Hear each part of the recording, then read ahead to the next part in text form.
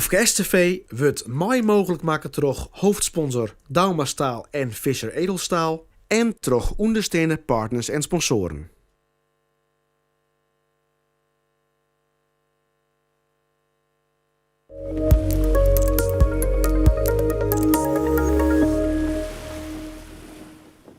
Een superjacht dat de wereld rondvaart begint niet op zee, maar hier in het hart van Friesland bij Talsma Shipyards bouwen we de basis met staal, toewijding en vakmanschap. Van luxe op de Middellandse Zee tot werkschepen die waken over ons water. Achter ieder schip staan mensen met Friese nuchterheid en een hart voor het vak. Talsma Shipyards. We are shipbuilders.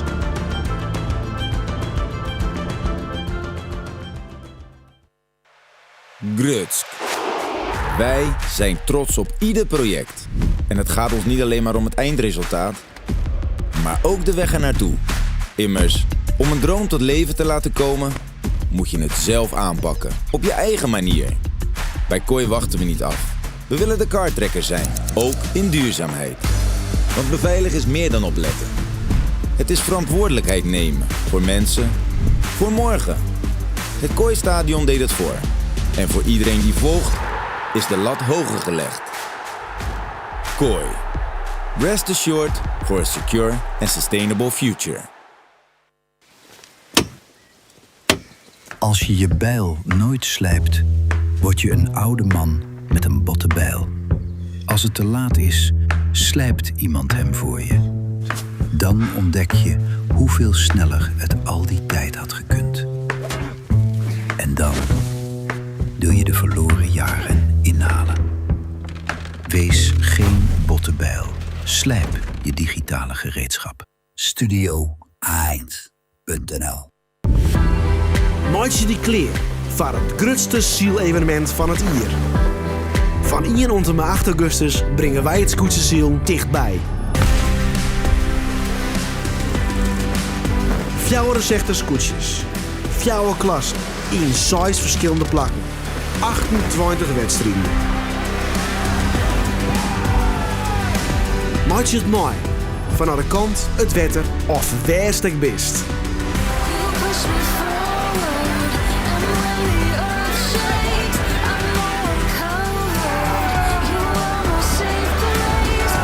Feel de street, de passie en de emotie.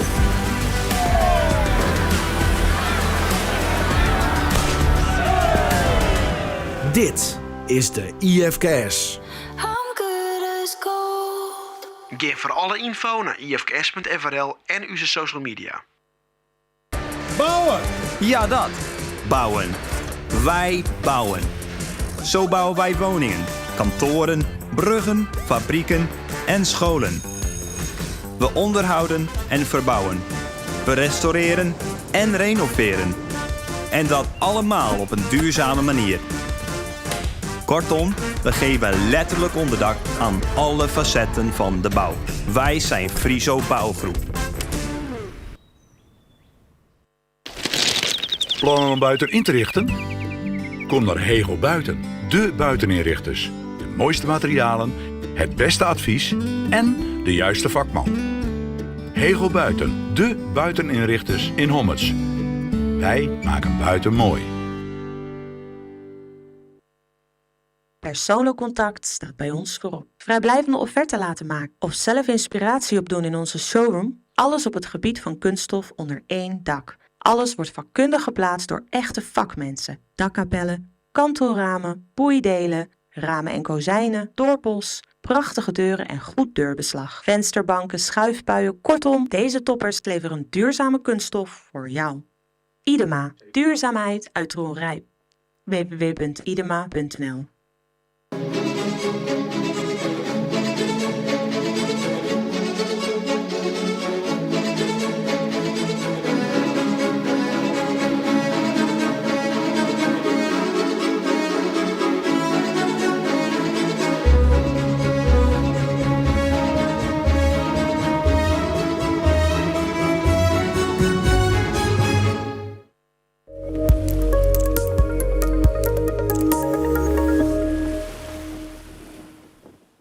IFKS TV wordt mooi mogelijk maken door hoofdsponsor Dauma Staal en Fischer Edelstaal en door ondersteunende partners en sponsoren.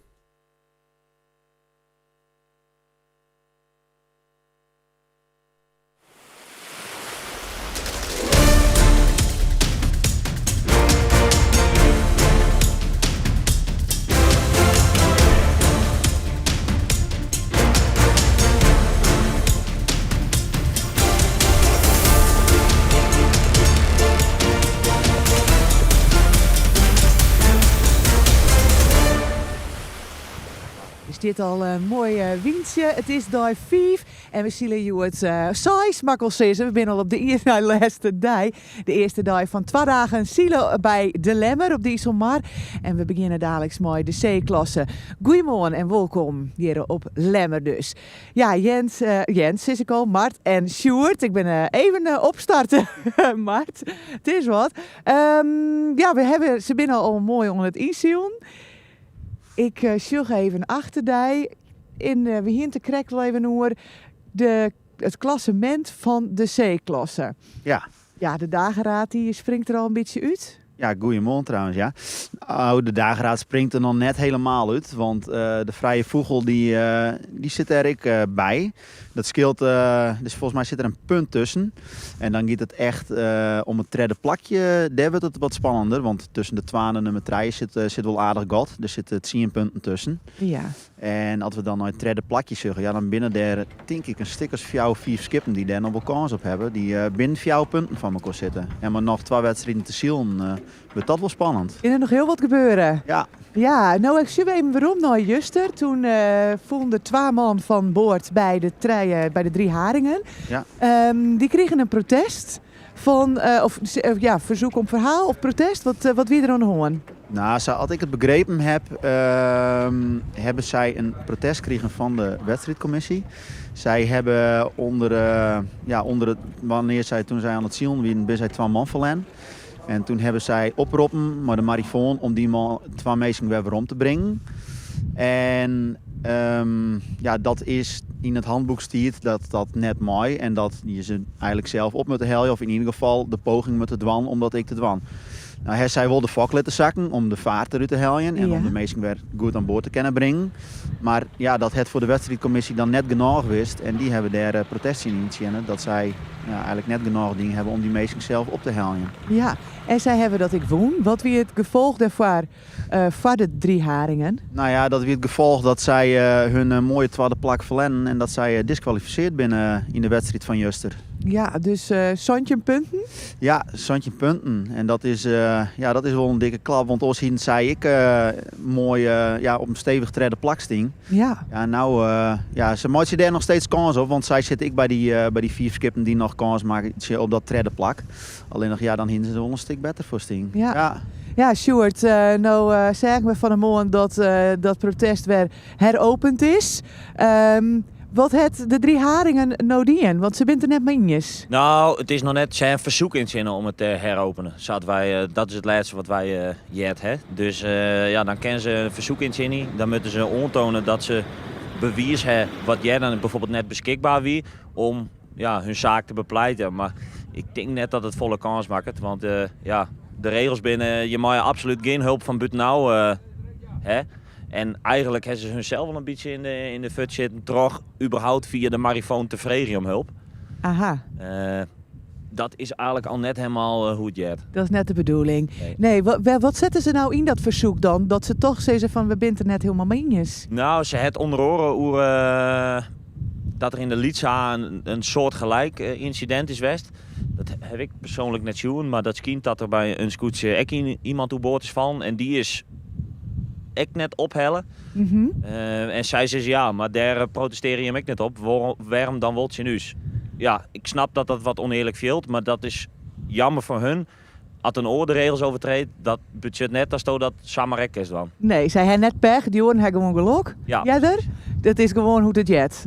Ja. En verder is er nog ook een namme van het skip dat verkeerd neemt wordt, toch? Dat ze net... Ja, ze had ook een vormfout, een protestformulier. Dat het gaat door de 2 haringen in plaats van de 3 haringen.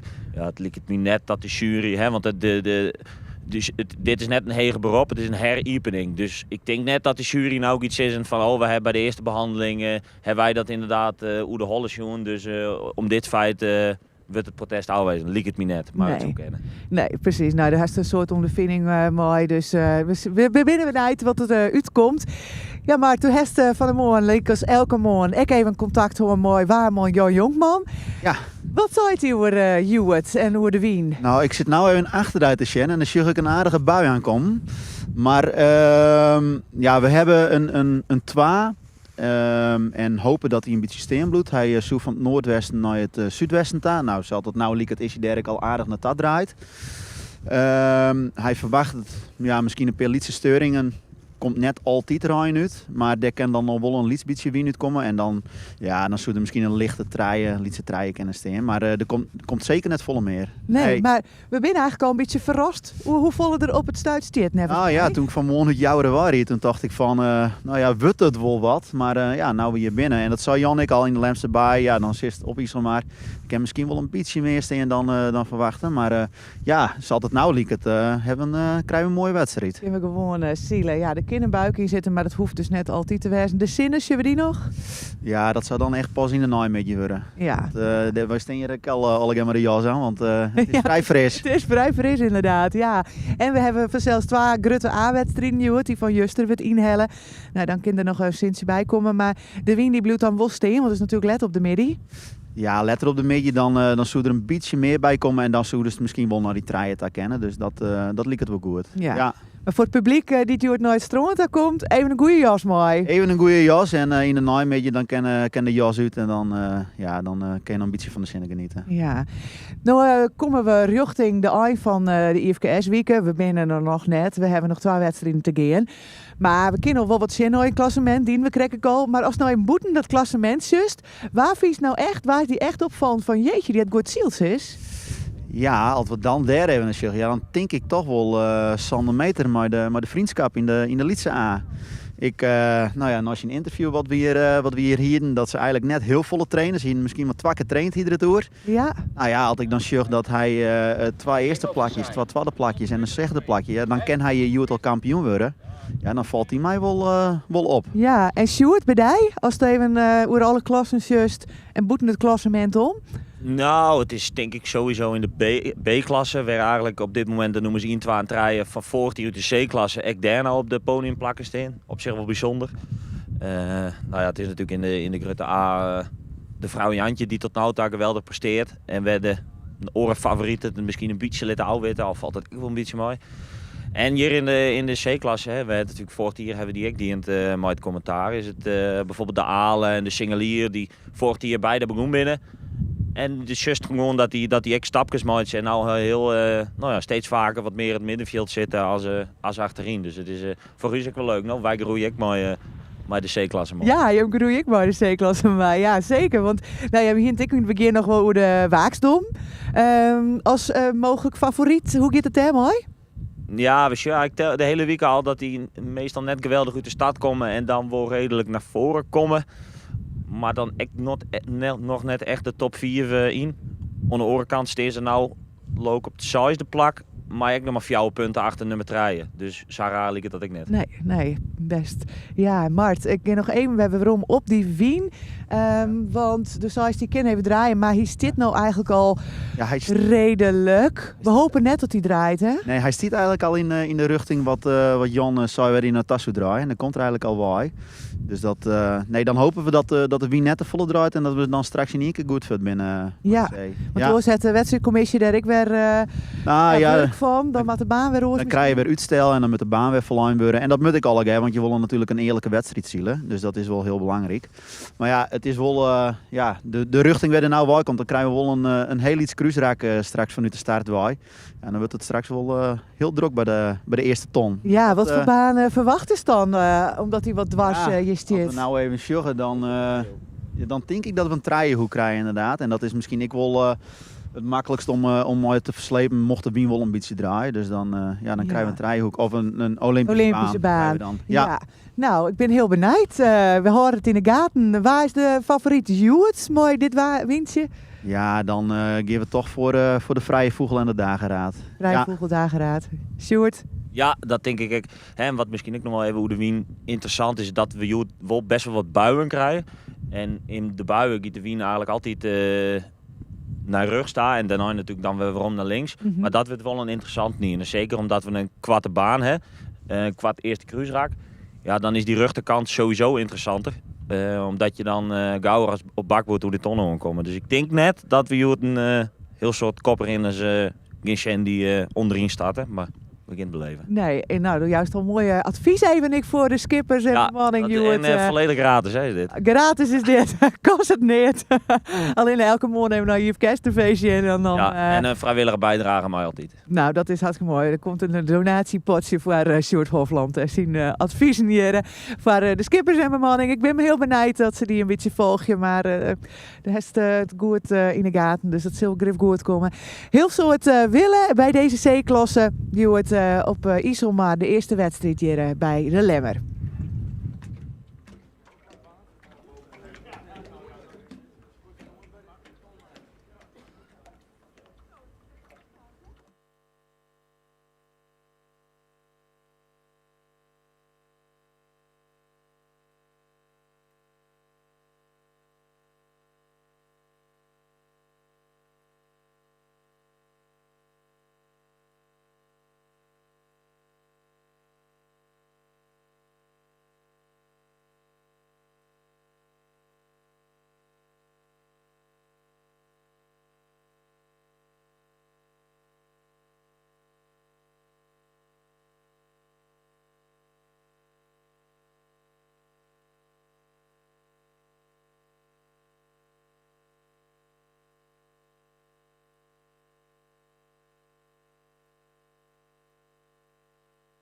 IFKS TV wordt mooi mogelijk maken door hoofdsponsor Dauma Staal en Fischer Edelstaal en door ondersteunende partners en sponsoren.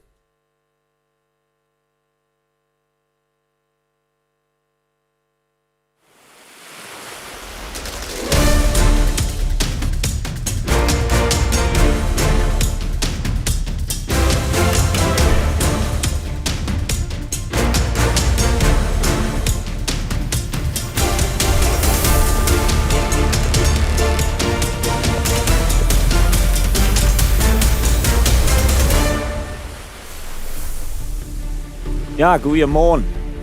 Van nou de Sjoerd ben je hier Matt en Sjoerd. Vanuit het commentaar hok zaten we dat nemen. Weer eens opmaatje voor de ina-laatste wedstrijd van dit kampioenschap voor de C-klasse. Vanuit de Lemsterbij. Ja, en wij zijn blij dat we in het commentaarhok zitten, want we zien al een dikke bui aankomen. En die zou je straks hoe is heen trekken. Ja, en het is al net zo heel warm op deze druilerige dag. Maar daar wordt het net warmer van. Nee, we sjuggen hier de baan. We hebben een Olympische baan. Baan nummer 2. En daar hebben we de rode vlaggen bij. Dus dat betekent bakboord om. Dat is linksom. En ja, we zouden het krek al even. Ja, zat bij mij op de kaart zal uit de baan in. En dat, ja, dan zitten we eigenlijk op het smelle stik. Moeten we het cruiseraak hebben we dan. En dan beschut dat wij een vrij lietse cruiseraak hebben. En mooi de start is hij nog wat lietser. Dus ja, ik denk dat wel voor de enige spektakels waren bij de eerste tonnen. We zitten hier in dit scherm bij de tekst Lemsterbij. Daar in de Vagel. En ja, dat is een hindernis. Dus dat stuk van het wetter kunnen we net broeken. Waar de stad nou is, daar wordt het ook al gauw omdiept. Dus daar kan ik net te dicht in de wal lezen. Dus het is gewoon, ja, eigenlijk met deze richting heeft hier in de Lemsterbij de minste mogelijkheden. En dan, nou ja, we gaan tussen puzzel even hoe. Dan kennen we even naar het klassementje en hoe dat ervoor staat. Ja, want de nummer 1 en 2 die rennen er wel een beetje uit. En dan hebben we daarachter even van de treien tot en met onder de nummer 6 die op 4 punten van me kosten. Ja, en eigenlijk de nummer 8, Die stiet er maar zo'n punt achter, hè? Ja, en als we dan even sjuggen naar de minste resultaten van iedereen, dan sjuggen we dat de Lonneke een zoon heeft. Ja, mocht hij Joet Heger zielen, ja, dan komt hij ik op die 24 punten. Ja, dan kan het aardig in me komen. Dan kunnen we daar misschien nog wel wat wisselingen verwacht in het klassement. Ja, en dat is maar het eeg op de promotie naar de B-klasse. Wordt dat wel interessant. Ah, en dan is echt die fout misschien van Juster van de 3 haringen, ongeluk, hoe je het maar willen nemen, is best wel een dure. Want dat zij daar een 2 in hand, dan hier ze die tover futstrepen kennen, ja, dan hier ze denk ik misschien je dan wel de promotie vaststellen kan. Ja, want dan hien zij, als we hier zijn dan hien ze tweede budden, dan hien zij ik op Jochen Stong, samen met de Vrije Vogel. Ja, die hier dan op 10 Jochen Stong, want die ben natuurlijk na de disqualificatie juist van de 3 haringen een plakje opscoot. Al wordt die Jochen natuurlijk wel eruit helden. Dus dan hien die gelijkstong in het klassement. En dan hien ze eigenlijk, was de size je het al promoveren kent. Nou ja, dus de titelkansen hebben ze daar maar sowieso shit. Ja, want als we dan nou even sjuggen inderdaad, ja, dan kennen we eigenlijk misschien kennen Joet de Dageraad en de Vrije Vogel kennen al promoveren. En dan, als we dan even nog naar het tweede richtje sjuggen, dan hebben we daar de Ierts wel, die zit op 24, Johan. Heb ik een winning gehad. Dan hebben we dan de Alen, de Legewouden, de Singelier, de Tijefte, de Breibek en de Gerrit Iense. Ja, en dan staan die daar achterin, maar uit de C-klasse kan je net degraderen. Dus daar wordt het net spannend voor. In deze klasse in ieder geval net. Ja, en ik moet nog even een liedje rectificatie doen naar aanleiding van Juster. Want op een gegeven moment hien wij door het Lemster dialect. Ja, wij kregen al een bericht. En ik zei Rauner, maar een Lemster zei het Roner. Ja, dan hebben we dat fut even... Speciaal even voor ome Jaap. Hebben we dat fut even rug zetten. Hij is er even aan het sjen naar de IFKS TV.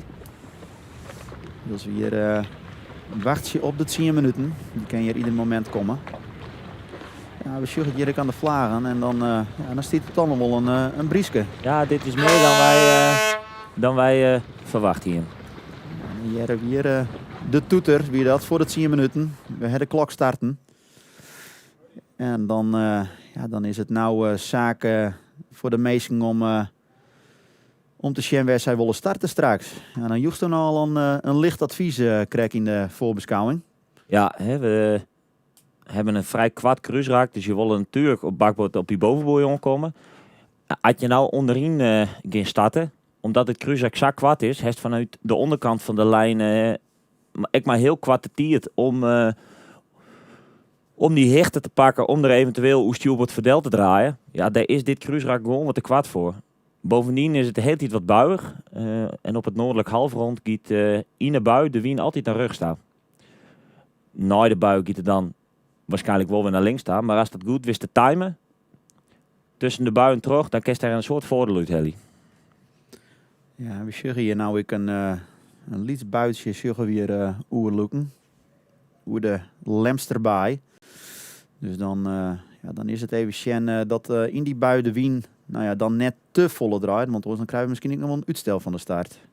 Ja, hij giet wat heen en weer. Hè. Was pas vanuit deze kamerpositie het startskip precies maar zijn kop rug op u zou zeer je dan alweer een beetje draait. Zie je de donkere loften. Zo is het haast denken dat we hier in oktober maar de Friese hoekrace binnen. Ja, dat ik al even wat koud aan inderdaad. Want was toch wel saai. Dus was toen kreeg ik maar de jas aan. Ja, hier sjuggen we het. Dit is aan boord bij de klassementsleider. De Dageraad. En daar hebben ze de raanjas nikkel aan. Is je wel een kwarte broek nog. Een dappere strijder. Ja, die hebben wij natuurlijk hier ook aan. Maar ja, wij zitten lekker warm in het hak. Ja. Hij liep het toch aardig naar rust dat ik hier nou die wien. Dus ik ben benieuwd of we een beetje meer dan 2 minuten de procedure in starten. Ik denk het haast wel. We willen Joet natuurlijk ook. We moeten een beetje vaart maken. Want we hebben een wedstrijdje extra vanmiddag. En als we dan ook al een beetje misschien op een zaken vooruit rennen en we gaan naar morgen, ja, dan lijkt het helemaal minimaal met de wien.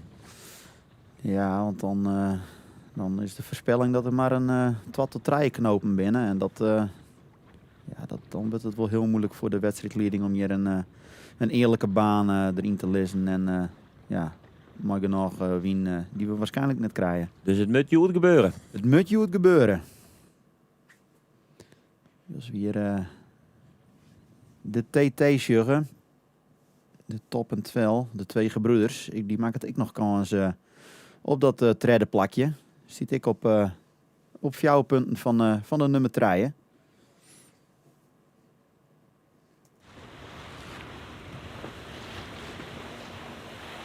Ja, dan zie je weer wel dat er een beetje bij staat. Het zijn mooie broers voor de kop.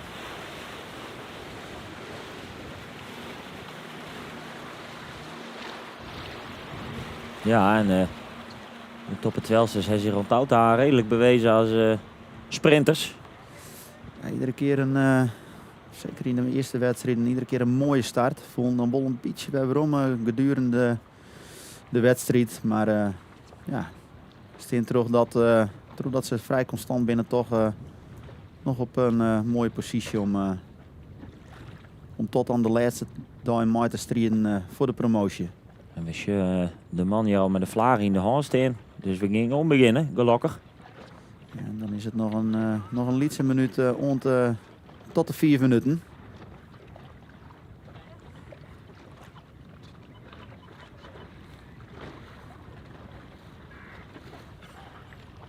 Hier ik nog bij het boert van de zeesjug nog in een steen uit het stokje.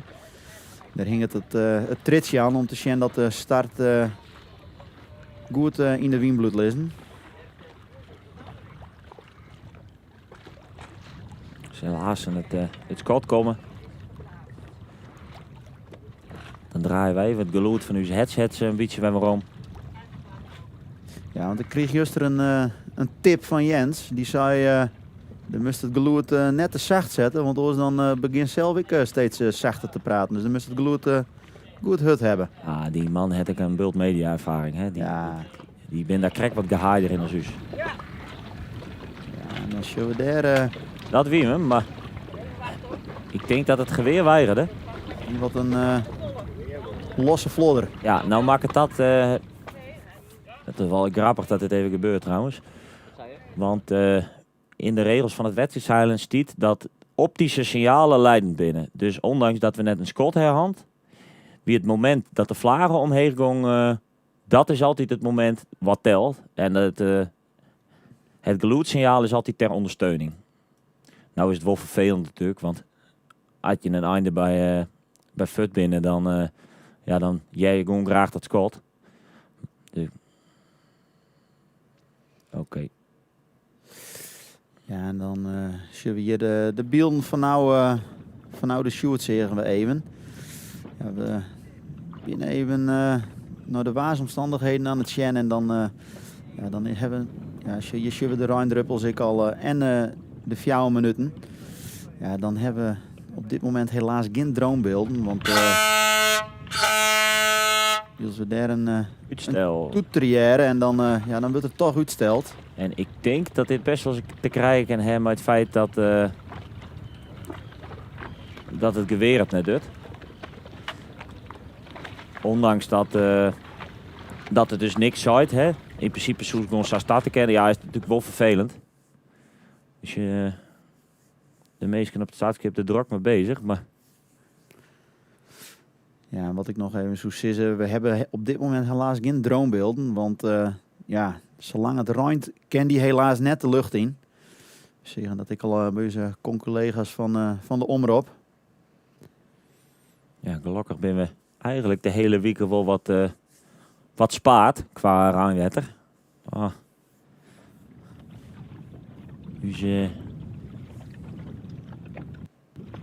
Uw droneteam acteert direct op thuiswetter. Ja, de jongens komen uit de Lemmerwaai. Als we hier even sjuggen naar Ja, nou, de winnaars van de Aurone P-jaren hier. En dan zorgen we dat Flint hier de vrije vogel woen heeft. Dat wie de enige dag dat Arne Heerschopje net woen, maar de Engelsman. Want die woen Flint hier op één wedstrijd na alle wedstrijden. Nee, Jochem Tadema woont er ook in. Ja, hij heeft helemaal gelijk. Ja, hij heeft helemaal gelijk. Dan zeggen we in 2023 ik de vrije vogel. Toen nog maar een orenskipper, Jeroen Moes. En in 2022 wie het de Grutte Pier maar Jelle Los. Ja. Nou, acterend in de Grutte A, maar Tim Rosgerius. Dus we daar weer een toeterière, dus dat zal... Uitstel eruit wijzen. Shooten dat de uitstel eruit is. Dan kan het samen wijzen dat we Azen bij de 4 minuten nek een toeter krijgen. Als het zijn net slag is om het geweer te prepareren. Zou die man een reservegeweer mee hebben? Nou, misschien is zijn crew het een beetje weird worden. Dat zou ik nog kennen. Dat het maar net al even shitten had. Ze kunnen misschien even contact opnemen met Steven Siesling. Die is nogal ervaring te hebben met kanonnen en geweren.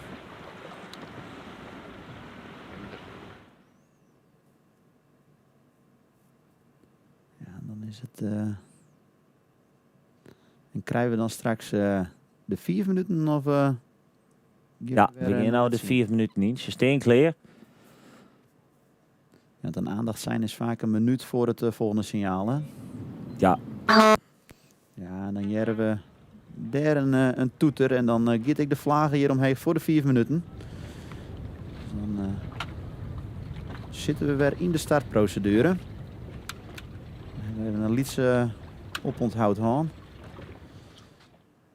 En dan geven we gelukkig weer vlot terug. Dus weer de gijpzeer van de lege waden. En samen met de breibek, zie je weer. Hier heb ik de waaksdom. Die steen ik nog steeds binnen die top size op 4 punten van de nummer 3, de Lonneke, die we hier in beeld hebben. Ja, en dat is mooi dat alles nog zat dicht bij elkaar staat. Dat er nog zoveel mogelijk is, er moet echt nog om ziel weer, Joert. En ik ben de nummer 1 en 2 is het hartstikke spannend. Ja, zo kennen ze. Ja, jij hebt maar Scott. Dan hapert het geweer net meer. En dan ben we weer in de 4 minuten. Dan hebben we weer de I-vlag.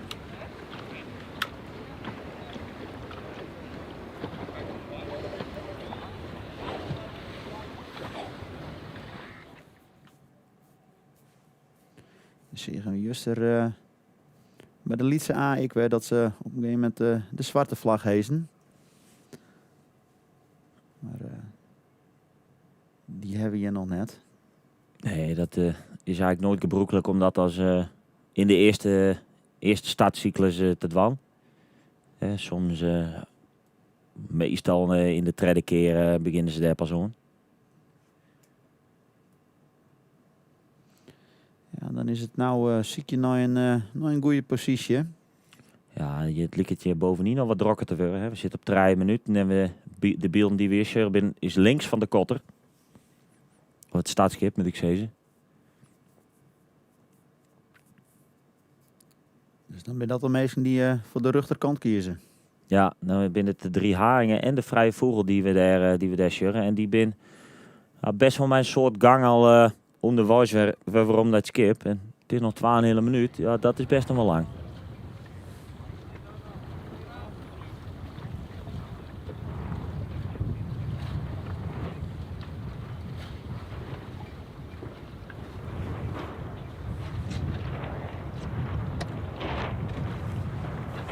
Zie je weer de 3 haringen hier al met klapperende zeil hele wien op bakboord achter die lijndel varen. En wij Kaljenroe herhand, dat is best wel een kwetsbare positie. Als er nou een is die onder die komt, of indraait, of de vrije vogel hier, als die onder de 3 haringen komt en hij begint hem omheen te sturen, te loeven, ja, dan komt steeds dichter en dichter op die lijn. Dan is het steeds moeilijker om de gang eruit te halen. Nou ja, hier misschien op dit pad van de Lemsterbaai, dat is nog kijk de Swindel en de Groenkast krijgen, maar... Ja, Ja, dit is waarschijnlijk het enige onjippe stukje hier in deze wedstrijd. Dus kom je natuurlijk ook wel weer om de tonnen te draaien. Maar... En dan zullen we weer daarachter in de waaksdom en heel even van die lijn nou. Ja, want je zag het hier net goed op de beelden, maar die luidt inderdaad nog een eindje van de lijn nou. En volgens mij is het daar, ik zeg dit draait al in boven het skipdel, dat is Harry Heidsma. Dat is Harry Heidsma inderdaad, maar de Alen. De laatste minuut in. En het bin de Lonneke, de 3 Haringen en ik de Vrije Vogel die toch net helemaal bovenin zijn. Ik denk dat deze te petit binnen. Ah, dat luidt al eer dicht op de lijn, hè?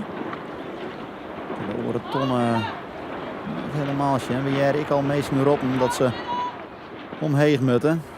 Ja, en dit liep het sowieso een individuele valse start te worden. Maar misschien ook wel een algehele, want we hebben nog 30 seconden. En het binnen is nummer 1, aan treien. Die als je treien in het midden van de lijn zit. Het is hier de Lonneke als het tweede van onder. Die heel gang. Wien liep het een beetje links te wijzen. Dus misschien dat de Lonneke hier wel een hele mooie start krijgt. Ik denk dat is het de partier binnen. En dan kan het niet haast missen dat we naar een algemene valse start gaan. Want nu is het heel moeilijk te zien voor de wedstrijdcomité. Ja, dat we beneden. Scott. Het is een individuele valse start. En dus nummers 4 en 6. Ja, en dan binnen dat de Iertswel en de Sinnekening die te partier binnen. En dan binnen het al uw klassementsleiders dus die spaarbloeien. Alhoewel, de Sinnekening stiet gewoon op het 4e plak. Ja, die doet nog mooi om dat derde plakje. Het is de 3 Haringen die daarin staan in de sinkpositie zit. Die het hele weg is maar de Breiberg naar omheen. En het is ook de Vrije Vogel die weer net geweldig uit de stad komt daar. Hey, en het is hier links in beeld de eenvoud die gewoon Sjurres even. een mooie start lijkt te hebben. Werd er eerst boven de Kotterdel of boven het stadskipdelgong, Harry Heidsma bij de Alen. Zit hier toch prachtig aan die rechterkant als bovenste. En Sjurres even wat verhicht dat hij het nevens die concurrentie. Ja, en dan is het deze skippen moeten we weer om en die moeten hier op nij starten. En dan mag je ze de Alen net hinderen. Lijkt er wel op dat hij een beetje lastig van hier. Ja, dat is ook de eenvoud die mooi fut is. Maar Remy de Boer, de Lederwoorden die erachter fut draait. Nou ja, de Vrije Vogel en de 3 Haringen, dit is net hoe ze het zelf hebben vereren hier in liep het mij, deze wedstrijd, de start. We zullen je de eenvoud ik nog een mooi vlaagje krijgen. Je moet er iets skever in dan de orenskippen.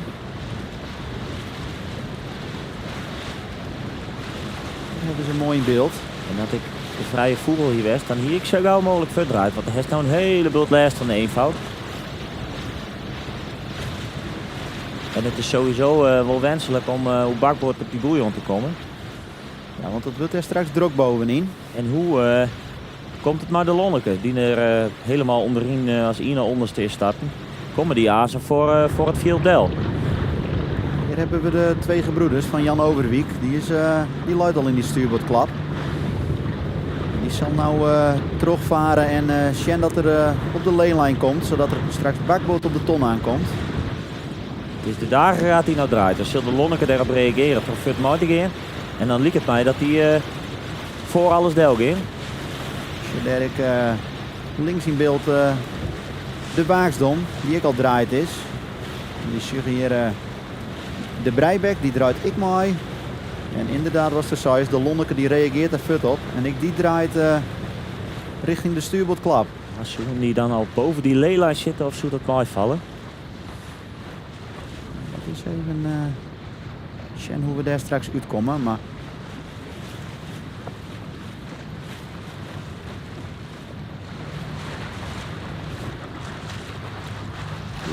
ook nog Harry Heidsma die daar volgens mij voor de eenvoud deel gaat.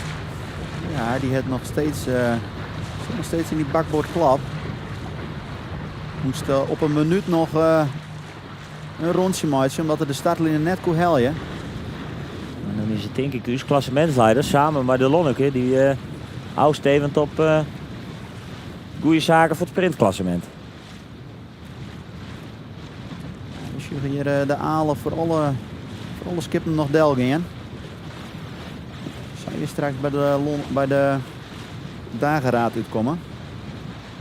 Ja, we hebben het zo pas hier hoe dat die wien naar rug zou gaan. In de start en correct voor de start zitten we in die bui. Daarna is die bui futlukt en is de wien weer omgaan naar links. En dat is waar zowel de dageraad als de Lonneke het profijt uithalen. Dus de dageraad die ging je voor de alendel, hoe stuurboord. Maar ja, dan zal de Lonneke dat echt wel. En dan is het even de vraag, hoe komt de Lonneke maar de dageraad uit bij de boeien? Is het de dageraad als die vrij draaien kan? Dat kunnen we Azië hier beleven. Of gaan de snitsers met het sprintklassement onderhaal. Ik denk haast dat de dageraad wel vrij draaien kan. Maar spannend is het zeker. Ja, beeld van daar links in beeld de vrije vogelsjuggen. Ja, en die is hier zeker net goed fut. We hebben weer de eenvoud. Een mutje draaien. Doet dat mooi op tiert. Die zal nou koers tonnen hebben. Komt de dageraad gewoon op bakbord of is het de Lonneke die... Ik denk dat de dageraad wacht op de Lonneke. Ja. Is inderdaad. En dat dus netjes hebben de dageraad. Geen risico's nemen. Ze zorgen dat hun concurrenten achterin zitten. Gewoon maar de Lonneke mooi. Geen rare grappen. En fut wijzen als je het aan. Ja, en dan komt je straks ook nog de alen aan uw stuurboord. Gewoon krijg achter deze skip een del, maar die gewoon wel voor die orendel. En het is ook de singelier hier, hè? Zit de alen daar dan nog boven? Jazeker. Ja, die moet er nog boven waar komen. Ah, en dat wordt spannend dan, hè? Ja, hier dan misschien beter krijg mooi kunnen draaien. Maar de eenvoud toen ze daar voor del gingen. Want nu komen ze straks in uw bakboord. Ja, en dan... dat wordt interessant wat er gebeuren gaat daarachter. Moet dat misschien achteraan sluiten. Zo, want wat de singelier doet is echt al spannend. Maar ik denk dat het gat nou helemaal dicht is. Dus wat kiet de alen dan? Dus in ieder geval de Lonneke hier die het 10 punten pakt voor het sprintklassement. Die hebben we hier op in. Volgen terug de dageraad. Op plakje nummer 2. Ja, en het is de 3 haringen die daar volledig in de vuile wien zit. En dan is het nog best wel een eind naar de tonneta. Dan hebben we hier de singelier op plakje nummer 3. Volgen terug de eenvoud.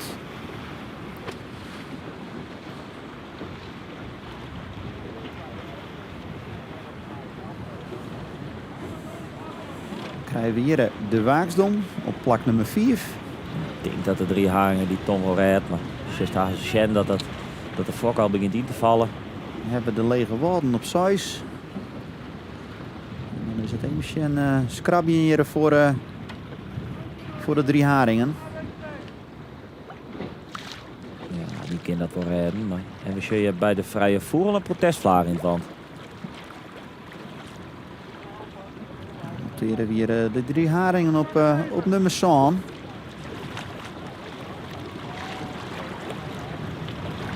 Zal het de vrije vogel wijzen op 8. Volgen terug de 2 gebroeders. Dan zie je de Breibek links uit beeld verdwijnen. Pardon. En ik denk dat hij een strafrondje kan draaien daar. En of dat dan iets te krijgen heeft met deze reden vlagen bij de vrije voer, weet ik net. Maar dat zou samen kennen.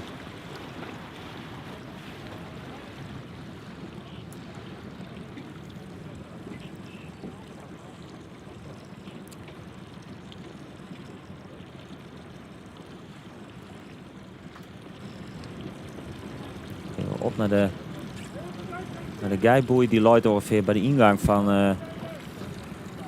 de haven van Lemmer, om het zo maar even te nemen. En dan zal de benedenboei hard bij de pier liggen. Hebben inmiddels op 10 hebben de Gerrit Injersen. Op 11 hebben dan de Tijefte. Volgen door de Sinnekening op 12. Ja, dus de 2 skippen bij een valse start zit Dan moet ik wel op kont en de eerste 12 weer te pakken. En dan is het inderdaad de alen die dat net handig heeft maar die positionering. Het onvlenen van die bovenhoei. Ze gaan mooi hoe bakboord voor het hele spul del. Ja, en dan ben ze iets te vier trossielt. Ja, dan komen ze dan al je stuurboord op de tonnenouw. Ja, dan moesten ze oer al achter del. Dus dan ben je het bokje. Ja, dat de duwen meters.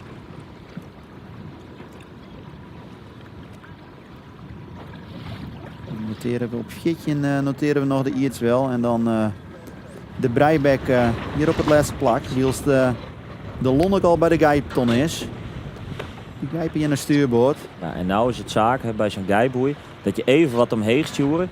Zodat je altijd wist binnen dat jouw je achtervoren net dat wol doet en maar meergang boven die uitkomt. Want dan kan het wezen dat hij de wien bij de uiterturen helpt. En de linkerkant, dus de bakboordkant, dat is haast de binnenkant die het verdedigen was. Ja, want je wil natuurlijk straks bij die tonnen willen zij vrij voorlezen. Want mocht de dageraad ertussen scoren, dan moeten zij wachten de lonneke. En dat wil je zeker net. Die krijgen de eenvoud. Die dan het te signaleren, het hier een paar plakken verlen. En hoe stiet de eenvoud erbij in het klassement, Mart? Ja, die stiet hier op een echtste plak. Op 24 punten. Dus die zit 100 punten achter de nummer 3. Ja, nou is de nummer 3 die voorlopig op kop giet. Maar zoals jij deze week ik al zei, er is altijd kans dat er natuurlijk een skipper ophoudt. Dus dat de nummer 4 ik nog promoveert vanuit de zee. Dat is natuurlijk in garages. Je wil natuurlijk bij de eerste treien zitten. Dan heb ik het mooiste feestje, hè? Morgen in de Lemmer. Ja, want mocht er misschien wat minder wind komen morgen, dat wordt wel knap waar. En dan moet je, als je bij de eerste treien zit, dan moet je hier de kom in. Dan ga je door de sluis en dan kom je mooi in het centrum van de Lemmer te liggen. Daar heeft het wel eens lijn. Daar heb ik wel eens een keer lijn. In het wetter wel. Nee, nee, dat kan ik me net heugen. Volgens mij hebben wij net... we hadden wel lijn, maar volgens mij heeft toen net zwom. Toen is het alleen nog een beneveld brein. Wij hielden genoeg bier aan. Toen zitten wij nog in de C-klasse, dus dat... toen zit het nodige bier er al in. Wij winnen betiert kleer. In de Lonneke en de dageraad die een liedskatje beginnen te slaan naar de eenvoud daar. Ik heb een beetje aanname van wien te wijzen. Ja, de shirt, dat prachtig mooi, die bui daar, die we krijgen ter hand. Die zal nou ongeveer haast bij de snitser maar wijzen. Ja, en gelukkig maar, want dan hebben we nou ook weer de mooie droombeelden die we hier nou hebben. Dan ben de buien eerst oertrokken.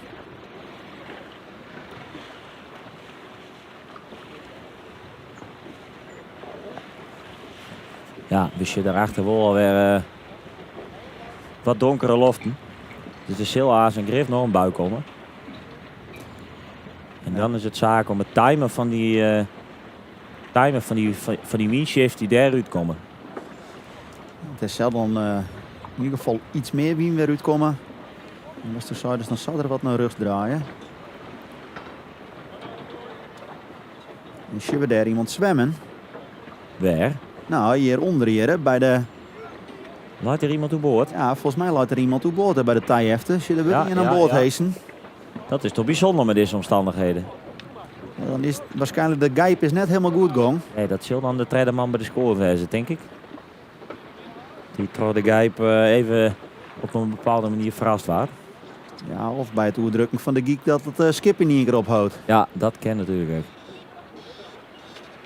Maar gelukkig zien we dat de persoon gauw weer aan boord heesen is. Ja, en dit wordt ook weer interessant, want het is Simon Gossen van der Velde met de Iertswel die hier als laatste onsluit. En het is Hillewegens met de Breibek die denkt, ja, maar als ik nou kwartier op die boei kom, we zitten nou pas in de zone, dan mag ik er gewoon tussen. Ja, want het geldt natuurlijk pas van de treien skiplengte tot aan de boei dat je ertussen zit. Ja, als je de SAF hier van afvaren, ja, dan jou je de kans aan oren om erbij te komen. Maar Kitty, dat ik wel. Daar liekt het wel op, want je wilt de gijp inzetten. Dit is de Lonneke die inmiddels het kruisraak weer in is gegaan. Van de benedenboei. Ja, Ze weeg je te wol op. ja. En dan hebben we onze koprenners. Die hij zich alweer opmaken voor het cruiseraak richting de bovenste tonnen.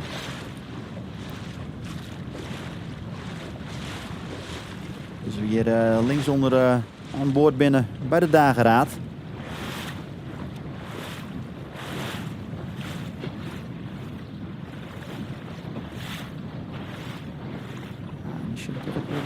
Dat zijn een beetje scheef gaan wel, dat er nog wel wat wien is. Ja, als je vanuit dus hok ik mooi nog wat rimpeltjes op het water. De vlaggen die wapperen hier mooi. Ja, als je weer de tonronding van de eenvoud volgen terug de Waagsdom. Die ik het mij wat beter gaat aansnijden. Er zit dan nog een beetje romte tussen het schip en de tonnen. Hier de Singelier. Die wordt dan weer volgen terug de lege waden. Als je daarachter boven in beeld een luchtduel ontvouwen. Ja, dat zie je helemaal in de achterruim. De twee skippen die daarnaast me kan lezen. Ja, ik heb even mijn liedje weer rondblikje van de persoon die in het water lag. En die weer aan boord heesten wordt. Je ziet wat gebeuren. Hier, Die lijkt best wel een eindje van het skip uit. die zwemt gauw weer om richting het skip, naar de tijhefte. Bij het groene scootje. Ik ga even weer om. Als je iemand leest met een giel capuchon. Nou, dan is het gelukkig best snel aan boord. Ja, dan maar hopen dat je droege kleding bij je hebt, want het wordt koud. En ik vind het wel leuk om even op weer om te komen. Hè? Wist je nou weer bij die skip wat zwarte strepen bij sommigen. We hebben het op sleet hier nu het zwart wat ondergroen is. Wat ik even tipt door een scootjekenner die zei ja, maar wij hebben door dat is net het zwart wat ik groen heb. Dat binnen de algen in het water. Die stikken vaart weer door de skip. En daar trok hij op hele skipsbreedte zeg maar zo'n spoor erachter.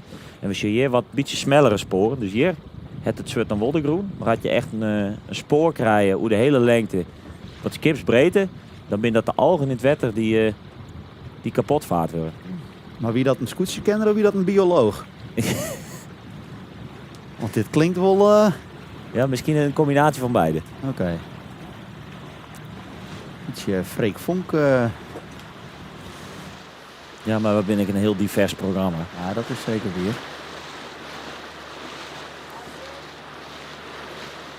We hebben hier bij de Breibek en de Iertswel. Ik heb nog maar een bioloog praat nu Jeringen trouwens. Oh. En wat zei die bioloog? Nou, die zei dat het skiet dus zat te wezen dat Jeringen met elkaar communiceren door autoskieten. Dus een meneer Brouwer? Het wie een meneer Brouwer. We laten maar even in het midden welke van de twee. Nou, dan hoop ik dat ze aan boord bij de Treijaringen los communiceren. De 3 haringen, sorry. Ik zal net vertalen. Ja, je ziet de dageraad die wat je er fut is draait en de Lonneke die het erop reageert. Dus die zit er nog boven. Die zit goed te verdedigen. En dat is natuurlijk wat je begeert te doen als je voorop lezen. Ja, want die kennen nou gewoon... ik neem aan dat ze de boei net niet gewoon kennen. Maar die kennen ze gewoon trossielen tot onder de leelijn. En dan pas draaien. Ja, en dan komt de dageraad er nooit tussen. Nee, want dat beschudt dan dat de dageraad nog een beetje verder moet. Dus die oesielt de tonnen dan wat meer. Ja, maar we moeten even een slag om de jam nemen. Want we hebben nog geen zicht op die bovenboei. Dat is zeker weer. Dus als het de dageraad is die wil in één keer de tonnen kennen onzielen, ja, dan het de Lonneke hier een flaten kan maken. Dan hebben zij natuurlijk nog wel dat zij in de positie zitten dat ze een beetje meer del kunnen horen. En dat je langzaam over de dageraad heen rennen. Ja, we zullen Iets meer inderdaad. snelheid hebben. Zullen we nou echt een beetje gebeuren en dat de Lonneke nou nog een beetje vrolijker komt ten opzichte van de dageraad, dan krijgt de dageraad er wel last van. Maar ideaal is het net, want zoals ze pas zeggen dat er wel een lietsgatje tussen ziet, is dat dan wel wat minder worden. Ja, en monsieur op uw strek en trace een duidelijk snelheidsverschil tussen de Lonneke en de dageraad.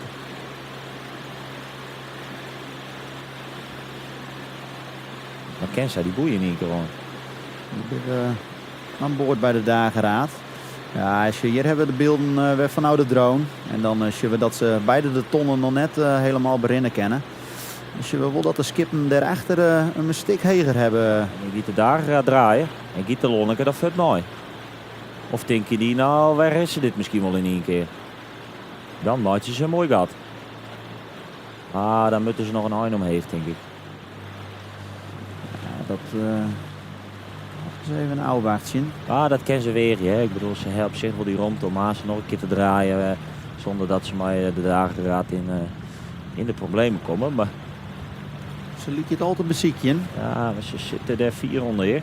Dan is het nou zaak. Hè? Dan wist dan richting zijn tonnen daar, dus dan net de heeg sturen, hard het skip leeg, snel iets houden en pas op het allerlaatste moment dan omheen sturen. En dan een goede opzitter. Want we zullen ze nou al omheen sturen. Ah, als ze dit in één keer is, dan kan ze van u wel een kistje bier krijgen. Ja, want dit wordt knap. Ben jij er al aan boord? Bak houden die Fox zo. Ah, ze hebben mooi. Ja, dit is genieten, hè, maat. Dit is een geweldige opzitter. In uit het boekje. Ja, en maar deze opzitter... ja, maatje zei ik gelijk een mooi gatje naar de dageraad. Want die is 2 keer extra draadje in dit cruiserak. Ja, dit is super. Dit kost een kistje bier. Ja. Die kan ze van u zo krijgen. Dat we zo trakteerd worden. Ja, je ziet het inderdaad in beeld. Ja, nou is het gat in één keer wel een stuk groter worden. Ja, en nou is het echt de eenvoud die we binnentrok komt bij de dageraad. Ja, want we zeiden het al. Ze kregen daarachter een stukje heger dan de eerste 2. Ja, dan liep het je de eenvoud die de tonnen in één keer berinnen kan. Het ik maar 2 keer draait in het cruiserak en de dageraad een keer extra. Ja, en dan neemt hier het tweede plakkoer Remy de Boer.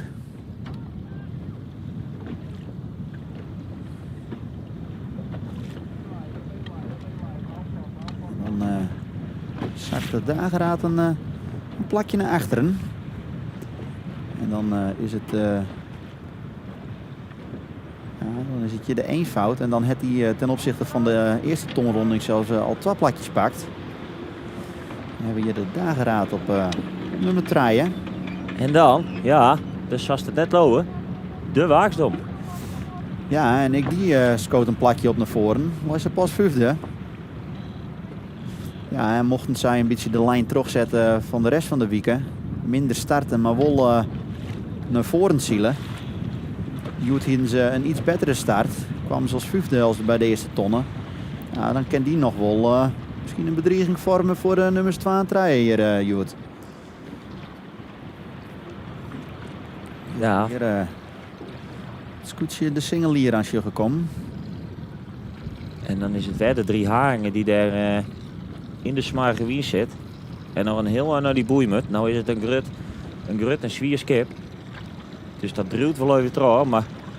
Dit is wel een heel lijn. Dus misschien zullen ze de verstandig rond om nou even te draaien. De single hier op 4. 2 plakjes zakken. Net als de eerste tonronding. Nou, dan hebben we hier al de vrije vogel. Die heeft dan 2 plakjes pakt. Die is van 8 naar 6.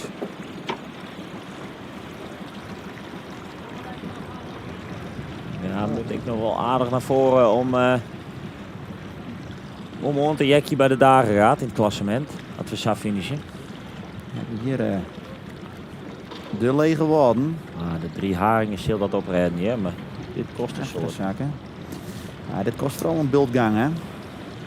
En dan zeggen ze pas in het Vaderwiese stek dat het de dageraad is die wat meer linksom houdt. En op zich is dat ook logisch, omdat we de volgende boei weer bak wat omgaan. Hier zien we dat. Het is de eenvoud die omheen gaat. Maar als de dageraad een beetje een vrij windje kan houden, dan kan ze het tweede plak wel weer ompakken in dit stek. Maar...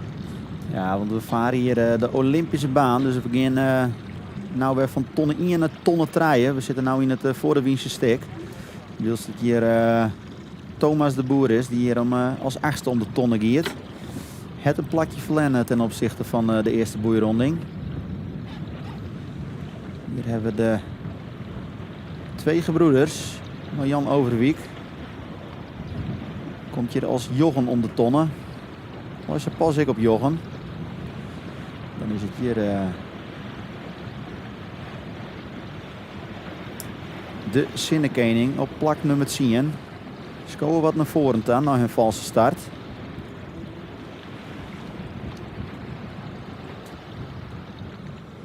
En dan lijkt het toch dat die wien weer een beetje naar links is gegaan.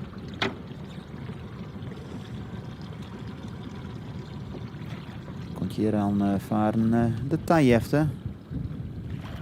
Plak nummer 11. Komen van 11 en blauw op 11. Het is de Lonneke die dat voortreffelijk doet in dat Voordewiese stek. Die rint qua snelheid een beetje uit op de rest. En het is zaak dat je zou voorop lezen om bezig te bloeien. Elk vlaagje wat er komt benutten. Het is wel eens verleidelijk om wat achterhoed te gaan hingen als het een gatje heeft. Maar dat is associënt dat de rest er dichterbij komt. Hier hebben we de Iertswel samen met de Gerrit Iensen. Komt hier op plak 12 een tredje. De Iertswel een valse start. Schoot ik 2 plakjes op ten opzichte van de eerste tonronding. Gerrit Iensen luidt er wel wat boven, maar dat zal de Iertswel net erg vinden, want ze hebben natuurlijk straks dan de linkerkant. Ze moeten links om de tonnen.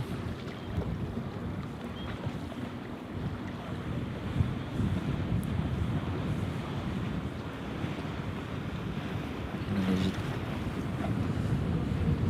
de Breibek en als laatste de Alen. Ja, dan het Alen 2 plakjes verlengen in het cruiseraak. Trek je een vufje. Onderin. Bij de Lonneke. Als je weer de scoorten alweer aan Lutsenburg. Zij gaan weer het cruiseraak in. Ja, dat bin. Ja, achter zit het nog steeds de eenvoud wezen op 2. Ja, en dan liep het dat de dageraad weer een plakje verlen heeft. Ja. Die liep het er wat achter te lezen uit deze camerapositie. Ja, dus als de waakstom dat knap doet, dan nemen die het derde plakje roer van de dageraad. Ik heb het mooi Shen inderdaad. De waaksdom zei ik nog een beetje remje, zodat de eenvoud straks fut is. Zodat ze beiden een goede tonronding hebben. Oh, het is de waaksdom die nou toch dicht op de eenvoud zit. En mijn voorkeur heeft dat toch altijd om bij zo'n onderboei een beetje afstand te hebben tot die voorganger. Want dat zien we nou gebeuren. Ja. Ja, en nou komen ze ertussen en dat mag dus net. Nee, want zij zitten al binnen die tri-escape lanes. Ja, dus als Remy de Boer hier het gat dicht gooit, ja, dan heeft de waaksdom hier een probleem. En dat zult het wel. Dat gebeurt hier, hè? Die Remy de Boer krijgt nog een gatje bij zijn tonronding. De waaksdom die boven de tonnen zetten we. Oh, jongens. Ja, nou proberen ze in alle macht en nog 100 te sturen. Dan jaren we hier geflok. Ja, en dan is het volgens mij een ding-dong, ding-dong. Don't pardon my French. Op de ton. Ja, we jaren erop en geraas. Protest. Ja, en dan lieken zij hier nou een mooi derde plakje te gaan, maar... Net handig. Dan hebben we hier de dageraad. Ja, wat doet de waaksdom? Want er is nog weinig actie. Want volgens mij hebben ze zowel We jaren een fluitje. Ja, we jaren een fluitje in het midden van het beeldje. Geweek de umpire lezen. Ja, en we zullen de wagens dan wel draaien. Ja, en dit is eigenlijk een fout. Die is net kerstnooitje. Nee, we zeiden het al van... ja, dit dan die scoort hem eigenlijk een beetje gaan. En wacht je gewoon tot je voorganger fut is, de eenvoud. En dan kun je gewoon mooi aansluiten. Ja, en dit kost het gewoon 4, 6 kippen. Ja, en ook dit. Altijd zei is wat we... Want we zullen nog net echt vallen. Als je zul je een rondje draaien met hem. Ja, daarbij maar is ik niemand hinderen. Dus als er nou een skip is die nou besluit om start te gaan, zitten ze hier net lekker. Nee. Ze hier, want ja, je moet een draaimatje van 360 graden. Ja, dus die moet besteden uit een gijp en een overstag. En dan wie je de gijp. Ja, en dan zullen er nog een overstag achterom komen. Nou is het wel zo dat het niet de hele week al wat opvalt dat skip hem daar wat laks mee omgaan. Maar ja, hier zullen we ze maar de 3 haringen. Dit kiet ik net helemaal lekker.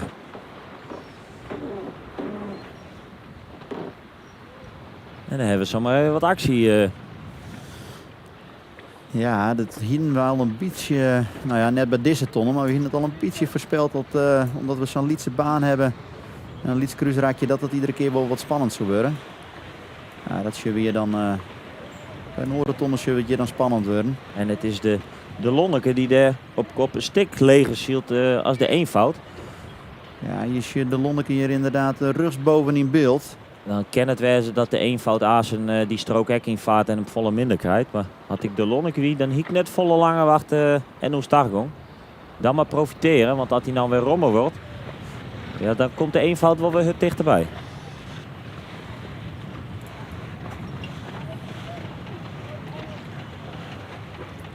Ja, hier zien we de vrije vogel voorop van dit groepje. Ja, en daarachter zien we de waagsdom.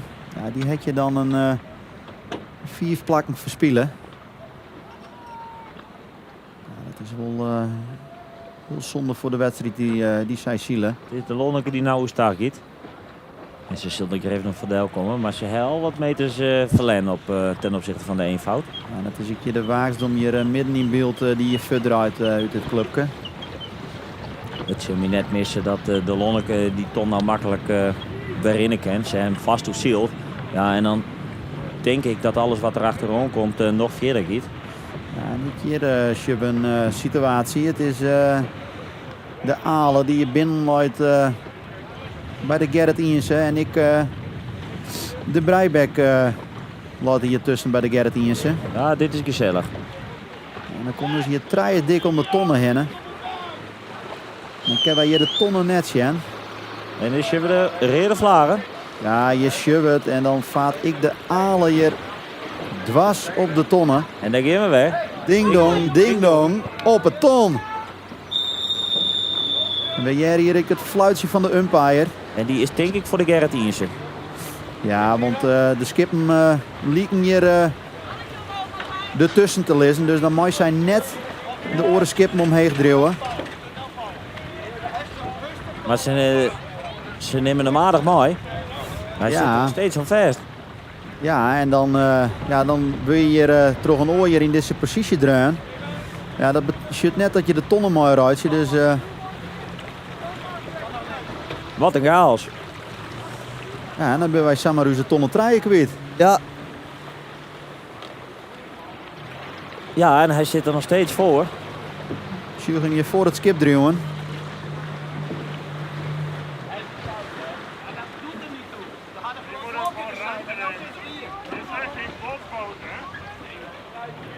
Ja, hier meestal zien het zijn geen botsboten. Nee. Maar ze kennen hun beter even drokmaatje om die tonnen ervoor te krijgen.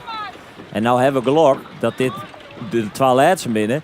Want stel dat als je achterom zielst, dan zal toch om die tonnen heen moeten. Ja, dan moest eigenlijk om het skip heen varen. Ja.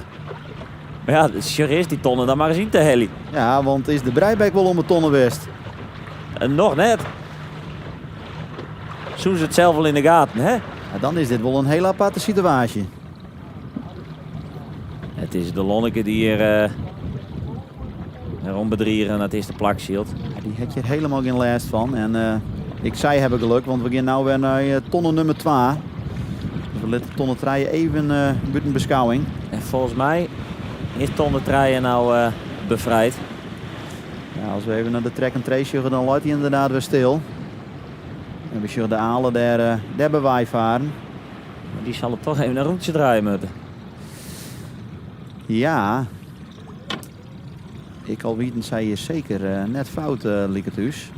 Dat wie de Gerrit Iense. Al hebben we natuurlijk net helemaal zien wat je er al aan vooruit ging. Dus we hier de eenvoud hebben. Dan komt hier als het ware bij de bopperste tonnen.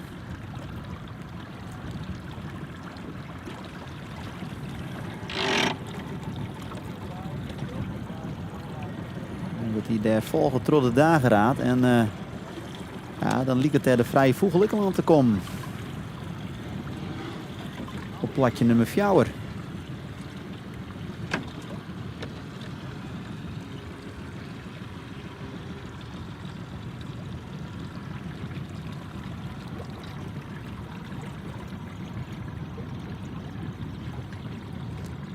Dan kom je toch al een paar godsjes tussen de scootjes. Ja.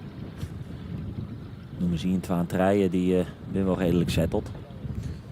We hebben de dageraad.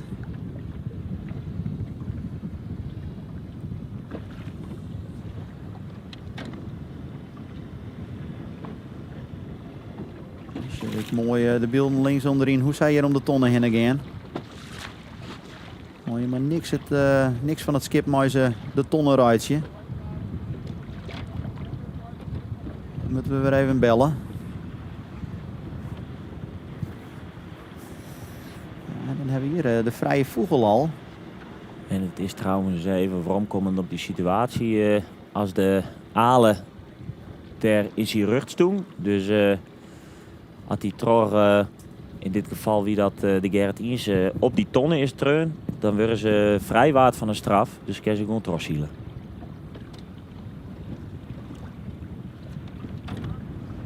Dan hebben we hier, als ik al zei, heus nieuw in huis. Fjouwer, ja, dan na hun mindere start zullen die toch knap naar voren staan.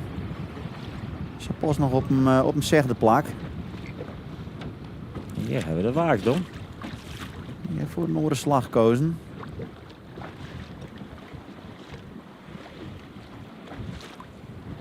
Liet je hier een plakje nummer 6 te gaan. Ik heb hier eerst nog de single die hier om de tonnen gaat. Bloot op hetzelfde plak Never Sapas. Nummer 4. En dan zit hier de waagsdom die hem hier naar de tonnen draait. Plak nummer 6.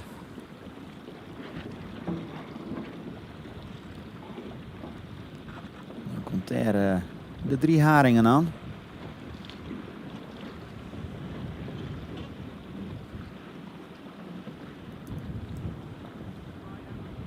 Nummer 7. Thomas de Boer.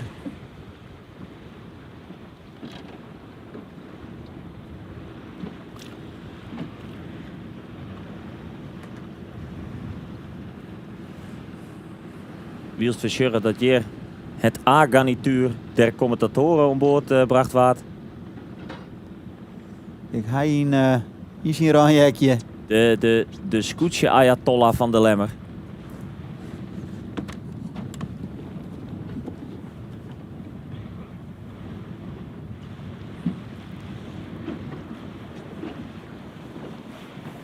Ja, en dan binnen er nog een aantal skippen die nog om die bopperste tonnen komen.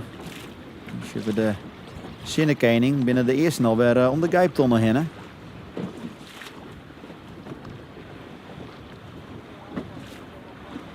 Dus hebben we de dageraad.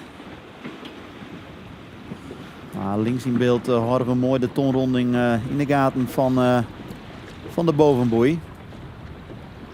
Daar ben ik al omheen kwam de Sinnekening op plakje nummer 8. pak ik 2 plakjes. Nou, die valse start scharrelt hij toch wel mooi naar voren, hè? En ik de 2 gebroeders steady op Jochen. Ik ga je 3 Jochen zien staan.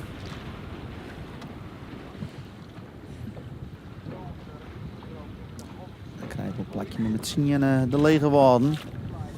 Dan zak je die wat achteruit hier in deze wedstrijd. Ja, en dan is het ook al de vrije vogel die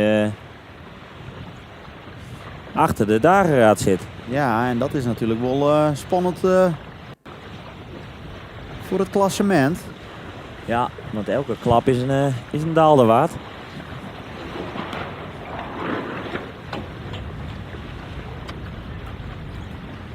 Op plak nummer 11, de Iertswel. Die komt een beetje naar voren als je een valse start van Joet.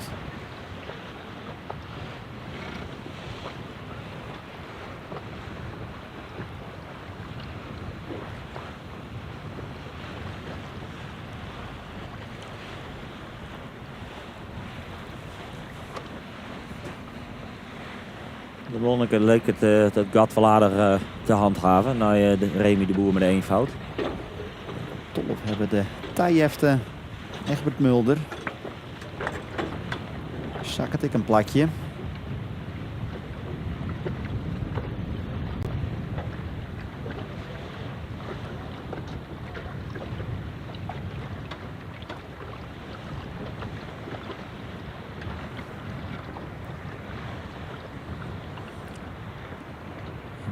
Ondanks dat de Alen dus wel in zijn rug stonden, ben die de grote verliezer van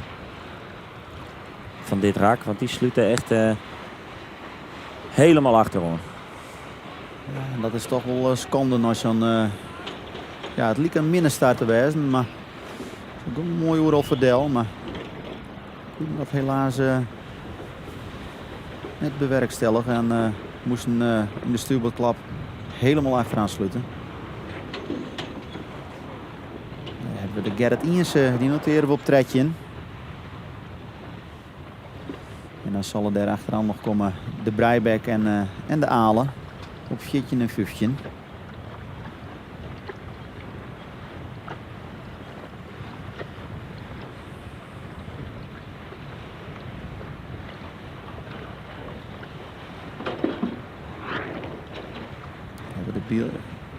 De Gijp van de Sinnekening.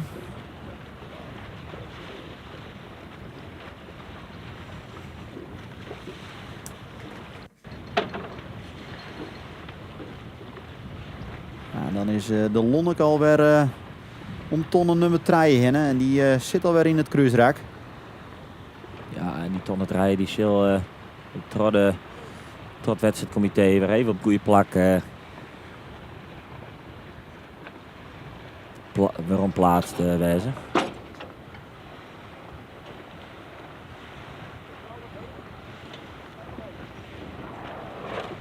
Dus weer de 2 gebroeders Gijpen.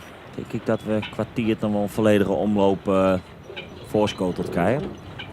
Ja, want we hebben natuurlijk een hele lietse uitstel gehad. Dus we zijn een beetje later starten. Dus we zijn nu ongeveer 40 minuten aan het zien. Ja, dan moet het winstje hebben we nog wel een route dwan. Boven de Wiemoen daar alweer een beetje donkere wolken ontstaan. En dan is het voor de Lonneke gewoon telkens oesthielbord naar die buiten afvaren. Gaan ze achter die oestdag, gaan dan maar mooi. Dan heeft het nooit minder voordeel als die achtervolgen. Ja, dus zij bleef dan eigenlijk gewoon het dichtste bij de builism.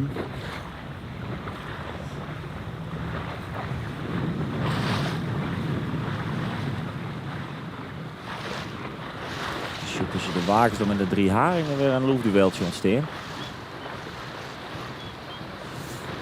Ja, dat zien we hier net in beeld, maar dat... Ja,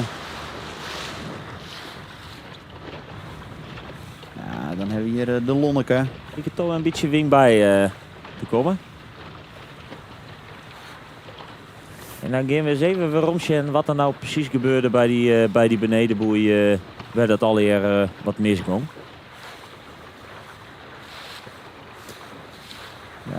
hebben we dan inderdaad de Alen, de Gerrit Iensen en de Breibek. Ja, dus het is de Gerrit Iensen die het gat dichtgooit voor zowel de Breibek als de Alen. Hè. De umpire het erover oordeelt, dus dan is het de Gerrit Iensen die zowel sowieso onder Alen rond die het Jan en waarschijnlijk ook nog onder Breibek. Maar dat gat gooien ze volledig dicht. En waarschijnlijk wie het de Breibek die ik net uitsturen kon. Omdat hij maar zijn kop onder de kont van de Gerrit Iensen ziet. Dus dat jammer maar helaas. Maar ja, dat zijn wel situaties. En het is de vrije vogel die er als vierde toch wel een beetje heger lieken te hebben als de dagen gaat. Die ziekt je elkaar op. Ja, dat is echt mooi op lijn. Iedereen die om de tonnen komt, dat ze steeds een beetje heger uitkomen. Ja, en eigenlijk is dit wel een beetje zonde, hè? Want dat zeggen ze pas ook gebeuren. Het zijn nou de skippen die gewoon de Lonneke die zil krijgt wat via de troshielen als de leelijn. Om dan weer om te draaien naar bakboord. Dan weten ze altijd dat ze die ton erin kennen. Maar ja, die skippen die er vlak achter zitten en die net de eerste keuze maken om naar bakboord te gaan tot de midden. Die zullen altijd via de troshielen moeten als de Lonneke. Ja, en daardoor komt er weinig spanning in de strijd.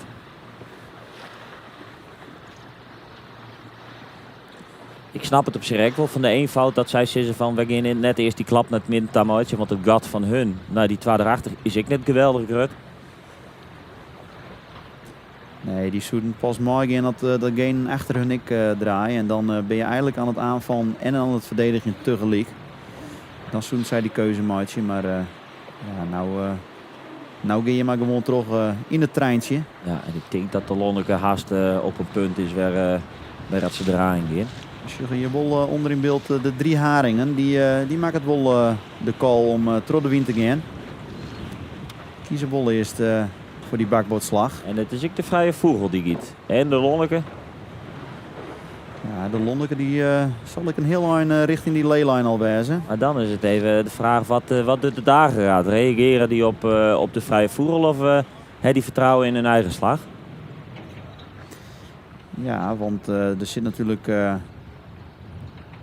ze is natuurlijk nou op dit moment treien en fjouwer. Maar ja, mocht de vrije vogel hun voorbij gaan, ja, dan scheelt het eigenlijk 2 punten. Want dan krijgt je tegenstander een punt minder en jou een punt meer. In het voetbal spreken ze dan over een 6-punten wedstrijd. 6-punten wedstrijd, ja.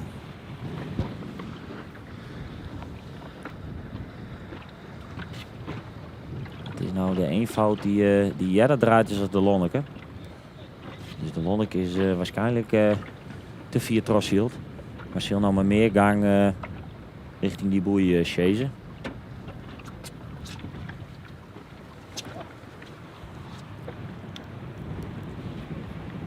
Ja, ze hebben eigenlijk wel een heel mooi oerzicht van het hele wedstrijdwetter, Jere.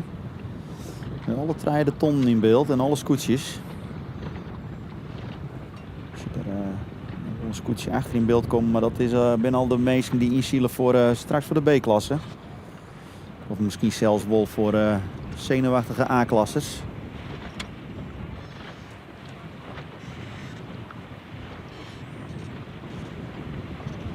Het is de Lonneke die gewoon om de 3 meer de koppositie behoudt.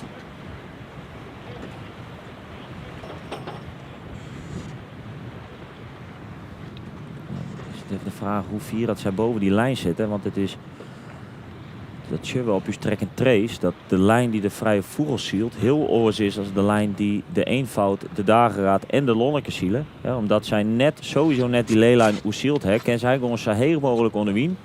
Ja, en dan ziel je automatisch minder meters. Ja, en dan kan zij misschien nog wel weer wat dichterbij komen. Niks verbazen had zij in de dageraad wel voorbij gaan in dit kruisrak. Ja, want we zitten hier echt onder Lonneke, ze hele knikken bescoord. Ja, en dat zielst eigenlijk gewoon vanaf het moment dat ze toen start kiest de volle meters. Het is de vrije vogel die nou weer draait. De eenvoud zult er nog verdeel in, denk ik.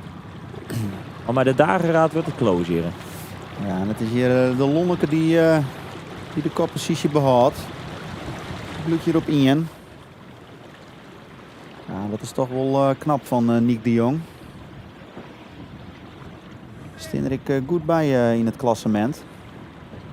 Zit mooi op een derde plakje. Ja, en als zij hier de wedstrijd Youth kennen winnen, dan verstevigen ze die positie ook mooi. Ja, en dan gaan we er ook even vanuit dat het protest van de 3 haringen gewoon bloedshard het nou is. Ja, want ze hebben natuurlijk vregen om herziening, maar dat is nog maar een vraag. Wat er gehoor aan wordt doen, dat is een twadde. En je rug in beeld, Silva Azen, de vrije vogel. Sjen, daar komen ze. Maar ik denk net dat hij voor de dagen Radel komt. He, zo mooi, je rekt net draaien in de zone. Dan lees ik hoe stuurboord. Nee, maar het god is zeker het liedster worden. net Grutter. Net Grutter.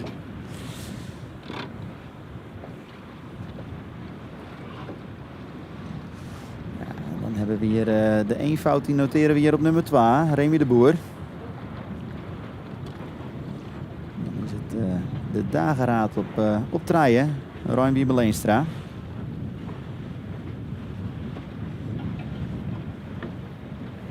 Dan zit hier heus nieuw in huis, maar de vrije vogel op plak nummer 4. En dan hebben we dan wel weer een godsje naar de nummer 5. We hebben hier een keer extra draadje in het kruisrak, maar ja, dat is zeker net maar verlen. De vrije vogel. Nee, en wat je surren is dat de dageraad een hele heekse bochtenmaatje als hij in gang verlen is en dat de vrije vogel dit krijgt wat beter. Ik vind dat hij ook al vrij rap draaien. Lit hem maar gewoon wat langer in die wat helere wien, zeg maar hele wien trossielen. Dan zie je alleen maar naar de kont van de dageraad daar. Ja, en nou ramst hem zo hoeker de bocht om. De helft alle gangen uit. Lit hem er maar naar daarin. En dan kerst op, als de achter zijn kont is, dan wel de beslissing maatje, ik wil er ondersturen of erboven sturen. Maar dan zit er in ieder geval weer wat dichterop.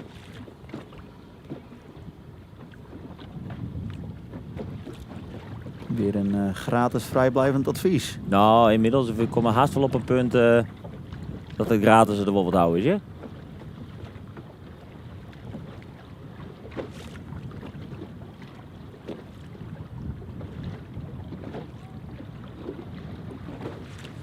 Dan hebben we hier op nummer 4 komt dan Sjoerd Keizer met een singelier. Deze nou ook wel vrij stevig op platje nummer 4. Ja, dat is knap. Een van de scootjes die Stoa benoemd als een van de, nou ja, net verrassingen, maar wel ja, eentje die wel uitspringt. Ja, als je just gewoon dat ze ten opzichte van vorig hier echt stappen hebben maken. En vorig hier bungelde de zaak telkens een beetje achterover. Ze kunnen toch serieus maar ondergaan dan. En nou, het is mooi om te zien dat er verbetering in zit. Dan noteren we weer op size Jeroen Sietsma, maar de Waaksdom.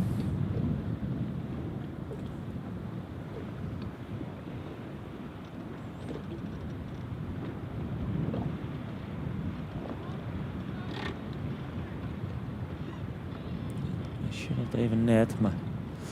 Ja, dan zien we daar de lege walden inderdaad. Die gietje tussen de voor de Wiense Skippendel, die zit nog in het kruisrak.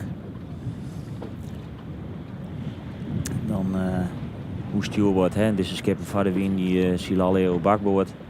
Die moeten dan draaien. Als we hier op plakje de Messon Willem Posma hebben, maar de Sinnekening. Die heeft ook weer impact dan, of net?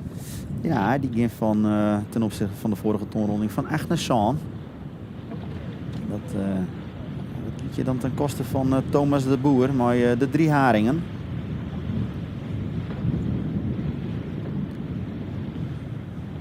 Kozen ervoor om gelijk naar de tonnen nummer 3 hoe start te gaan. Om net in dat treintje te bluwen. Ja, verlies je dan een plakje. En dan loont de aanval net.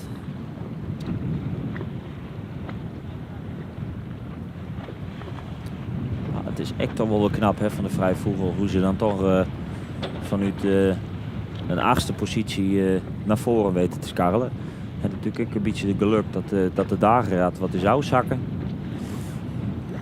Hier op plakje nummer Johan nog steeds, Jan Overwiek, maar de twee gebroeders uit Wellingergeer. Dan komt er achteraan op plak nummer 10, Sibren Gossen van der Velde, maar die iert wel.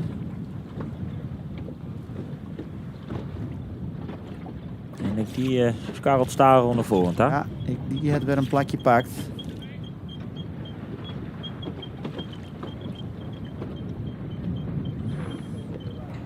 Hier bij de onderboeien en daar zal de Lonneke haast wezen. Zeggen ze pas in beeld de Geipel inzetten. Daar komen ze.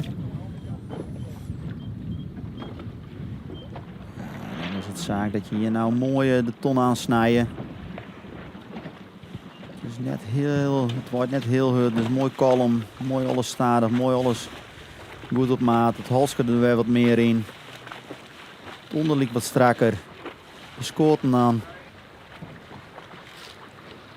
En zorgen dat je die gang erin houdt, dat het een mooie vloeiende beweging is.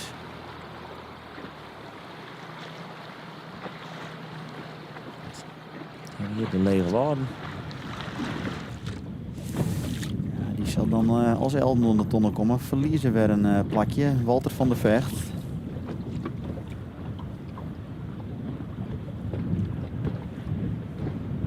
Hij kwam toch als zeggen om de eerste tonnen. En verliezen je dan toch een peer.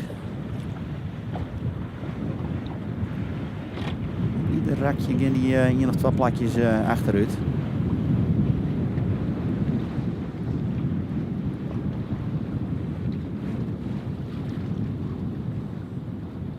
Lonneke het grad weer een beetje vergrutten. Ja, als je dat mooi bovenin beeld, want het is nou pas de eenvoud die om die tonnen heen giert.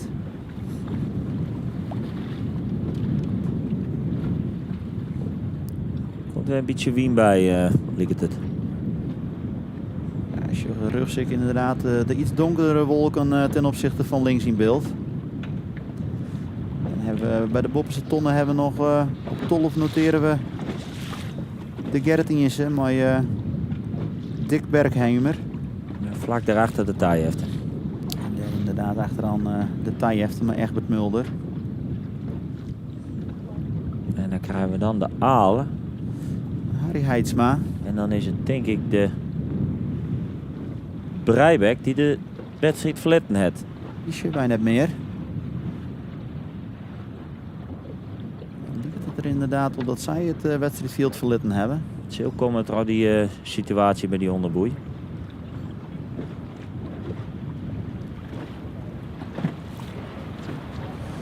Het is hier bij de onderste tonnen is het al de vrije vogel die daar omheen is draait. Ja, die treien die zitten deun op elkaar. De vrije vogel, de dageraad en de eenvoud. Ja, en dan wordt dat wel een mooie strijd om te zien wie je straks een tweede plakje zielt. Ja, ik denk dat de vrije vogelaars wel weer een aanvalsje hierin zetten. Hier de Waagsdom. Ja, en dan binnen die hier in het voor de Wiese raak je binnen zij de Singelier voorbij ging.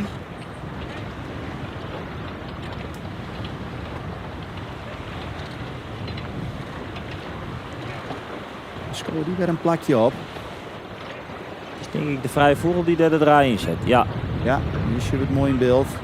En Bad de draai wie Beleenstra. Wat zou de Sto adviseren? Ja, ik vind het een lastige. Je wist natuurlijk net wat ze bij de vrije vogel en bij de dageraad zien. Zie ik de Singelier die hier fut Maar draait. in principe hier als dageraad mooi wel. Ja, want je ziel je natuurlijk voor het klassement. Ja, en je kan mij gewoon achter de eenvoud onder zielen. Ja, de kans is net heel groot als er op die manier voorbij komt. Dus ja, Tronau maakt ik in. Zoest in principe zelf nog een kans om de eenvoud maar die klap voorbij te gaan. Dus hier de orenskoetjes, de nummers 7 en 8 hier om die onderste tonnen in. En dan lijkt het inderdaad dat het wel een beetje weer aan helpt. Volgens mij is het de dageraad die nou ik de draai het inzetten en inderdaad maar de vrije voer maakt.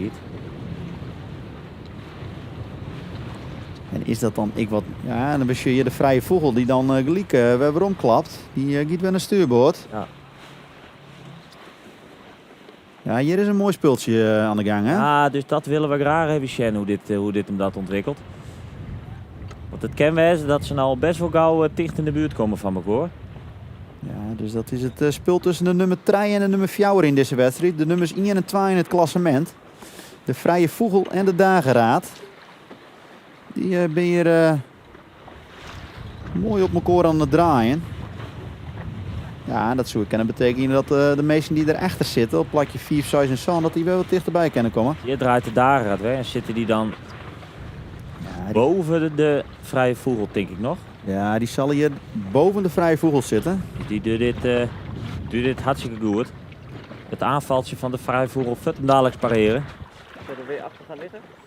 Volgens mij zie ik ze pas ergens ooit in beeld trouwens dat de Breibek nog wel in de wedstrijd zit.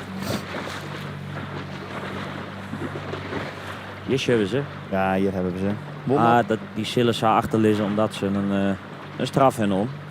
Bommen protestvlag inderdaad, ze hebben ze ik. De Lonneke die werd heel eind teruggeshield aan de linkerkant. En de eenvoud die weer dat draait is.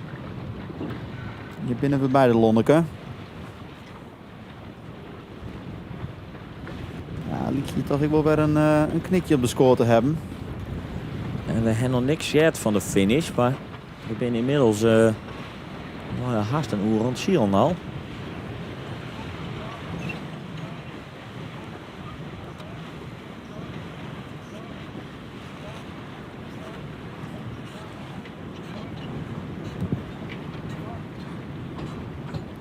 Is het toch wel mooi om straks te zien hoe dat bij elkaar komt. Want het is inmiddels alweer de vrije vogel die wat draait is. En nu zet de dageraad, die zullen we hier achter de eenvoud delgen in. Die maakt het nou wel wat een langere stuurboordslag. Ja, dus ze laten de vrije vogel hier los. Dan is dat wel spannend. En wanneer zet het daar? Ja, die zet je de draai in. Die draait een beetje boppen de eenvoud. Ja, dus we hebben in de tweede omloop de Lonneke complimenteerde. Ik heb ze hier even een beetje kritiek, Jan. Want hier zien ze echt wat de 4 trooien. En dat kan het vanuit verdedigen tegen. Want ik nog wel een beetje begrepen. Maar voor de meters is het echt zonde. Ja, want mocht de eenvoudje de ton in één keer berinnen kennen. Ja, dan had hij gewoon echt een bult minder meterschild. Nou, dan komen die wel wat dichterbij. Ja, en hoe komen straks de dageraad en de vrije vogel bij elkaar uit? Ja, want de vrije vogel is inmiddels weer draait. Ja, als je weet ik dat de eenvoud ik makkelijk die tonnen berinnen kan. Ja, dan heeft de Lonneke toch echt wel bultmeters te volle shield.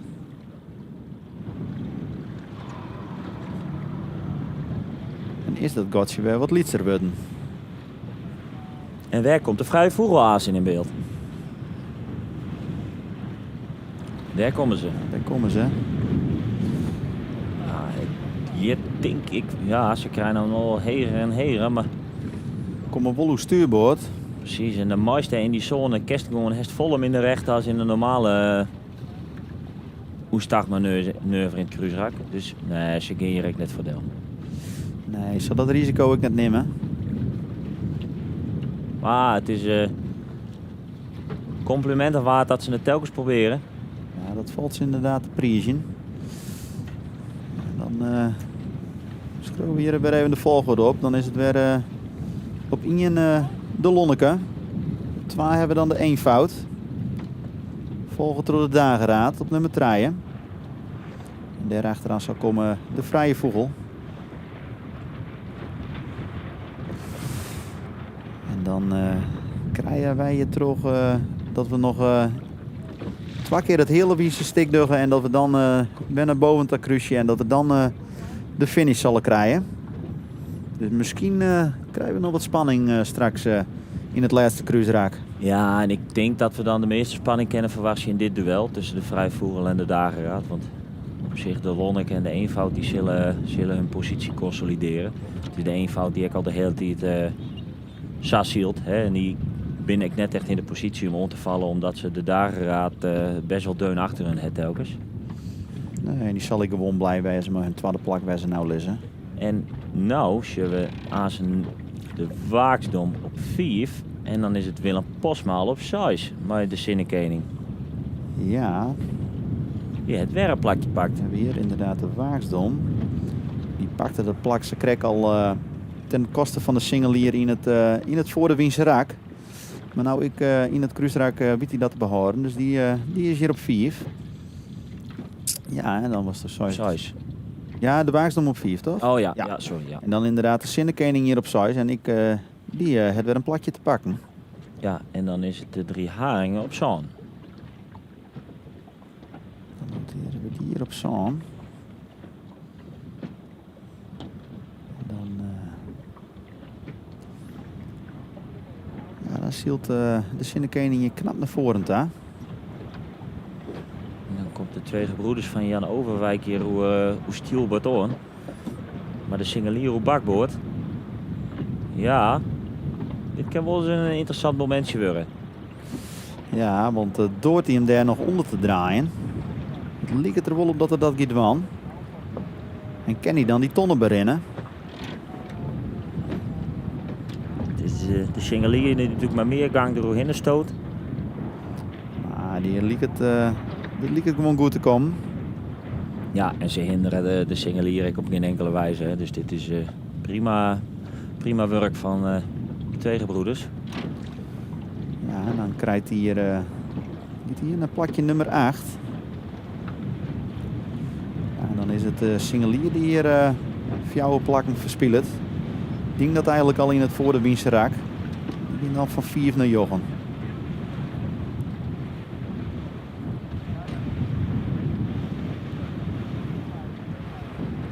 En dan is het je de eenvoud die alweer om de gijptonnen heen is.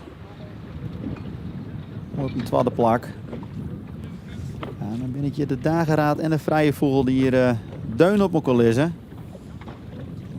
Daar krijgen we straks nog een mooi gevucht in het kruisrak. Wat overigens ik het laatste kruisrak zou wezen. Ja, het is de rustbovenbeeld de Lonneke die al haast weer heel wijs dat volgende hele Wiense raak is. Dan zit hier bovenin nog de Iertswel op plakje nummer 10.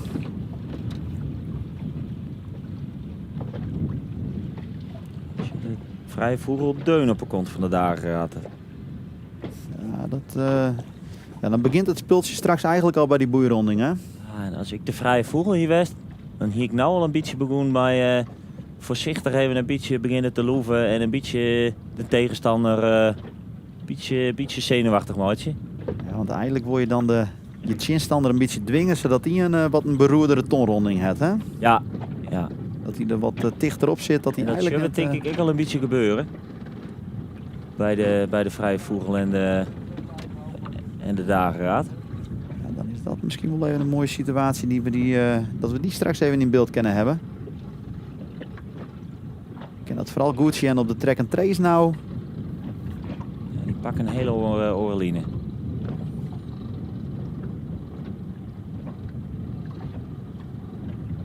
Ja, je ziet het inderdaad. Het is de Lonneke en de eenvoud die in een rechte lijn naar de tonnen varen. En dan binnen de vrije vogel en de dageraad die binnen een stik aan het loeven wist. Horen nou weer del.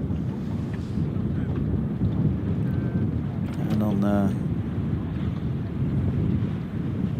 lijkt het erop dat de dageraad zelfs de fokkeloer erin doet.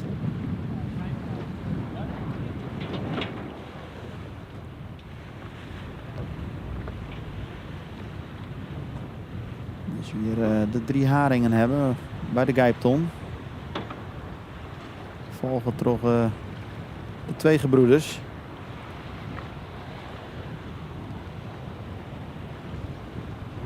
Deze scootjes liggen alle keer redelijk op de positie. Er zit net heel volle verhoring in, maar het is hier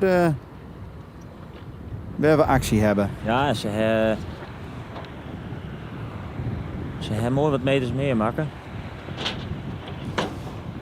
Dus nou ik het schot jaren op de twaskoten. We lezen hier vlak naast het finishskip. Dus de finish luidt erin. Het is de Lonneke die alweer in het cruiserak zit. Maar het is hier de Vrije Vogel en de Dageraad. De nummers 1 en 12 van het klassement. Die hier nog even een mooi gevucht hebben. Ja, de Vrije Vogel zit nou de loerte erin, lijkt het. Of hij is alleen naar de fok aan de andere kant. Ja, ze alleen de vak aan de andere kant. Alweer hoor. Maar ik hier nou echt lekker die Dageraad zo 4 mogelijk naar de tonneta drukt. Zodat hij een zo beroerd mogelijke tonronding hebt.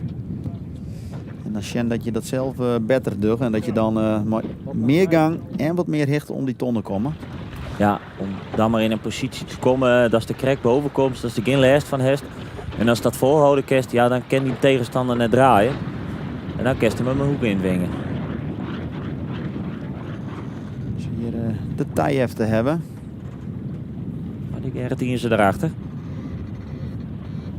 Die komen nou om die bobbeste tonnen heen. Daarvoor heb ik al de Alehaan, die is daar ik al omheen geweest. Pak je hem 12, scoren weer iets naar voren daar. Hier zullen we dat gebeuren.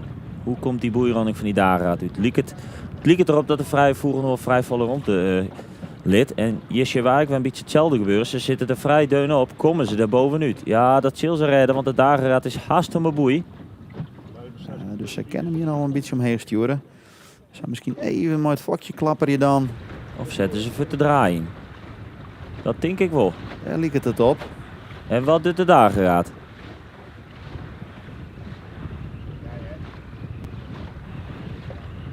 Dit is mooi. Ja, wij zullen dan ze draaifutten dadelijk maar. Het is de eenvoud die onder dezelfde lijn als de Lonneke zielt.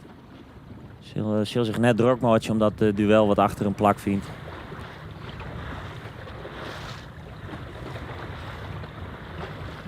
Het is de Dageraad die net lijkt te reageren. Of nou toch wel? Ja, die zet er nou de draai in.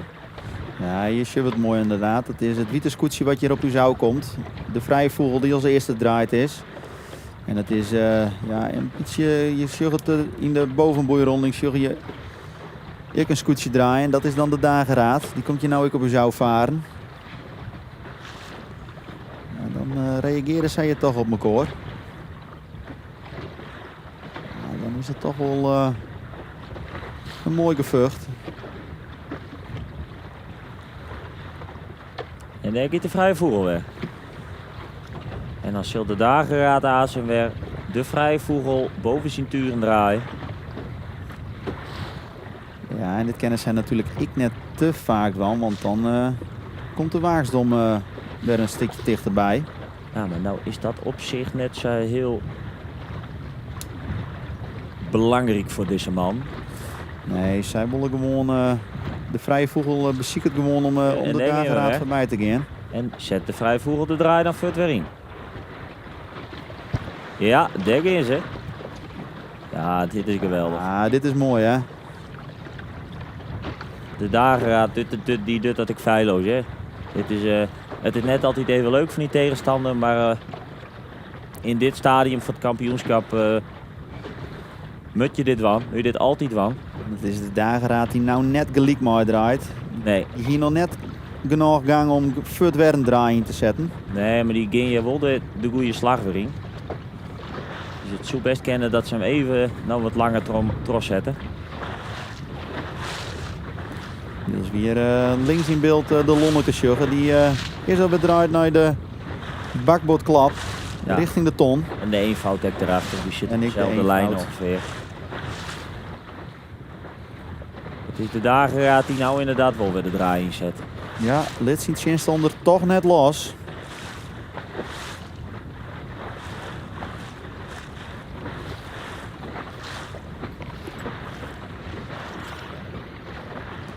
Dat we hier nog de Breibek hebben die hier Roende Bobbes de ton gaat. Die laat hier op een laatste plak. Daar links in beeld zien we de Lonneke aankomen. Die laat hier op een eerste plak in deze wedstrijd. die zullen nou wel alvast een beetje beginnen maar genieten. Ja, want als Niek de Jong hier het eerste plakje pakt, waar het wol op lieket, ja, dan doen die hier hele goede zaken voor het klassement. Ja, Wieder van de Wiek al even dichtbij bij het eerste plak, maar... Ik kreeg nogal wat verwijten in de feesttent die sleert dat wij ze net genoeg nam. Je moet dus wat meer nemen, Zuider. Maar ja, als je zo mooi vooraan zielen, dan verzin je dat ik. Dat heb ik toen niks zijn. Als je hem voorin zielen, dan nemen we hem wel. Ja, en ze krijgen van nu ook nog een kistje bier, dus nou, dat is wel een aardig liek. Ja, die hebben wel een... bij die tweede tonronde hier een hele mooie opshitter.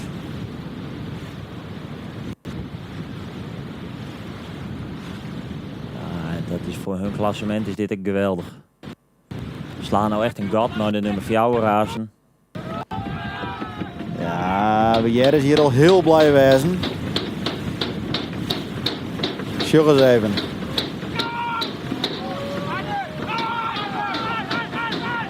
Ze moeten nog wel een eindje. Ja, ze ben je wel heel betierd. Ja, denk ik hier. Ze binnen haast. Stuurt nog even wat op.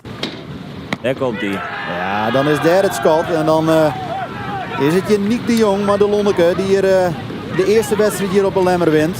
In de C-klasse. En opstoot, of zijn positie op derde plak verstevigt. Ja, dan heeft zij hier een hele knappe wedstrijd zield. Zielden ze nou en dan een beetje te vieren naar die tonnelta, maar... Net is hier aan boord van de dageraad die weer precies boven de vrije voerrol draaien. Maar, wat wel hier even de zaak is dat zij... ik denk dat de vrije voerrol al haast op een leelijn zit hier nou deze boei. Hier schuiven het. Ja. Dit kan wel eens interessant wezen, want dat de vrije voerrol deze koers trots zetten kan. Ja. Dan is het hier nog wel op positie nummer 2. Hier zeggen we ze. Het is Remy de Boer, maar de eenvoud. Die er nou een kreeg tweede plak zielt. Ja, het heel best zielt. Ja, en ik deed hier op de blitzkip aan boord. Hier nik een mooi tweede plakje op de inhaalwedstrijd op sleet. Maar we moeten gauw hebben, we hebben rond naar huis. Want Sjurres even, dit kan best wel eens zijn dat de vrije voerrol je toch de dageraad te pakken heeft. Ja, want... Als zij vrij voorlezen en dan liekt het al op, dan kan zij haar gewoon naar die boeitas snijden en dan zal de dageraad erachter ontsluiten moeten. En er komen echt nog 2 bakboordskippen hoor. Nou zal zij daar correct een wolf voordeel in, maar ik denk dat het de dageraad is die hier op het allerlaatste moment het derde plak verliest om de vrije voerrol.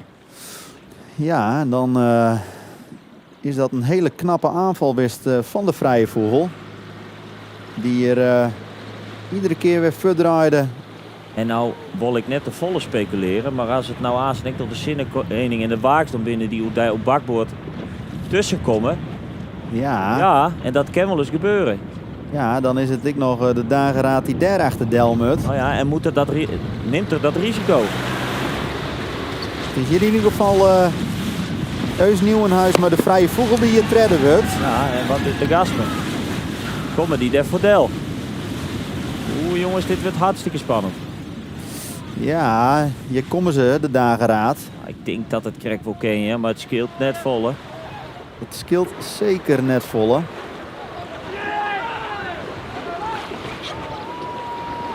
Zo zie je nog even een stukje terug. Ja, dat moet ik wel, want ze mij de wagen net hinderen. Ze kennen hem daar net... dan is het je de dageraad die hier vierde wordt. Ja, en dan zal het bij hun een soere nasmaak hebben. Ja, van 12 naar Fjouwen en die concurrenten voorbij, dat is jammer. En dan zal het je de waagsdom op 4 verzen. Volgen terug de zinnenkening op 6. En als we dan even gauw naar het klassement scheuren, Mart, dan staan ze denk ik nou gelijk in het onderpunten. Ja, dan zit daar een plaatje tussen inderdaad. En dan is het Rijn Beleenstra met 0,1 denk ik morgen een voorsprong. Ja, dan wordt dat morgen een hele mooie strijd. En daar hopen we dat je hem daar dan ik ben als juggen. We gaan nou weer eerst uur naar Maikata en dan in voorbeschouwing op de B-klasse. Scootje de Lonneke wint het de zeeklasse met skipper Niek de Jong op dag 1 bij Lemmer. Ja, Frits Jansen, Wietse Banstra, welkom. Leuk dat je hem er binnen. Frits, doe hebt de wedstrijd van begin aan volgen. Volgens mij weer een prachtige wedstrijd om te zien. Het is super spannend. Zowel in het voorrijden als in het achterrijden. Van het begin tot aan het einde, tot aan de finish van ta. Prachtig mooi om te zien. Zeker de Lonneke had natuurlijk een hartstikke goede zaak die in Joert.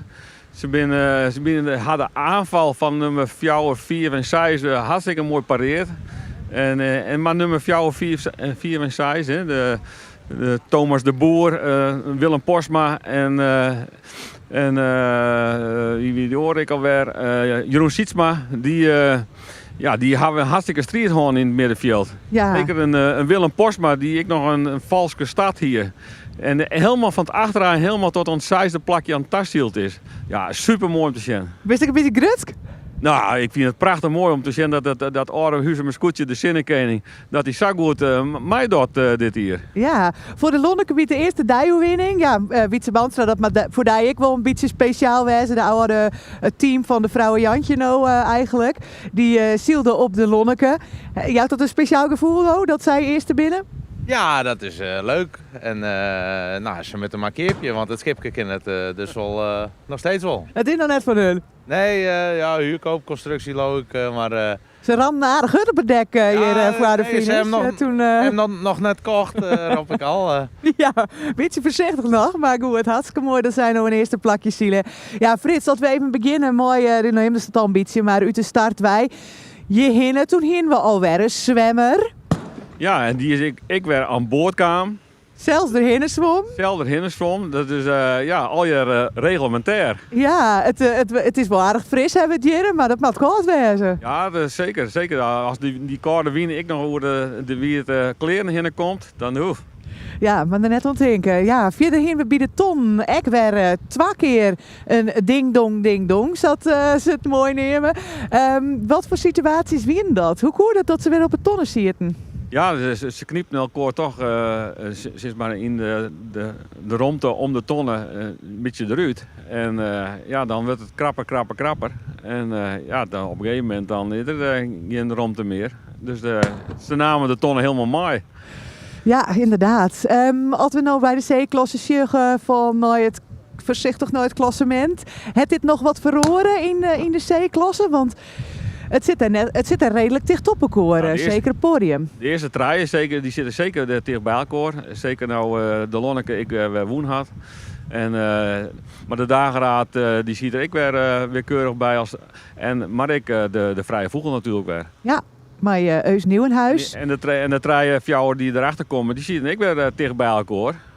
Dus het wordt wel heel spannend. Ja. Ze moeten er echt nog om strijden. Zeker weten. Ja, hartstikke leuk dat onder de eind spannend blijft. Ja, Wietse, wat mij ook heel erg meevalt is de wien.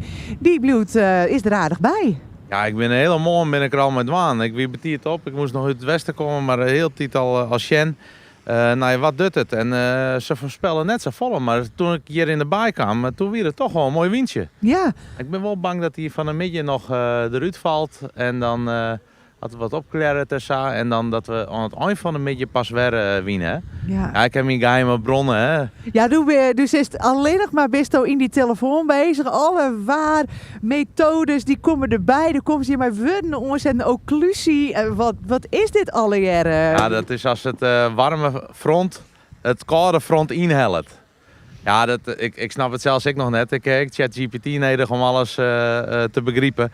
Maar het bemanningslid van mij, Wouter Stiphout, we nemen wel Windy Wouter. En die site neerbruken Windfinder, dat is de verkeerde app. We moeten Windy bruken. Maar Windy wie het ik net niet is. Dus ik zei van hoe komt dit? Het werd voorspeld, het komt van alle kanten. En hier zou het wel winnen en horen net, maar dan heeft hij het wat verduidelijkt. En dan begreep ik wel wat er van een midje allemaal gebeuren zit. Ja. Hopelijk. Ja, hopelijk. Ja, dat zo die methode zal je wat lezen kist. Is elke niet binnen alle adviseurs zat er ook dwanen mooi die waarbielen? Ja, ik denk wel dat er een soort binnen die daar met dwaanden binnen. Hè? En ik denk dat de goede adviseurs, zoals bij Grutte Pier, Pieter Jan Posma, hè, die weet echt wel een soort van het ware. Dus als we daar maar strijden moeten, zeker maar lichtere wien. Dan moet ik wel alles uit de kast loeken om te proberen daar Chinstone te bieden. Ja, dus je bent net al in een zieler, maar ik een beetje waar, man. Nou, dat blijkt ja. Dat stond net in het functieprofiel van tevoren. Maar ja, we doen alles wat we dwaan moeten natuurlijk. Ja. Is dit een beetje jongen hier op de mar? Wat nou de goede baan wie hier op het wetter? Nee, maar dat maakt het net zo vol uit. Want ik denk dat het waar nou oors is dan het waar wat we krijgen van een midje. Ja. Dus dat is net heel wichtig voor je in wedstrijd dadelijk. Nee, en ik denk dat meer de ervaring hier in de baai gilde giet. Ja. Dat als je vaker zielt, dan wist wel een beetje wanneer als het in het midden wezen moest, of links of rechts, of wat er hier gebeurt. En dan nog, de wien, hè, kist hem net Sjen. Dus kist alleen nog de gevolgen van Sjen. En goed nooit wetter, Sjen. Ja, gelukkig werd je vaker zield 2 dagen in de IFKS, maar ik Lemmer Ahoy is ik de eerste grote krachtmeting eigenlijk in het seizoen. Nou, de IFKS sta, werd ik meerdere dagen zield, dus dan heeft hij wel wat meer ervaring waarschijnlijk op de Iselmar bij de Lemmer. Ja, als ik even sjoeg naar de B-klasse dadelijk. We hadden natuurlijk Ian die springt er helemaal boppen uit. Wietse die ik weet goede zaken juisten, maar sloeg om. Is daar alles goed kwam onboord? Ja, zo hadden wij het begrepen, hè? Alles goed. Toen ze oranje gingen, wie zelfs de tabak van Sikke, de adviseur, wie zelfs nog droeg. Alleen nog een wimpel moest vervangen worden. Ja. Sikke die... Wilt u even gauw zien peukjes omhoog om als eerste te beschermen. En Koppenburg vanzelf stelt. Maar goed, en Vaantje, Gierskeer en Cecile. Gewoon bij mij. Ze binnen nou druk dwaande ook hier achter u. Ik om in te zielen voor de B-klasse. Ik merk nou eigenlijk al een beetje dat de wind eruit gaat. Of iets minder? Ja, het klart ik een beetje op natuurlijk. Ja, dan dat is wel noffelijk voor u zo'n dek. Maar voor de zielers wordt het misschien... Kielen. Als in uitstel? Of? Ja, dat is zo samen kennen. Oh, ik ben benieuwd. Nou, waar doe je er nog maar voor het podium? Nou, natuurlijk Onneerskop. En dan de oren binnen de promovendi van Vliene hier. De Lietse Lies en het Zwarte Wief. Ja. Dus alle 3 topkandidaten die komen uit de C-klasse van Vliene hier. Dus dat is wel bijzonder. Ja, maar dat komt ik omdat Wietse natuurlijk juist de omslijn is. Ja. Of zie je er nog bij zitten? Of zie je er beter bij zitten. Ja. Nou, het is inderdaad bijzonder dat die 3 van de C-klasse naar de B. Het hier ik was zo goed doggen. We wachten dus even hoe het komt. Als ze dadelijk zielen kunnen. Ja, Frits, waar houst je in de gaten hier? Boeten het klassement om? Waar doet het heel leuk in de B-klasse? Waar zielt mooi mee? Ja, er zijn natuurlijk meerdere die toch wel leuk dit hier weer uitkomen. En ik ga net een speciaal scootje in de B-klasse werken mee op Rugten. Van een week hier met even over de Trijge Broeders. Nou ja, misschien dat die hoort ik wel weer het goed doggen. Zeker omdat het juist wat minder ging. Dus we zullen het zien. Wacht, zit al. Ja, en Wietse, ik moet toch even vragen, want toen zit je nou wel. Hij is vanmiddag nog 2 wedstrijden te gaan. Ben je net een beetje zenuwachtig? Nee, totaal net. Wietse? Puur zelfvertrouwen. We staan er goed voor. Alles zien hij gewoon. Ja. En anders bluff ik me hier wel toch in. Ja, is het extra spannend Joet, voor de A? Is dit misschien al een beetje een finale daar?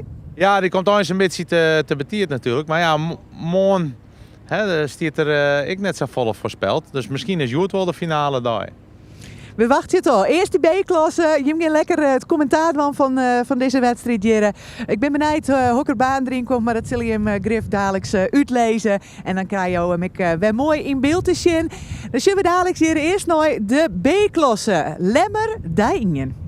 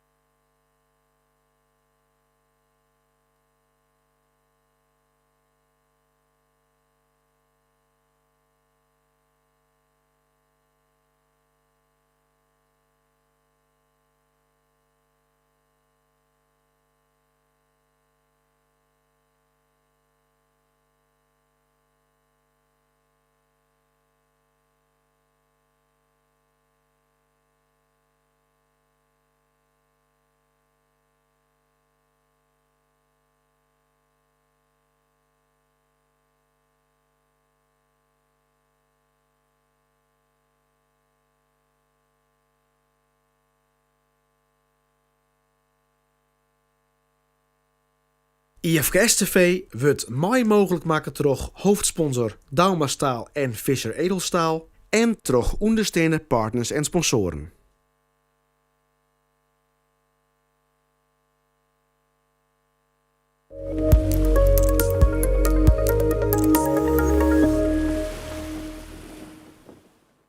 Bouwen! Ja, dat. Bouwen. Wij bouwen. Zo bouwen wij woningen, kantoren, bruggen, fabrieken en scholen. We onderhouden en verbouwen. We restaureren en renoveren. En dat allemaal op een duurzame manier. Kortom, we geven letterlijk onderdak aan alle facetten van de bouw. Wij zijn Friso Bouwgroep.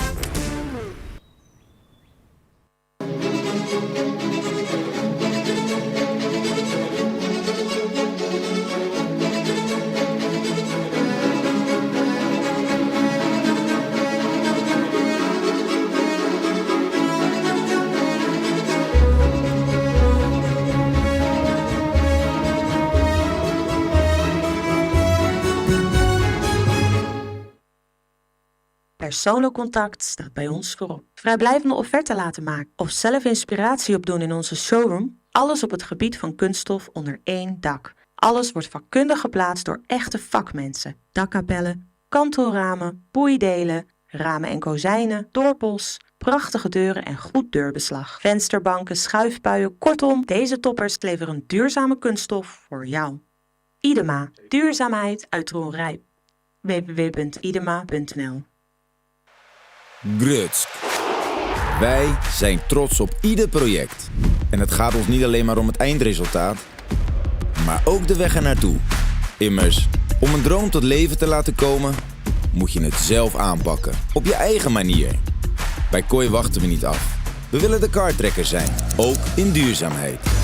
Want beveiligen is meer dan opletten. Het is verantwoordelijkheid nemen voor mensen, voor morgen. Het Kooistadion deed het voor.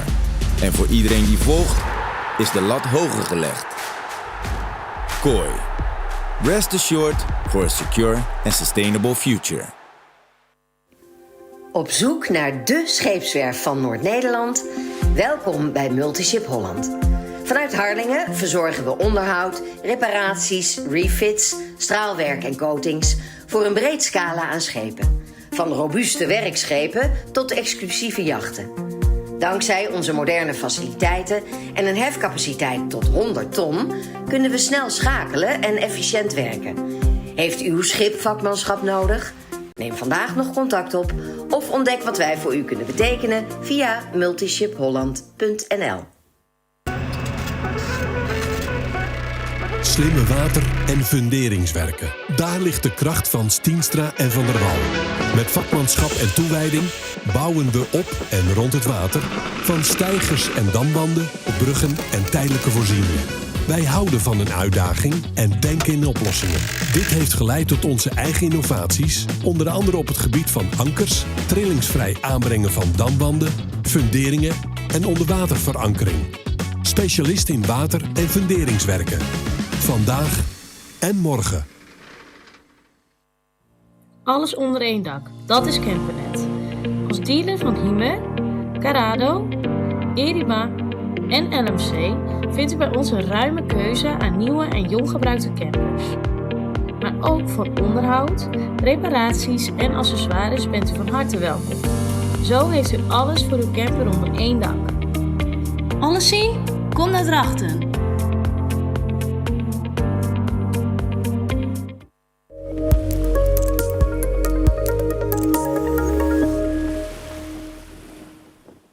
IFKS TV wordt mooi mogelijk maken door hoofdsponsor Dauma Staal en Fischer Edelstaal en door ondersteunende partners en sponsoren.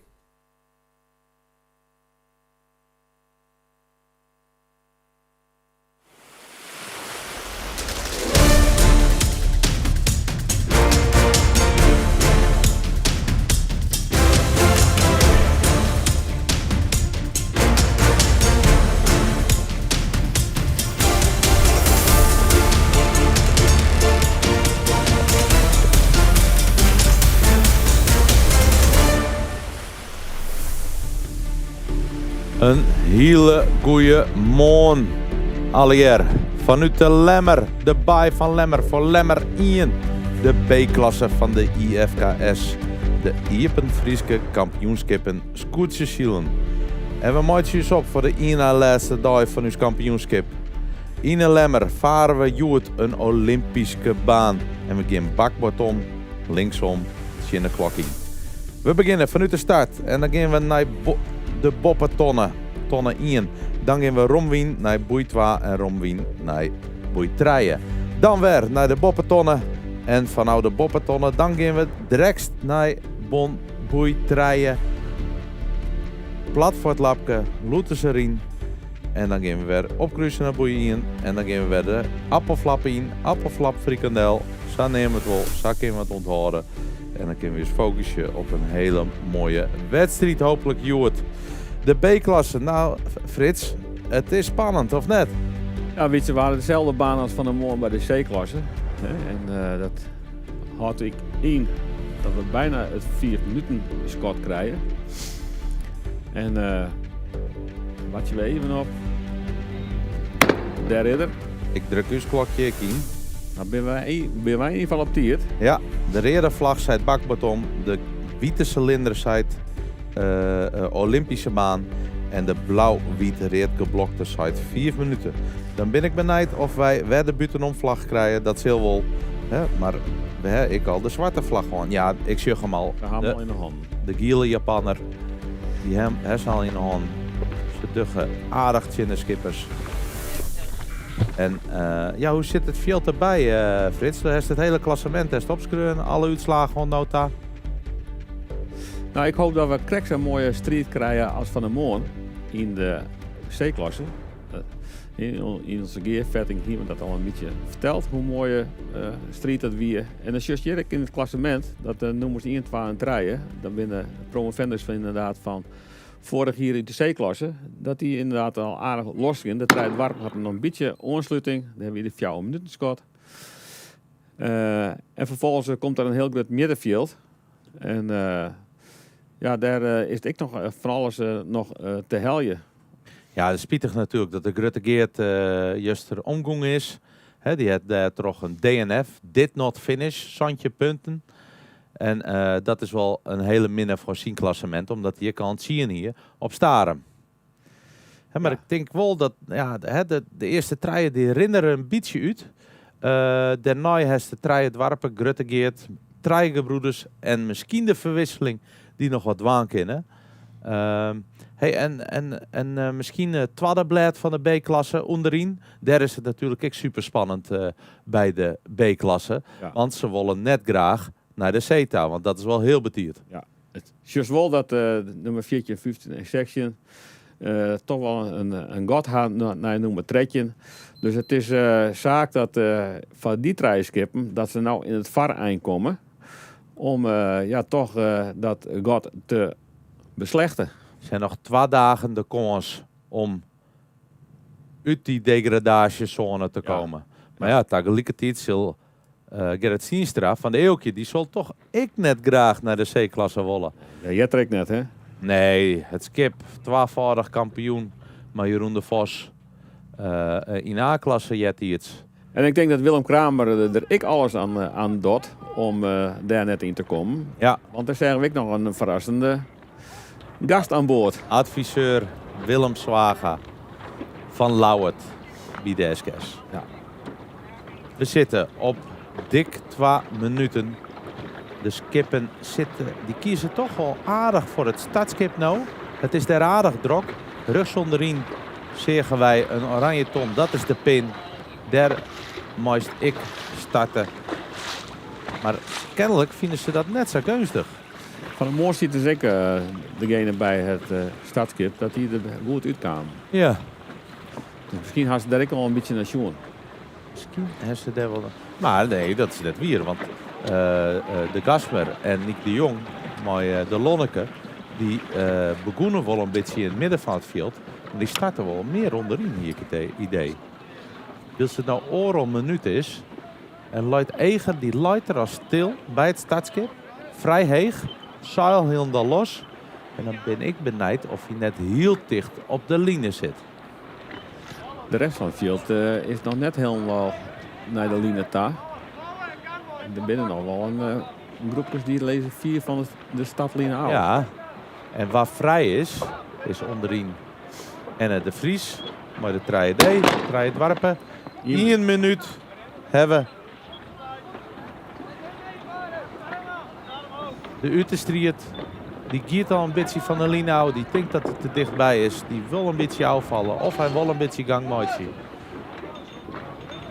De Gallemadamme maakt het al snelheid. Denkt van, we moeten gang maken om mijn gang op 0 hoe die linie hinnen te gaan. En de Vries, het scoort toch net aan. Ja, zo zit ze bij 30 seconden, dan moet je toch wel een beetje gang maken. Zeker als het nog zo lang gat heeft tussen het skip en de pin. Ja, maar ze lezen wel mooi nou. Ik zie toch, die scoort een beetje onloeken. Dat duurt het lang, het is 20 meter touw wat onloek wordt. Het hele veld, oerbakboord. Ze maakt je gang. Hier komt Willem Kramer. Die had ik nog een mooie romte om omheen te gaan dadelijk. Ja, en wat er onder om te accelereren. Dat weer het startschot. Het liekt het op. Een skjenne line. En waar dan mooi fut is hier onderin de treidwarpen van Enne de Vries. Maar die stuurt wel wat leger. Ja. We zien gewoon dat ze wat... Oh, nee. Nog net. Algeheel. En weer opnieuw. Waarom? Weer opnieuw. Alle keer waarom? Nou, zo leek het er net op. Nee, ik zie dat ik net... ja, we kennen toch net goed zien. Het ken ik dat in de laatste 4 of 10 seconden nog draaien voor jouw skip en hoe die linie gaan. En dan kun je net meer goed zien waar individueel vals weer. En dan doen ze al geheel. Ben ik me nee. Normaal is het 2 keer starten en dan pas een zwarte vlag. Maar ja, Joert is natuurlijk een beetje vreemde dag, maar de wien, ik weet net. Er stiert nog wel wat. Maar giet hij er misschien uit, dan willen ze misschien wel snel starten, zodat we een goede wedstrijd hebben. Je zag wel dat het klaart mooi op. Ja. Van een morgen weer aardig bewolkt. Je ziet nog wat regenbuiken zien. Ja. En inmiddels komt de blauwe loft komt wel aardig terug. Ja. Ja, in sommige beelden is het mooi blauw en andere beelden is het nog hartstikke grijs. Ja, en dat kerst je mooi zien van een oude skip van Blauwhuis. De Freunskip, waar Joert de camera aan boord is. Ja, Dennis die zal alles jaan willen natuurlijk om in die B-klasse te blijven. Nou, in ieder geval net lezer te worden. Ja, dat ik ja. Ja. Ja, en in dit geval, er wist nooit wanneer die wit-blauwe gepuntenvlag eruit kiert. En vanaf dan is het meeste tijd 6 minuten. Dus de must zorg je, zeker dat het net zo het waait, dat is dicht bij die startlinie blijft. Een moment van verslapping, nou, zorg het ervoor dat je net goed positioneerd bent bij de start. Dat is misschien wel het dreigste, die onzekerheid van wanneer gaan die 6 minuten niet.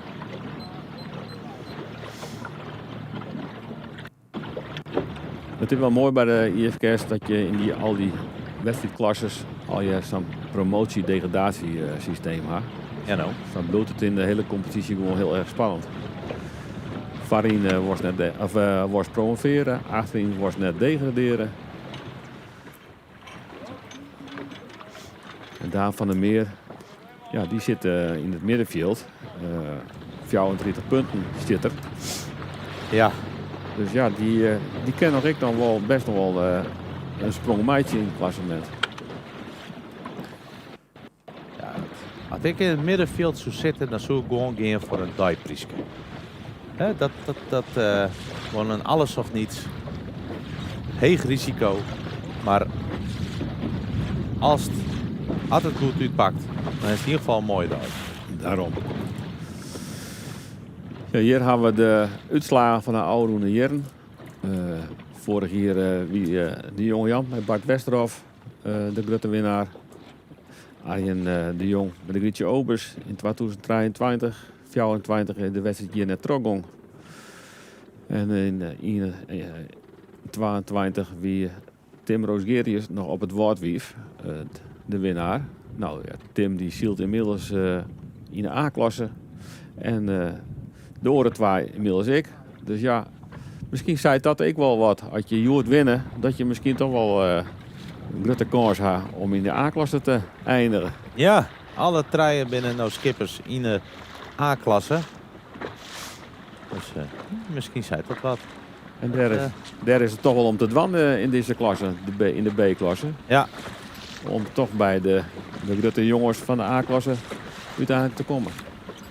En de baai van Lemmer, ik vind het altijd wel een legendarisch kwetter hier. Hè? Er kan een soort gebeuren hier. Het is hier altijd mooi zielig. Ja. Het wetter is mooi helder. Al zit er Tjinwurg wel een hoop zeewieren in het wetter. Ja.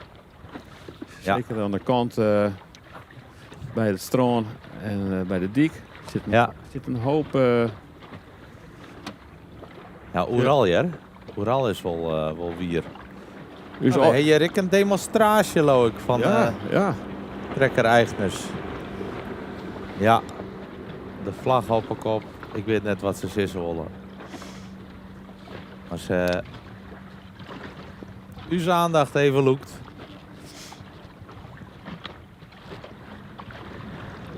Er zijn een hoop orenmeesters die daar weer een hoop over vertellen kennen. Ja, ik net. Laten wij eens maar eens bij de scootjes horen.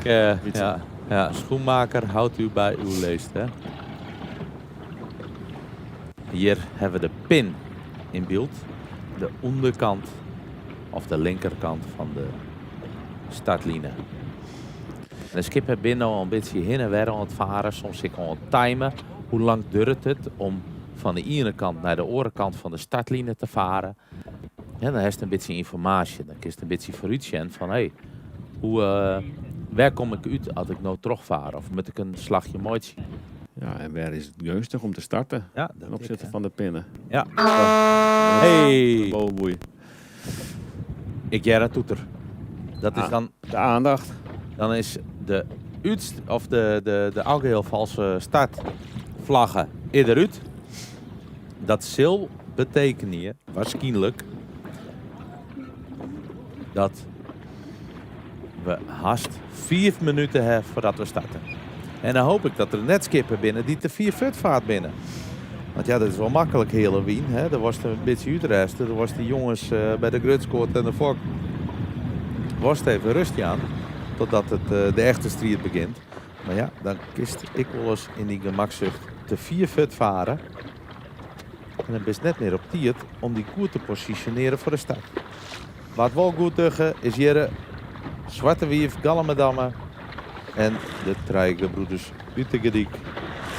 Die zitten mooi in het midden van de line. Ik ben nog steeds dezelfde baan. En daar is de 4 minuten. Scott. Ja, het is toch wel mooi dat de treien die vorig hier promoveerd binnen, nou ik werd helemaal boven de oren staan in het klassement. Ja. Ik ben toch wel treien skippen die ik hun verdiensten al hoorn ha in de A-klasse. En ja, die zijn nou op de drempel om weer te promoveren. Ja. Ja, 12 van die treien die ben ik al kampioen geweest, hè? De Engelsman en de Lietselies. Ja, in de A-klasse. En als dan sjorst naar het vleugelklassement van scootjes, dan zit de Lietselies ik helemaal bovenaan. Zeker, zeker. Maar dat wien ik hoor het hier natuurlijk. Er is een soort gebeurd in de tiert. Ik denk dat er vroeger ik wel oors zield waren.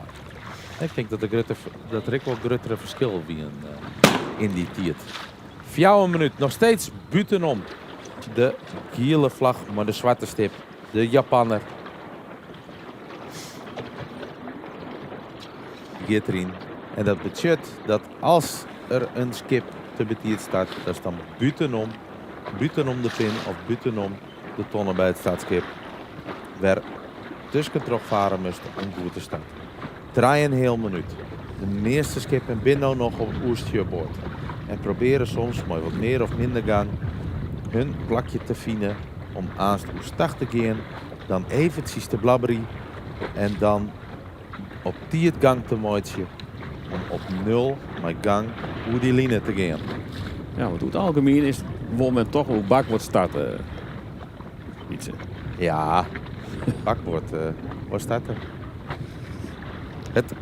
Het gebeurt wel eens dat de pin zo gunstig leidt dat ze stuurboord starten.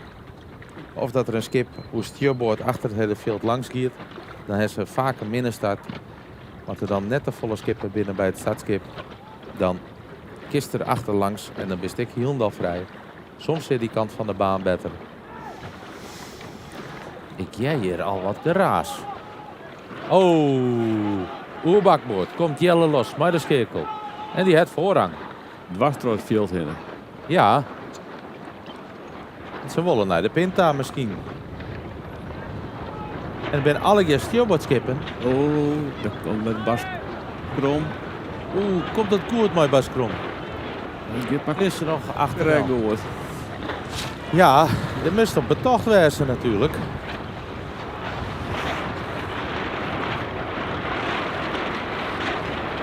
Twee minuten, ze draaien nou al richting de line.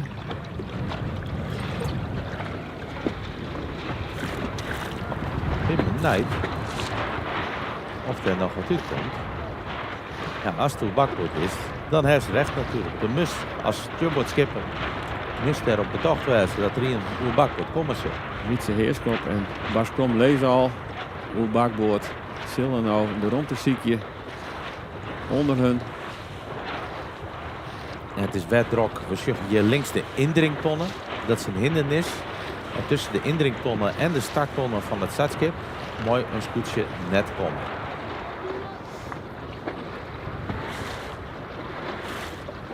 Wietse leidt mooi positioneerd. Hij leidt stil. Hij leidt wel heel erg dicht op de lijn. Ja. Nog een minuut te gaan. Zeker. We kennen er wat vallen. Ja. En die daar boppen, is dat zijn broer, Arne Iskop, is die ik net door de line in. Hè? Hij valt al wat. Nog 1 minuut. 1 minuut hebben we gewoon. Hier hebben we Blauwhuis en daaronder Mark de Koe, maar de hoop op zegen. Het eerste skip lijkt al boppen, het startskip die de boppen drukt. Gerrit de Vries, denk ik. En dat is een minnenstart. En ik Bas Krom nog heel nul oer stuurboord. 4 van de Linau. Zodat hij dan zijn klokje net goed zetten. Hè. Misschien. En hieronder Jelle los. Mooi rond onder hem. Die kan heel mooi vrij bij de pin starten.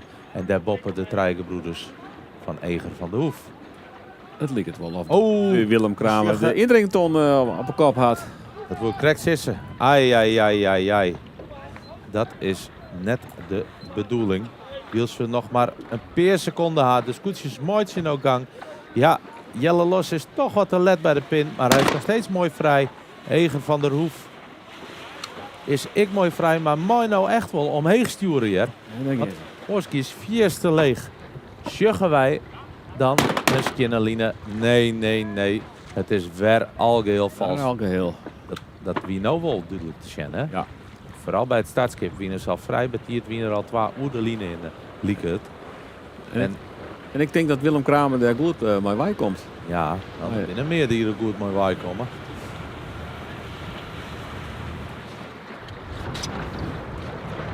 Ja, ze zijn gretig. Het is toch alles of niets hoor. Toch een soort skippen, zoals de Trijgenbroeders, Gruttegeert, Trijen Dwarpen en de verwisseling. Als zij nog op dat podium komen willen, dan moeten ze nou echt alles jaan. En de beste klassering, Chile, die ze hebben. Willem Zwaga, die leidt het nog eventjes uit wat er verkeerd gaat. Ja, dus als de beide Willems achterop zitten. Ja. Druk in peteer. Ja. Ja, en die indringtonnen, het is een hindernis. Dus als je met oerlap erin vaast, dan moet het buitenste skip daar rond te gaan om ertussen te gaan. Als er geen oerlap is, maar een skip dat vrij voorluidt, het gaat dichtgooien. Ben ik benijd of zo ik wat met de pint waarzillen. En ik ben benijd of die zwarte vlaggen komt. Nou, die komen ze nou wel grut natuurlijk. Ja. Uit 2 algeheel valse staten. Ja. En we hebben dan nog de U-vlag. Dat is een reed-wiet geblokte. Is dat weer zijn? Ja, dat zijn. Maar het beeld van het stadsschip tocht het net. Dus we hebben een orencamera. Ja, de 6 minuten is eruit. De algeheel valse startvlaggen eruit. En dat betekent... Oeh, de rattenstut. De rattenstut. Een reedwiet gestreepte. Dat is uitstel van de start. Ja, wat zullen dan Bart wezen? Waarom willen ze wat verhoren je, denkst Frits? Misschien dat de wien wat draait is. Ja, dat is vaak de reden, hè? Ja, misschien willen ze die startlijn ook wel wat dichter bij het publiek deel is. Dat zou ik kennen. Dat zou mooi wezen. Dat zou wel mooi wezen, want... op de dik zitten ze hier al weer mooi op hun stoeltjes. Verrekijkers erbij de hand. Het zou toch leuk wezen om een goede show te gaan om die mensen. Het strand is nog wat leeg. Hè? De temperaturen ben ik net zo dat het lekker op het strand lezen kerst. Nee. Maar toch, nou al bij de B-klasse toch wat publiek. Hé, hij gaat er alweer uit. Dat weet ik wat.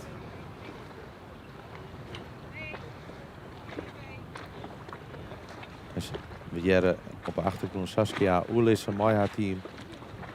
Wat ze dwaan zullen. Het is ik dreig hier af en toe. Mooi de wien. Zeker, dat is altijd een hele opgave voor de wedstrijdcommissie. We zien hier in beeld al een beetje van dat wier, hè? Dat zeewier, ja. Hier dus. Het zijn planten. Het wetter is dan tussen. En daar toch in de zonlucht. Kinderen tot de bodem komen. En daar toch kunnen dingen groeien. En dat is net snel om daar toch in te zielen. Nee, dat is juist als dan die zwut omheen hellers, dat er nog wel eens een plantje aan hinget. Ja. Ja, onder het ritsie hing het dan een plant. Onder de zwut erin. Derde. 4 minuten. Dat is mooi. Nou, dan geven we eens weer op, meidje, voor de derde keer. Van de start. Sjen, hoe breed is ze nou nog binnen? Ik zie wel de zwarte vlag. Dit zo'n knopen. Want het kind is zwarte wezen, maar we hebben ik nog een witte reed geblokte. En dat is ooit hetzelfde als een zwarte vlaggen. Alleen nog als dan de wedstrijd eruit blaast wordt. En iedereen moet op mij. Dan mooist weer mooi doen. Dat mooi een zwarte vlaggen net.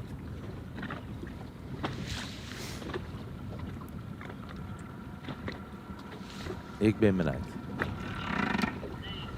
We weten toe 4 seconden.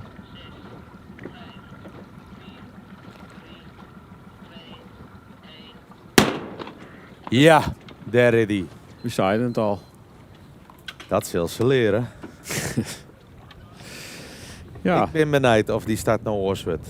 Het is wel een windje dat het heel mooi uitkiezen kist. En stil is de kist. Dus het kan wel. En we hebben het nog net horen, hè, dit hier, dat er iemand uit moest. Maar een BFD, een Black Flag, disqualify.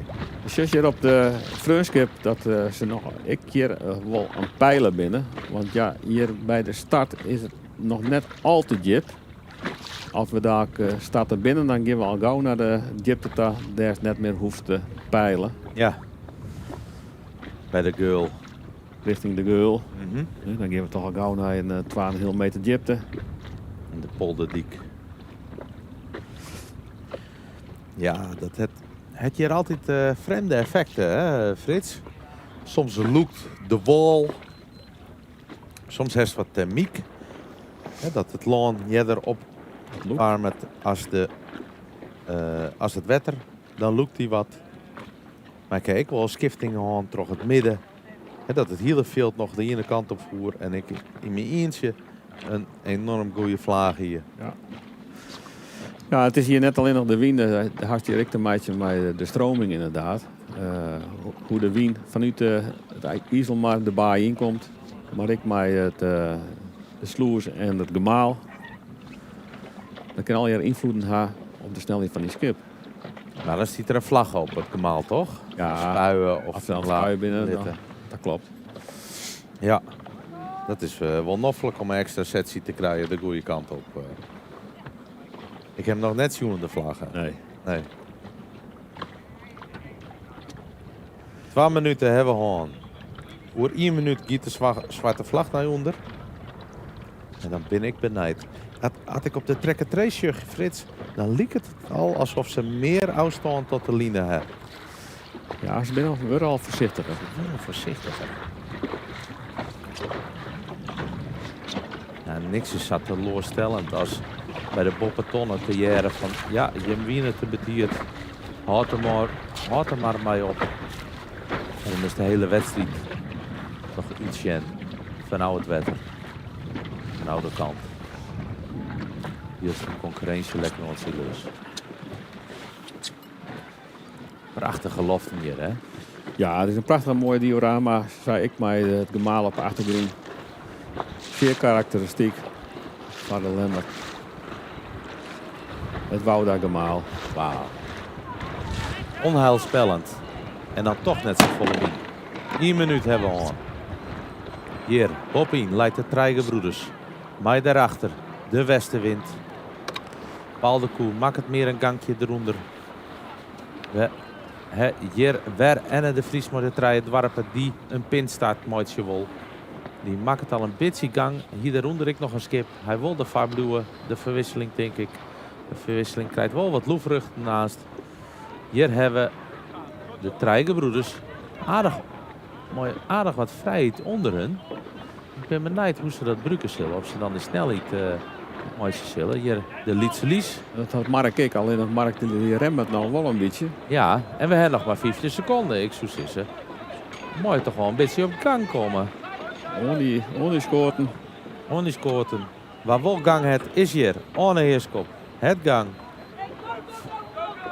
Go, go, go. Wordt er zijn. En we zijn los. En nevens mij gaat het nou al je goed. Ik weet dan ik net of er nou dan de Finse vlag hijst wordt. Atter skippen te betierd weer. Maar nevens mij komt het inderdaad alle keer goed. Dan zien we toch dat het Zwarte Wief net echt opletten had. Nee. Die mat nog onder de line hinnen. Dat is een joere voor hun. Want ze staan heel mooi tweede in het klassement. Ja, en we zeggen dat Arne Heerskop en Jochen Tadema, die haalt van de wol voen. Ja. Deze vlak bij elkaar, terwijl nog steeds het Zwarte Wief net onder de stadline is. Kan Jochen Tadema van de Lietse Lies daar dan van profiteren? Hij leidt er als bopperste van een groepje van treien, maar Arne Heerskop die liet het er oerhinnen te klappen. Ja, ik hegen. Wat hegerzielen.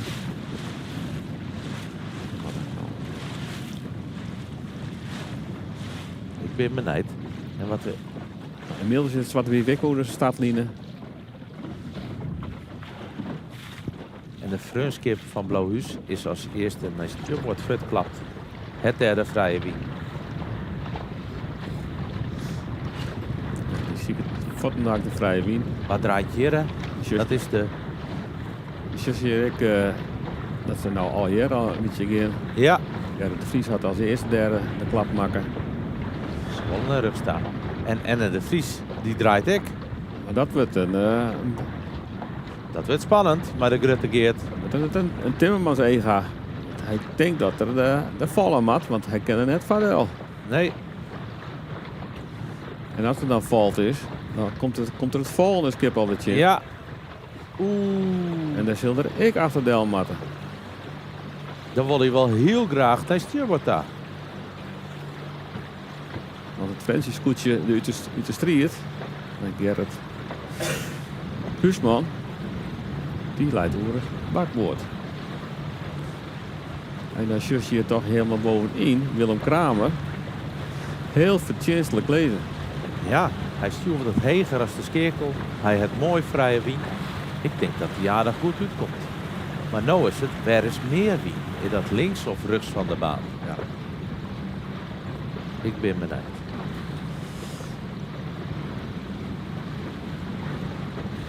Die wol dan kan Willem Kramer vertellen.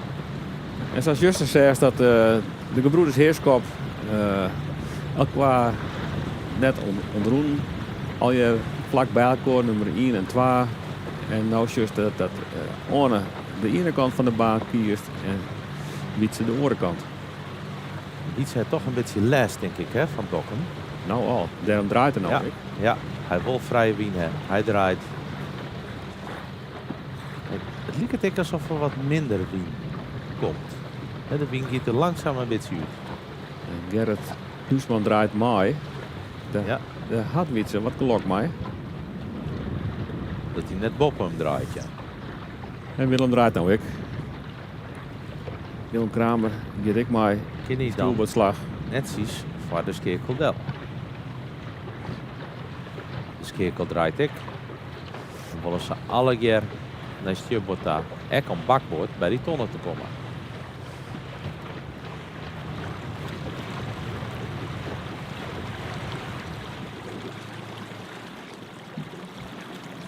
En de Funskip als enige gaat nou weer op bakboord. Ik denk net dat dat volle helpt.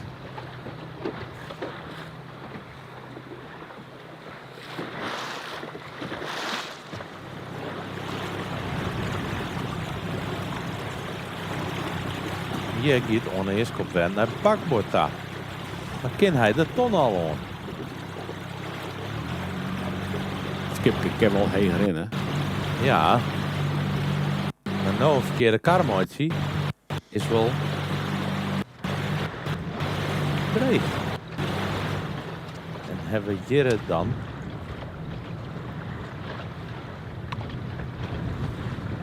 de poppenste tonnen.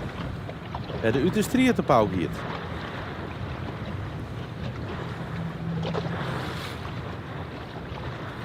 En waar is dan de rest van het veld?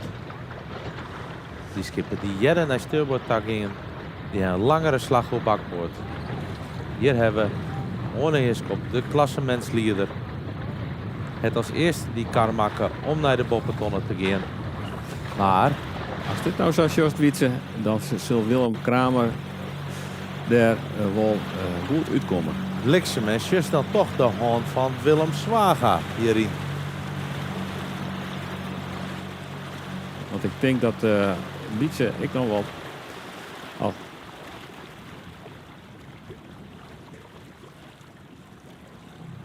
Willem en Willem. Nou, Magic Duo lijkt het zo. Als eerste bij de boppetonnen. Dat is een mooie verrassing. Hij hier pech. Hij sloeg om. Hij had nije zweren kregen van zijn concurrent. De verwisseling Bas Krom. En dat is toch mooi dat we elkaar helpen. Hier in de IFK's. En mooi die nije zweren kinderen hier gewoon als eerste bij de boppetonnen komen. Machtig om te zien. En Jelle draait nou voor Anne Heerskop. Oeh, maar dat is wel heel betierd, Frits. Ik ben benieuwd of hij nou wel de tonnen helpt. Want het waait net meer hut. Is het zwet wel goed jipstekken. Maar ik vind het gewaagd, ja. En die fok, die kilt nou al een beetje. Hier bij het Green Skip de skekel van Jelle los. En heeft hij dan genoeg gang om die tonnen in te vouwen. Dit wordt penibel. Dit wordt een heel dreige exercitie. We komen nou wel binnen de zone van de 3 skiplengtes. Ja, maar hij mooi net oersdag. Orne Heerskop slacht het wel. Die hier al een gangje. En nou scheelt het misschien dat er een beetje vrije wien is. Waar hij gebruik van Maatje kind. Hij komt bijna met de kop in de wino. Oh. Just de foklapperen. Ja. Houdt die kiek op bakboord. Dan is ruchten. Er zit een gatsie tussen. Nou, matten draaien, want oors dan gaat al die bak wat skippen. Oh, dit wordt een en de kiek is in het midden. Ja. Fuck je bak. Er zit een gat tussen. Het zeelslagje. En krijgt var die orenskippen die er rondkomen. De westenwind. Het daar een gangje.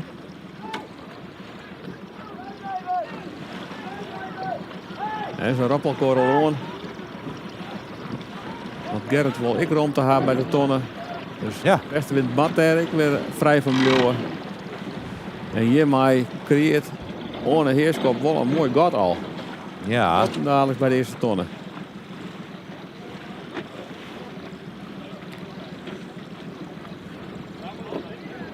Nummer 1 en 2 binnen mooi fut. En toch de opzitter van de Skekel is het hele veld daarachter. Dat is toch een beetje traag. Westenwind het wel een mooi vrije wien. En nog een kankje. Die kunnen misschien herinneren. De F moest ik een opzitter maatje. De Uterstriet. Er was wat racerij, maar volgens mij doen we het alle precies goed. Dan hebben we hier de Gallenbedamme. En dan het Zwarte Wief. Die dan toch wel aardig bijkam is. Wils die start net zo goed wie, hè? Nee. Die hebben inderdaad een goede slag makken. Ja. Want als je zal letten hoe die stadlijn komen. En nou als zonde al hoe de bij de bovenste tonnen komt. Ja, dat is super knap. Ja. Maar dat lichte waar kind dat echt wel wat meer, hè? De relatieve verschillen binnen volle grutter. Dus als het hem krekt even beter is, dan kist ik snel wat inhalen. Asaste, de hoop op zegen. Jochende verwisseling. Die maakt het net de klapper voor het klassement die die neder hier.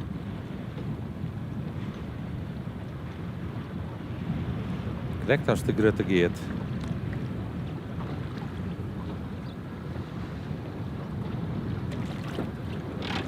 En de Trijgenbroeders. En ik, Jochem Tarema van de Lietse Lies, probeert een opstekker te maken om de tonnen te heljen. Dus juist de pijler al helemaal het zwart in het water trappen. Om genoeg weerstand te halen om net op de tonnen te komen. En als zodra de mers bij de tonnen is, dan houden ze de fokbak om er mooi omheen te draaien. Zonder dat de tonnen te rijtje. Ja, de druk die gaat van het zwet houden, hè? En dan gaan ze druwen. Ja. Dus de pijler die moet dan een voetje erop houden, zodat hij diep bloedt. Zodat als er een vlaagje in komt, dat is net dwars uit kiest.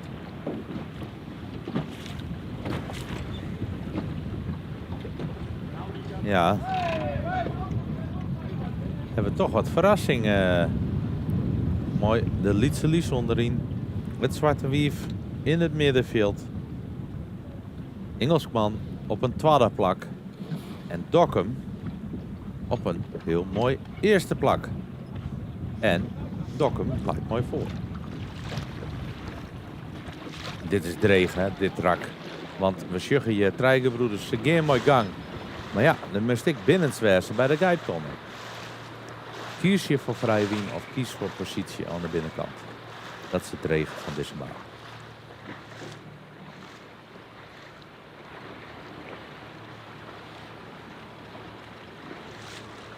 En je giet ook hem om de guidetonnen. Ja, Orne is toch dichtbij kwam, maar de Engelsman Frits. Het is ook wel mooi dat, om te zien dat deze jongens nou varen zielen. Voor hen beide bij Sikke Heerskop als bemanning. En nou zelf skipper. Ja. In de kerst praten ze dan altijd over de snitse pannen, maar de Dream Team van de jaren 90. Jongens die laten al je zelf skipper worden binnen. Misschien hier Sikke Heerskop. Ik wil een Dream Team. Ja. Misschien wel. Ja, dat winnen wel 10. Er komen toch wat naar je skippers wooi.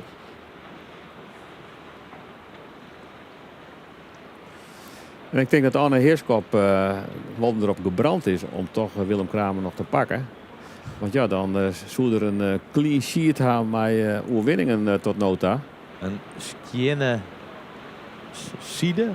Ja, een skienne side om al je eerste plakjes. Ja, hij wil dat graag. Hè? Likas Pieter Jelle Stielke van de Sterke Jerken. Wil ik graag dezelfde prestatie. Dus ze is toch een oude loeker gaan met 0,9. Nou dan, daar kerst maar thuis komen. Ja. Ja, dat is een oude loeker west, maar thuis komen kist.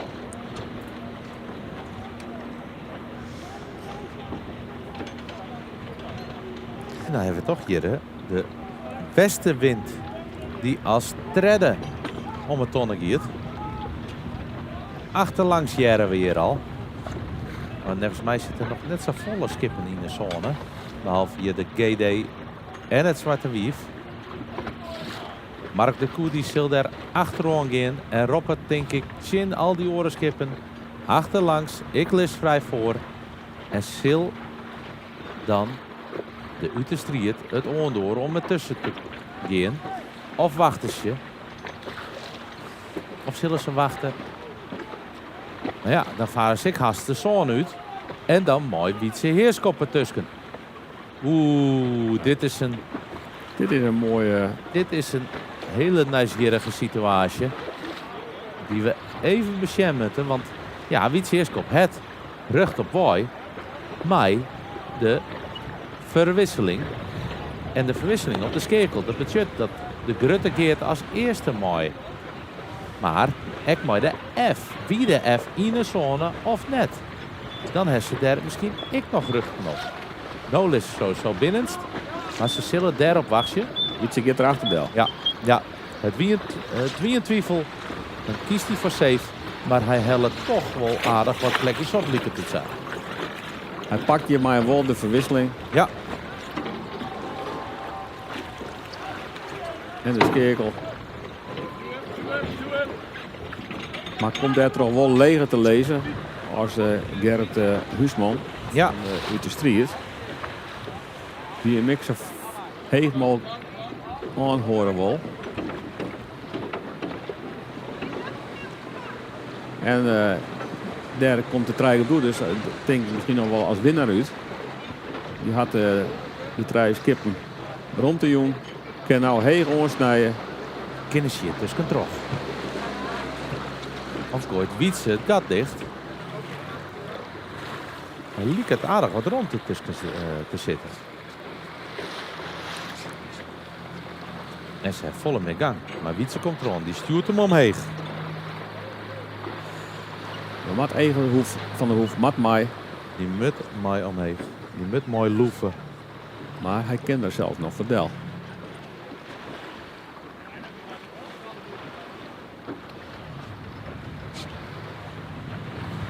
Er gebeurt hier van alles. Best zelfs kippen die hadden loerten er al in. Terwijl we nog net in Sparre Wien zien.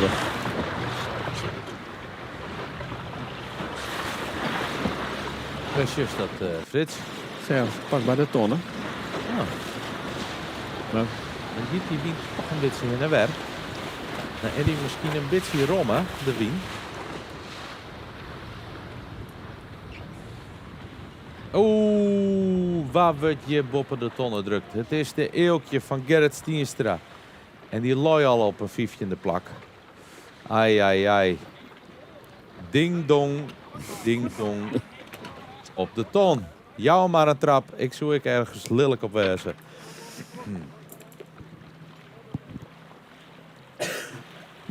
En is het dan een verkeerde inschatting geweest? Of is het...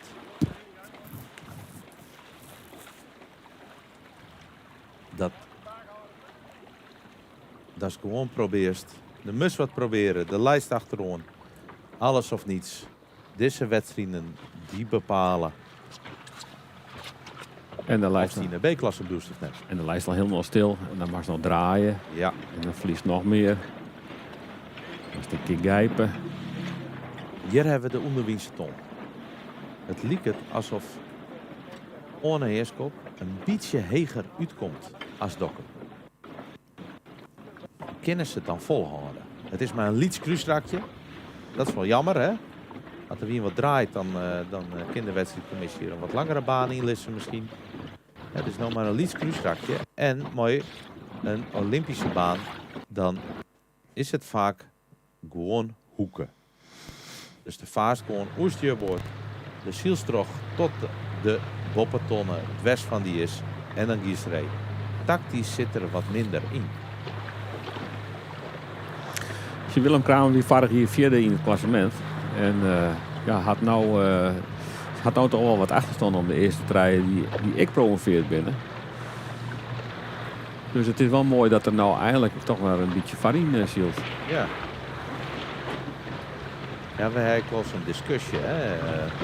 Met nou, als er in stopt in de A of B en dan moet je extra promoveren. Hè, hebben we dan leerd dat de nummer 14 erin bloedt. Of dat de nummer 4 van de klasse eronder terugstoomt. Wat vind je nou? Ja, ik vind het een drege discussie. Hè, ik vind ergens, zeker in de A-klasse, was toch wat meer stabiliteit van de nammen. Hè, ook voor de uitstraling van de club en zo. Het is misschien ook wel logischer dat de nummer 14 beter is dan de nummer 4 van de klasse eronder. Aan de andere kant, er kan zo volle verloren en het kan ik een boostje aan ons aan het team van hé, we zijn toch gepromoveerd, nou jouwen we alles ervoor. We worden serieuzer, we investeren in het schip, in Nijenzaal. En dat ze dan toch heel goed mooi duggen. En dat liet ons, Willem Kramer, Joert XN, dat die prima in die B-klasse tussen hebt. Ik ben er wel van mening van, als je met de laatste treien eindigen, ja, dan helaas, pindakaas, dan best degradeert. En dat er dan een extra uitgaat omdat de skipper stopt. Ja, dan had nummer 4 natuurlijk het gelok om ik mij te gaan. Het jouwt wel een soort van duidelijkheid, hè? Ja. Ja. En wat meer variatie is echt heel leuk. Ja, en er zijn toch ik skippen bij die net heel protte investeren kennen. Maar voor hun is het toch mooi om dan een keer in de klasse Heger te komen. Om het toch aan te proeven. En misschien was het ook Zeist. Ik daar toch misschien toch wat meer sponsors misschien wel krijgen kennen. Ja. Om te investeren, om erin te blijven. Ja. Ik ben zelfs zeker een keer uit de B-klasse gepromoveerd naar de A-klasse als vierde. En toen dachten we van nou gaan we het schip plamuren. Wat geld leent en alles op alles, dat schip plamuren. En we waren treden in de A, het horen hier. Kerst Nijgen. Ja, dus het kan zomaar. Hier hebben we weer een luchtduel. De skippen willen weer binnenkomen. Bij 3 skipslengtes, cirkel, om de tonnen heen. Dan is vrij voorlezen. Bas Krom jaagt Gerrit de Vries omheen.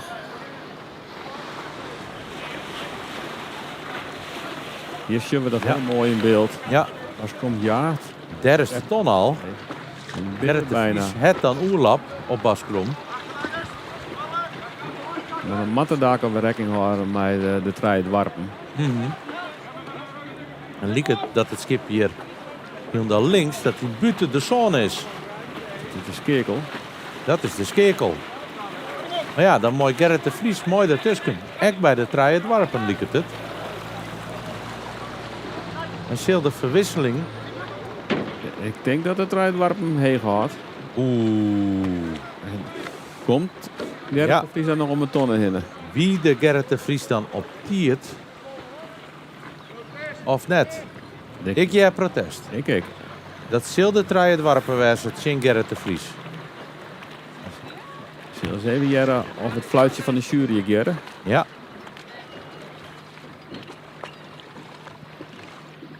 Hier nog geen fluitje. En hier heeft les van hier als trein het warpen.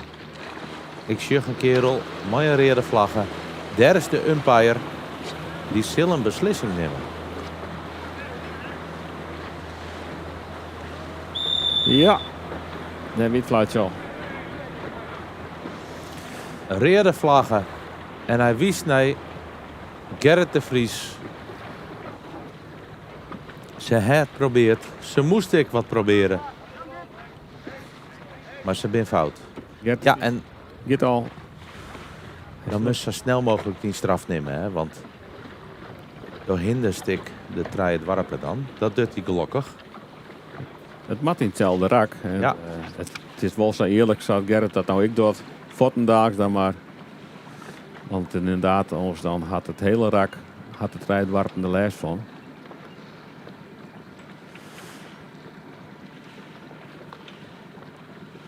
Ja, en dat is duur.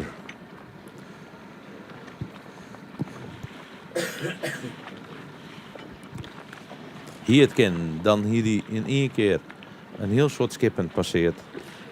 Wat voerde met Bas Krom wezen? Ja. Want ik zie, je zus nou Gerrit Stienstra, die zo pas de patonnen ziet. Die zus nou ik Bas Krom alweer voorbij zielen. Nou, Bas Krom die moest heel buitenom natuurlijk. En die had nou les van de verstoorde wien van Blauwhuis en van de Eelkje. En Gerrit de Vries de Boppen. En als die wien verstoord is, dan is geen hichte, geen gang. En de wien die gaat er nog meer uit. Maar in het Varijn had ze daar geen les van. En Orne Heerskop is inmiddels Willem Kramer voorbij. Richting de Bopperste Tonnen. En de Empire die jette zo pas al fluiten voor een overtreding van Gerrit de Vries. En we hadden daar nog een filmkoer. Paar achter met de boten mee, met de scootjes mee. En interpreteer eigenlijk die regels wanneer de boten elkaar tegen gaan komen. Wat maakt nou de umpires zo belangrijk? Nou, ik denk dat het belangrijk is dat de schippers direct zien hoe de regels geïnterpreteerd kunnen worden. En wat de uitslag van hun protest zou kunnen zijn. Ervaar je wel eens dat mensen het er niet helemaal mee eens zijn met wat je zegt? Oh, zeker. Ja, zeker. Ja, nee, natuurlijk. En er is heel veel emotie op dat moment.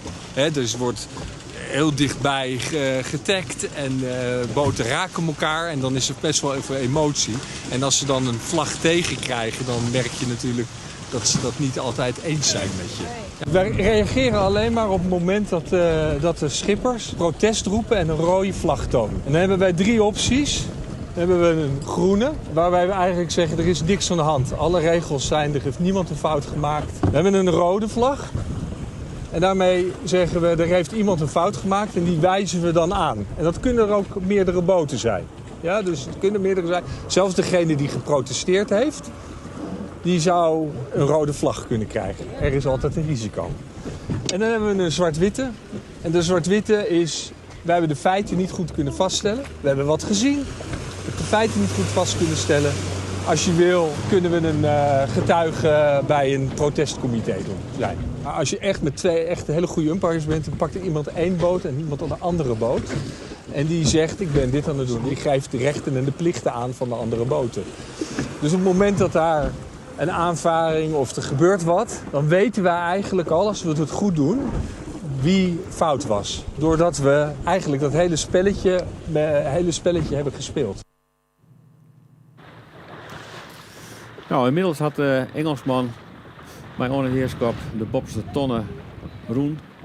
En had Willem Kramer inhalen. De westenwind zit nou op vinkentouw bij Willem Kramer. Dus ja, er zit genoeg spanning in de wedstrijd. Zeker. De westenwind is dan de Skeerkel voorbij vergeleken met de vorige Bopperste Tonnen.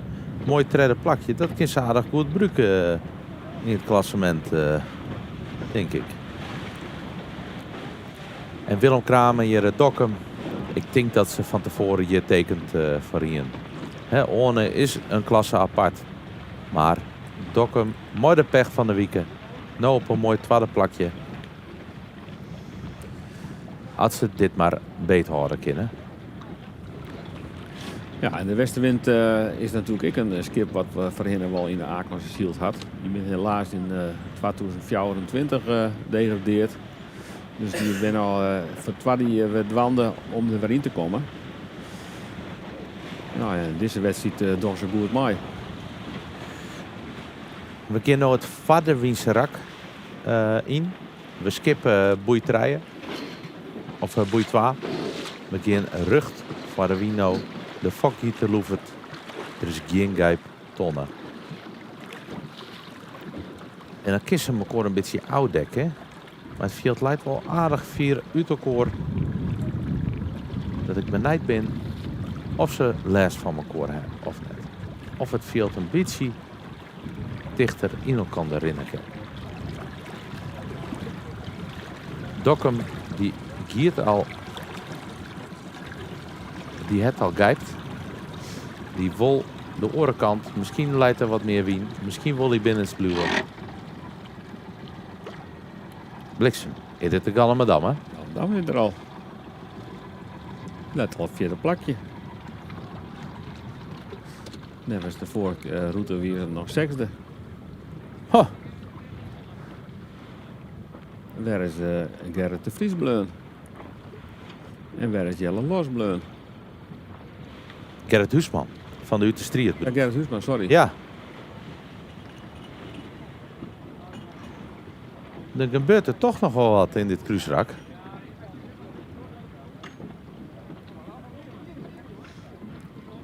Ja, want Mark de Koek gaat ik al richting de bovenste tonnen.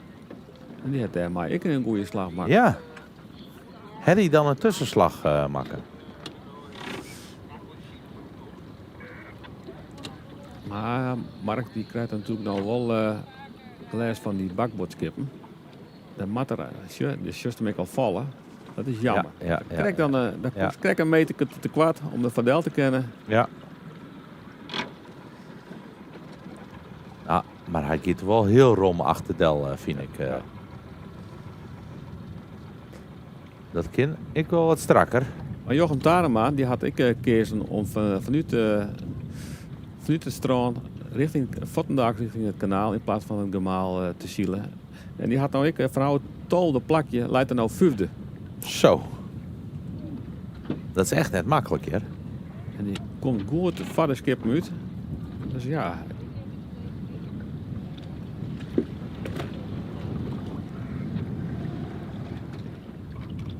En dan krijgen we, denk ik, de Treigerbroeders. Achter de Lietselus. Ja. En die had flink gang. Had ik ophellen, want die nog alde. Ja. En dit is wel nieuwsgierig. Had die oerlappen bloed, dan mooi de Lietselus net afvallen. En dan kan de Treigerbroeders, die kan dan mooi een binnenbochtje nemen. Misschien direct vetgijpen. Ja, maar had ik keurig romte. Ja. Had het gatsie, giet wat rommetonnen. Zodat de Treigerbroeders er ik goed omheen kan. Ja, maar hij had ik die snelheid. Ja. Hij had een rommere bocht om de tonnen heen en dan de Treigerbroeders. Maar ze jou wel een gatsie aan uit de strijd jaren. Die kan treien breed, gaan die voor de wien.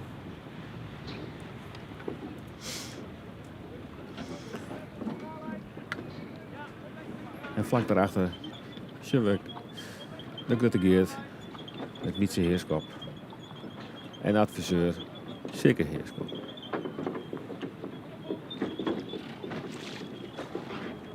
Die kijken dreksvet. Die gaan voor de ongeval. Ja, en had je dan die handling goed in de vingers had, dan pak je een hoop meters mee. Ja. Maar ze dekken nou net die oren au. Nee, ze zit je hun eigen paard. En er is misschien nog wat last van die onerwiese skippen.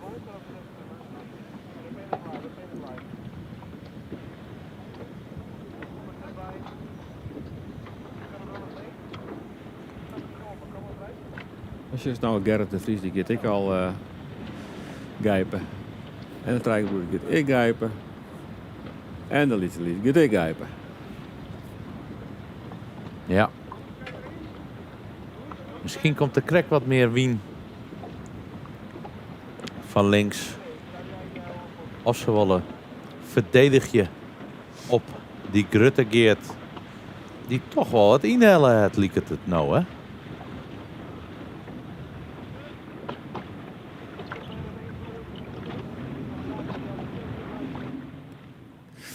Ja, en hij is nou ook binnen het skip, hè. Bij de volgende tonnen is dat wel een voordeel. Dat er dit harde kan zijn.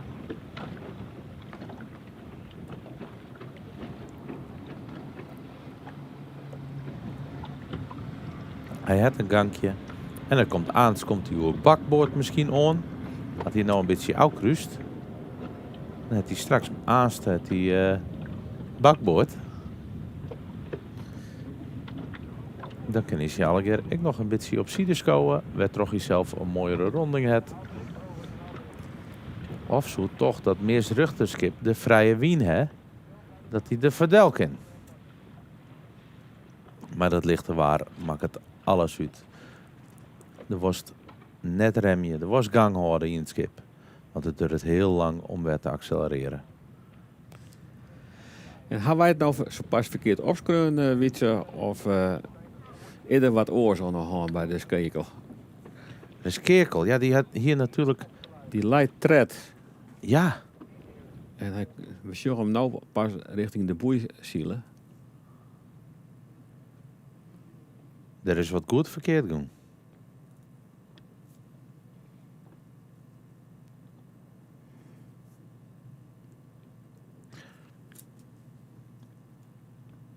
Maar het net in beeld krijgen wat er... Ik zit echt heel diep te graven nou. Wat hebben we mist? Wat kon er verkeerd bij de skekel? Het hij een rondje draait of... Bij het eerste Romietse rak is er wel wat... Wie die een keer aan de buitenkant, dacht ik. Ja, ik zit ook al te denken.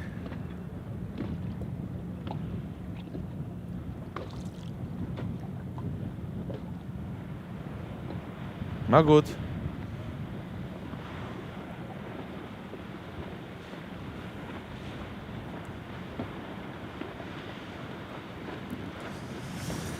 Ja, dat is net zo mooi als je zo volle plakken verliest. Wat er dan ik bad is, dan was het nog net. Nee. En zo naar de strijd aan. Hier met een mooi... De eeuwtje 2. Misschien zie je wel 2 plakjes fruitskoot. Van Ina laatste naar trekje. Misschien ziet het wel in de meerspanning. Want zij kunnen natuurlijk een noorden meerskring. Vlak voor het kampioenschap is hun meers nog brutsen. Ja. Bij het naar beneden. Ja. Hier van de meers. Zien een trainingsweekend op het zoeken maar. En dan met die meest met altijd even naar onder een tak. En is het daar verkeerd gong? Wist je er meer van? Ja, daar is het misgong. Ja. Ja, naar onder kun je komen van de meest. Ik bedoel het zelf, ik altijd een hachelijk moment vinden als die meest naar beneden maat. Ja. Het gebeurt gelukkig net zo vaak, maar... Nou, het is al een paar keer gebeurd dat er inderdaad een gang naar beneden komt. Knapt dan vandaag op de roef. Ja. In dit geval wie het helm houdt ik nog steken. Nooit eronder staan. Nooit eronder staan. En altijd sturen, mooi een touwtje om een bolder, dat ze naast in kist. En het beste is gewoon heel del en leunenlid op een steun. Dan varen mooi die mest heel waai. Als er een golf komt, dan gaat die mestkoker ik heen en weer. Dat is neerwurg. Ja, en de verwisseling die had toch aardig wat plakjes flan bij de vorige boei. Want ja, ze komen nou hier als 15e om de tonnen. Ja. Ja, dat is jammer. Wie een beetje dwongen toen, hè? Ze breed om die tonnen heen. Er wie een heel ploegje en zij wie de buitenste. Ja. Ja. En voor het klassement is dat ik seconde, want ja, jij juist er toen hier ze al een DSQ en mijn zoontje punten daar toch. Dus ja, als er nou 15 binnen, dan komen er vandaag 15 punten bij. Ja, dit wie de dag dat als ze mooi een hele goede klassering hier en de oren in de top 3 zo'n stekjes vallen laten, dan hier de verwisselingen nog bij komen kunnen. Maar nou is het gedane zaak, denk ik, van morgen. Ja, de promotie zit er helaas dan net in. Wel gedaan, inderdaad, voor promotie. En ik, Bas Krom is in 24 uit die aanrekken. Dus ja, het skip kan wel in de A-klasse zielen.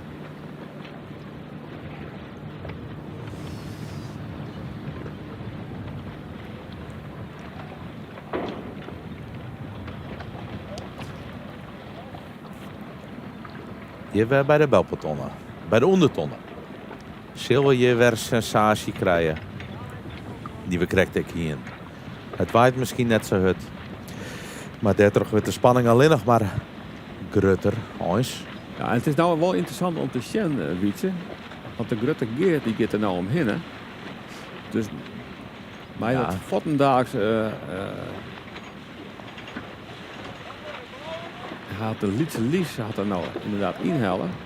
Zo had wel zeiden bij de bovenste tonnen. Hij ging vottendaags naar Bakbota. Om binnen skip te worden. Ja. Ja, het hier weer treien te pakken, lijkt het, hè? Treien, die ik heb 1, 2 en die dan? Ja, want de Treige Broers komt er nou aan. Dan hadden de treien te pakken. En Gerrit de Vries komt er nou aan. En die lijn Gerrit Huisman. Gerrit Huisman. Gerrit de Vries, ik zei zelf Gerrit de Vries. Al die Gerrits. Ja, er werd 3 Gerrits. Ja, Gerrit de Stienstra, Gerrit de Vries en Gerrit Huisman. Bliksem. Nou, dan is het wel duidelijk. En dan gaat toch dat hele groepje van zowel onheerskop als Dokkum als de westenwind. Die gaan alle keer op tiert naar Bakbota. Dan willen ze toch net daar bij het kanaal blijven. Nee, dat zeggen ze in de vorige route nogal. Ook hier ze heel wijs. Dat rak, hier ze woensdag pakken de bakbootslag.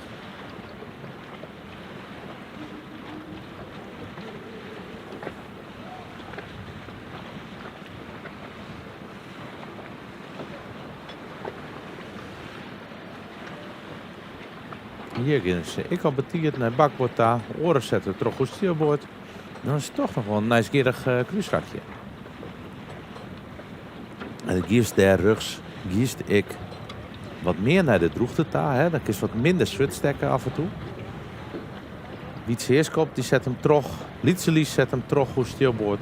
Misschien wel eens ik wat wachtje op wat vrijere wien. En daar is misschien toch wat les van de Gallemedamme. Ja. Daar nog.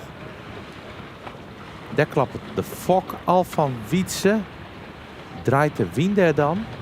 En we zien gewoon daar de Treige Broeders. Ze gaan wel heel heeg opstekken oer bakboord. Ja, en dus daar toch Geert, de Grutte Geert nou ik al, want die shut die aanval aankomen. Dan had de krek haar ze hun inhalen. Dan word je die vaarsprong wel horen. Dit is wel een shift geweest. En wat betekent dat? Je farine in het veld. Dokkum leidt nou een stuurboord. Maar het wat minder gang als Orne Heerskop oer bakboord. Maar ik denk wel dat het de goede kar weer van Dokkum om jeder start te gaan. Want ze komen hartstikke uit. Je Orne is nou om de tonnen. Er wist even in de war, want wie het beste wint. Ja. Wie de skip. Dat is... Orne weer al volle verder. Nee, dan weer het net de goede slag van Dokkum om jeder te gaan. Want dan is de westenwind in een wienbleun. Dat er 2 of 3 scootjes tussen passen. En die komt met een broersere kop, met meer gang. Oer bakboord. En die zal dan Dokkum hier inheljen. Ja. Langer terugzetten, wie toch beter. Kaam de skifting, dan rij. En in een wienbluwen. Er gebeurt hier op de Sjoerd. Gebeurt er ook wat. Ik zeg, Sjoerd Hofland. Maar een kratje bier. Naar de SN. Naar de Lonneke bemanning in. Ik weet net wat dat voor deal weer. Wie had hij een weddenschap verloren? Ik moet gek zeggen, hoe je een weddenschap verlenen. Had je maar pot winnen, nou dan krijg je een kratje bier. Nou, misschien wie dat het wel. Ines C-klasse, de winnaar. Maar de Lonneke, Nick de Jong. Wilst wij in beeld jere. Zeggen dat de westenwind Dokkum voorbij is. Spietig voor Willem en Willem. Spietig voor Dokkum. Maar ze hebben nog steeds een dijprieske. Als ze dit maar volhouden. Ze hadden nou een aardige voorsprong op de Galamadam. Dus een beetje gelokt, dan redden ze het op. Ja. En ze gaan het rondwind rak in. Het hele veld kan aardig heeg onhouden. Nevens de Galamadam die nou richting de tonnen gaat. Ja. Maar we zien wel wat orenhoeken, hè? De wind is wel wat draait. Dat draait. Hij is wat rommen. Dat zoeder ik. Dat hier win die Wouter al voorspelt. Ja, dat wie die conclusie zo pas, hè, met de occlusie. Ja, ja.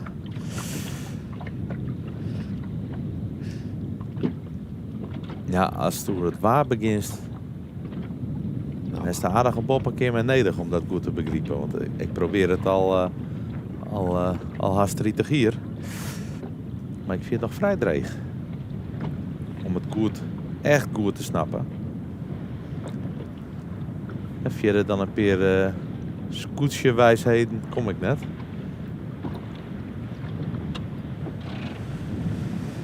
Maar goed, de Galamadam en Simon van Lingen die zit er mooi bij met een lange Wiekse scootje. Mooi op vierde plakje.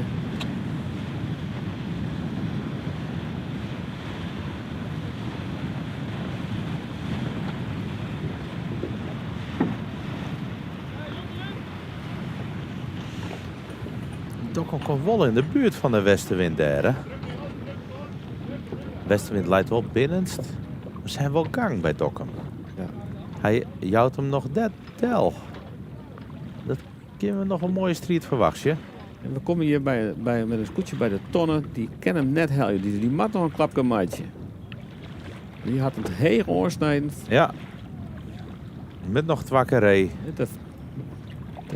De Uterstriet. Gerrit Huisman. Huisman, heel goed Frits. Is het nou goed? Ja.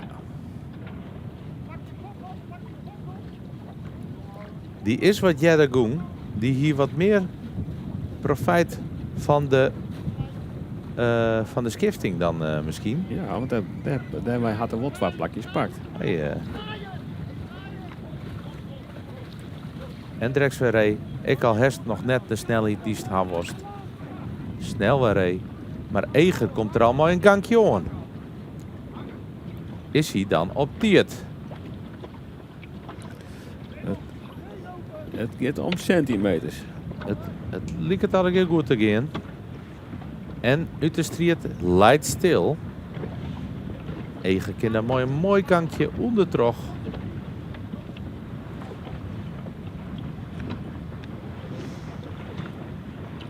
En het Eger ik aardig wat ophellen. Wint 1 plakje dan. Maar bij de eerste boppenstonden wie die nog olven. Dus juist ik dat de trein het warpen een heeg onhoud. Die probeert hem nog te heljen. Ja. In volle heger zielen op dit moment even dan.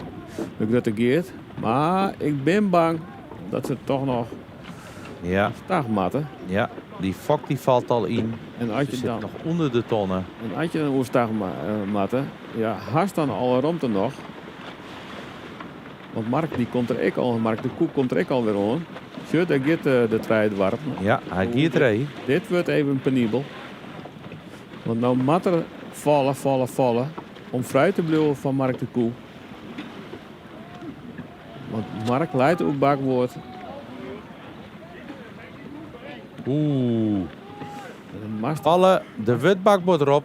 Als die vakbak horen. Het gaat goed.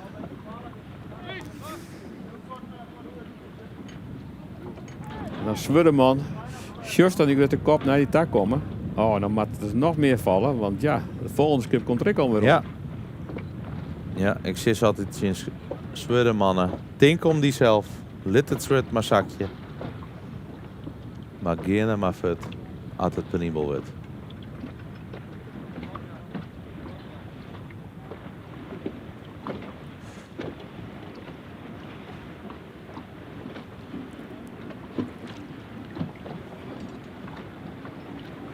De P van Mark de Koe wint een plakje van 9 naar 8. Ja, de Litselins die nou om de tonnen komt, die had juist krijgt weer 3 plakjes verlen van Ja. de 4e. Ja. Die samen mooi klom in het klassement, of in het veld. Hey. Ze zal slepen met de tonnen. Er komt een plaatsvervangende blauwe ton. En mooi een groene vlag betekent dat die verder naar stuurboord plaatst wordt. En dat zal dan ook de finishtonnen wezen. En duggen ze die dan bij, dus dan de finish bij de onderton? Schenberg leidt... Je gast net? Nee. De Wilde Witse leidt je, of de Wilde Witse, de Engelsman leidt ja. al bij het strand. Ja. Dus ik zal nog een keer omheen gaan. Ja.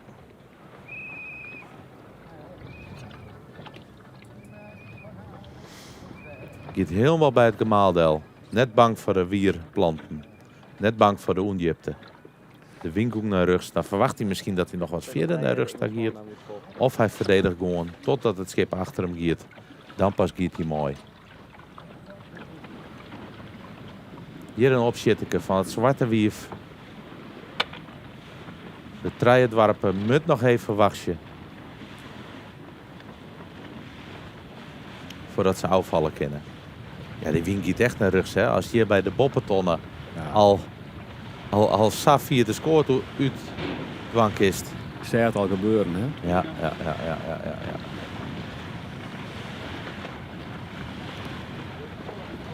Wat denk je nou zelfs? Ik werd met de loer erin naar de Heelwindse tonnen. Wat voorheen de Heelwindse tonnen weer. Ja. Dus ja, dan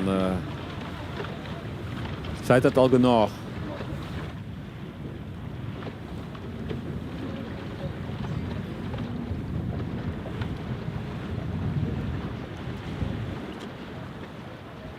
En dan door het is hem toch net de tussen te gooien. De skekel. Dan bloedt hij buitenop. Buitenop.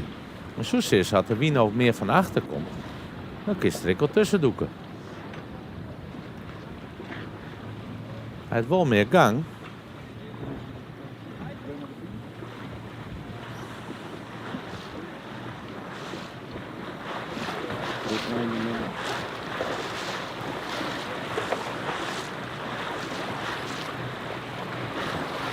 Een blauw huis die leidt ik behoorlijk stil. Ja. Dus je hebben Wietse Heerskop. Anne Heerskop. Alle jonge, frisse gezichten nog, hè. Ik denk wel is de week lang geweest. Ziet er al heel strak uit. Alles mooi voor elkaar. Rest aan boord. Maar wat wil je? Maar deze oermacht. Van waar op boy? Nee. Het eerste plakje.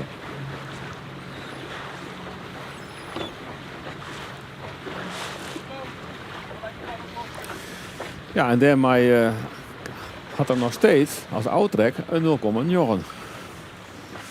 Ja, nog steeds on schedule. Mooi. De prestatie van Pieter Jilles Stjoeker in de B-klasse. Maar alleen nog maar eerste plakjes. Nou, dan werd het wel eens diert dat er naar de A-klasse tagiert.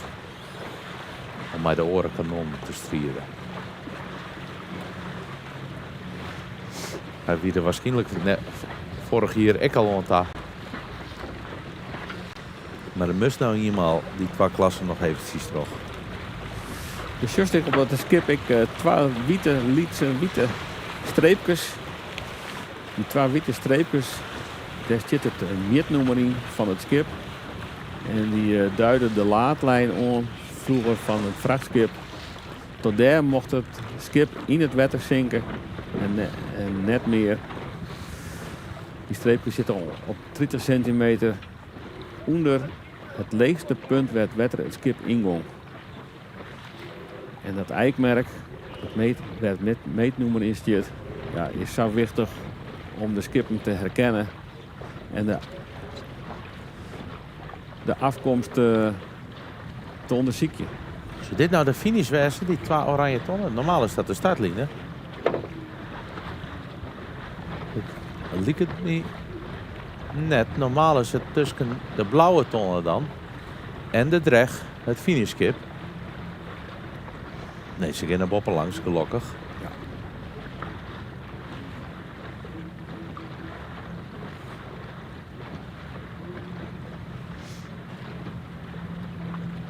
Ja, en dan nog van die meernoemers hebben we inmiddels als Stichting Fahrenheit ik al 436 scootjes weten te traceren van de 800 zondag die gebouwd binnen.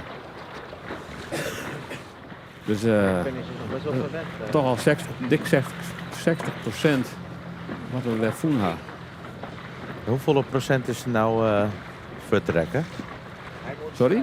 Hoeveel procent van de skippen is er net meer? Dat je hem zeker weet? Nou, dat weten we net. We zullen ze nooit alle 100 weer omvinden. Want dan ben ik al scootjes naar de hoge overstag in. Of dat ze al sloop binnen. Deze kan ook maar beter. Maar tot op heden vinden wij dat in ieder geval een hartstikke mooi resultaat. 436 scootjes. Zeker. En we weten zeker nog dat we nog wel op een 600 komen kennen. Alleen dan moeten we nog meer onderzoek doen en nog meer op paard. Naar Engeland, naar Frankrijk. Om ze daar te vinden. En dat mensen nou een scootje vinden? Wat met ze dan doen, Frits? Nou, ze kennen altijd bij ons op de website van de Stichting Fahrenheit in de scootje-historie. Kunnen ze te lonen om het met te melden. Of ze kunnen een mail sturen naar scootjehistorie.frl. En het is belangrijk om even een foto te maken van die eiknummers, denk ik. Ja, dat is het meest wichtige. Ja. Dan willen we onze scootjes op een foto zetten van we hebben er in voen. Maar ja, dan weten we nog steeds net exact om welke het gaat. Dus die eiknummers zijn wel heel erg wichtig. Ja. Hier is een mooi duel gaande. Tussen de westenwind en de Engelsman. Als hij hier nog stag gaat, dan gaat Orik de wet verdedigd. En dan vind ik dat de westenwind wel lekker rint. Ja, Orne werd toch een beetje benauwd, want ze komen dichterbij, lijkt het. Alleen nog maar mooi voor het publiek. Oh, is met de westenwind nou weer draaien, hè? Weer onvallen. De broer van Daan van der Meer, Tom van der Meer, die had in de SKSX zijn eerste stapjes maken. Ja. Die is een PK Maiwest op een hele mannen. Of officieel de halve maan. Ja. Ja, giet ik mooi Fries inloop, Tom. Ja, dat klopt. Hè, dat langzaam komt het wel zo vier, hè? Langzaam giet de invloed van Friesland, hek bij de Westerlingen. Hij praat nog geen Fries, maar hij verstaat het inmiddels al. Tje. Ja, ik kreeg al commentaar dat ik zei hier dat hij dik ben weer. Oh. Maar... Ik denk dat de Westerwind weer. Overstag. In aanval. Op de Engelsman.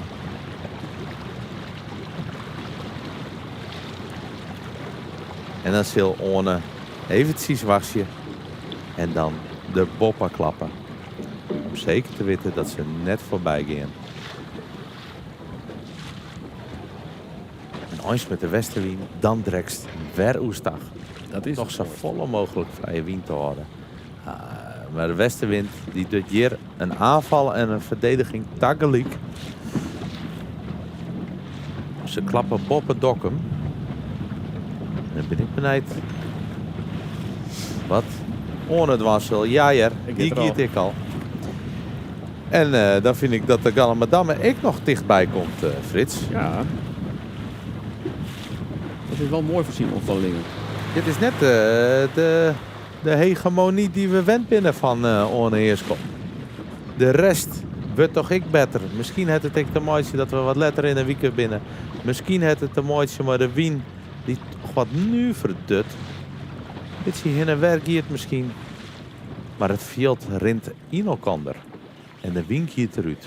En jes juggen de blauwe tonnen en de dreg van Wettersportvereniging Warkum.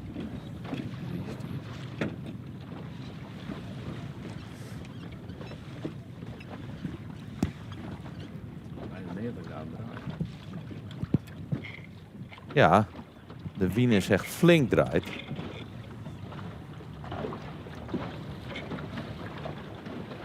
En dit is toch een mooie strietje.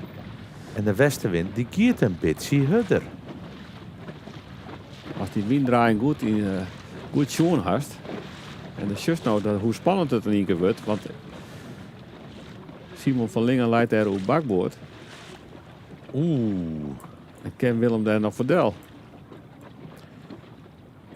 Willem die gaat overstag, want hij kent net verdel. Nee. En dan hoopt hij dat hij de Gallemadamme eruit kniepen kan. Maar de Gallemadamme heeft een gangje. Die shit nou een beetje op dat hij vrij bloedt van Dokkum. Of hij krijgt hem nog gunstiger dat hij wien weer verder naar rugstag giet. En wat gebeurt dan hier? Westerwien, giet oestag. Ohne hiskop. Ek. De wien giet eruit. Kennen ze de tonnen aan? Ja, liekt het wel op, hè. Ohne is lang terugzield. Zodat hij mooi een gangje naar de finish kan. Maar de zesde hoe groot de voorsprong Ohne Heerskop hier. En hoe dicht de eerste vrouwen nou bij elkaar kwam lezen. En er is dan niks van zijn waar je nou eerste wordt.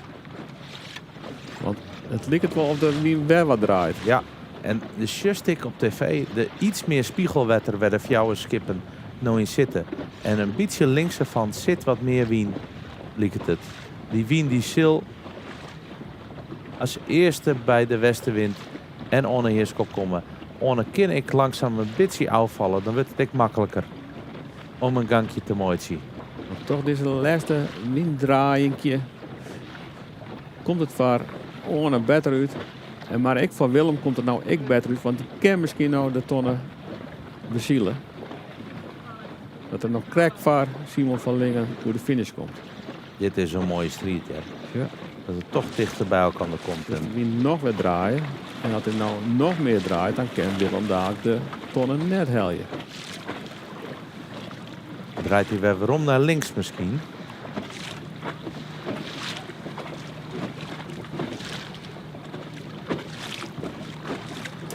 Dus just Willem nou kniepen om alsnog te heljen. En hij had last, hè? Hij had last van die schipper Bob aan hem.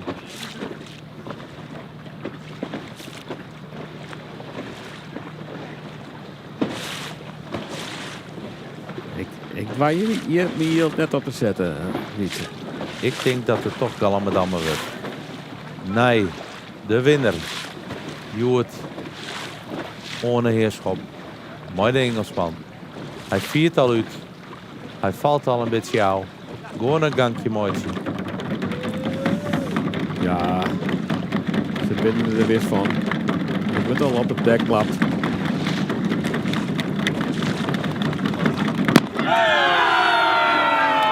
Hatsje. Oerwinning nummer 4 voor Ohne Heerskop. Nummer 6. 6, oh ja. Wij hebben nog maar voor jouw wedstrijd. Nou. 6 oerwinningen. Hij hoeft er nog maar 1 om het record te evenaren. Maar hoe komt het hier bij nummer 2? Ja. Want Willem die kniept het nou zo 4. Ja. Hij kan zelfs 12 worden. Dit wordt daar Scott op Scott. Dit wordt een fotofinish tussen Dokkum en de westenwind. Dokkum een beetje heger, westenwind een beetje lager. Ze gaan het heljen. Ja, we kunnen krek die oren net zien, hè, de dreg. Waar is de line? Tje? Dokkum toch nog. Combat kick, Kramer. Helpt het toch, het minder metershield.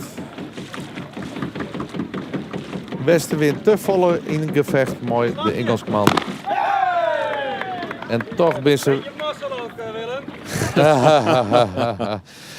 Wat een mazzel. Maar zonder geluk vaart niemand wel. Nee, zij is het. En geluk dwingst ik al. En dan is Glok ik een kansje aan. En Willem laag het ik. Ja, dit is een geniertje. Hij komt wat.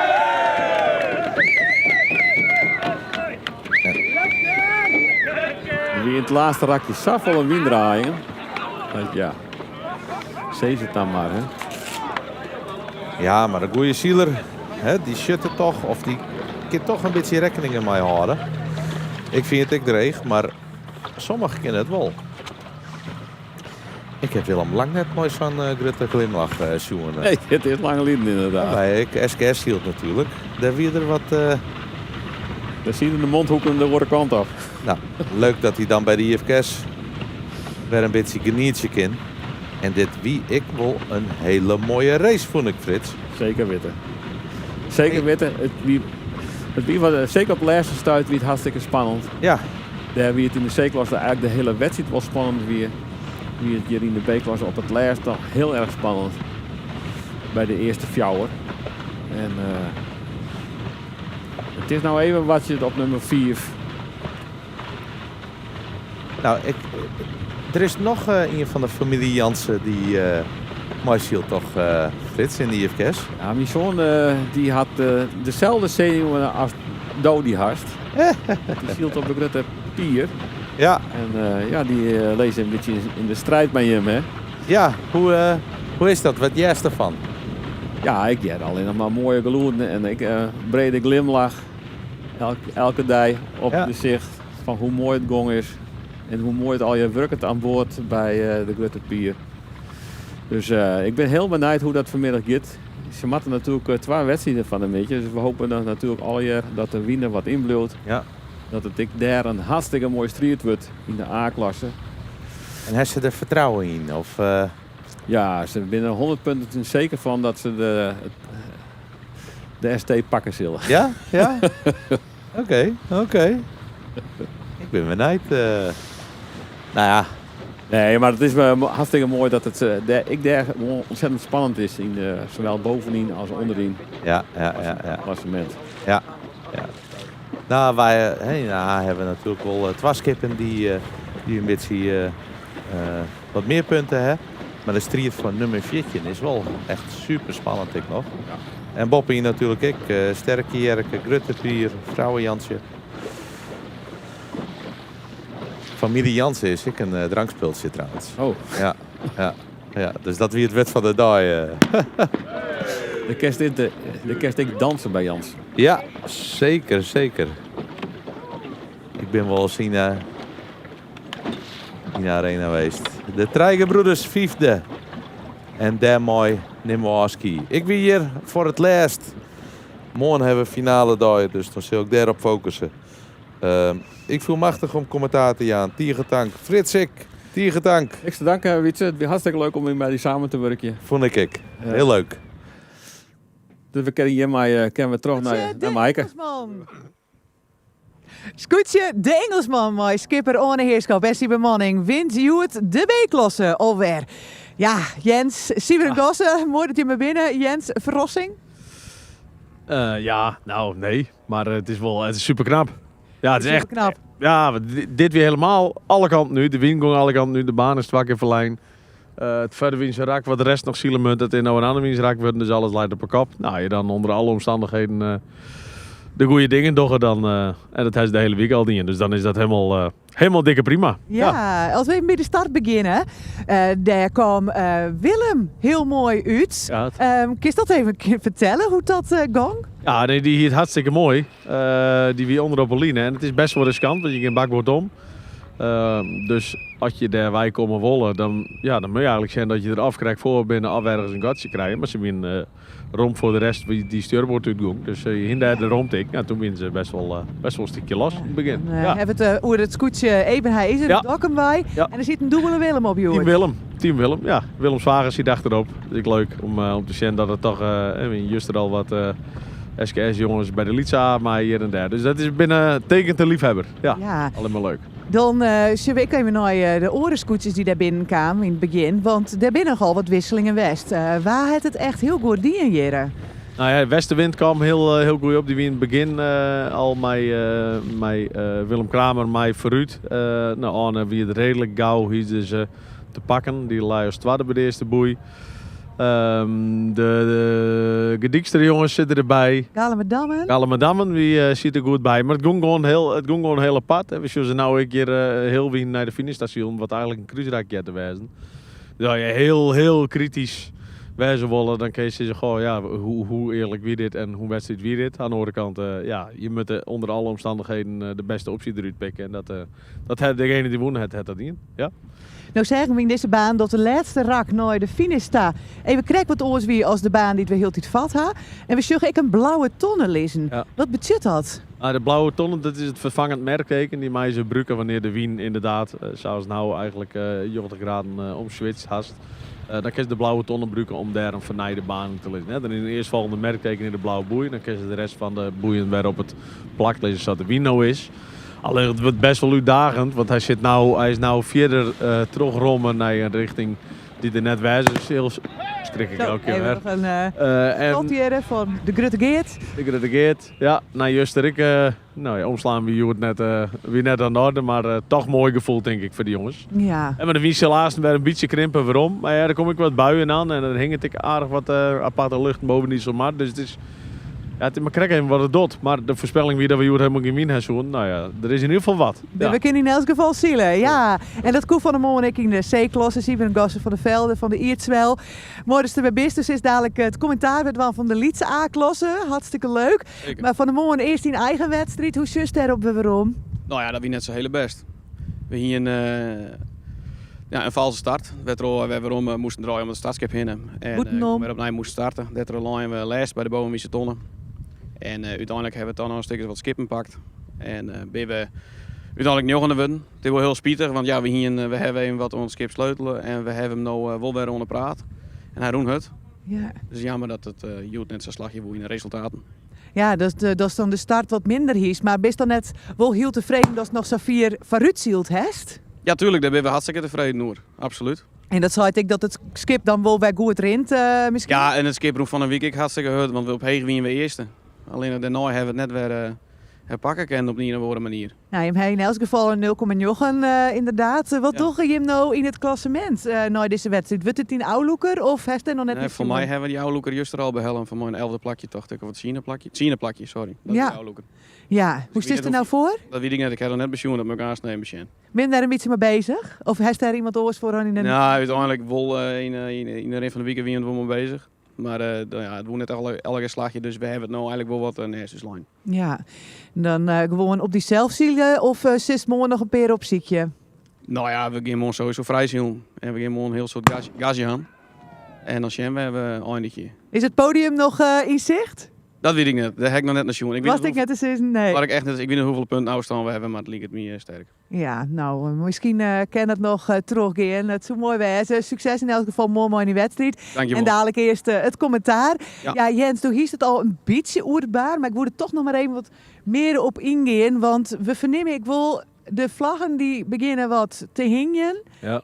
Is er een mogelijkheid dat de wind er wat uitgaat? Of zou je nou, maar die buien komt er echt wel weer wind om? Ik krijg even wat het zich doet. Zo vanmorgen weer haast niks voorspeld. En dan kwam er een buienfront hoe wij gewoon de hele tijd wiening zit. Dus nou wel wat ziekje. De buien ging ik wat rondom ons heen. En ja, ik krijg even wat er raast uitkomt. Een aantal weermodellen jou aan dat er vanmiddag wel wind komt. Maar van nou een uur of 3 of 4 uur.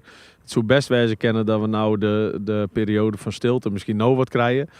Ja, en hoe stiller het wordt, hoe wisselvalliger die wordt als er een beetje komt. Dus dat wordt nou een hele uitdaging voor de IFKS-club om daar een interessante baan in te krijgen, denk ik. Ja, want de wien moet constant wezen en de mat wien wezen. De mat ik uit een richting komen die het steen bloedt.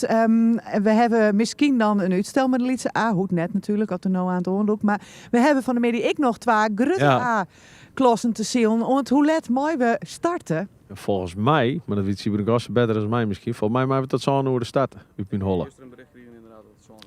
Bevestigd in mijn linkeroor. Dus ja, dan kun je misschien beter zeggen, je pikken de die toch maximaal mee. Omdat je nog een klasse extra dwam moet. Ja, dan zou je de verkiezen kennen om in ieder geval maximaal uit te stellen. Dat er altijd echt om een uur strijden wat meer win komt. Nou ja, dan al je oorlogen per wedstrijd zielen. En je hebt dan naast de Grutte A-klasse en daarna nog een keer. Dus dan kun je redelijk gauw weer terug starten. Ja. En dan moet je denk ik zijn dat je het zo vier mogelijk rekken kennen. Dat het zo eerlijk mogelijk qua omstandigheden wordt. Maar dat is net aan u. Maar, Nee, dat is onder de dat hoop ik wel. wedstrijdcommissie. Ja. En die doet natuurlijk uiterste best om dat goed te doen. En daar heb ik alle vertrouwen in. Ja, absoluut. De Lietse A, daar wachten we nou aan het eerst op, die wedstrijd. Wanneer die erin komt. En dat verslag dat komt van Frits Jansen. En Sibren Gosse van de Velde. De uitstelvlag die hing het er nou in. Dus we moeten nog even wachten. Nou ja, dat is eigenlijk wel naar onze verwachting. Want de vlaggen hingen echt rucht naar onder een ta. Dus we wachten op de Lietse A. En als hij van start gaat, dan ben we vanzelfs bij jou waarom.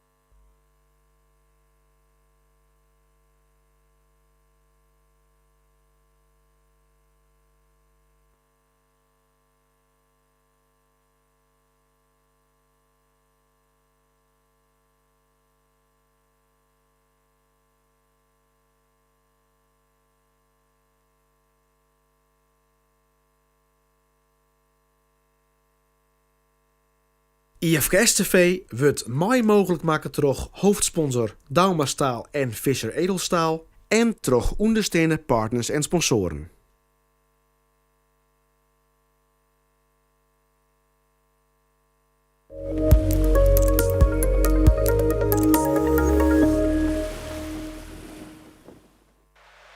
Grutsk. Wij zijn trots op ieder project. En het gaat ons niet alleen maar om het eindresultaat, maar ook de weg ernaartoe. Immers, om een droom tot leven te laten komen, moet je het zelf aanpakken. Op je eigen manier. Bij Kooi wachten we niet af. We willen de kartrekker zijn, ook in duurzaamheid. Want beveiligen is meer dan opletten. Het is verantwoordelijkheid nemen voor mensen, voor morgen. Het Kooistadion deed het voor. En voor iedereen die volgt, is de lat hoger gelegd. Kooi. Rest assured for a secure and sustainable future. Op zoek naar de scheepswerf van Noord-Nederland? Welkom bij Multiship Holland. Vanuit Harlingen verzorgen we onderhoud, reparaties, refits, straalwerk en coatings voor een breed scala aan schepen. Van robuuste werkschepen tot exclusieve jachten. Dankzij onze moderne faciliteiten en een hefcapaciteit tot 100 ton kunnen we snel schakelen en efficiënt werken. Heeft uw schip vakmanschap nodig? Neem vandaag nog contact op of ontdek wat wij voor u kunnen betekenen via multishipholland.nl. Slimme water- en funderingswerken. Daar ligt de kracht van Stienstra en Van der Wal. Met vakmanschap en toewijding bouwen we op en rond het water. Van steigers en damwanden, op bruggen en tijdelijke voorzieningen. Wij houden van een uitdaging en denken in oplossingen. Dit heeft geleid tot onze eigen innovaties. Onder andere op het gebied van ankers, trillingsvrij aanbrengen van damwanden, funderingen en onderwaterverankering. Specialist in water- en funderingswerken. Vandaag en morgen. Alles onder één dak, dat is Campernet. Als dealer van Hymer, Carrado, Eriba en LMC vindt u bij ons een ruime keuze aan nieuwe en jong gebruikte campers. Maar ook voor onderhoud, reparaties en accessoires bent u van harte welkom. Zo heeft u alles voor uw camper onder één dak. Alles zien? Kom naar Drachten.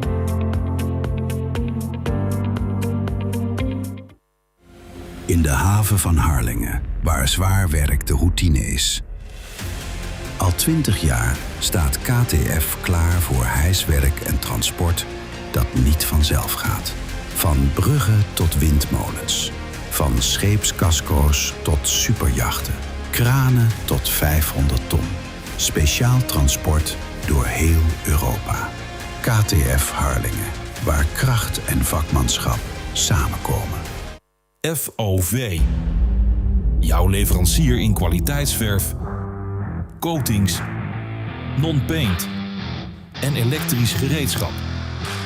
We helpen bij de keuze van het juiste verfsysteem en we maken scherpe calculaties. Met meer dan 10.000 producten op voorraad kunnen we altijd snel leveren. FOV, professionele verfoplossingen. Voor elk project. Slaapschepen groeit. En daarom zijn we op zoek naar nieuwe collega's die met ons mee willen bouwen aan bijzondere projecten op en rond het water. Binnen onze organisatie hebben we verschillende vacatures. Van techniek en projectmanagement tot financiën en planning. Ben jij op zoek naar een nieuwe uitdaging waarin je jezelf kan ontwikkelen? Solliciteer en groei met ons mee.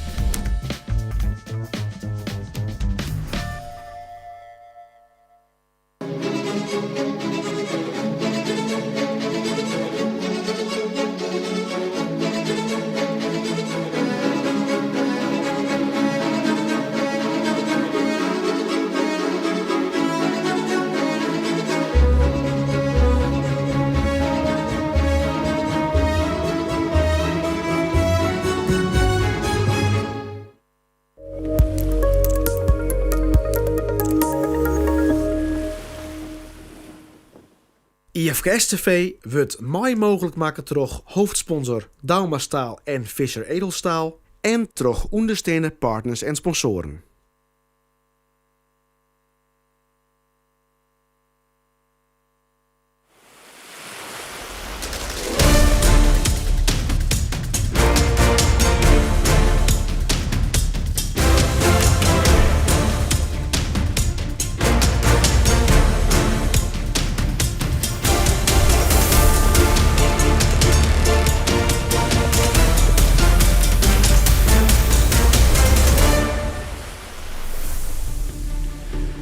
Goedemiddag.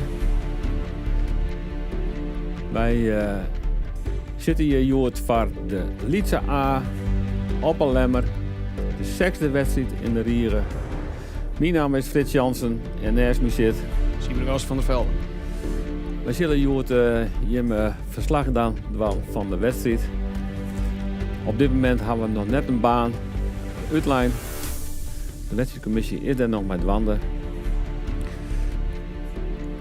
Het is wat, het lijkt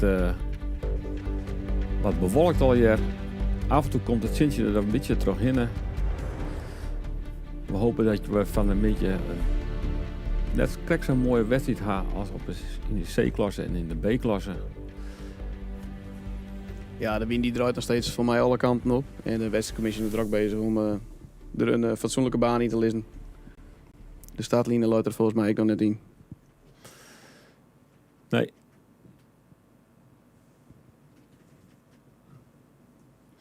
Dat zou juist op Ivan de Breg gezield. Wie Sander Meter weer de winnaar. En hier zien we het klassement op dit moment. De vriendschap zit inderdaad bovenaan met 2 overwinningen. Abigail volgt op het tweede plakje. Ga ik nog een overwinning. En het derde plakje is Lietse Famke. We zijn benieuwd waar de Jood bij de Lietse Famke bij de Fox zit. Juist wie dat heel verrassend Harmen Brouwer van het Jereveense scootje. Dus we zullen zien wat het Jood doet. Op vierde plakje zit het Gautemer scootje. Die gaan nou ik nog wel kans om bij die eerste treien te komen. 3 punten achterstand op nummer 3. Dus dat moet het wel wezen. Wees een beetje aan hun stand ik wel verplicht, want ze doen het altijd goed in de IFK's. 5e plakje en het 6e plakje had hetzelfde aantal punten van Jontje Kom en Jochen. Allebei ik een mooie dagoverwinning. En het zonde plakje Lutgerdine Smeltenkop van Bernd de Kneut.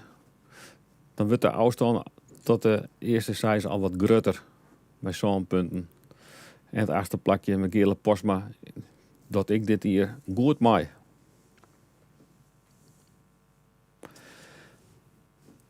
Nou, en op het 9e plakje daar zien we de avontuur van Joost Terpstra met 30 punten. Daarachter op het 10e plakje de broekophouder met Wiebe van der Wal met 34 punten. Vlak daarachter met 3 punten verschil de opstekker met Jelte Hoen. 1 puntje daarachter met 39 punten de Lietse band van Bouke van der Vaart. Met 42 punten daarachter op het 13e plak de Tietsoort leren. En op het 14e plak de Hoop op Zegen met 44 punten met Ruud Vlieger. Op het 15e plak de Welvaart van Sibbe van der Veer met 47 punten. En op het laatste plakje, nummer 16, de Friesland van Sebastiaan Miltner met 51 punten. Ja. Op het zandje de plak de 12 famkes. Maar Pieter Jans met 54 punten. En op het 18e plak, en dat is, het laatste plak, er nooit van maakt, maar Jochem van der Vaart met 21 punten. Ja, Sieberkos bij je in de klasse zielen de section skippen. Ja, en hier binnen krijgen we 12 meer. Hier binnen krijgen we wel meer, hè? Ja, het is een mooie volle klasse. Zeker weten. 8 skippen dit hier door mij. En we zijn hier aan boord van de Zwanneblom. Ze doen al hier al 3 pak alweer om. Dus nevens mij zullen het boeten wat oorswezen dan je binnen, Siebergossen. Ja, dat denk ik. Wij zitten hier lekker droeg. Nee, en de skippen die verzamel je zich al wat bij de stadskip. Ja, het waait net al te hut, dus dan was ik net de 4. Nee, was er zeker net de 4 van huis zitten. Want er was natuurlijk wel weten wat batter al op het staatskip. Ja. Als we zijn worden, jongen, wat we vlaggen worden, toen mocht het nodig wezen. Want dat je 4 fut bent, dan show je dat net. Maar nou, ik een oorzicht van de lessen treien hier, dat hier zielt waard op de Lemsterbaai in de Lietse A-klasse. Vorig jaar weer Jelle Talsma nog kampioen met de Zwanneblom hier in de Lemsterbaai. In 24 dat wie het hier dat we bijna net een kampioenschap hier. Toen binnen maar 4 wedstrijden uiteindelijk zield. Hier we krijgen een kampioenschap. Ja. Maar die hadden wien. Mij hadden wien. En toen had de wedstrijdcommissie ik alles eraan geprobeerd om er een kampioenschap van te maken. En dat is dan op de laatste dag nog slag aan mij in 4e wedstrijd. En 23 wie Andries Brouwer, de huidige skipper van Langwaar. Nog de winnaar. En in 82 Hille Wiggers. Hille die het nou in de grotere skippen beziekt. Klopt. Want die zielt in de C-klasse op dit moment. De skippen blowen inderdaad een beetje bij het startskip. Ik zeg dat het startskip ontvaren is. Dus die zie je het een oren positie. En je ziet mooi dat die skippen er heel rustig achterom zielen.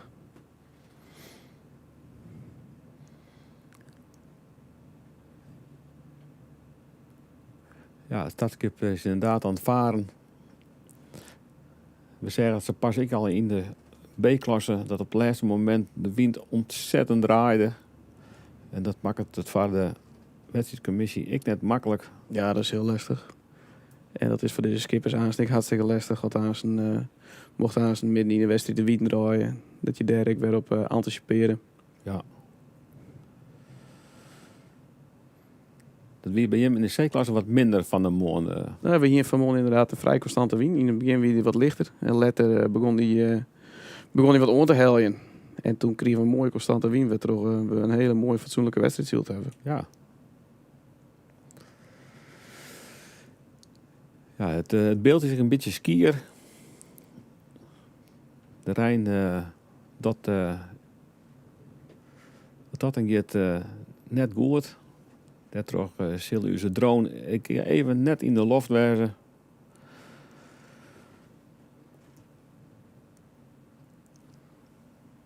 Die is nog net wetterdicht.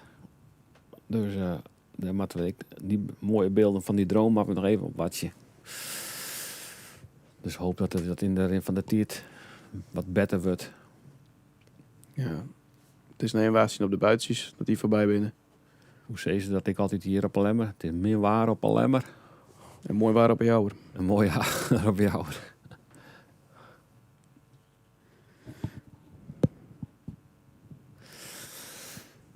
Bij de Lietse A is toch altijd wel een mooie klasse. Van origine, wie niet de klasse, maar de originele scootjes. Origineel in de zin van dat er nog altijd in de originele lengtes zield waard. En dan praten we over lengtes van 15 tot 18 meter. De Sonchen 10 is de maximummaat, toch? En zo had ze op een gegeven moment inderdaad Sonchen meter 10 als maximale maat stelt. En bis Grutter dan kerst in de C-klasse beginnen. En bis Lietse dan kerst in de Lietse A zielen. Maar er zijn al een hele hoop scootjes die binnen of inkwarten naar Sonchen meter 10, omdat ze net meekwamen bij de Grutterklasses. Zoals het Abbegeerse scootje is inkwarten. En er zijn een hele hoop, en de tijd zult leren trouwens ik. En de orenscootjes die zijn verlengd tot Sonchen meter 10. Dus ja, de echte originele lengtes binden net al te volle meer. Nee. En nou jij juster een verhaal dat die Sonchen meter 10, dat te krijgen het bij de sleus in hielpen. Klopt dat? Dat ze daar erheen moesten pasje. Wist je daar wat van? Dat zou kennen. Dat verhaal heb ik nog nooit derde jet. Lijkt het me een sterk verhaal, maar het is wel heel interessant om te zien. Ja. Nee, dat weet ik net. Ik weet wel dat de scootjes qua oude wel toch een sloerske heen moesten. Dat we oude centimeter zijn altijd door de sloers van oude beeldzeil. Daar moest dan het skip terug in kennen, koert er net terug in en dan wie het geen scootje, maar dan wie het een tjalk. Dus in die zin is er wel een verhaal hoe de oude meting van een scootje mij en sloers. Maar van Hielpen had ik nog net gehad. Maar ja, er is een volle verhaal. Ja, er is zeker heel veel verhaal. Ja, wij binnen bij de stichting Fahrenheit ik in 2003 begon. En we net alleen nog met scootjes wie de bedoeling. Maar we zijn nog zoveel hier verder, 23 jaar verder. En we hadden alleen nog maar over scootjes. En we zijn nog steeds net uit praten. Nee. En we vinden ik nog steeds nieuwe dingen. Dus wat dat een keer... Ja, nieuwe scootjes. Elke keer wel weer een sticker wat. Ja, we vinden nog nieuwe scootjes, maar ik nieuwe verhaal. Zo hebben we twee vrienden nog weer een nieuw boek uitgebracht. Hoe de skippersvrouwen. En toch het hele land had u vastzitten. Sippie Tigelaar. Daar wel lezingen over. En dat wordt altijd heel goed ontvangen. En er zit altijd een hoop oude vrouwen in de zaal die altijd nog wel verhaal hebben van ja, dat weet ik nog wel van destijds. Want toen wie us heid of us mem. Nou, en dan komen de verhalen wel los. Ja. En Frits, hoeveel scootjes zie je wij nog? Ja, hoeveel binnen nog spoorloos? Dan maak rekken je. Ik weet dat wij 820 scootjes dat die bouwt binnen in Friesland. En vlak over de grens in Briltil voor een Friese opdrachtjouwer. En we hebben inmiddels 436 traceerd. Dat is wel een mooi aantal. Ja, het is zeker mooi. Zeker mooi.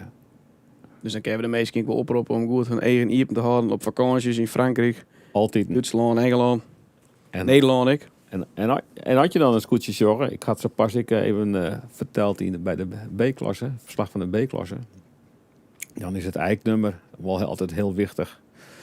En dat eiknummer, dat zit op sommige scootjes heel mooi aanduwen. Maar een wit fjouwenkantje, een rughoekje van fjouwen bij 30 centimeter. En daar zit het eiknummer in.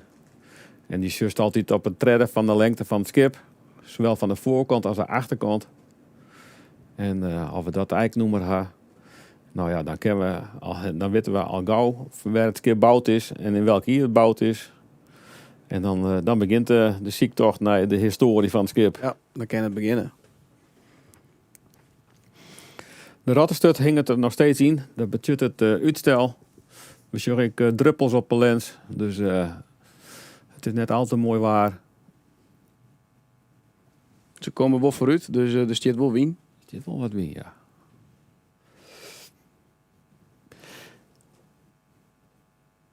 Je bent wend dat Johan van der Meulen bij de A-klasse op het algemeen het verslag doet. Helaas had er even wat onder de leden gehoord dat er net aanwezig was kan. Maar wij zullen dus best ik doen. Ja, ben je zeker dus best van.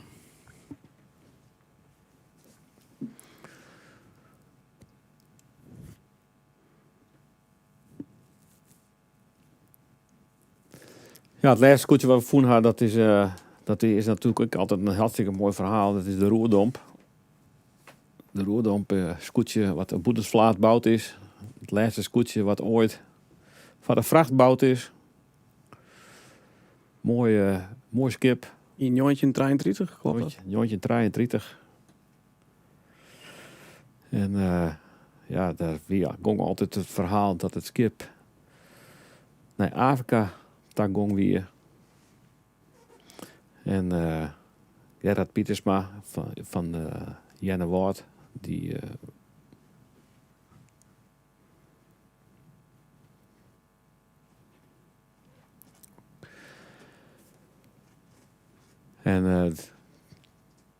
Gerard Pietersma die zielde toen op de Emmanuel. Die op dit stuit in de IFK zielt in de A-klasse met Herre Hooghiemster. En hij wou graag dat die Roerdomp had, maar kon hem net vinden. En het verhaal ging dus dat er naar Afrika ging is. Maar wat nou blijkt is dat er tot 2013 zelfs gewoon hier in Nederland... ja, dus daar vieren we er nog niet meer net. Nee, daar vieren we er net.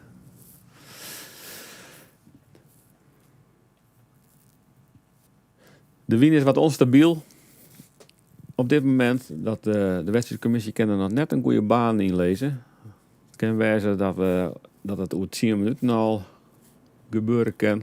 Maar we kunnen nog misschien nog wel een uitstel hebben. Nou, daar hopen we dan maar net op. Want dat had eigenlijk alles werd invloed op de orenwedstrijden die erna komen. Of dat we maar een hele kwarte wedstrijd hebben in de Lietse A. En de Lietse A had over het algemeen al kwarte wedstrijden. En ik spreek uit ervaring. Omdat we toch altijd de A-klasse wel op die starten moeten. Ja, en zeker Joet, want Joet hebben we 2 wedstrijden van de A-klasse. Dat ik nog. En ze mooi starten tot 7 uur. Dus het kan ik nog wel eens een hele lange dag worden.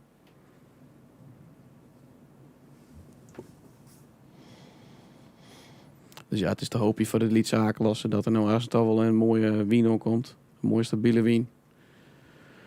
Uit in je richting dat we kunnen starten.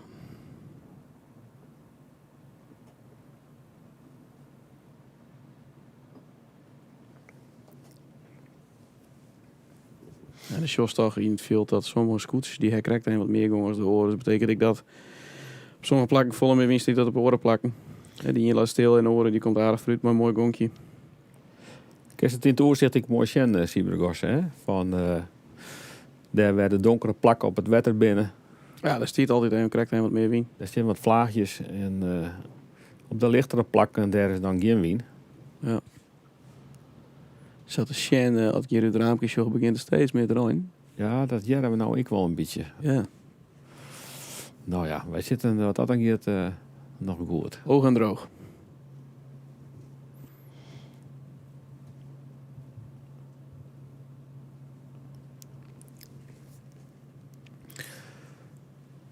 Ik ben benieuwd hoe het je gaat met de wedstrijd.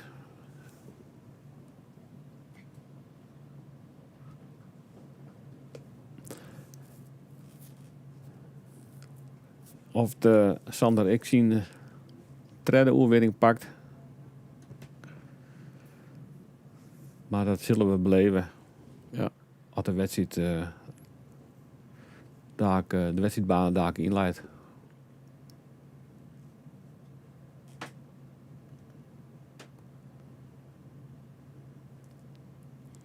En daar wat je nou even op.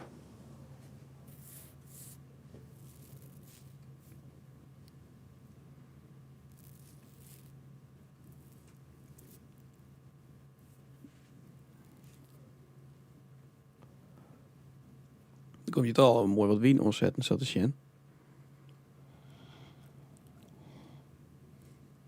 Ja, en als je wat bootjes varen, dus er gebeurt wel wat. Maar hoe lang het worden zal, dat weten we net. Nee. En de rattenstoot zit er ook niet in.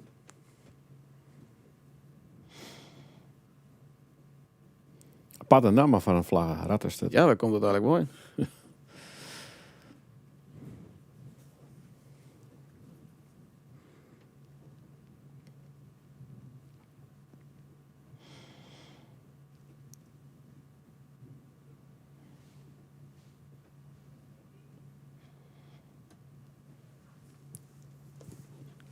Ja, voor het publiek is dit ik net echt de ideale deze omstandigheden. Vaak is toch maar het idee in deze tijd van het hier om even naar het scooterzielen te gaan. Even een drankje mee, een biertje, mooi op een kant zitten, scooterzielen, zwoltje mee. Ja, daar komt nou bedrogen thuis. En wie het? Ja, ik nog. Nou, dan ben je mooi kleer mooi.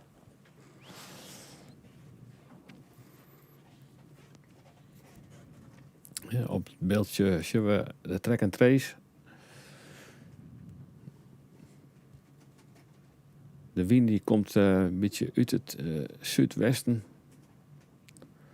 Van de woonkamer uit het westen. En toen, of uit het zuiden. En ging toen helemaal naar het westen toe. En nu is het weer om naar het zuidwesten.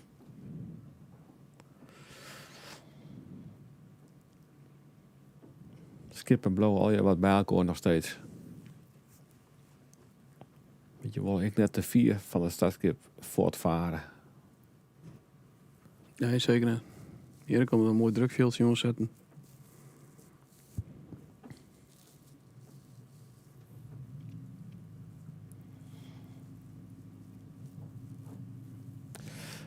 En Het is ook altijd zo lekker als dan op het schip zit en dan vlak voor zijn stad. En dan komt er zo'n regen bij hoe die hinnen. Dat worst helemaal net. Ja, die ziel pakt nu de roef en dus die roefmeester had ik hartstikke druk. Ja. Iedereen paard. En waar leidt het al hier? Ja, de tasten met die.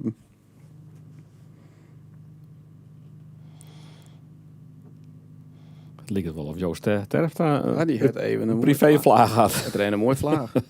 Dat zei die oude skipmaast ik wil krijgen. En de welvaart had ik een mooi gonkje erin.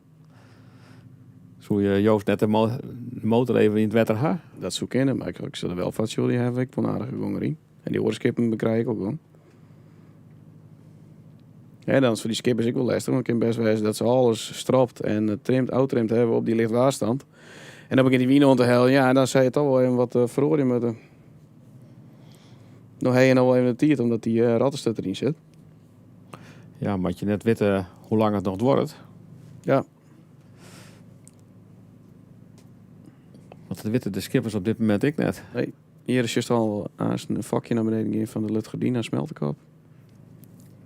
De Lutgerdina smeltenkop, de eerste winnaar van de IFKS. Dat de fok al naar beneden.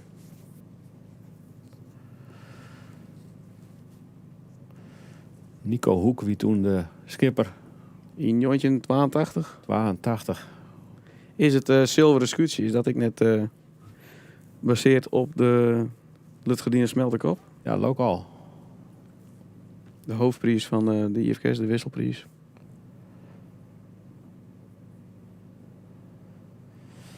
Voor mij gaat je weer een vakje naar beneden, nog net op de Friesland. Of liep dat zo? Die klappert wat in de wien. Oh ja. Komt toch wel aardige wien opzetten, zo Frits. Ja. Ze hebben aardig wat druk in de zeil.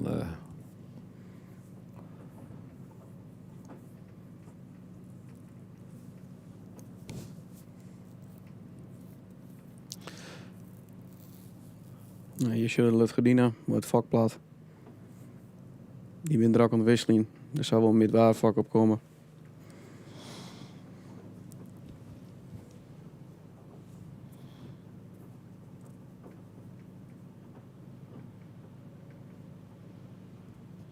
In het midden van het beeld zien we de klavertje, de hoop op zegen. Het skip is ooit in de IFKS gebracht door Chris van den Berg. Zijn liedzoon had er ik een skofkop zield. En een vreun van die Chris van den Berg. Ruud Vlieger is nou skipper. Ja, en daar is de nodige oren dat ik wil opmaken op dat schip zeker. Ja, genoeg. De laatste 8 jaar had ik daar fokkenist west. En nu is het beste resultaat in het klassement weer een 5e plakje. En daar komen ze nou net meer aan. Nou weet ik net altijd al mij leidt, maar... Ja, dat is samen kennen, Frits. Maar we hebben Ilke Boersma hebben we net oetroffen kent. Want die is uiteindelijk met het skip nog eens een keer 4e werd zelfs in het klassement. Oké. En toen werd ik nog net verlengd het skip. Dus dat weer een hele poerbeste... Is het een rapskip of is het een zinnenskip? Nou, het skip kan heel heeg zielen. Oké. Hij kan ook griezelig heeg zielen. En daar wie Ilke Boersma wie daar ik een betoefd gebroeken van.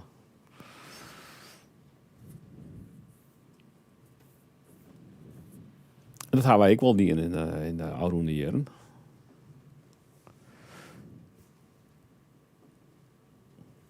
Maar ik leerde nou de skip al jaar bijna even lang binnen. Dan zuster ik dat er oren dingen, eigenschap van het skip, mij hielden. Is dat skip ik al centimeter te zien? Ja, is 2000 centje is dat verlengd. Oké, dan is het lang lieden dus. 2008 ben ik er toen opkwam. Juist.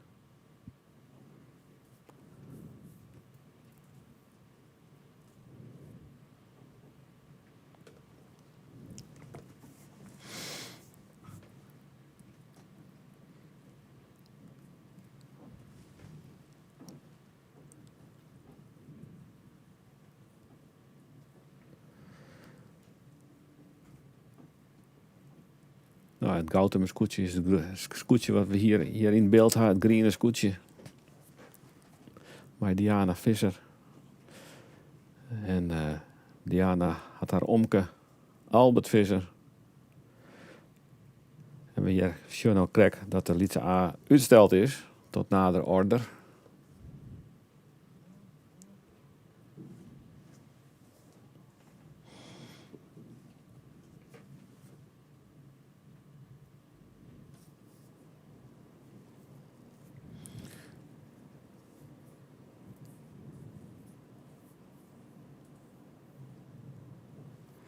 Nee, en Diana had haar vriend ook onder de grutskool zitten. En Sido, de zoon van Rinus de Jong, die zit volgens mij onder vak. En die is vakkenist. Oké, dus dat die zielden laatste weken op jouwen. Ja. En dan weet ik dat er nog bemanning van Akram aan boord is. Ik nog. Die zat Koelhoorn, maar zijn dochter Maud. Dus het is een mooie combinatie van verschillende bemanningsleden uit de SKS-boy. Ja.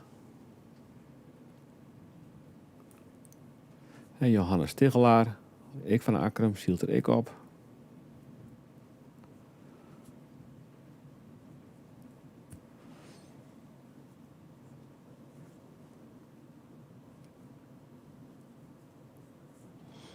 En zo dat ik altijd goed. Jazeker, het scootje is meerdere malen kampioen geweest in de Lietse A. Ja. Het is voor mij ook een vrij breed schip. Voor het Lietse A dan. Draaien 450 ongeveer, dacht ik. Nou, dat staat wel lekker onder brede maat, dus daar kun je qua wat wie verstouwen. En je hebt een mooie zeiloppervlak.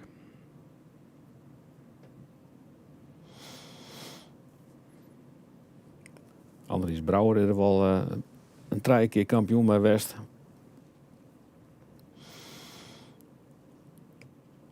Rutger Boonstra is er wel kampioen bij West. En de Venema's? De Venema's die hadden wel binnen wel kampioen bij West. Dus ja, het skip doet het altijd goed. Maar welke skipper dan ik? Ja.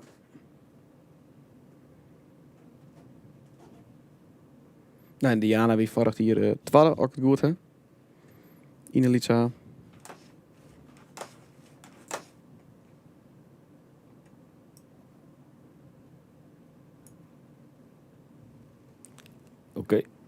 Oké.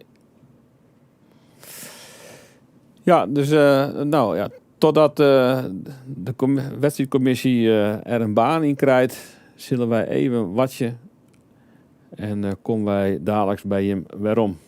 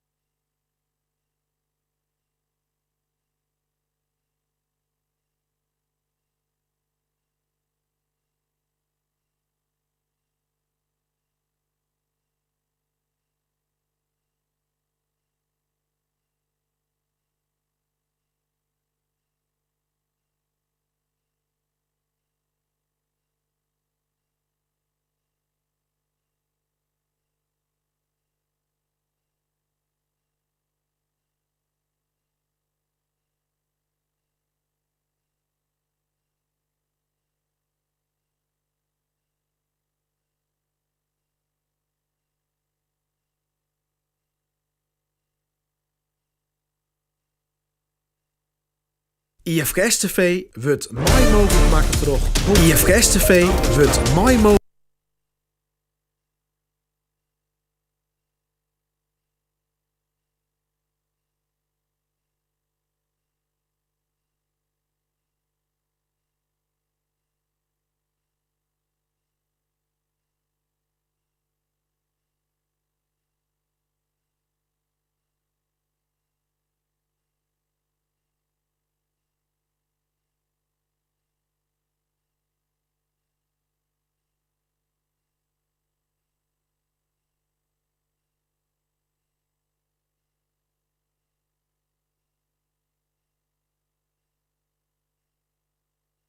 IFKS TV wordt mooi mogelijk maken door hoofdsponsor Dauma Staal en Fischer Edelstaal en door ondersteunende partners en sponsoren.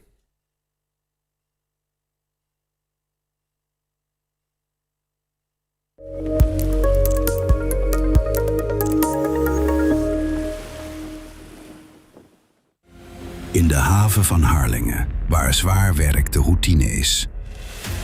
Al 20 jaar staat KTF klaar voor hijswerk en transport dat niet vanzelf gaat.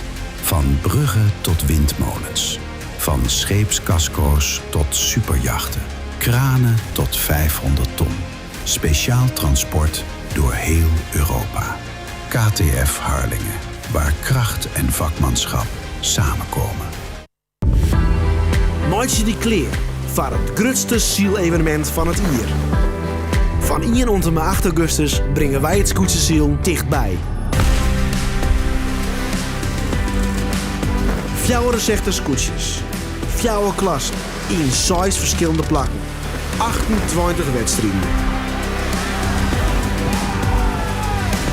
Meidje het mooi, van de kant, het wetter of weerstek best.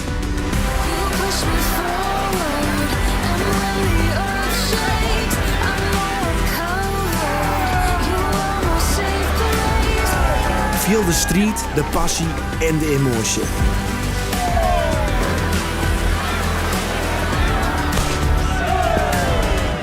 Dit is de IFKS. Geef voor alle info naar ifks.frl en onze social media. FOV. Jouw leverancier in kwaliteitsverf, coatings, non-paint en elektrisch gereedschap. We helpen bij de keuze van het juiste verfsysteem en we maken scherpe calculaties. Met meer dan 10.000 producten op voorraad kunnen we altijd snel leveren. FOV, professionele verfoplossingen. Voor elk project. Slaapschepen groeit.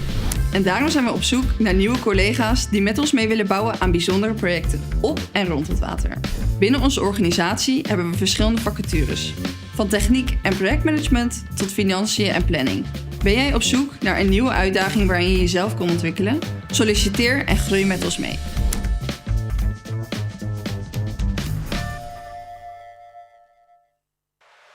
Grutsk. Wij zijn trots op ieder project. En het gaat ons niet alleen maar om het eindresultaat, maar ook de weg ernaartoe.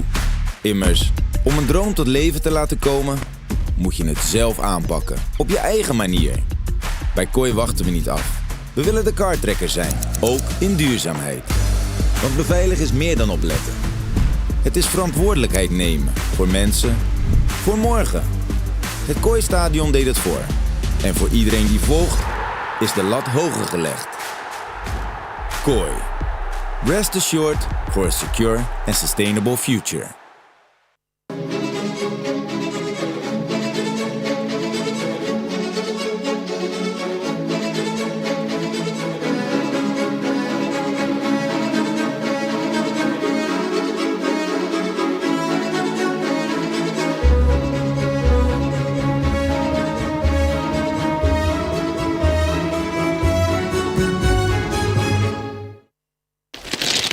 Plannen om buiten in te richten? Kom naar Hegel Buiten, de buiteninrichters. De mooiste materialen, het beste advies en de juiste vakman. Hegel Buiten, de buiteninrichters in Hommets. Wij maken buiten mooi.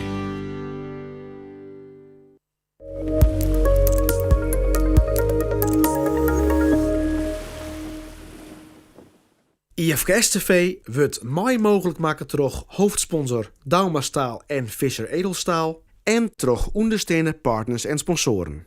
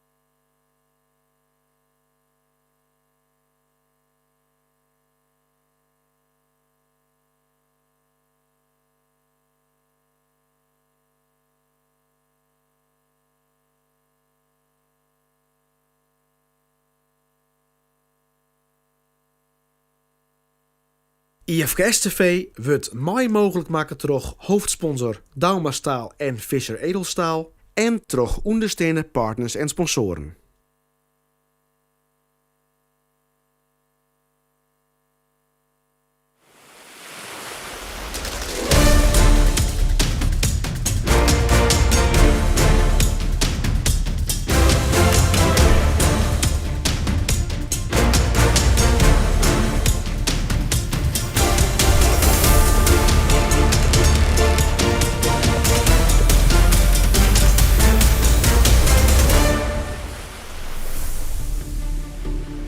Goedemiddag. We zijn weer op de Lemmer. We gaan een mooi korte uitstel gaan van de wedstrijd. Ik ben Frits Jansen en naast mij zit Siebergassen van der Velden. Wij zullen jullie proberen het verslag te doen van de wedstrijd. De wedstrijdcommissie is druk geweest om een goede baan erin te lezen. Op dit stuit leidt een Olympische baan in. De Appelflat Frikandelbaan. We starten bij boei 1. We beginnen om boei 2 heen. Vervolgens boei 3. En vooral dan gaan we van 1 naar 3 daar, zodat we de baan en de hele route gewoon hebben. We gaan bakboord om. Ik altijd wel wichtig, zeker als het varin lijst, om de goede kant van de boeien te rond. En nou ja, we hopen dat het daar is het aandacht zijn. De rattenstuk gaat eruit. Dan is het nog een minuut totdat 4 minuten vlag erin komt. 4 minuten vlag erin komt. Dus het zal even Siebergassen. Ja, ben je los, eindelijk. Dat is ook mooi voor de jongens op het wetter al, ja, want ja, die gaan nou ook al bijna een uur daar ontdobberen. Ja, een uur en een kwartier volgens mij. Ja. En we hopen dat het een normale wedstrijd wordt in die zin qua lengte. Dat de Grutte A wat letter staat te letten. Ja, want de Grutte A die met nog steeds het familie Twakke Zielen. Ja. Met de wedstrijd van Just Rien omdat het de volle winst is. En nou ja, zo zijn we mooi het starten tot zo'n uur. Dus ik ben heel benieuwd. We kennen nog even vooruit. We kennen wel even vooruit. We kennen niet zo ik gewoon een normale wedstrijd zoals ze eventueel Zielen kennen. Hopelijk wel, ja. Daar weer het Scott. 4 minuten. 4 minuten. Dus ze krijgen wie iedereen wat meer wien, hè? Toen dat is het erin doen en dan wien je er nog wel wat voor. Ja, die bui had toch wel wienen ongelutsen. Ja. Nou, die bui fot is de wien ik wat minder worden. Hopelijk wat stabieler ik uit dezelfde richting. En dat zal ik wel zo wijzen, want anders kan er geen baan in lijn worden. Nee. Dus, nou ja, de skipmuziek al hier op dit stuit hun plakje weer om te starten. Ja.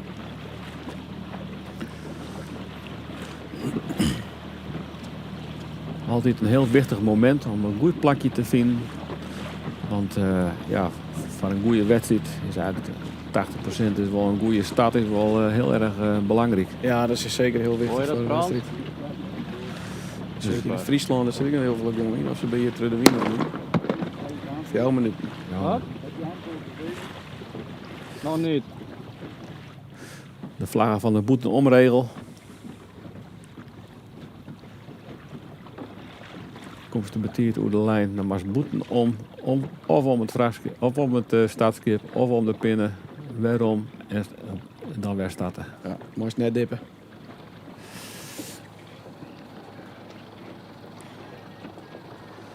Ja, we zien wel aan de scootjes dat het op dit moment net zo huk is. Nee, het is ik lastig draaien. De vak, die sukkel hier in mijn boompje de vak. Om hem bak te houden bij de welvaart, volgens mij. Het is dan wel wichtig om op tijd het goede plakje al wat te vinden. Want als je dan nog een keer draaien moet in de laatste minuut. Ja, als het bij het startskip starten was het dan ben snel bij de pin, dan ben je te laat. Dan ben je te laat. Dat helpt dan meer.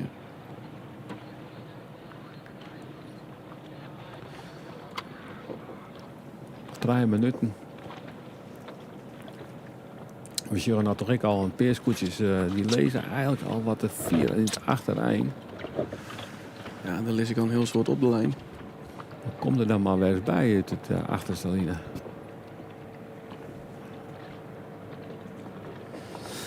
Hier bij het Stadskip show het Gautemer koetje. Skipper Diana Visser.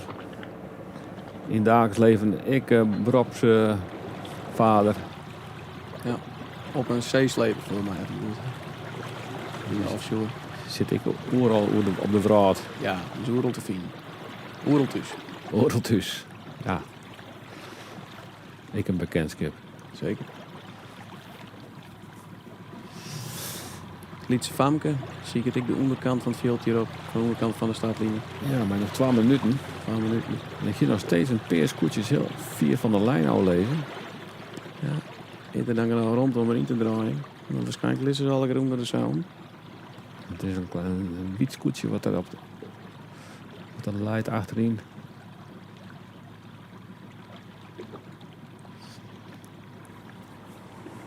Hier bij het Stadskip.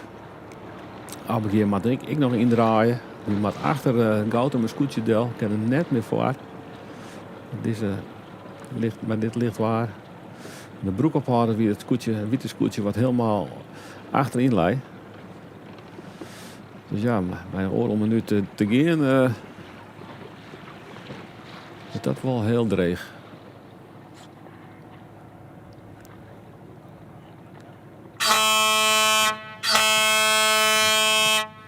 En we zien weer de rattenstut.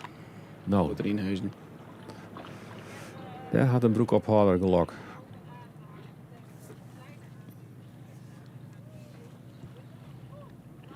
Zij even kijken.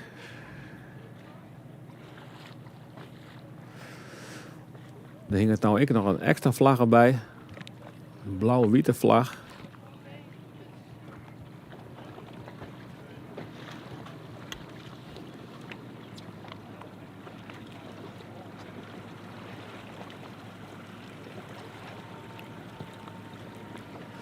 Ja. Die blauw-witte vlag houdt eigenlijk in dat de definitieve nettrokje joert van de Lietse A.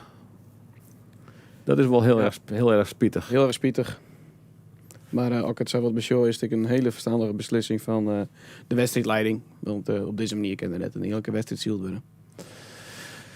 Dus ja, dat houdt in dat we weer omkennen naar de haven. En plak maatje kennen voor de Grutte A. En dan hopen we dat daar de wedstrijdcommissie meer gelok mee had. Ja, dat is wat te hopen. En dan zal de Lietse A het morgen weer proberen matten. Ja.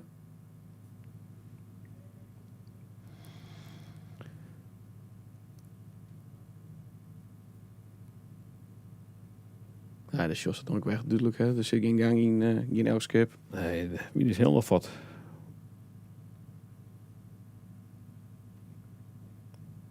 Nou, mooi dat de wedstrijdcommissie het wel probeerd had. En, dat zeker. Moeilijke beslissing op het wedstrijd startskip. Zeker. Vooral omdat het hier de laatste dag is, hè. En er is nog van alles mogelijk.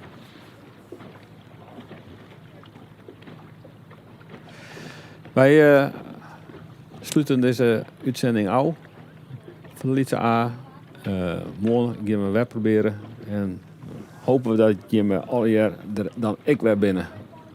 Ontmoet. Ontmoet.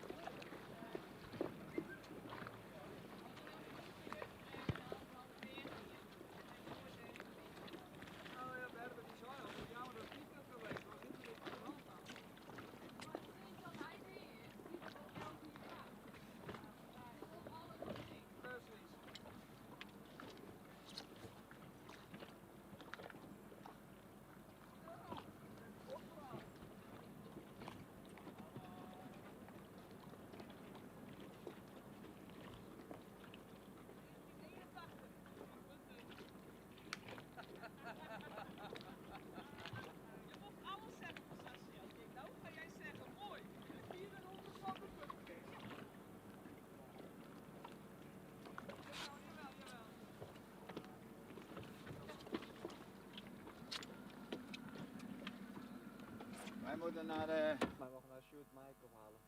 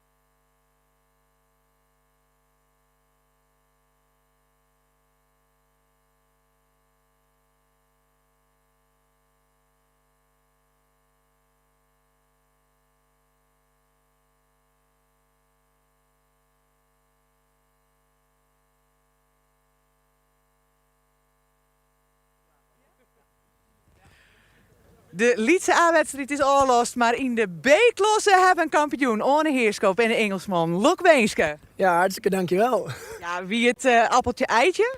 Nee, appeltje-eitje niet. We hebben er wederom weer mooi voor mogen strijden. En heel succesvol geweest, dus dat is hartstikke mooi. Ja, een clean sheet, alleen maar eentjes vast. Ja, dat kan net beter. Hoe heeft dat voor elkaar gekregen? Goed zeilen, bemanning die heel goed zijn werk doet. Zijn nu ook goed aan het eten, is ook belangrijk. En af en toe moet het een beetje meezitten, dus, en dat zat het. Ja. Want Hesto in deze situatie zitten, welke moest het nog wel echt even voor vechten?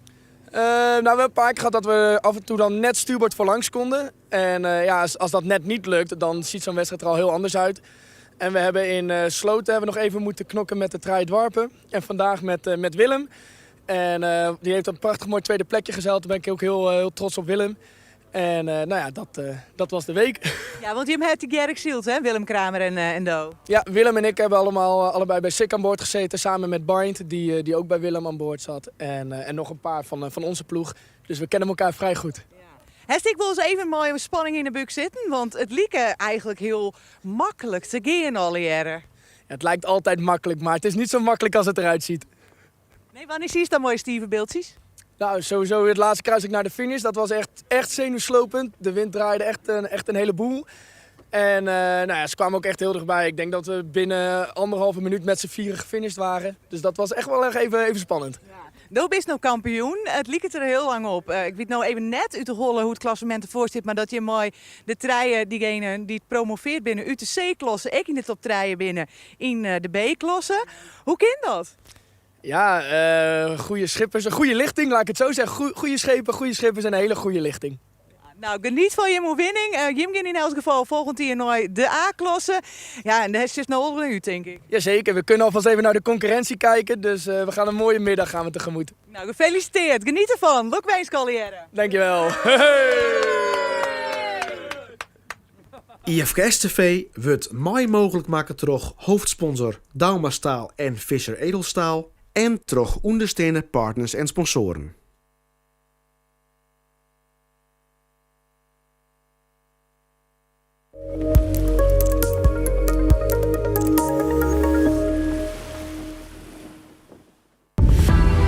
Maatje die kleer voor het grootste zielevenement van het jaar.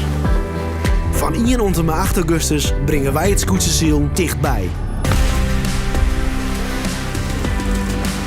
64 scootjes, 4 klassen, in 6 verschillende plakken, 28 wedstrijden. Maatje het mooi, van de kant, het wetter of weerstek best.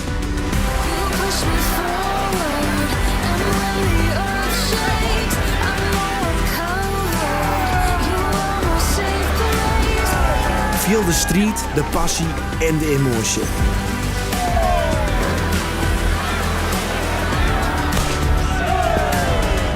Dit is de IFKS. Geef voor alle info naar ifks.frl en onze social media.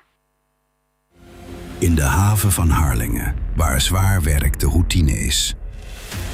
Al 20 jaar staat KTF klaar voor hijswerk en transport dat niet vanzelf gaat. Van bruggen tot windmolens. Van scheepskasco's tot superjachten. Kranen tot 500 ton. Speciaal transport door heel Europa. KTF Harlingen, waar kracht en vakmanschap samenkomen. FOV. Jouw leverancier in kwaliteitsverf, coatings, non-paint en elektrisch gereedschap. We helpen bij de keuze van het juiste verfsysteem en we maken scherpe calculaties. Met meer dan 10.000 producten op voorraad kunnen we altijd snel leveren. FOV, professionele verfoplossingen. Voor elk project. Plannen om buiten in te richten? Kom naar Hego Buiten, de buiteninrichters. De mooiste materialen, het beste advies en de juiste vakman.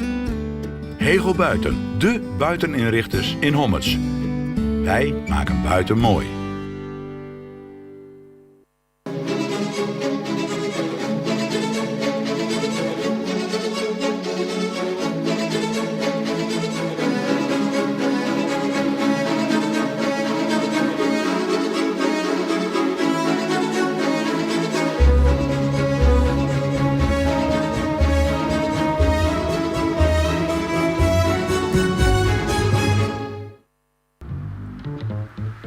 Slaapschepen groeit. En daarom zijn we op zoek naar nieuwe collega's die met ons mee willen bouwen aan bijzondere projecten op en rond het water. Binnen onze organisatie hebben we verschillende vacatures. Van techniek en projectmanagement tot financiën en planning. Ben jij op zoek naar een nieuwe uitdaging waarin je jezelf kan ontwikkelen? Solliciteer en groei met ons mee.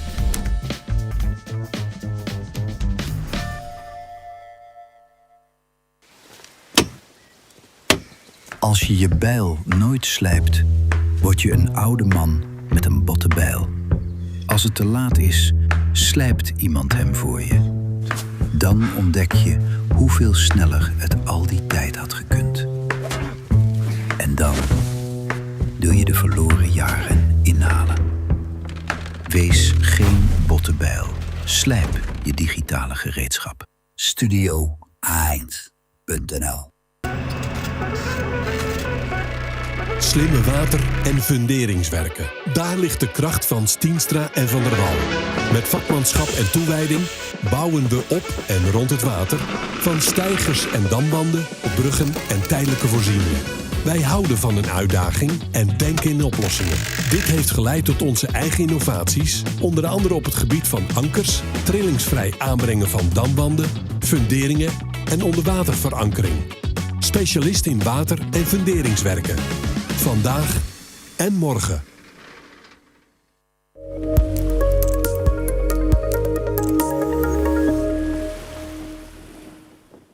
IFKS TV wordt mooi mogelijk maken door hoofdsponsor Dauma Staal en Visser Edelstaal en door ondersteunende partners en sponsoren.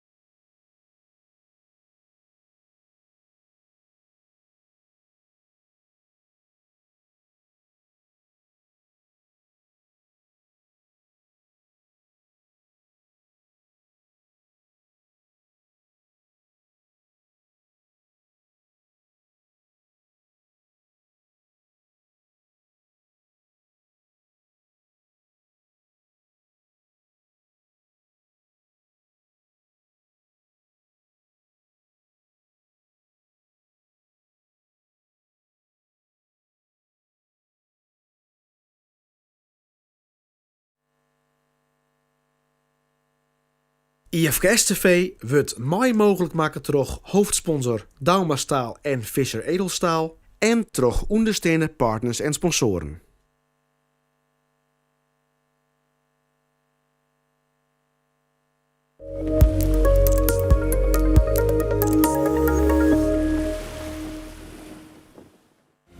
In de haven van Harlingen, waar zwaar werk de routine is. Al 20 jaar staat KTF klaar voor hijswerk en transport dat niet vanzelf gaat. Van bruggen tot windmolens. Van scheepskasco's tot superjachten. Kranen tot 500 ton. Speciaal transport door heel Europa. KTF Harlingen, waar kracht en vakmanschap samenkomen. Meidje die kleer voor het grootste zielevenement van het jaar. Van 1 tot en met 8 augustus brengen wij het Scootse ziel dichtbij. 64 scootjes, 4 klassen, in 6 verschillende plakken, 28 wedstrijden.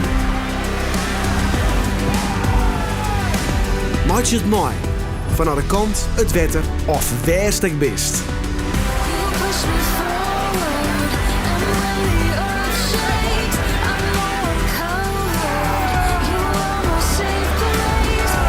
Feel de street, de passie en de emotie.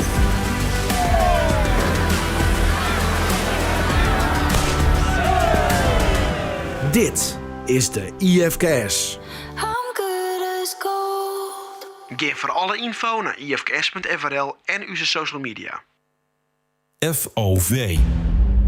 Jouw leverancier in kwaliteitsverf, coatings, non-paint en elektrisch gereedschap. We helpen bij de keuze van het juiste verfsysteem en we maken scherpe calculaties. Met meer dan 10.000 producten op voorraad kunnen we altijd snel leveren. FOV, professionele verfoplossingen. Voor elk project. Slaapschepen groeit. En daarom zijn we op zoek naar nieuwe collega's die met ons mee willen bouwen aan bijzondere projecten op en rond het water. Binnen onze organisatie hebben we verschillende vacatures. Van techniek en projectmanagement tot financiën en planning. Ben jij op zoek naar een nieuwe uitdaging waarin je jezelf kan ontwikkelen? Solliciteer en groei met ons mee.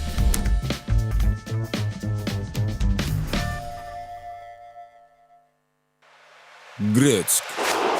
Wij zijn trots op ieder project. En het gaat ons niet alleen maar om het eindresultaat, maar ook de weg ernaartoe. Immers, om een droom tot leven te laten komen, moet je het zelf aanpakken. Op je eigen manier. Bij Kooi wachten we niet af. We willen de kartrekker zijn, ook in duurzaamheid.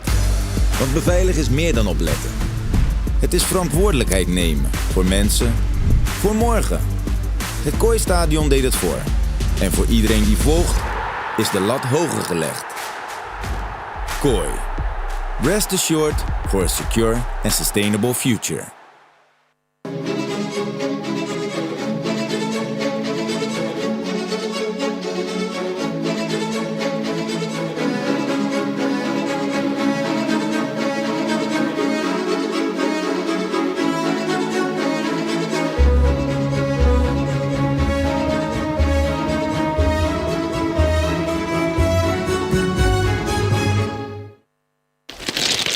Plannen om buiten in te richten? Kom naar Hegel Buiten, de buiteninrichters. De mooiste materialen, het beste advies en de juiste vakman. Hegel Buiten, de buiteninrichters in Hommets. Wij maken buiten mooi.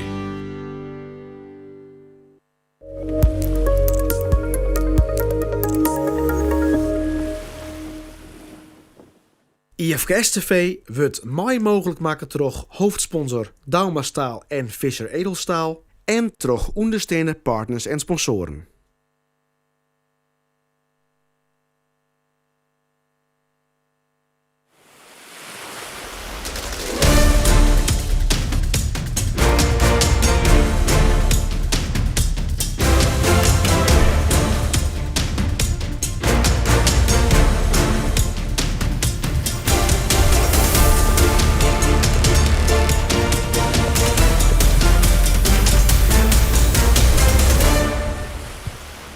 IJsselmar lijkt het wel een spiegel. De scootjes die dobberen je op het wetter.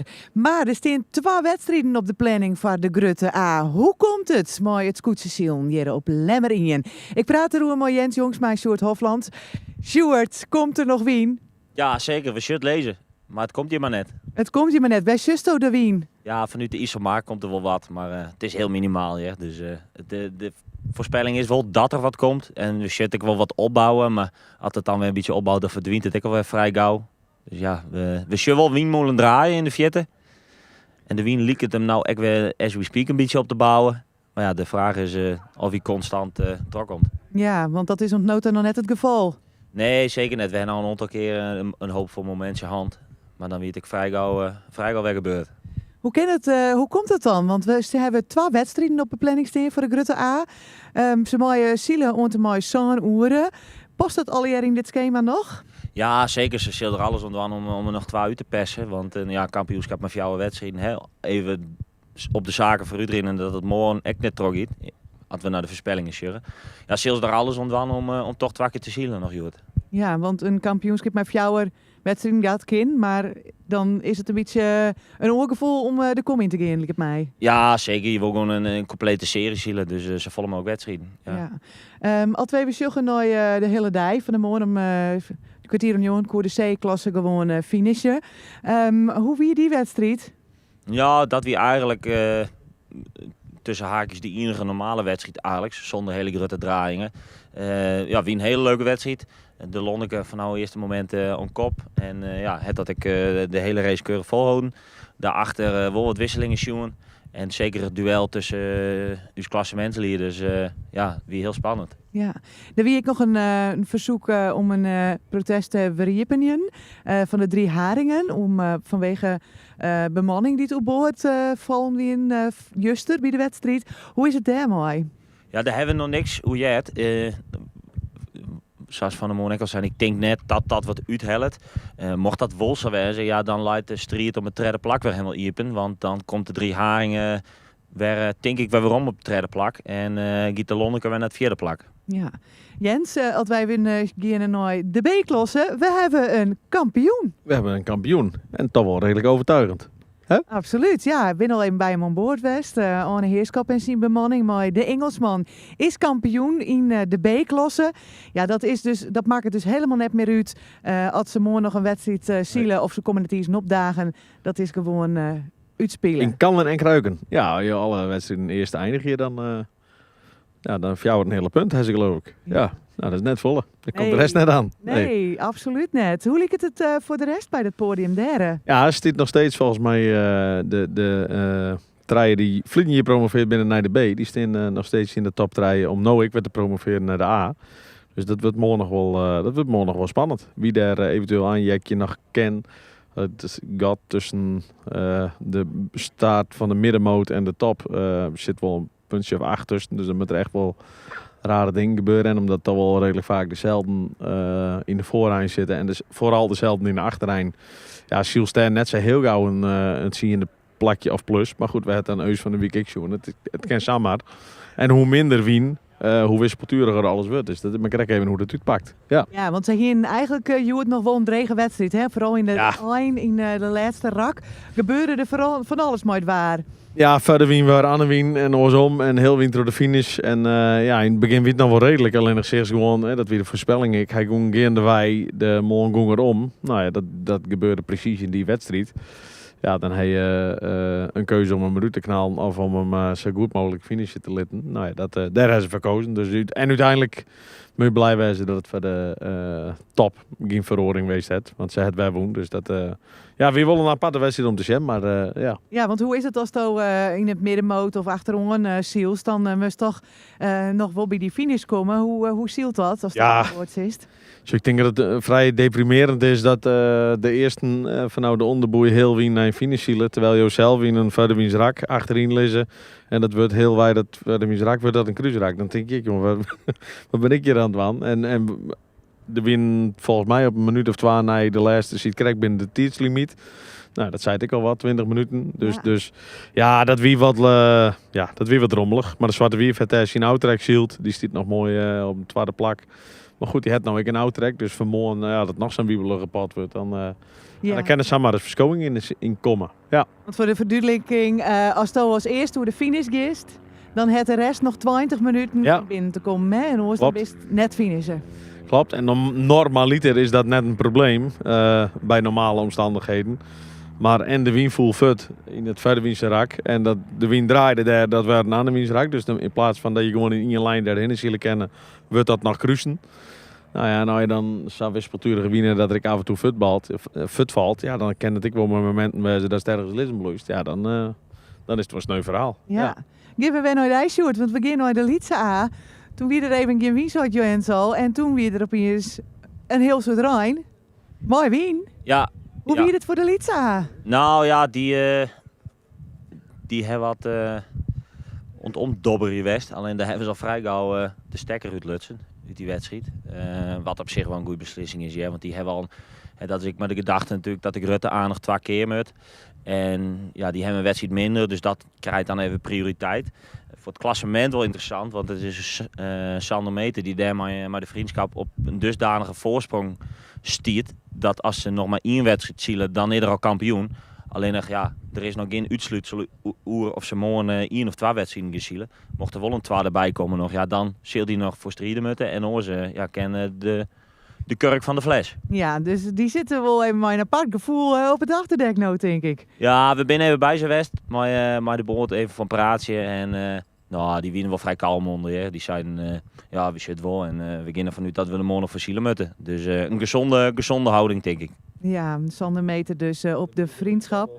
Wat zei je nou, Jens? Ja, ik zei, en een biertje drinken ze het al wel. Ja, die drinken ze het al wel. En rest bleef is ook wel aardig deze weekend. Ja, nee, heel goed. We zijn weinig nu in één. Wij hebben natuurlijk even het Fokdel-incident gehad. Wat Jens keurig vakkundig het omschreven. Nou ja, en voor de rest weinig raars. Ja, nou, dat weten we intussen waarom die vak even Delgang. Ik weet niet of Jens nog verder achtergrondinformatie hebt, maar... De vakken ben wel wat onderwerpen, Jens. Je bent natuurlijk celmaker. Mooi bruggetje. Krek heeft ook nog even de Adi Matabatje tot Cecile kennen. Daar heb ik nog even bij ons. Ja. Toen moest ik nog even wat advies aan over een vak. Ja, wie vanmorgen al eventjes, kreeg ik een app, kan ik nog even sjamboeren. Ah ja, dat hou je toch in je werk en dat is ook leuk. En ik zie al onze klanten, de betrokken niet. Vind ik altijd leuk, dus app vooral. En als het dan kan, dan kan het. Ken het net. Maar ze krijg ik voor hem even terug het veld heen en even af en toe een praatje. Met Mart eventjes in het boordje. Nou, hoe is het? Nou, dan ben het dan, ja, wat voor wien komt er? En moeten we dan de midwaarvak of de lichtwaarvak? Of wat zo stoot dan? Nou ja, ben altijd wel grappige dingen. Aan de andere kant, meestal moet ik vooral zelf bedenken. Want zo gek wij dat als ik af en hoor dat van oude afstand bepalen moet. Ja, maar dus uiteindelijk mooi zelf aan. Maar de vakking wordt en de hoorgang erop. Dus het is, misschien is ik wat zenuwachtiger naar de finale data. Dat ze toch die bevestiging even graag houden. Ja. En het bloeit altijd grappig, hè? Want Sielen is een speeltje van wien, waar en tactische keuzes. Maar het is een mentaal speeltje. En ja, meestal ik twijfel in. Altijd. Ja. Er komt altijd twijfel en er komt altijd, wat voor wien komt er? En wij waren in je wedstrijd, dus wat voor vak neem je mee? Moet je nog wisselen? Het is gewoon altijd nu. We hadden het in de SKS ik wil Sjoen en Jerik. Je wilde krijg wat horen wetten. En dan moet je wel proberen, denk ik, om tegen bij je basis te bloeien. Bij het hele hier trainen. Want het is zo gek wij zou je nou al gekke fratsen uit hel je. Ja. Nou, Sjoerd zei het al, we hopen dat we gewoon 2 wedstrijden Joet nog zielen kunnen voor de Grutte A. Kunnen starten om 7 uur. Dus ik had om 7 uur nog starten, dan kunnen tot Jelvignon bijvoorbeeld nog een wedstrijd zield worden. Ja, als ik even achter me zag, ze beginnen nou wel weer wat vooruit te komen. Klopt. En nou ja, wij even een doosje achteruit, wij zijn in vooruit. Van nou, die maar ligt er ik wil een beetje trots te zetten. Maar daarachter is het weer vrij vlak.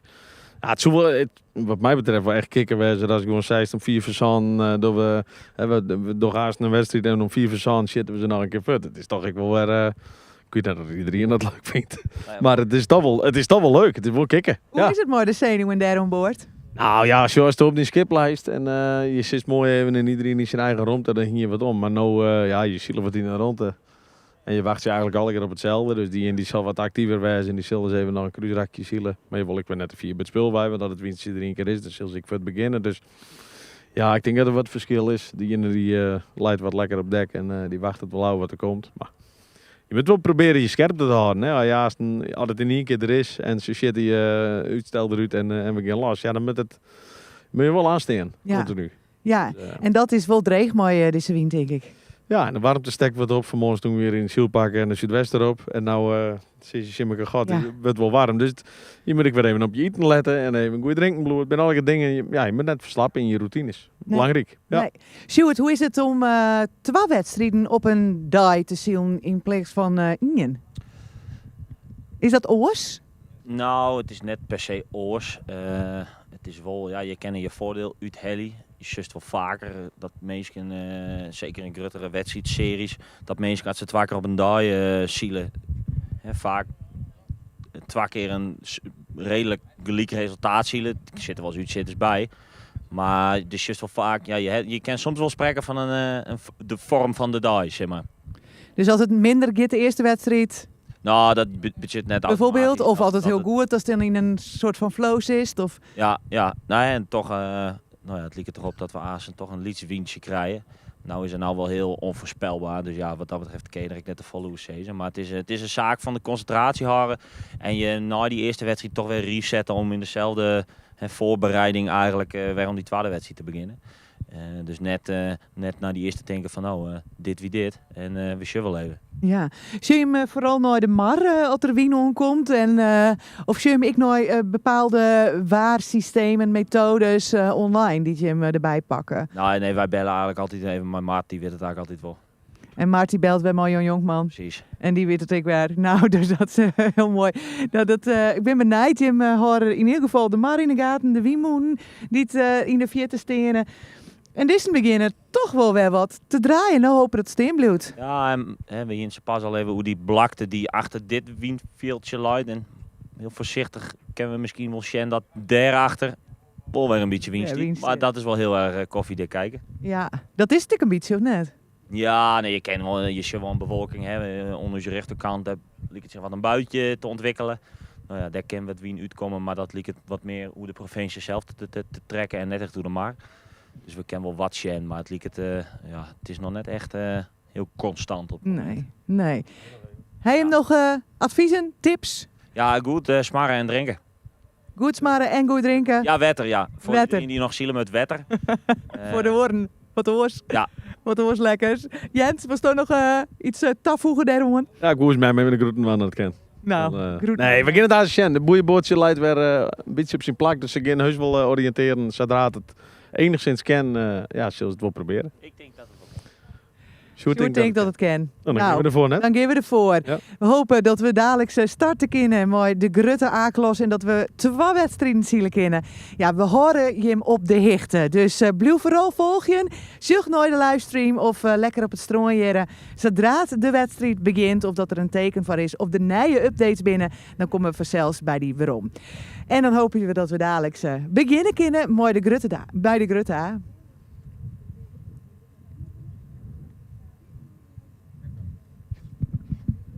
Dat is wel leuk.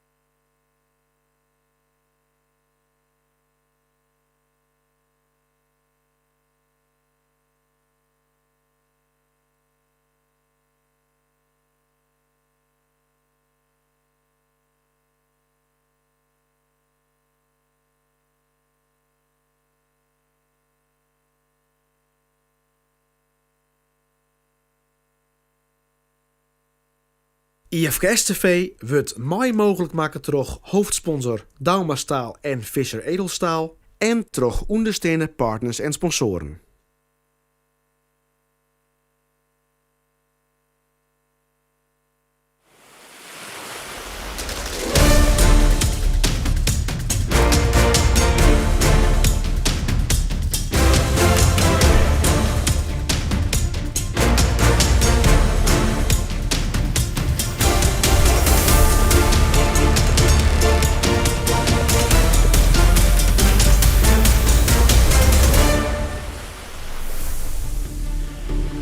Ja, hele goeie mintje vanuit de Lemmer.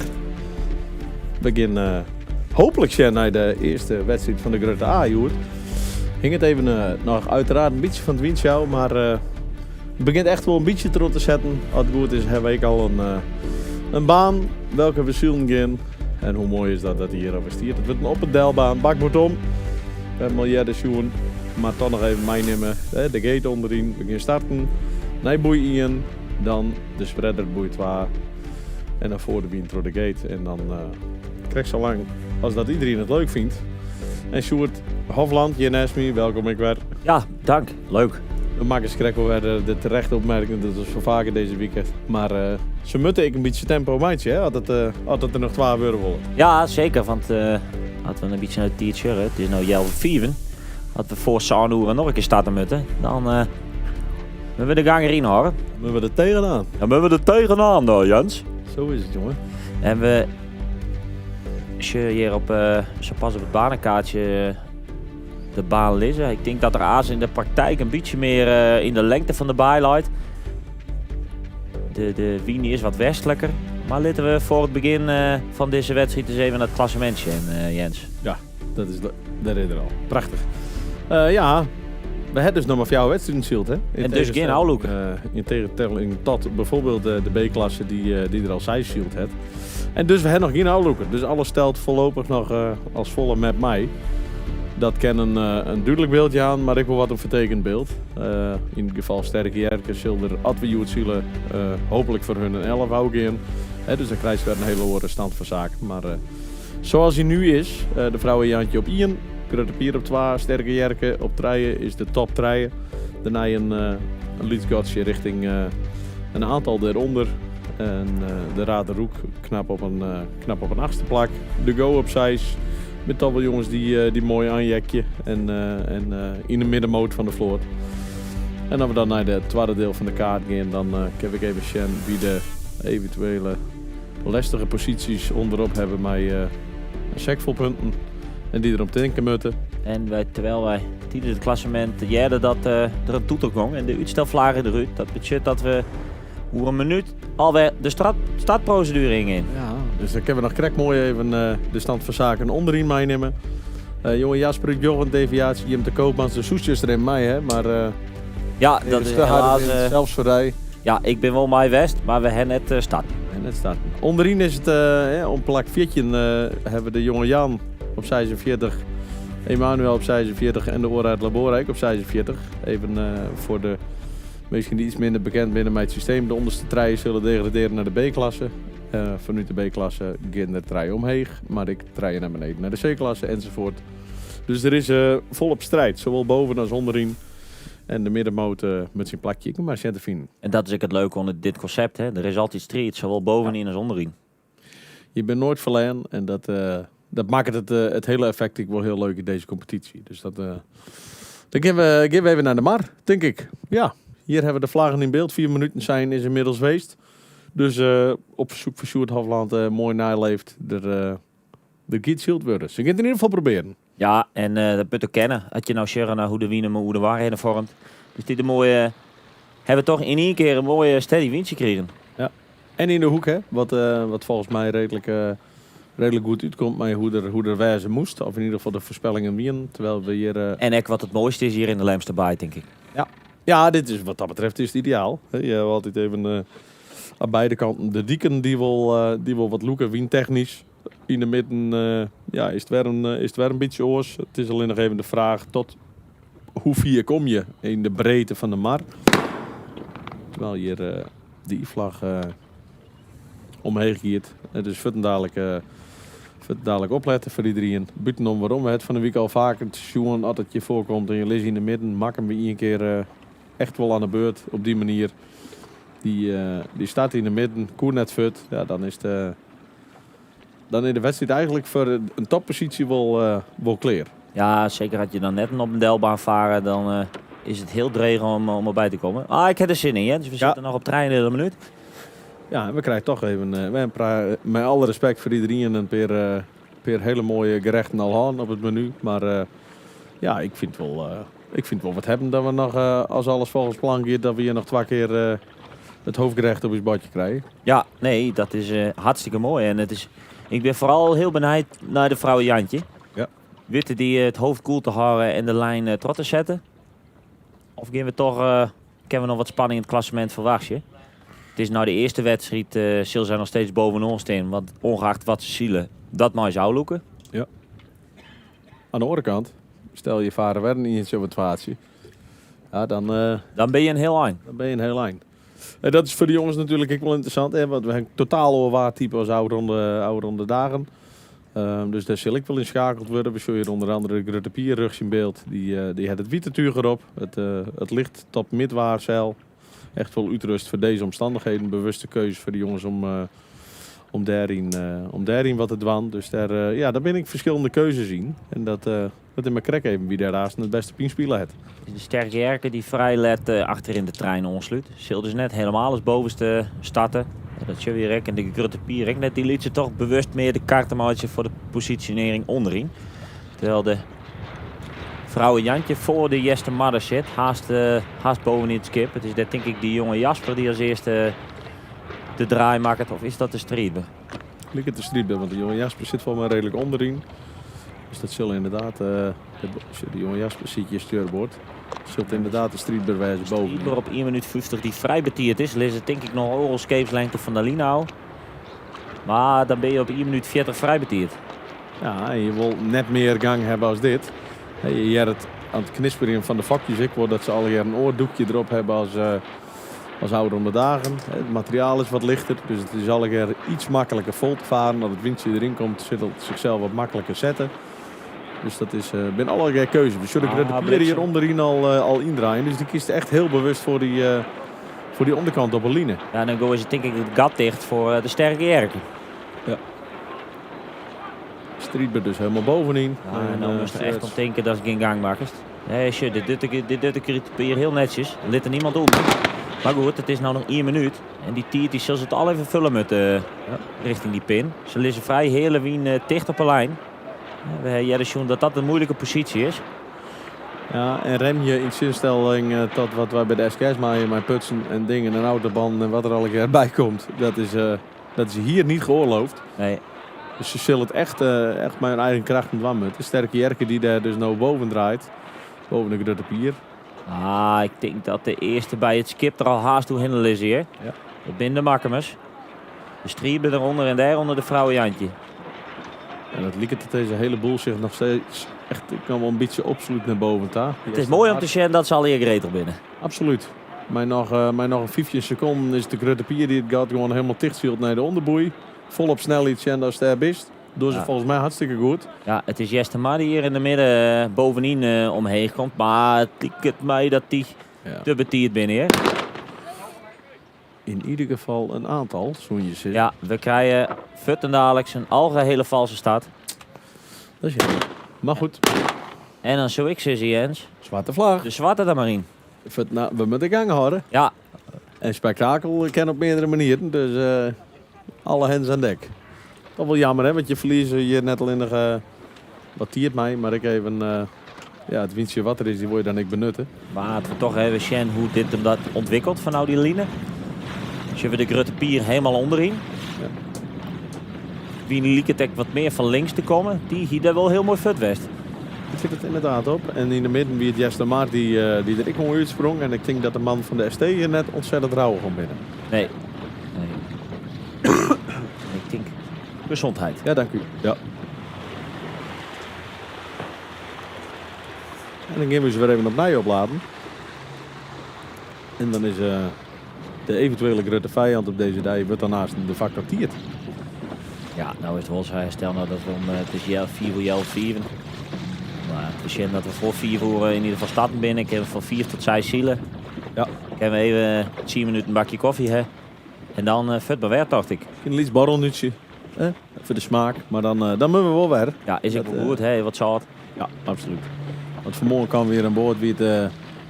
nou, toen hier een chocomel. Ook een warme chocomel, koekensopie. Het weer echt wel fris vanmorgen. Rijnpakking aan. Maar ik weet dan maar weer dat het aardig opwarmt. En dat het... dat gelukkig het windcheck weer even omkomt. Want zoals het nou is, dan wordt het natuurlijk een prachtige zielerij. En als je helaas de algehele valse start eruit gaan. Altijd eruit gaat. Dan hebben we nog 1 minuut voordat de 4 minuten van start gaan. En dan zullen we zien dat er inderdaad waarschijnlijk een zwarte vlag in gaat. Ik weet niet. Het wie trouwens, ondanks dat het een algeheel vals wie, vond ik wel dat iedereen mooi verspreid hoe de lijnen lag. Ja, absoluut. Wie bovendien wel drok, hè, maar dat ontstier natuurlijk echt een beetje terug de romme timing van de streeper. Die daar vrij betiert al lag. Ja, en dat is, als de eerste realising gaat, dan zal de rest ik volgen. Hè? Want daar helemaal nog een keer omheen en dan weer aansluiten komt weer bij die Endrington uit en bij Just Heeg. Dus altijd in een lezing gaat, wat de grote pier, zo krijg ik wel een mooi ding. He, gewoon, ik wil onderin starten. Huppakee, hier draai ik in en ik wil zorgen dat ik op als onderste fut ben. Dan dwingst eigenlijk alle collega's zielers die er nog aankomen tot een keuze om in ieder geval net onder jou te draaien. Want dan wordt het voor hun krap, maar dan heb ik de grote pier van. Dus die dwingen echt hun plak daar nou. Ik ben alleen nog wel benijd dat ze er heel goed fut kan wien. Jeste maar hier de 4 minuten. Jeste maar hier hem op hechten wel echt wel oké. Dat vlagje net helemaal mij werkt, ligt het. Maar goed, we hebben knaljet. En het vlagje komt er bij. En dan gaan we dus op naar je hotel. Dus dan is het inderdaad... We shirten daar al knopen, maar de zwarte. Ja. Ja, vuurwerk. Ja, we gaan los. We gaan er tegenaan. We gaan er tegenaan. Mooi. Ik ben de barrel nu al. Ik ben op uw wenken bediend. Ik weet dat het commentaar technisch maar echt heel erg mij werkt. Dus zullen we het even testen? Ja, probeer. En dan jaren we wel of het ken of net. Denk je die? Ja, ik zoek het net wel. Nee, dit game. Nee, we zitten haast op jouw minuten en dan zullen inderdaad de zwarte vlaggen bij komen. Dus alle risico's uitsluiten en we hebben het van de week al even doorheen. Dan is het wel even belangrijk dat je hele verhaaltje klopt. Maar in ieder geval op tiert. En dan is de romte die je zelf creëren is pure bonus. Daar is hij. We hebben dan een uitlezen, Sjoerd, of zullen we het duidelijk wijzen? We kennen hem nog wel even 1 keer uitlezen. Heel kwaad. Binnen de minuut, absoluut net meer tussen een trijenhoek van de bovenboei en de startboeien komen. Doe je dat wel, wil je opschreeuwen. We hebben geen individuele valse start. He? Ze schreeuwen iedereen op die session. Als ze denken dat ze iedereen hebben, nou ja, dan is het jammer. Er is een disqualificatie. Binnen er een peer tussen waarvan ze wel zeggen dat ze het betiert binnen. Maar ze net wie had het binnen. Dan doen we een algehele valse start. En iedereen die ze dan wel pakt in die eerste start, maar ik vind net meer mooi starten. Ja, en iedereen die ze dus net zoen hebben, maar eventueel ertussenin lijden en ik de betiert wie, die kan mij een gelukje bijkomen. Ja. Dat is, ik kan wel even gewoon het menselijke aspect van wat je speelt. Maar het is hier dus als de vrouw en Jantje wiedest, hoe volle risico is naam in deze stad? Nou ja, net te volle. Nee, gewoon als op die eigen lijn en mij die eigen rond een beetje fut komen kerst. Maar het heeft natuurlijk helemaal geen zin om daar in een groep vol drok te fut te komen. Met alle risico's van die. Er hoeft maar één de keudel de West te hebben en die denkt, weet je wat, doe kerst je wel wij. Ja, als hij het hele zaakje omheen gooit, dan bist aan de beurt. En dat gebeurt is ik onderdeel van het speeltje. Dus je moet eigenlijk op alle scenario's echt wel voorbereid wezen. Wat we hier nou zeggen naar de koers van de street richting de stadlijn, heb ik het idee dat de wien vrij linkser is. Ja. Nog steeds. En dan is toch het opmerkelijke, het grappige feit wel, dat de Grote Pier nou juist kiest voor de kant bij de start. En het is weer de street die vrij betiert leidt. Dit is een gevaarlijke Maar wel een eind verder eruit, Sjoerd, hè? Dus ze bouwen wel wat marge, maar het bloeit nog steeds... Ja, we zitten nou haast denk ik wel 3 skipslengtes nog van de lino. Maar goed, we ben ik 20 seconden eerder. Ja. Ze liggen nou wel echt helemaal stil daar. En dan kiet de Grutte Pier dus helemaal links in beeld. Die komt nou, dat is echt, ze krijgt weer het volgas onderin. En die liep het nou echt aan de bovenkant van de linie te kroepen. Ja, het is daar nou wel een oorskip trouwens, wat we nou onder de Grietje Obers trosje varen. Oer bakboord. Ik ben heel benieuwd, dat is die jonge Jasper, hoe die dit tijdtechnisch gaat ompakken. Hier heb ik al wat geschreeuw, zielen, we met al wat gang hebben. Zo deze hele strijdbare laat je links in beeld. Mooi om even te vertellen. Die laat je keurig mooi te wachten. Maar alles wat je nou nog in beeld ziet, wat er aankomt door stuurboord, zal daar op een andere manier... Ja, ik denk wel dat ze... Het is de sterke Jerke die daar direct onder draait. Die zitten nog wel aan het eind van de lijn nou, hè? Ja. En we hebben nog maar een minuut, hè, Sjoerd? We hebben nog een minuut. Omstandigheden zijn dusdanig licht dat er wel een flinke tijd nodig is om te accelereren. Ja. De laatste minuut. Ze liggen direct nog aan het eind van de lijn al. Ja. Het is daar vol, ik weet niet wie dat is, maar dat weet natuurlijk er helemaal bovenin. Ja, zodat ik Grutte wezen. Ja, die komt in de problemen, denk ik. Of er met een gatje komen. Ja, het is nog 44 seconden, maar daar luidt ik nog die indring, Tom. Het is die jonge Jasper hier helemaal onderin. Of is dit de vrouwen Jantje? Nee, die surveilleren. Dan lijkt het Emanuel een heel mooi plak te hebben. Want Jester Maar komt hier achter de zeil van vrouwen Jantje. Die komt er helemaal net iets meer bij. Dus die is riekelijk let. En de Emanuel is eigenlijk... Die heeft de mooiste positie om vanuit daar aan te springen. Het is ik die jonge Jan hier in de midden, maar die heeft nog hier onder hem. Ja, die zal omheen komen straks. Hier aan boord van Emanuel Roppen, net hegen. Die hebben alle ronde in het midden, het witte schuitje, of het bruine schuitje met witte zeil. Die heeft alle ronde om te zien. En Jester Maar leidt eronder helemaal in de verdrukking. Hoppakee. Nou, ze hebben wel maar zien bouwd, prima, maar ze is uiteindelijk nog wel aardig op in je lijn. De Emanuel die de beste start heeft, denk ik. En dan is het toch de Grutte Pier helemaal bovenin die een gatje voen heeft. Ja, mooi gang in beeld. En ik de vrouw Jantje die daar toch weer aardig gang zet, hè? Ja. Ja, dan had de Grutte Pier toch zijn gatje voen. En de vrouw Jantje die heel mooi hier in de midden. Ik ben futten dadelijk zijn vrijheid had. Die had de strijdber, of de sterke Jerke en de strijdber boven hem. Zo wat het verschil in hichten dadelijk uit de startpot tussen de linker en de rechterkant. Ja, de linkerkant liep het net heel best op het moment. Plus het feit dat je als dan vanuit de hoeken waar de jonge Jasper nou is, helemaal nog de stuurbord klapping met richting de bovenboei. Ja, daar moet je eerst maar eens om beginnen. Ja. Kerst hier mooi links bovenin, ik de wiempatronen op het wetter wel mooi zichtbaar zijn. Het is wel de jonge Jasper die hem hier voorzichtig gewoon... ik weet het hier, Mr. Shen, die pikt hem op, helemaal bovenin. Het gatje de voen, vind ik toch knap, want die lijn echt wel in een afwachtende houding. Die pakken nou mooi hecht hier. Dus die jonge Jan, wat ik in die dwang. Ja. En die misschien een straf krijgen van de umpire. Dat hebben wij net meegekregen, maar hier de vrije Frisena. Dan is het de dikke bingo voor op dit moment voor de Grutte Pier. Want die liep het op snelheid hoe de vrouw en Jantje hinder te komen. En dan is de sterke Jerke die zakt het er uit dat treintje helemaal bij. Of zou de jonge Jan het zwerk al druwen en denken wij met de Shen dat we aan die rechterkant komen. Want die linkerhoeken komen we net meer uit. Ja, maar dan zien ze toch ik draaien kent. Misschien. Maar goed. Als er nou nog een keer hoe stag gaat, dan weten we genau. Dan het er een rondje draaien met. Als er nou terugziet, heb ik net helemaal in de kop wat dan het probleem is. Het is hier echt een sterk, of de Grutte Pier die echt geweldig vet is. Samen met de Makkemers en de Makkemers gaan Trodewien als eerste van die groepje.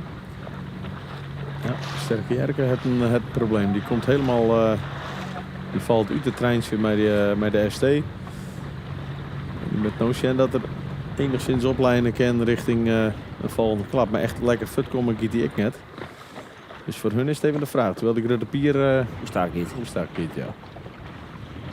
En wat doet de vrouw Jantje?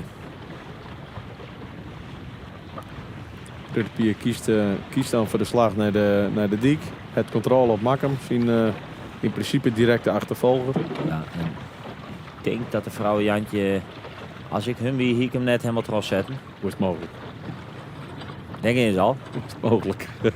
Want je zit bij je concurrent in de buurt. Die willen hazen net het risico nemen dat je daar op het allerlaatste moment hoe stuur wordt op die boei zou komen. En voor hun is het heel simpel, hè? Bloei er lekker bij. Ja. Nou, dat hoeft net, zo hoeven je net nog 2 wedstrijden nog blijven te winnen. Nee, het 2x2 is ook mooi. Ja. Terwijl de jonge Jasper hier toch wel een gadelijk winstje lieken te krijgen onderin. Maar het is maar krek even de vraag hoe die daar die hele lange slaghaasten nog meidje mut. Daar is er nou in ieder geval voor, want daar is einde wedstrijd wetter. Ja, en dan zal ze rond om de wal vregen het skip boven hun. Dus ik de Emanuel die draait. En de Grit Jobers die ook draait. Ik ben benieuwd hoe heeg deze hem oppakken. Dat de man in het midden, hè, de ST, de Grutte Pier en de Makkermers krijgt wat betere papieren hè, voor om aan ze misschien eventueel nog op een oorschiftje te draaien. En de man van de ST hebben gewoon nou al een hele hoop controle hè, over eigenlijk Jorp van het zien. Hier zien we de gang van de Grutte Pier die echt wel knap op stoom is. Heb ik, wat ik al zei, heb ik speciaal inzetten op de lichtwaar variant om daar een materiaalkeuze in te maken. Nou, dat is wel heel mooi voor hun om te zien dat het waarschijnlijk in deze 2 dagen aan bod komt. Dus te zien hoe ze al verder in bij Makker. En ze gaan dus ik al hoe start, dus ze zul ik al waarschijnlijk richting tonnen kennen. En dan zullen ze ook voor de vrouwen Jantje Delwin. Terwijl de bewolking daarboven ik wat opspeelt. Ja, we een beetje meer wie zo net verkeerd wezen. Hier al hoe bakboord. Must de Oei. Ja. Ja, dan heeft de vrouw Jantje net is heel deftig gewoon hier, hè? Lijkt het. Nee, met die moet je draaien voor de rade hoek. Ja. En de redbad daar. En dan komen er haast nog een paar uit de orenkant, maar dan is hier... En hoe vier zit de Grutte Pier van de Leelijn nou? That's the question. That's what we want to know. Hun kennen hebben ze dat wel aardig in de smiezen. Maar goed, bij zo'n variabele wien is het ik net heel per se verkeerd om iets zoer te houden. En dat je even als er eventueel nog een schifting je komt, dat je hem een beetje opvangen kennen. Maar goed, we zien de hele week al een beetje dat het in de hele breedte best nog wel eens royaal hoe zield wordt. Nogmaals, dat kan een keuze wijzen, dat is helemaal prima. Maar vooralsnog lijkt het mij dat zij hem op die hichten, dat ze een heel eind komen moeten. En dan hebben we hier in een compleet beeld gevangen de lemmer en omstreken. En hier de boei, links in beeld. Dus die... hij is net te veel de boer, maar zou dat nou lijkt het helder dat keurig? Ja, hij is er keurig op draait. Nou ja, dat zij die boeien niet een keer sjouwen kennen, dan zaten we dat zezen, dan hij is een mooi gat voor het dadelijk. Ja. Hier de sterke jerkerugs in beeld die dan achter de raderhoek en de redbad nog langs moet. Dus die met haast een vrije klap waar we bakboord richting die tonnetje krijgen. Dan is dat in ieder geval hetgene wat ze daarmee goed doen. Maar dan is het wel de vraag hoe ze er haast tussendoor komen. Want bovenin leidt de Emanuel, daar leidt de Go en de jonge Jasper. Dus die zullen er net heel gauw vrij uit. Nee, binnen de Makkermers die erachter zitten, die lijken die vlaag nou ook te krijgen. En helemaal daar weer achter links boven in beeld is het de Streeter. Die bewust naar de rechterkant ging vanwege een mindere start. En hoe gaat dat aan ze nu pakken? Ja, als je hier midden in beeld bij de redbad liek je hem echt een wien rond te krijgen. Want de vleugels die er zowat heel wien op een wimpel. En mooie druk, hè? Want we hebben de skip moest Joelboord nog net echt onder hellingshoekje. Als jongens we de redbad helemaal hinsturen kennen. Dus dan, dan krijgen ze hem nog royaal.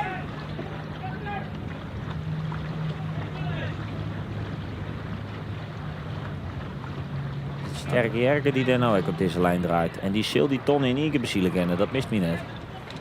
Nee. Dan is de vraag alleen nog even, hoe komt die aas met de Emanuel en vooral het orengroep van Trij uit. Ja, dus Emanuel zal hem maar omdraaien. Oh, we jaren een fluitje. Hier is wat gebeurd, een rede vlaggen. En die is denk ik voor de Grietje Overs.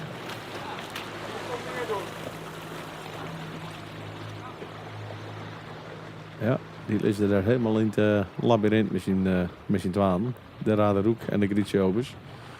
Zo helemaal links in beeld zorgen dat ze hem alleen nog maar beter krijgen. Sterke Jerke en de Emanuel. Ja, en dan winnen we Peer die varen Savio die Leelijn hinnen.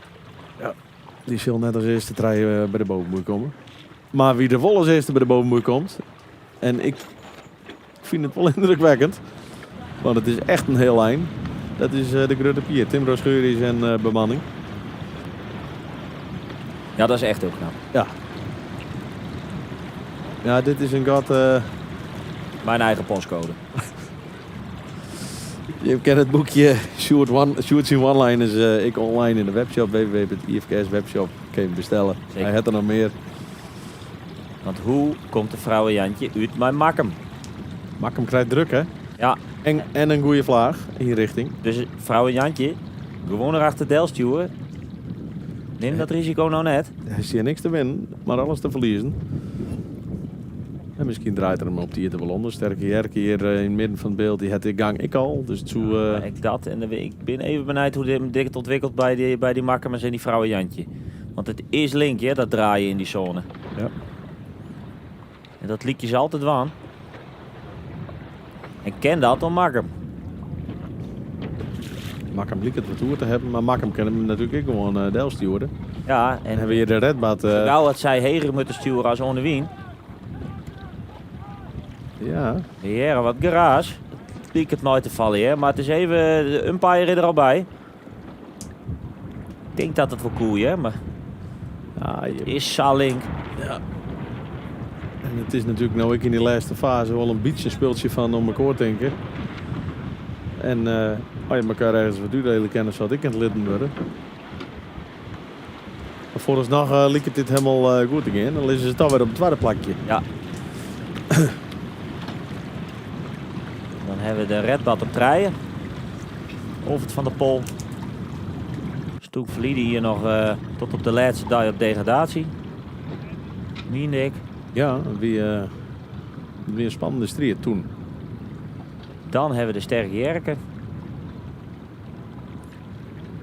En daarna de Emanuel.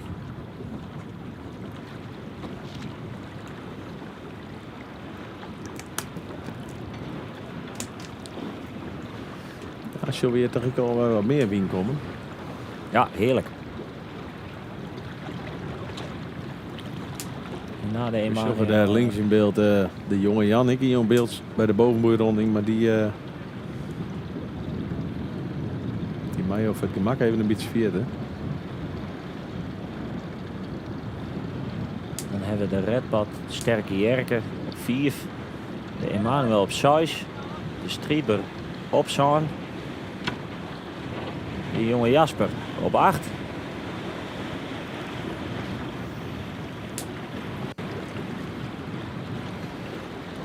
Dan is het toch ook wel grappig om te zien wat voor lijn de Pier pakt. Die houdt hem helemaal del richting de Zeedik. Ja, maar dat windje. Lekker vallen blauw in die druk. Ja. Dan kerst Azen gewoon weer omheen en het liep alsof hij zet de loert er al weer uit. Wat is de richting? Terwijl wij zonder loert naar een gate varen kennen, dan varieert het misschien dan nog wel wat. Ja, dat is van uw hakje hier. Ik ben lastig te beschermen. Alhoewel wij hier 8 camerabeelden voor uw neus hebben, showen wij een hele hoop. Maar dat dan krijg ik net. Achter de jonge Jasper hebben we de Go, de Grietje Obers, dan de Ora et Labora en dan eerst de Marktpas. En dan krijgen we de vrouw Christina. Vriend van de show Jim de Koopmans. Ja.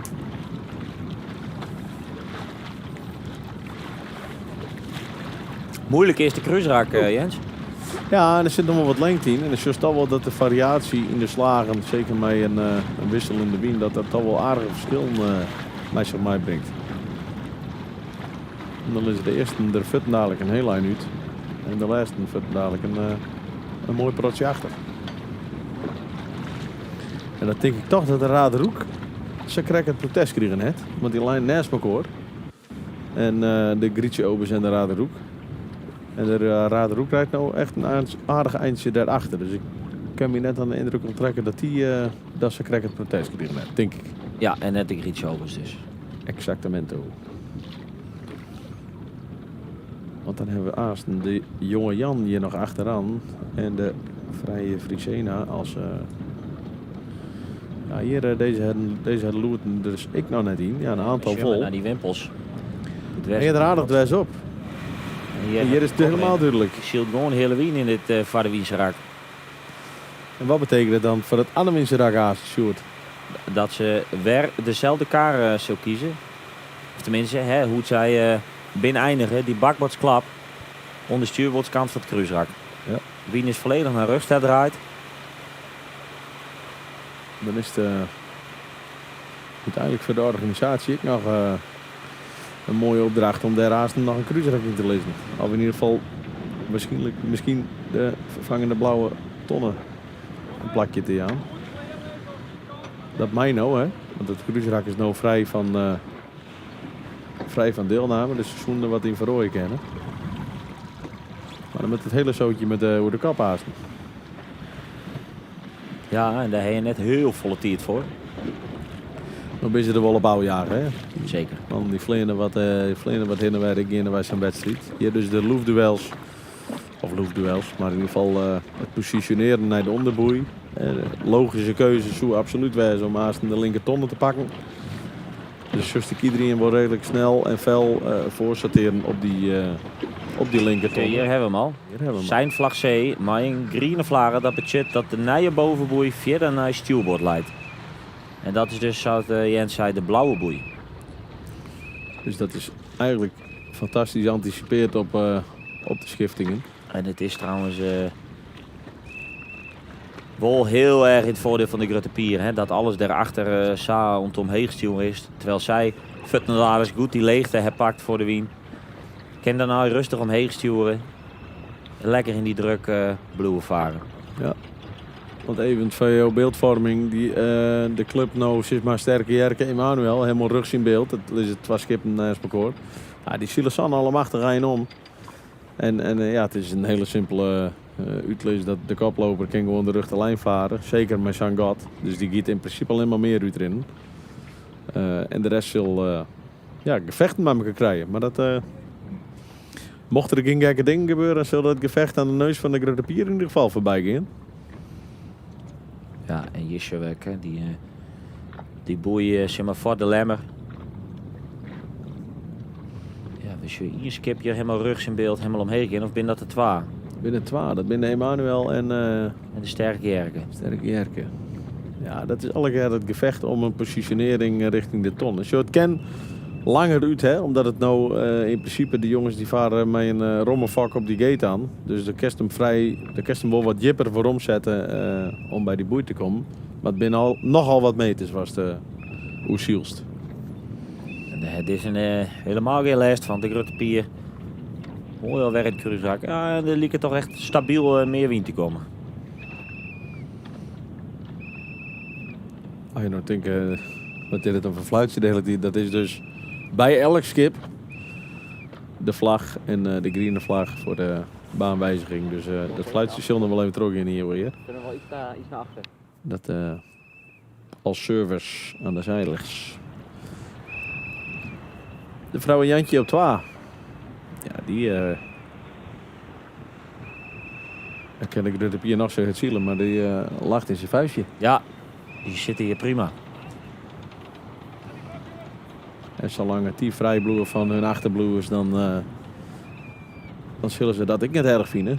En een beetje meer wien is voor hun denk ik helemaal niet erg. Dus dit, zolang er gewoon lekker trots zet het windje, is het voor die man prima. De Grutte Pier die nou staat giet. Dit er natuurlijk nou nog net helemaal waar die naar je eerste bovenboei leidt. Het zal ergens in de buurt van het gemaal wezen, denk ik. Misschien een beetje verder daar naar die pier die daar rent. En weer de redbad heel knap op treien.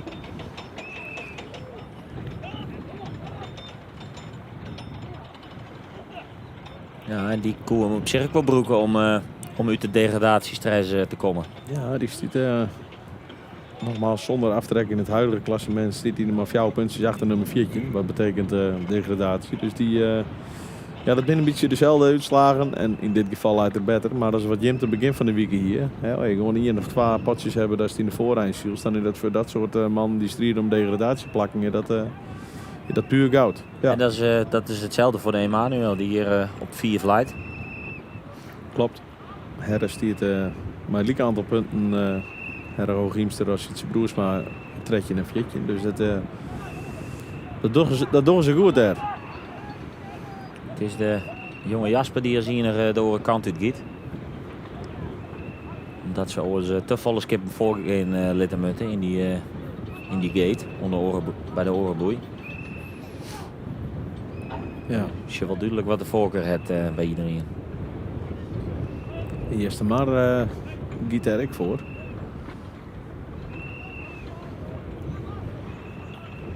Hier de Strietber en de Grietje Obus.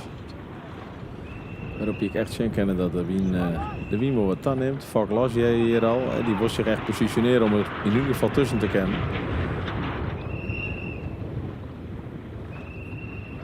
Hier dus Jester maar om de oortonnen. Dan hebben we... Denk ik de oren uit Labora. Die ik aansluit. Zo het hele treintje zit dicht bij elkaar. De hele trein die kiest voor de linkertonnen van jou in beeld rechts. Dat lijnt zich helemaal op. En verder, terwijl de pier al voorbij het gemaal is. Haast. Ja, die vaart je wel daar helemaal bovenin. Hoe bakboord een hele orenkoers als wat de jonge Jasper en Jester Maier varen. Ja.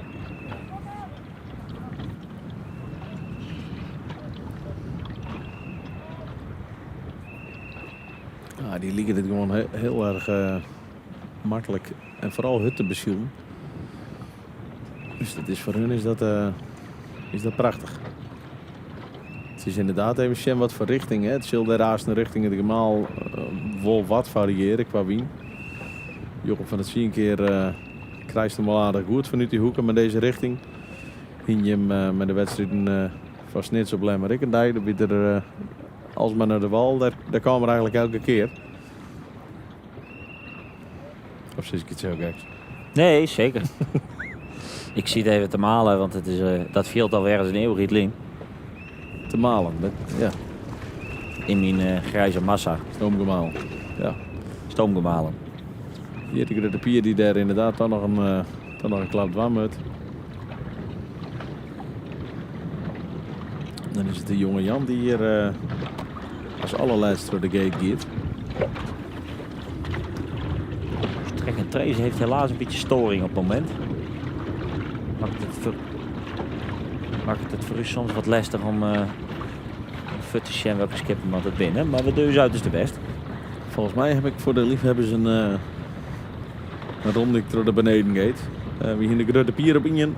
De ST op 2, Redbad op 3, Makkem op 4, de Emanuel op 5, Sterke Jerk op 6, Jonge Jasper op 7, Strietber op 8, Go op Jochen, Jester Mar op 10, Oorred Labor op 11, Vrouwe Christina op 12, Jim de Koopmans op 13, Raderhoek op 14, Vrije Frisena op 15 en dan hebben we de Jonge Jan op 16. Ik krijg Jens dat net helemaal goed trok aan. Dus Soes die lijst nog één keer dwang hebben? Op in de nee, dat wie. Maar het is wel even leuk, even extra bijhouden, omdat je met zijn gate variant kun je altijd goed is, wel wat meer verschoning krijgen. Is het wel even grappig wie de knappe stijger en de fikse daler is. Zullen we de blauwe boei, maar daarnaast de spreader. En dan de grote pier weer.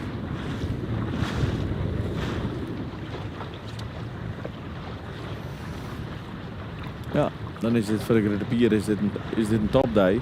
Maar zolang het de ST erachteraan varen bloeit. Ja, het is natuurlijk wel de grote pier die Assen meer gaat profiteren van die oude loeker als de vrouwen Jantje. Ja.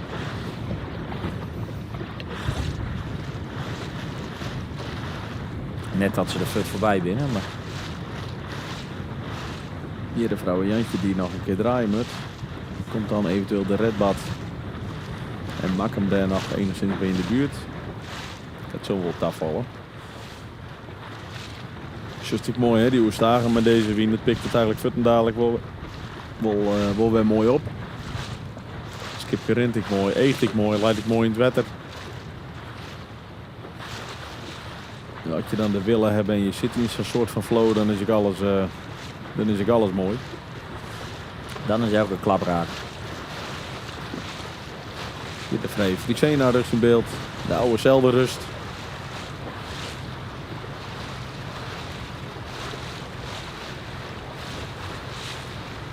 Ja, Mr. Shen. Ja. Ja, dit is wel indrukwekkend. Je houdt niks. Inmiddels wordt de loerte erin. Zoals het hoort. Nou, dan moet de ST daar nog een klapmeidje. Ja, en die Oesile die boeien vol weer flink, liek het. Ja. Terwijl die grote pier al lang en breed om de spreader heen is. Dan is dit wel een heel indrukwekkend gat. Chapeau. Hè? Chapeau. Chapeau. Supermooi. En dan lijkt het toch wel weer dat de klap naar het stoomgemaal in ieder geval de klimmende klap is op bakboord. Want eigenlijk alle jongens die hier aan de rechterkant van je in beeld zitten, ja, die zullen een hele drege slag krijgen om op stuurbord nog een heel eind weer om te komen. Maar hier krijg ik al even de vrije Friesena in beeld. Begint van de week al even een paar keer beniemd. We starten hartstikke goed van me voor, maar ja, zak je toch elke dag beginnen wij een beetje de wedstrijd wat terug het veld in. Hè? Ik ben wel even benieuwd wat skipper Aage Banstra daar zelf van zei. Mooi, waar staan we hier en op welk scootje? We stingen hier mooie Aage Banstra en we stingen op de Vrije Friesena. Er binnen 14 Banstra's binnen de IFKS. Is er nou ook onderlinge strijd? Dit hier net. Want wij staan stief onderaan en Jelle is helemaal boppelen. Dus de onderlinge strijd is er net zozeer. Maar inderdaad, 14 Banstra's in de IFKS en hier zitten 11. Ja, dat zou dus krijg van wij staan achterom. Vorig jaar ben je promoveerd. Hoe ken dit? Nou, simpel zijn is het skip weer er net klaar voor. En we hebben bewust de keuze maken omdat ik net het waan. We hebben Tuurgage is sowieso van Venema. Die had het erop zetten toen die had een mooie A-klasse shield aan. Maar het zit hier in het hand. En ik moet zeggen dat ik net het gevoel heb van vorig jaar. Maar hoe het skip zich gedraagt, laat ik het zo zeggen. Dus we zitten eigenlijk een beetje met de hand in het hier. Zo van, nou, waarom gaat het nou net zo dat wij tochten dat het ging zo? Maar de start zitten we er wel lekker bij. Maar dan zak je toch gewoon achter en daar. En kunnen we gewoon net handhaven, zeg maar. Dus dreig. Ja, en het dingste, want Jerry Season, we rennen wat achter. Komt het nou echt terug het materiaal? Of kent ik wijze dat de bemanning net helemaal op scherp staat? Hoe just dat? Nou, ik heb net het gevoel dat we net op scherp staan. Alhoewel ik het wel heel makkelijk vind om het heel snel in het materiaal te zien. Ik bedoel, je kan zelf altijd verbeteringen vinden. Ik denk dat je nooit uitleert binnen. Maar wij van tevoren zeiden we als elkaar dat wij dit hier net degraderen zouden, dan juichen we harder dan de kampioen. Dus dat is een beetje al dat je wil weten van, het wordt sowieso heel erg moeilijk. Ja. Je hebt nog een paar wedstrijden te gaan. Waar ga je nou het verschil in mooi zien? Waar wij het verschil in mooi zien gaan, dat vind ik een hele moeilijke. Ja, we zijn er nog bezig. De eerste op achtergrond misschien wel een flex draaien. We zijn echt van nog aan het prutsen. Misschien dat we nog wat uitvinden kennen. Hoe het wordt, het hut, dat luidt dus helemaal net. Dus ik misschien hoe dat weer gaan zal. Morgen hebben we wat minder wien. Dus misschien dat we daar nog een klapper uitdelen kennen. Dat zou misschien toch wel leuk zijn om ergens een keer in de middenmoot te zien. Maar het wordt een heel moeilijk verhaal. Nou, we gaan het in de gaten houden. En we hopelijk dat inderdaad een goede wien, dat je hem er toch goed doorheen slaan kennen. We wensen je in ieder geval nog een heel soort succes. En we zullen hem zien op IFKS TV. Yes. Ja, dat weer Aage Banstra. Nee, die moet gewoon nuchter kijken op de situatie. En zeker. Dat kan ik wel weer waarderen. Als je gewoon uitspreken hoe het is en hoe het feelt. Dan lees je weer je lezen. Ja. Zal wij nog even de tongronding Nee, beschouwen. We hier de Grote Pier op 1, dan de vrouw Jantje op 2. Of het van de Pol met een redbad op 3. De Makkemes wederom op 4. De Emanuel nou met tonnen op 5. Maar daarna wordt het interessant. Ja, want het werd draait en het mist me net dat je protestsituaties ontstaan. En hier krijg je een bultskippenlijst van je. Want Jestema die liep daar inderdaad wel aardig naar voren schateld te wijzen. Toch uit die bakboords klap bij. En welk skip zit er tussenin? Dat is de Grietje Opus. Jonge Jasper als onderste. Grietje Opus daarboven. En daar komt Jestema nou in ieder geval met gang. Maar giet dit vrij uit bij elkaar? Dat lijkt me toch sterk. Het is de vraag even, denk ik, dat de Grietje Opus vol op bakboord. Want ik zet er zelf ik de draai in. Maar dan kan het eventueel de Jestema's wijzen die in protest vlagen loeken. Ja, of ze rennen er lekker doorheen, hè? Liek het weinig te gebeuren ontnauwd aan. Ja. Dan geven we er wel jou dik omheen, hè? Maar Jestema wel als een snelle stijger, dit rak. Ja, die pakt hij dan plakkers fjouwen. Ja, dat is toch knap weer. En nou, hè, dat is juist dat het iets oerzielen van die boeien in dit soort situaties ja, best wel heel prettig wijzen kan. Neemt de gang gewoon heel lang mee. We zullen hier haast hoe de Grietje Overs en de jonge Jasper hinderen. En misschien komt de sterke Jerker daar wel achteraan. Ja.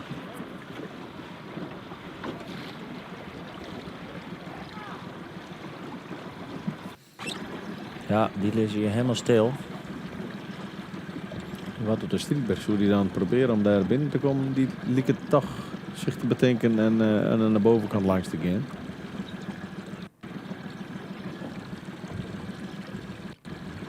Terwijl het ook wel wat rustiger wordt met de wien.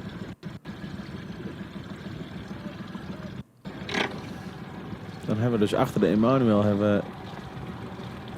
de Jestema op 6. Dan de sterke Jerker kan we wel concluderen.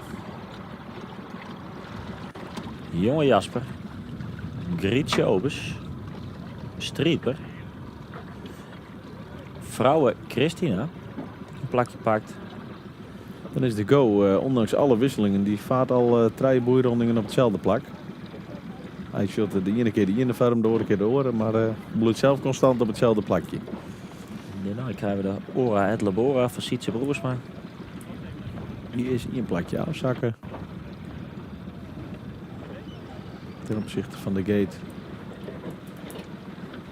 Hier de Koopmans daarachterover. Trekt in de plak.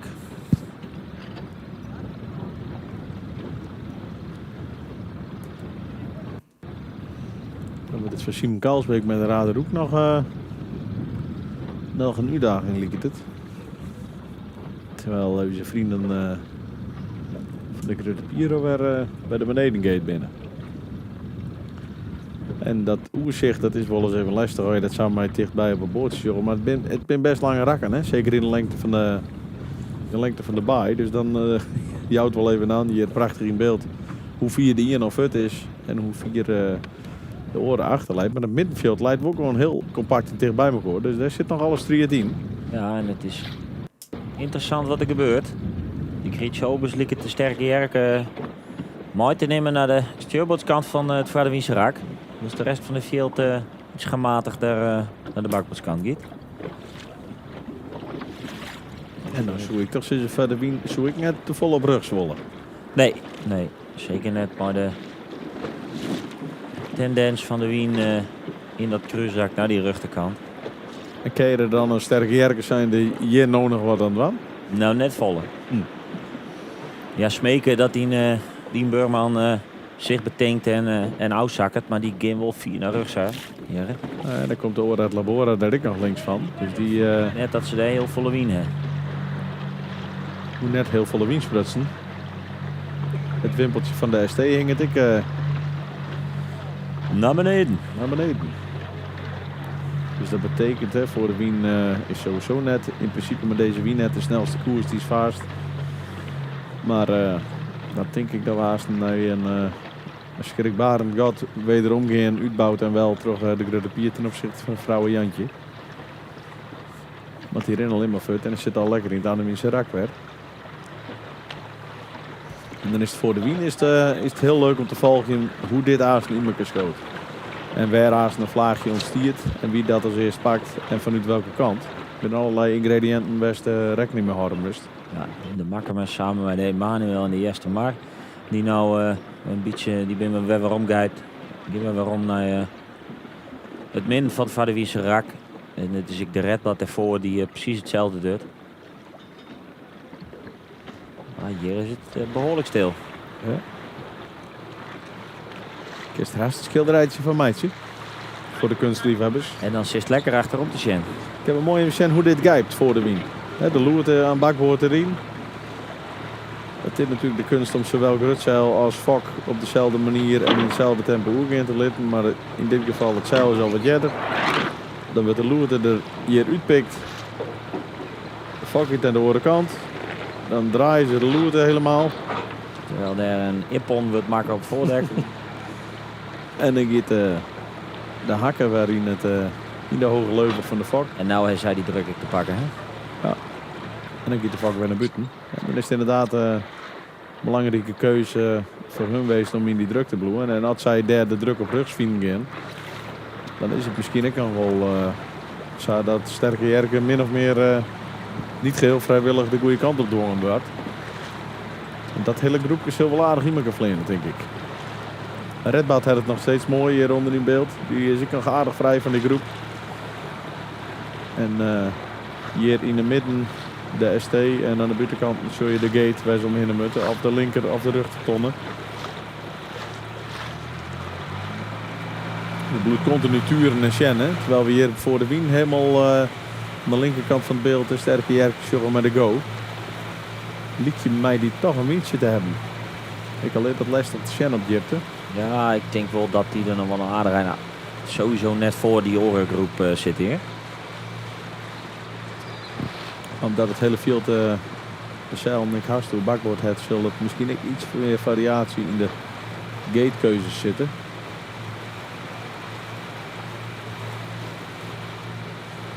Maar dit schoot toch aardig nice maar voor. Ja, en ik vrij rap richting de redbad. Ja.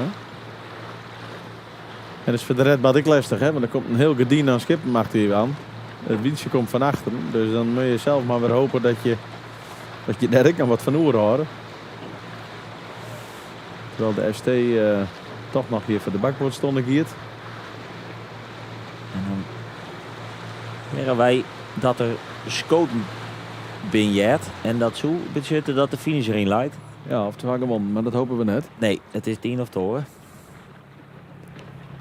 Dus dan zou dit een korte pittig potje wezen.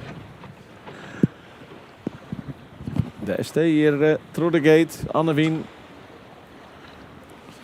Die hier gewoon fantastische zaken doet. Bloed mooi uit erin. En die fok aan, die hebben we al. En dat we nou even dan naar het derde plakje in het klassement, Jens. Nou, dat wil ik wel even voor die doen. We krijgen natuurlijk nogmaals Aarsen een outtrekker bij na deze wedstrijd. Dus het een verhaal weer op een kop. Maar er staat op dit moment Pieter Hille Stielker met 18,9 punten. Die heeft een 11e plak als minste. Ja. Voor de sterke jerken is er dus alles aan gelegen om hier een goede pad te varen. En die leidt je nou helemaal links van het groepje van 4. Ja, als die daar voor of krijg achter het hele clubje is, dat is voor hun een groot verschil. Steven Sieseling stond op Fjouwer. Mijn size een 4 en een 6. Nou, die vaart nou zien uitlopen. Die vaart nou zien uitlopen. Dat kan het missen. Gele Tarema, hier al een 10 en een 8. Voor hem is het eigenlijk hetzelfde een beetje als een sterke jerke. Voor hem alles aan gelegen om in die vooreind te komen. Want dat het nog een keer een 8 of een jongen wordt, dan gaat het ik hut. Dus ja, binnen het, ja, even het kaf en het koren gescheiden. De ST en de Grote Pier die hier een gouden pad varen. Zeker klassementstechnisch. En dan de ST natuurlijk voor hun eerste plak nog krek wat subliemer dan de rest. Maar goed, even de oudtrekker der oude heljen bij de ST of bij de Grote Pier.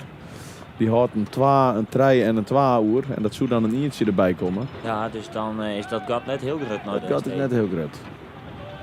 Dus het zou mooi zijn dat dat inderdaad en hier de blauwe vlag in beeld. Ja, ik ken even waarom naar die tonronding, want dan... Ja. Hier de go in een hele rommelbocht van buiten. Ja, en wat de EA-deuren en ook de Ora et Labora zitten erachter. Maar dit is... Ja, Jester maar ken daar helemaal nergens in, hè, tussenin. Nee. Maar denk je dat hij recht hebt op Bronte? En wat doet Sietse Broersma? Dan hier met de aanlooproute denk ik een beetje via de Schemmert. Maar dat inderdaad de go degene is die binnen de zone komt. Sietse Broersma. Ja, die heeft helemaal nergens rug op. En die komt er echt net tussen. Oh. En het is echt die... Jester maar ik net. Nee. En de rijdt hij op de boei. Ja. Jere protest. Het is Sietse Broersma die sowieso boven de boeideel gaat. Ja. Jere Dat is te protest. gretig, hè? Te gretig.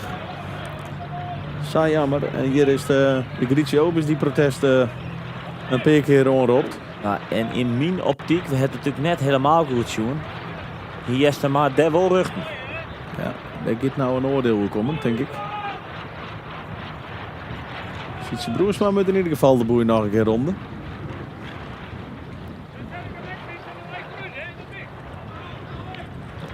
En dan Jerwe even, als je hem denkt, wat is er stil. Ja, we jaren even naar de teksten die van de skippenmouw komen.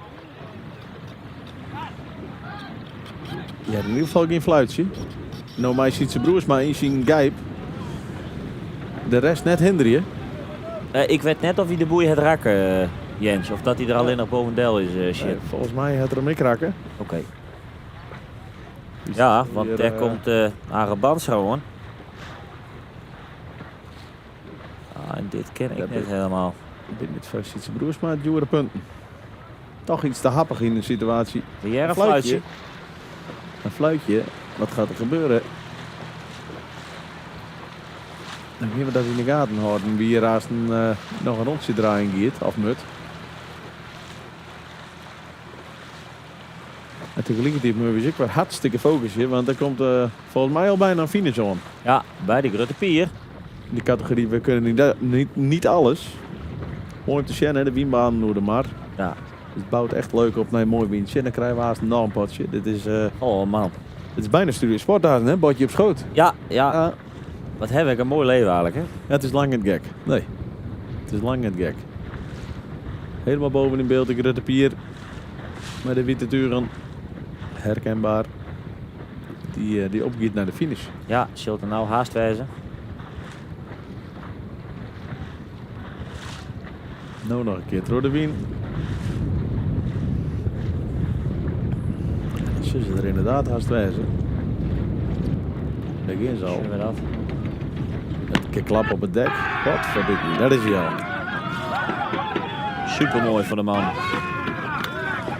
Even de knuffel tussen Pieter Jan Posma en Tim Roos Geurius. En natuurlijk de hele bemanning, hè, want dat is altijd... we hebben daar zelf ook wel eens... Nou, les van is overdreven, maar vaak wordt de skipper benieuwd. Maar het is natuurlijk een teamspel, hè. Alle radartjes de goede kant op. Skip goed in de macht, gang erin. Nou, dan heb je alle ingrediënten voor een hele goede wedstrijd. En zij bovenin bij de start een prachtig plakje vonden. Eerst liep het even krap te wijzen, maar daarna weer het meer dan bingo. En hij zit gewoon heel erg goed in en alleen maar uitbouwt. Ja, feilloze winning. Echt knap, heel knap eerste cruiserak. Saaf futten dadelijk, zijn gat slaan. En daarna alles goed van. Elke vlag pakken, elke meter. Ja. Beetje af. Van harte gefeliciteerd. En dan zal de vrouwenjantje daar kalm achterom komen. Zou die blijven, Sjoerd, denk je? Ja, ik denk het wel. Ja. Nou is het wel zo dat zij... We hebben nog steeds net helemaal duidelijk hoe dat nou zit met het verhaal. Er giet wat geroezemoes hier en daar door de vloot dat er eventueel nog een staartje komt om het verhaal van de bemanningslijst. Hebben wij niks hoe jij, dus het ding geruchten. Dus van nou gaan we er gewoon even vanuit dat er niks al verhoort. Nou ja, het zo. Ik weet net wat er geruchten binnen en wat er eventueel nog voor rode kennis zo. Maar het heeft voor hun een belangrijk deel in dit kampioenschap geweest. Dat het eerste plakje takkend is, zodat hij uiteindelijk in praktijk af en toe indrukwekkende overwinningen hebben. Dat we er ik in op sleert. Dik verzinnen. En hier komen ze aan. Heb ik het wolles drokkers jongen op het dik, moet ik heel eerlijk zeggen. Ja, dit is misschien een keer het verkeerde stikje. Oh. De meeste mensen zullen wel op papier zitten bij Polen. Bij het snackark ik altijd stiert. Jo Binder bekend. Ja. Het is mijn dorp, hè. Mijn dorp, de Lemmer.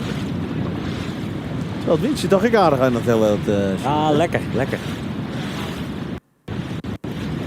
Waarman, Jan Jonkman, vanmorgen even een vriend van de show ondertussen. Die zei ik al, dat windjaars niet komt. Dan zullen er beginnen wij die ik word steenbeloeren. Nou, dan krijgen we nog een prachtig toetje op deze dag. Ja, en dan is het super mooi hè, dat we tot zo'n uur zielen kennen. Ja. Want even voor de goede orde, normaal is het 6 uur, hè? Ze hebben er... Ja, ze hebben er even een hoeren bij omplakt. Om maar alles liek te trekken en die extra wedstrijd eruit te persen voor de A-klasse. Nou ja, zo dat nou liek het, waar ben je halve 6, dan hebben we dat dik voor elkaar. Even een iets opzetten bij de Lonneke, de vrouwenjantje. Bloedlijstig. Dit is knap, hè? Ik vind het toch, als je dat elke dag maar weer presteren, dan denk ik, ja, dat zit het goed in elkaar. Ja. Hier een hele belangrijke treddenplak, denk ik, voor de redbadhaasten. Ja, en wat een wiener die er ik al in hangt, ja. Ja, en dan wordt het alweer interessanter, hè? Want hoeveel tijd hebben we haast tussen deze start en de volgende? Nou, net genoeg, denk ik. Hier krijg ik al even hoe de grote bier die een keuze maken heeft voor een licht waarzeil. Nou, dat ben ik wat dingen wat al een keer in je kop kan meespelen natuurlijk. Er zullen een aantal wat lichtwaar vakken erop hebben, waar het misschien langzamerhand iets te verwaaien gaat. Maar hier even alle aandacht voor Albert van de Pol en bemanning. Klappen elkaar al eens even op schouder. Die slaan hier echt een goede slag. En de handen in Loerijn.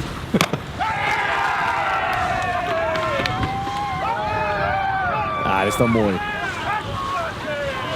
Hoppakee. Prachtig. En nou wordt het nog even interessant, Sjoerd. Want de Makkemus die in de boeien het hel in. Nee, en komt, maar die hebben wel redelijk gang. Ja, zo ze mijn opzitter in de win. Dat ja. Liet ze opsnetter. Dan moeten we dat wel helden. Dat heb ik gewoon zo even... Nou.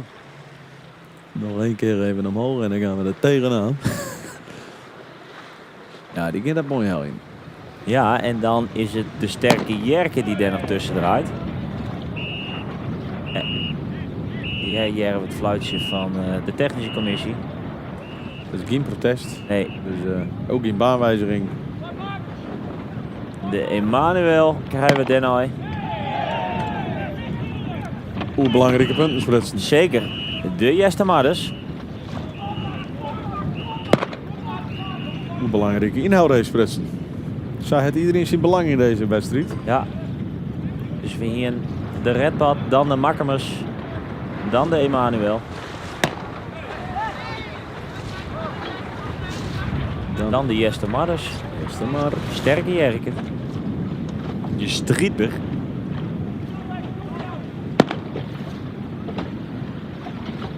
Grietje Overs.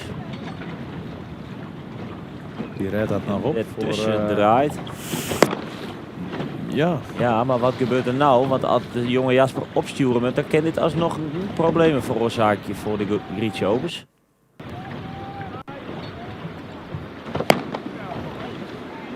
Toch nog best wel een spannende finish even. Ja, er komt nog hier op stuurboord. Ja.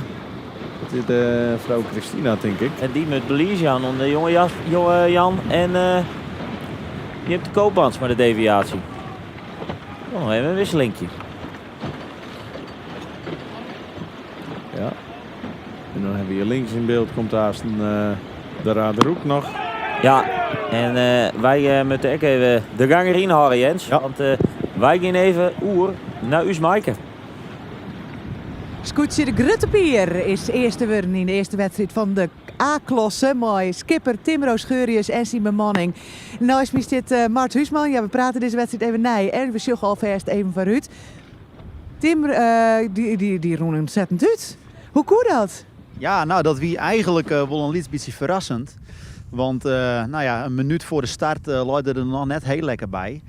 En hij vond toch het gotje helemaal bovenin bij het startskip. Achteraf bleek dat een gouden set te wezen. En hij kwam als eerste boven en hij roen alleen nog maar 4 eruit. Het weer ongelooflijk. Masterclass, ja. Ja, voor de Gruttepier, de eerste Daewoo-winning. Als we dan even naar het klassement sjoggen, de boppen stitte vrouwen Jantje. Die kwam als tweede oer de finish. Hoe hij zij zielt. Ja, dat is dan natuurlijk voor de Gruttepier het iets mindere natuurlijk. Want zij binnen de nummer 2 in het klassement. En ze proberen de druk erop te houden. Maar ja, de vrouwen Jantje die is je tweede worden. En dat is eigenlijk voor hun een hele goede zaak voor het klassement. Want zij zitten natuurlijk nog steeds mooi size als hun slechtste nog maar. Dus als we dan een beetje vooruit zien naar de volgende wedstrijd, dan kan zij misschien straks de tweede wedstrijd wel kampioen worden. Oh, dan is het al helemaal spannend. Maar ze hebben hun plakje dus goed behouden op de tribune of op het podium. Ja. Tredders, die de sterke Jerken, zij hier een wat mindere wedstrijd. Dus hoe kwam zij uit de start wij? Ja, zij kwam echt wel wat minder uit de start wij. Leiden op een gegeven moment op een roen 5e plak. En ben nou volgens mij toch de 8e jochen ongeveer door de finish ging. Dus zij hien wel wat een mindere wedstrijd. En dan zie ik even naar degene die erachter staat, naar de Jeste Mar. Ja, die kwam echt een stuk minder uit de start. En die had toch nog wel aardig ophellen. En die kwam toch nog wel wat verder naar voren.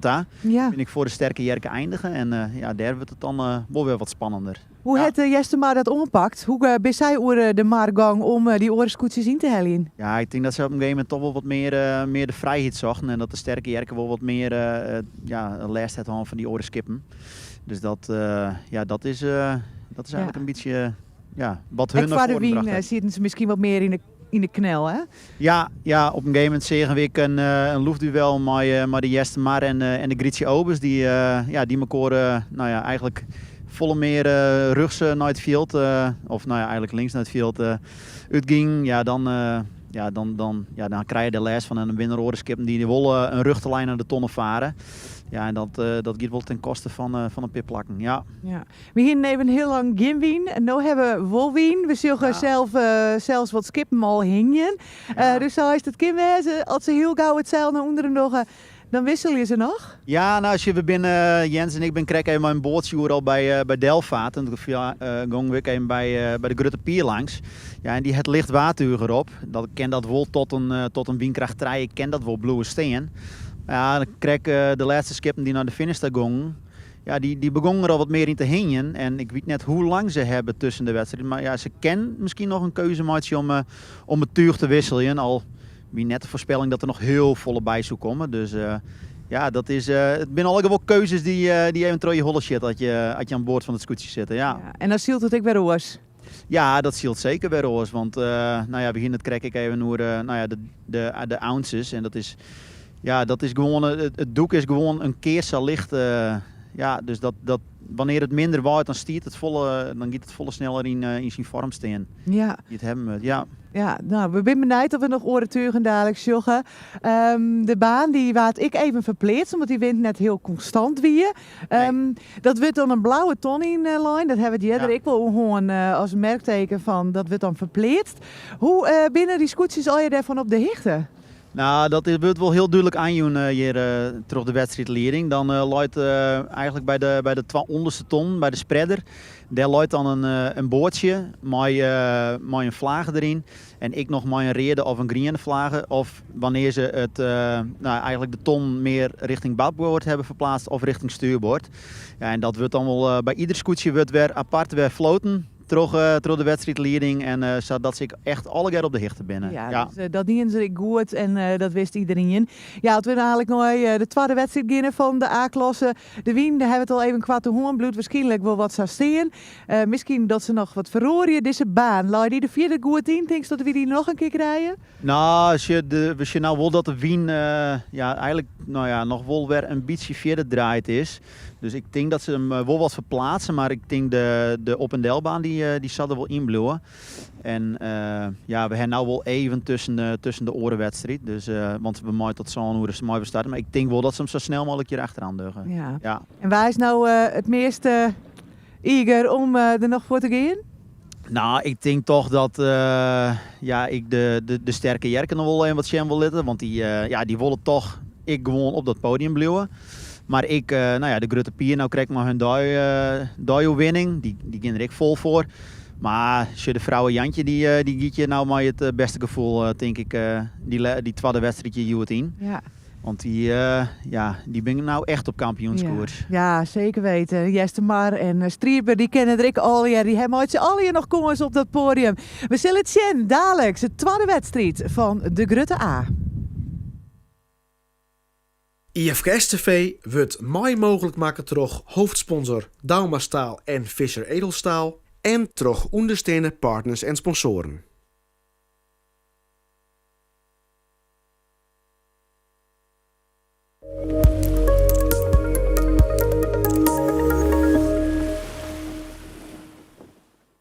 Bouwen!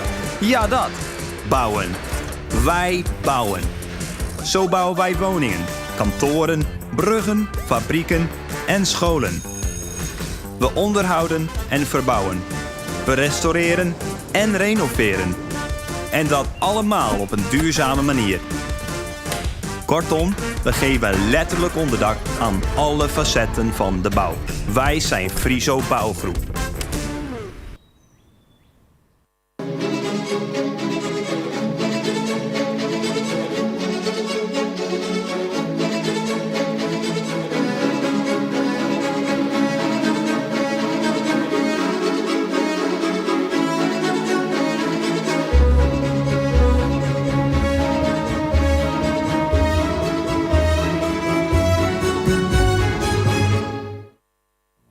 Alles onder één dak, dat is Campernet. Als dealer van Hymer, Carrado, Erima en LMC vindt u bij ons een ruime keuze aan nieuwe en jong gebruikte campers. Maar ook voor onderhoud, reparaties en accessoires bent u van harte welkom. Zo heeft u alles voor uw camper onder één dak. Alles zien? Kom naar Drachten.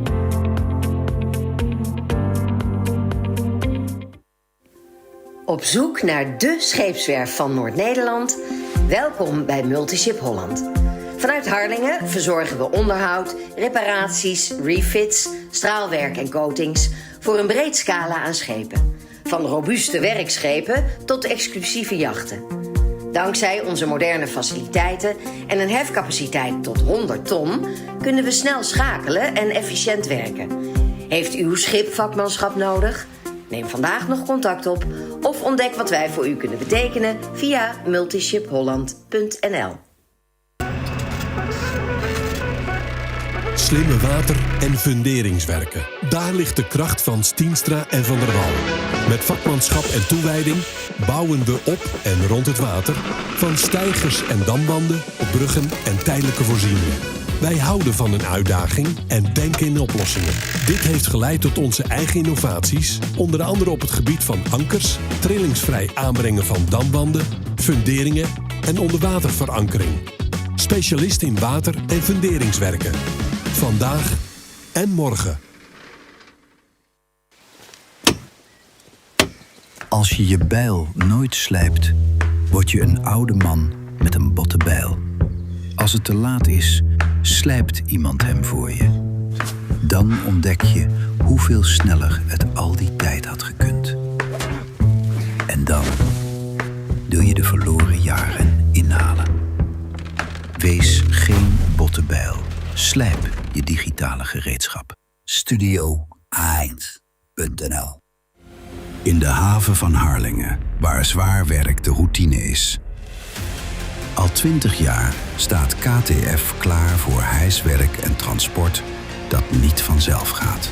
Van bruggen tot windmolens. Van scheepskasco's tot superjachten.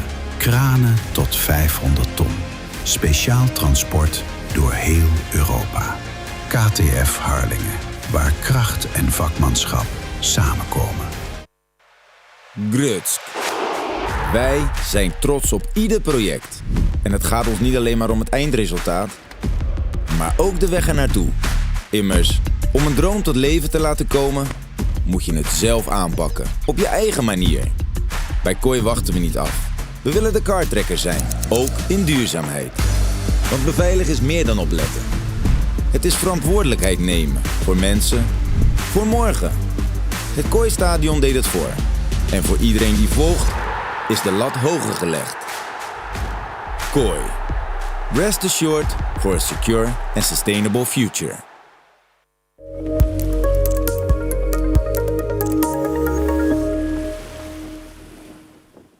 IFKS TV wordt mooi mogelijk maken door hoofdsponsor Dauma Staal en Fischer Edelstaal en door ondersteunende partners en sponsoren.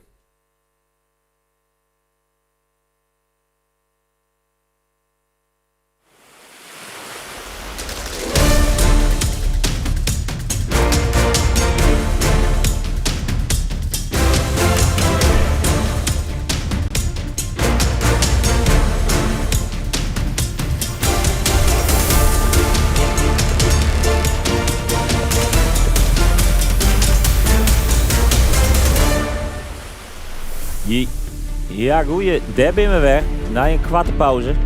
Zo haast is ik even de tweede helft in. Ja, het staartje van de NOS Sportzomer. We het mooi. We gaan nog even nazomeren hier op de Frieske Warren. In de Lemsterbaai krijgen we de tweede wedstrijd voor de Duiven Youth. Dus eigenlijk is dit... ja, ik weet eigenlijk net of dit de wedstrijd van de Lemmer dan is of de wedstrijd van Ichten. Maakt het ik net zo vol uit. Het feit is dat we als na deze wedstrijd in ieder geval bij het schema mooi bij hebben. Dus dat is alleen maar mooi. De baan lijkt het nog hetzelfde. Kegeltje zit ik mooi heeg in de mest bij het stadsschip. Dus in principe krijgen we hetzelfde ingrediënten als krek. Ja. Dat is natuurlijk altijd wel even leuk. Maakt het iedereen dezelfde keuzes en binnen alle wienbaantjes en alles nog hetzelfde. Dat is wel net. Nou, we zeggen krek na de finish. Hè, we stonden hier even buiten ontdek dat er bij een autoskip de fokken naar beneden ging en bij de Grote Pier zelfs het tuur. Dus zult toch nog even wat strapje en wat onpassen hier en daar. Want tussen de krek helemaal geen wien opbouwen naar wat de krek wie en nou is dit gewoon een mooie koelte. Misschien even mooi, we kregen even de rekenkamer het even bij me geweest om je even op een hichte te stellen van een klassement. In ieder geval van de top. Ja. We hebben natuurlijk krek een wedstrijd zield en daarmee komt er een outtrack bij. En dat brengt dus even op... jou even het woord door onze rekenmeester René. René. Is er nog nice? Nee, we hebben op een zesde plakje om de spanning toch even wat op te bouwen. Stiert momenteel, nogmaals, het is even nu het eigen rekenwerk. Sjoerd heeft me goed geholpen. De Striedber met 22 punten. Ja, we hebben trouwens wel even kanttekening inderdaad hier bij Maatje dat eventuele straffen vanuit de technische commissie dan wel disqualificaties of zwarte vlaggen hier net in Maiboon binnen. Nee, dus het is wat wij krek even opschreunen hebben we voor het gemak alle keer even verrekkenen. Maar dan zoomen we de Striedber op 6 met 22. We zoen Jester Mar op 4 hebben met 20. We zoen terug de uitslag van krek met Makkum op het vierde plak. Makkum op Fjouwer hebben met Joggetje. Dan meid je in Gotje naar de podiumkandidaten. En dat is er natuurlijk alle keer nog. Maar op een derde plak voor nou de sterke Jerken met Tretjen komen Joggen. De Grote Pier op 2 met Zoon komen Joggen. En dan de vrouwen Jantje op 1 met Fjouwer komen Zoon. Dus een gat van 3,2 punten. Dus dan noemen ze 1 en 2. Je gaat naar 4. Nee. De 4 minuten gaan, maar Sjoerd, het is interessant, want we hebben een wienbericht vanmorgen, of een waarbericht vanmorgen waarin eigenlijk aanjouwt, elk model jouwt eigenlijk aan dat het morgen praktisch zurende wien hebben morgen. Ja, maar de mogelijkheid dat Zielen liep het er nog net echt bij, nou kan waar en wien alle kanten natuurlijk op. Maar stel nou dat je even de beredenatie pakken van dit is mijn finale. Ja. Dat zou samen kennen. Dat zou samen kennen. Dan hebben we haast een interessant verhaal te pakken. Want dan kennen we wel eens even wat situaties krijgen dat die in en de oor toch eens eventjes elkaar wat opzieken gaat. Dat zou ik in het geval van de Grutte Pier zeker goed begrijpen. Want even meenemen, Grutte Pier had een slugste wedstrijd van Jochen. De vrouwen Jantje had een slugste wedstrijd van Sijs. Ja, dus eigenlijk had de Grutte Pier, maar dat hoeft helemaal net zo te wijzen. Maar als zij de confrontatie opziekje, dan moeten zij zien dat ze zelf eerste willen. En de vrouw Jantje in ieder geval slechter als Sijs.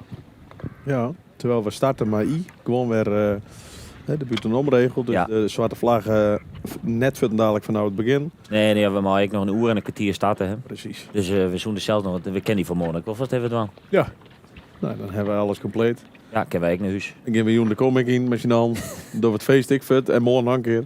Nee, maar alle keer het op een stokje. Het is wel interessant. Want ik kan me voorstellen dat je aan boord de scenario's al even als bemanning op een rijtje zetten. En dan kun je dus inderdaad het scenario krijgen dat in het vervelendste geval dat wij nou de finale van de Grutte A zullen gaan. Ja, en dan ben we benijd, monsieur de vrouw Jantje hier aan een beeld. Daar hing het de Grutte Pier uit. Ja, en misschien gebeurt het ook wel helemaal net, hè? Nee, want het is ook net dat het mut of zo. Dit jaar wat een oude bekende voor het Ruud. Ja, leuk dat het er weer even is. Zeker. Nee, het is interessant. We kennen dat in de gaten houden. Mocht er zich al zo'n situatie uitspelen, dan nemen we hem er uiteraard in mei. Maar vooralsnog is het voor iedereen de helderste taak om een eigen wedstrijd goed te varen. Want ik zeg even zo gauw net de Grutte Pier met het witte tuur. Nou, leven we in ieder geval hopen dat het er wel bij is. Aangezien nu ze track and trace het net doet, is het... Als je hier rugs in beeld nog een schaduw, dat sales hastvol wijzen, dat mist me net. De shadow. There we go. Het is green en het heeft van witte. En het 6 GP. Ja, dan is mij 2 minuten 8. Komen ze net weer bij de vrouwen Jantje in de buurt? Nee. En aan de kant van de stadlijnen, ik word redelijk bepaald. Ja. Maar je alleen nog nodig wel even zorgen dat je daar ik maar enig tempo binnen. Ja, het is hier de Vrije Frisena die hier nog tussen draait. Het is die Grutte Pier die heel leeg deel had. Dus die zullen onderin starten willen. Maar dan moeten ze nog 2 keer een manoeuvre maatje. En daar is het die en op dit moment de wien ik net nooit. En dan showen we even bij de vrouwen Jantjes. Want dan geven we dus toch even een lietse focus. In ieder geval op die 2 skippen mee hebben. Die zitten wat klem hier, die Grutte Pier. Ja, die komt er helemaal net lekker bij. Terwijl hier de jonge Jan nog een keer op zijn plaklezing gaat. Dan is het voor de Grutte Pier met 1 minuut 15 toch noodzaak om in ieder geval even een beetje naar die linie te komen. Ja, dan zullen het pinnen in het worden, maar dan hebben ze nog wel een eind te gaan, hè?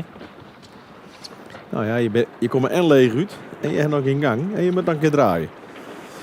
Dus dat is in de categorie time management is het een uitdaging. Maar nog binnen de minuut ondertussen. Nou, ik ken een zeilende collega die zei altijd een beetje haast bij de stad is ook wel lekker. Nogmaals, het boekje van Sjoerd is te bestellen. Maar nou, we gaan zien hoe het eruit komt en wat ze er komen. Ja, dat sterk die in ieder geval bovenin. Volgens mij zit de street weer nog boven. Die zullen we hier. ST het werd het veilige plak in de midden. En dan hebben we hier met 22 seconden. Dan moet de Grutte Pier nog een stag. Ja, en dan is het een dat je gang krijgen. Of gaan we hier een hele bijzondere situatie. Want ik vind dat ze vrij rom, hè? Een poortender. Nee, dat vond ik nou in.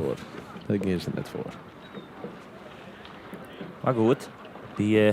Maar op 12 seconden dan een keer draaien, dat is net lekker. Terwijl Sterke Jerke hier bovenin hartstikke goed voor het is. Maar het is echt de ST die daar net heel lekker bij komt.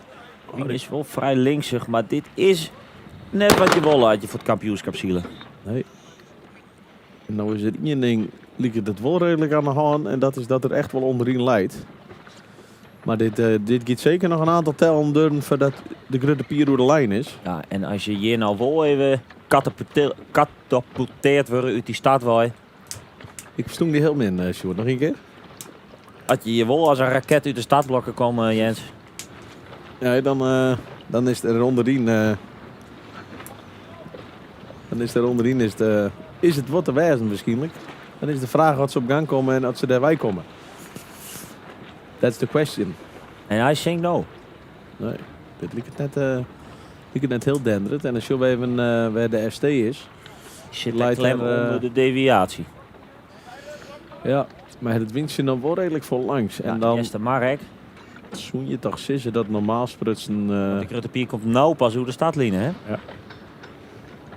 Dan zoen je toch sissen dat normaal sprutsen met de snelheid van de hele week... dat de ST zich... wel een beetje ontfutselen kan onder de deviatie bij. En dat zou dan wel creëren dat ze zijn eigen vrije wind weer hebben. Het is alleen nog even de vraag wat dat gebeuren gaat. Dus ik die jonge Jan die er mooi bij zit in de stad. Het is toch de Gruttepier die nou het gangje pakt. Maar als je 4 of 10 al achter is ten opzichte van dit groepje. Die heeft prachtig mooi in beeld. De 2 concurrenten in 1 beeld gevangen. Nou ja, zij zal laatst netjes in die geul omvaren. En ja, ze kennen ruimte voor de Walfredië. Maar maak hem maar de jonge Jan en Jim de Koopmans en de ST zullen ze sowieso net voor deel komen. Wat de ST weer heel mooi doet, vind ik hier. Die giet hem een beetje prikkend onder Jim de Koopmans bij. En creëert hij mij gewoon zijn eigen gat weer. En dat jouwt die saffel rond en mogelijkheden in die cruiserak. Want dan is het nou dan weer eigen baas. En dan lijkt het hier op snelheid en op druk ik wel gewoon een heel goed plak te hebben. Die jonge Jan ik goed vet. Die had in ieder geval eerst de mar in de besnijding daar. En die kan dat ook wel uitbroeken, hè, voor zijn degradatiestrijd. Absoluut. Maar vooralsnog de beste papieren voor de vrouwen Jantje. Ja, want dat betekent ten opzichte van de Gruttepier. En hier helemaal mooi in beeld. Ja, en het is, ze zijn al in een positie dat ze vrij draaien kunnen bij de staremers aan boord. Hè. De sterke jerken en de deviatie die zakken al op zijn line. Want Sjoerd, het is even scenario's denken en hardop denken. Maar het verschil is 3,2 punten. Maar stel dat de vrouwen Jantje hier in de voorrijn is en de sterke Jerk daar een plakje voor jou erachter. Dan kunnen we de overkant van het verhaal even dadelijk hebben. Hè? Want mij zegt de plak als minste. Dan ben ze er al. Dan is ze er al. Dus het is... ja, bliksem. Het kan of heel spannend worden. Of het kan haast heel snel beslist worden. En beslist wordt net sinds Joert. Want ik ging er nog steeds van u dat we morgen een poging maken om te zielen. Maar ja, het inderdaad dat het gat 6 punten is. Ja. En de sterke of de vrouw Jantje die zielt hier naar het eerste plak daar. Ben je dan wel heel erg aan het speculeren, je? Ja, nee, daar ben ik voor. Ja, dat is weer. En in de categorie one-liners voor zijn laatste dijk kan je maar beter voorop staan. Het is nou wel de sterke Jerken die er kijk weer even een beetje meer hechten pakt. En dan denk ik de Strietber en ik denk dat zou dat de Fria Fresena wezen. Dat zou zo maar kunnen. Ik vind dat de Grausters of de Raderhoek. Ik ken het net zien. Maar die gaan er helemaal naar de Pieta. Ah, die moet dan nog een heel eind op bakboord hazen. Nou ja, je weet het net. Wien daar bij die dikdel die... Nou ja, we hebben het zelf een keer beleefd. Die wil best wel eens even een paar graden heger wezen als de strook van u te maken.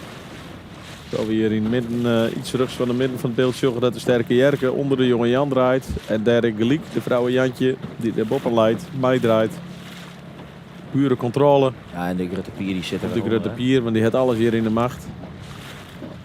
Dus die voorlopig bij far de beste kaarten.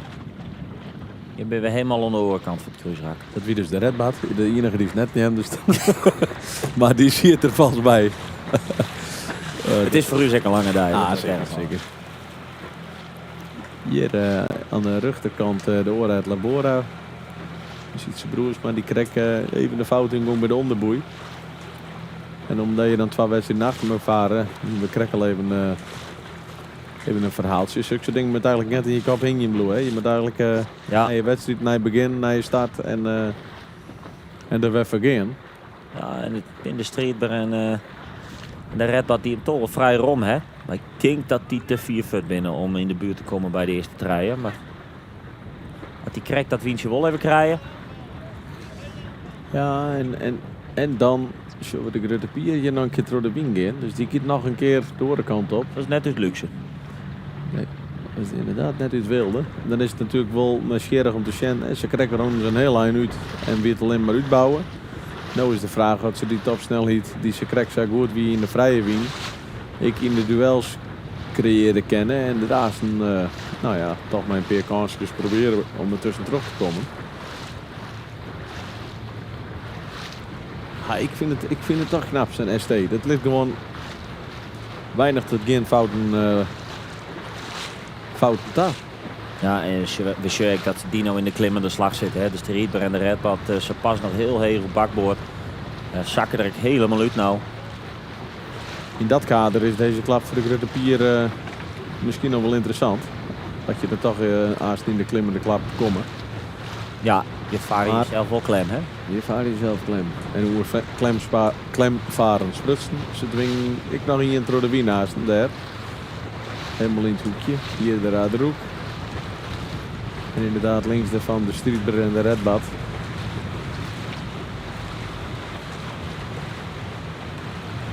En hier de koplopers. Zowel in klassement als in deze huidige wedstrijd. Dan lijkt het toch de sterke Jerke te wijzen die daar heel mooi in de voorrijn komt. En daar gaat de vrouwenjantje. De laatste meters richting de boeien op bakboord.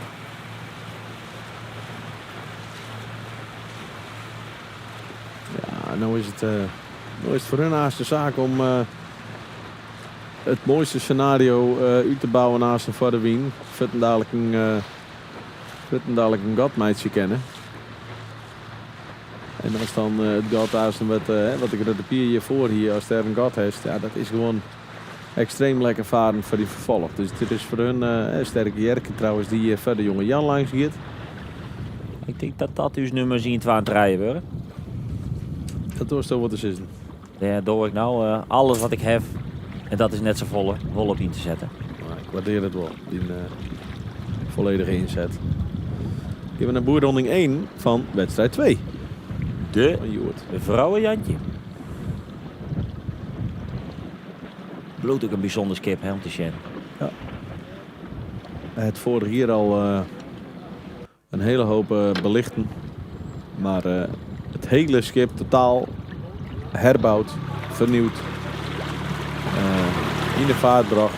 Dus je bent er helemaal van overtuigd. Dit is hem, dit voldoet aan alle maten. En dit is precies wat we hebben willen. Vliegen hier wint zal redden in het klassement.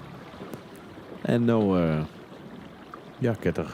moeilijk is het dat er een hoop problemen binnen. Echt heel knap. En leuk, hè? Gewoon met zijn ding mee zien al zijn ding aanpakken. Het zou wel een verhaal wezen. De sterke Jerke op de tweede plak. Volgend door de jonge Jan. En desje we de grote pier omkomen. En die zult denk ik een beziekje om hem voor je hem te kopen als van de deviatie del te sturen. Ja, ze zetten de draai al wat in. Dan weet ik net waar hier tussen was, want die eerste man die gaat uitsturen. Ik stuur nou omheen. Dan werd er protesteerd. Oh jongens, dit is heel duur. Helemaal net clear. Oh. Nou, vrouwenjantje.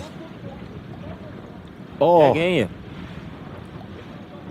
En hier dan even iets geduldig geweest, denk ik, om het gotje achter Jimte te pakken. Maar ja, wat te maken met Oh. En nou komt er een hele bult naast een bakboord. Wat gebeurt hier? Ja, dat is dan toch wel heerlijk op wat we krijgen een wedstrijd serie. Zo solide en zonder fouten. Dit is dan toch... dit is een gigantisch duur. Ja, want de street bij de Raderhoek, dit komt er alle jaar tussen terug. Met achter die vrije Frisena me aansluit eigenlijk. Daarvoor liep het helemaal geen gat te komen. Ja, misschien krijgt voor de... Dat is alle gang is er... Oei. Nee, dit wordt hem net. Goh. Wat een spektakel, Jens. Ja, maar ja. Ik vind het wel leuk voor dat het dan wat langer bij me gebleven. Maar dit is jeetje, jongen. En nou ik hij is erom wien en de scoort hem dan wel redelijk aan. Dan moet je het hele schip weer op gang traapje. En je hebt alleen maar Smaragdwien. Nee, die sluit hier als laatste hoor. Ja. Nou ja, dan proberen we toch mooi qua stage in mijn te lullen. Maar dan krijgen we op deze manier... En we hebben al zo vaak bij hem, hè? Jeetje, je varen jezelf zo verschrikkelijk op slot. En nou weer een gat. En dan draaien ze alsnog onder de eerste madders in de zone. Ja, en ze lezen daar nou een stuurboord. En er komt nog hier een bakboord. Dit ken ik weer net. Krijgen ze nou echt nog een protest aan de broek? Het is voor hun te hopen dat ze daar krek wat tussen troskarel in. Dat is denk ik de vrije Frisena. Ja, jeetje, mine. Oh, wat een kostbare fout. En ik miende voorop, op het moment dat ze indraaien, dus ja, met de hand omheen zei van jongens, nee, je net. Dat liep net helemaal een... Het liep net alsof iedereen het er helemaal mee in zwier. Maar dat is voor u zeker natuurlijk luister inschatten hier, maar dat is dat het een hele pijnlijke misser is wel iets wat zeker is. En dan is hij gewoon eigenlijk bijna een rak achter, hè, straks. Een rak is overdreven, maar... Ja. Dat zei om de spreader binnen zal vrouwen Jantje... Zal haast bij de gate reizen. En nou Jerk krijgt heel mooi dat de jongens het als een herhaling in beeld hebben. Dus dat is heel mooi om even naar te zien, denk ik. Voor de GP-liefhebbers wat minder. Maar het is... Ja, het liep het een fatale fout te wezen. We hebben dat vorig hier eigenlijk curseren, hè, met de sterke Jerken en de eerste madders. Gewoon een inschattingsfout, terwijl... Hoe een inschattingsfout en sprutsen. We krijgen hem. Let op, Jens. Ja. Daar komt hij. Wordt dit mijn eerste ding-dong? Ja, daar komt hij. Ja. Nou. Ik denk, hij komt wel met een beetje meer enthousiasme. Ja. Zullen ze het redden hebben. Ik doe het net te zeggen. Ik ken hem net erop. Als ik het net zeker weet. Ja, hier komen ze om de tonnen, de grote pier. Die hebben alle fluitje. Alle fluitje, ja. De grote pier als nummer 4 om de boei. En we zullen de vrouw Christina Austuur, dus let op Jens, daar komt hij. Ding dong. Op de ton. Hebben we hem toch nog even een keer jemt. Ja, dat is... En dat is ik, maar het liefste zeegankje wat op gang komt. En dan moest je hier eigenlijk een beetje oer houden. Dat zet hij altijd een beetje op zijde. En bij de sluis en bij het gemaal. Het stroomt ook altijd nog wel een beetje. Je moet er al even in de scenario's even rekening mee houden. Zie je wat lijstje in belang, Sjoerd? Oh, kijk. De eerste herhaling. Ja, en hiervoor, hier is juist heel mooi dat ze hem net helden. Maar wat mij betreft is daarvoor begint de aanleiding. Want hier links in beeld, dus de kaaf van Jim de Koopmans. En het gat waar Mak hem eigenlijk induikt. Ja, je zoent toch zeggen dat hun gat wezen de grote pier wezen met hem. Ja. En dan ben je heel fanatiek of heel gretig in een plakje ontpakken. Maar dat kost je hier gewoon, we kunnen gerust deze zien plakken. Nou ja, en in dit scenario de titel. Of in ieder geval het kans op de titel. Ja. Waar het spannend was koer, is het dat... is die er voorlopig goed. Zeker met de vrouwen Jantje weer op Ian. Het is wel de sterke Jerken die wat inliekt erin in dit Vaderwienserak. Maar ja, dat is voor die man niet prima. Ja, ja. Maar dat is een beetje hetzelfde wat we krek bepraten. Het is bloei maar in de buurt bij je concurrent. Maar dat de concurrent op deze manier zelf de fouten uitzingeert. Ja, dan dwing je dingen gewoon nou. De rest gaat fouten met je mutten dingen van. Kom op stuurbord op een bovenboei, was er liever ik net. Dus je dwingt je concurrenten in situaties dat het lastiger wordt. Want daar zit de druk gewoon op. Maar de vrouw en de Jantje dit heel goed, hè, dit Vaderwienserak. Leger zit als die tegenstander tussen de tegenstander en de boei. Sjennis de Dwientje er vrij tussen trok reist. Ik weet even net zo goed met wat ik zei ze met daar, Jens. Nou, dat heeft toch net vaak? Nee, dat klopt. Dus geniet ervan. Want ik kan de airco wel even aanzetten. Ja, misschien wel lekker. Even. Ja, daar komt hij. Nee, het is wel. Ik heb hetzelfde wel een beetje, hè? Want je zit er natuurlijk ergens net aan te praten dat je denkt, jongens, wat zou dit leuk wezen dat we hier een onderlinge strijd krijgen of iets van een apotheose of richting een apotheose. Ja, dat het gewoon tactisch heel leuk en interessant wordt met twee koprenners voorin. Maar er is iemand die mij een hele lastige manoeuvre, ik denk zichzelf wat ik kwaad doet. En het bloeit lastig op beelden, hè. Dat is voor u zeker Martien wat we joggen. Maar het hiet toch echt alle schijn dat bij het gat, bij Makkem Indook, dat het gat voor de Grutte Pier eigenlijk hier op lijst. Zonder enige risico, draaide maar in. Dan wist een plakje 4 voor mijn bovenboei, niks aan de hand. En dan haast er rond er nog om verder wie die eigen vrije koers te pakken. En in de wetenschap dat ze sakrek zo het ran, ja, zo ik ze warm net. Maar dan is het toch, ja, nieuwsgierig. Is dat een miscommunicatie geweest? Is er onderling iets even in de war geweest? Of wie dit het plan en komt het gewoon net uit? Ja, dat is, moet altijd even speculeren. Want dat is het wel, Sjoerd, hè? Dat is eigenlijk wat. Je moet de beslissingen nemen, pats, boem, en dan moet het ik wijzen. Ja, dan giet ik wel eens in je mis. Dan. Maar die is wel heel kostbaar. Wel heel bepalend in dit geval. Maar goed, ik neemde ze pas al even die laatste wedstrijd van vorig jaar, of Ina laatste wedstrijd. Waarin eigenlijk een soort gelijke situatie ontstond tussen de Jester Madders en de Sterke Jerken. Ja. Klopt. En in die wedstrijd kwam Jester Mar na een inschattingsfout bij de eerste geiboei ik van het laatste plakhout. En stoomde zij toch op trot hele veld in en daarna kwam die bepaalde bakboord-stuurboord situatie van de Wien. Ja, zo simpel is het weer, hè. Stel dat de ST, wat ik overigens net helemaal verwacht, maar stel dat hij om een woord reden ertussen terug zakt en naast een in orde situaties komt en de Grutte Pier die kan nog oprukken. Maar goed, dat is misschien ook wel wat we graag willen. De wens is de vader van de gedachte. Mooi, was hij weer, het tegeltje. Ja, de ST die gaat naar de slag naar de Lemsterdiek. Terwijl de Sterke Jerken de slag naar de Polderdiek maakt. Ik die jonge Jan achter de ST al, de Jestermadders, de Makkemers en de Gritschobers. Die gaan weer achter de Sterke Jerken hoor. En dan krijgen we hier het clubje met de Strietber, de Emanuel, die er weer aardig goed bij zit. Ja, die... En Jim de Koopmans, die binnenkant boeien. Het is voor de Emanuel wel even een schakelje welke kant door je nou en waar leid je rond, hè? Oh, ja.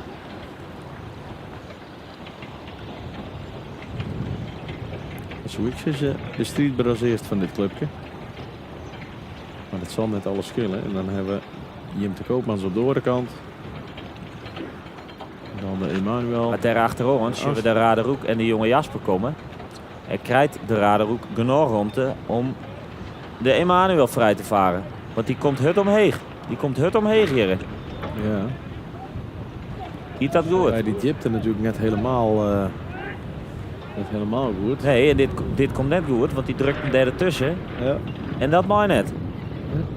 Maar goed, als er inderdaad sinds een raken we het en de boei net raken, dan komen ze er maar bij. Maar het is die jonge Jasper die vervolgens de Raderoek weer hut op een kont rint. Ja, en daar ligt het geen ruimte te wijzen. De Raderoek in de winkel, ja. Voorop zit een man die zit omheen. Ja, daar luidt de boei omheen. En dan zullen ze verder door de wing gaan, denk ik. Maar ja, dit ben ik van die risico's. Ja.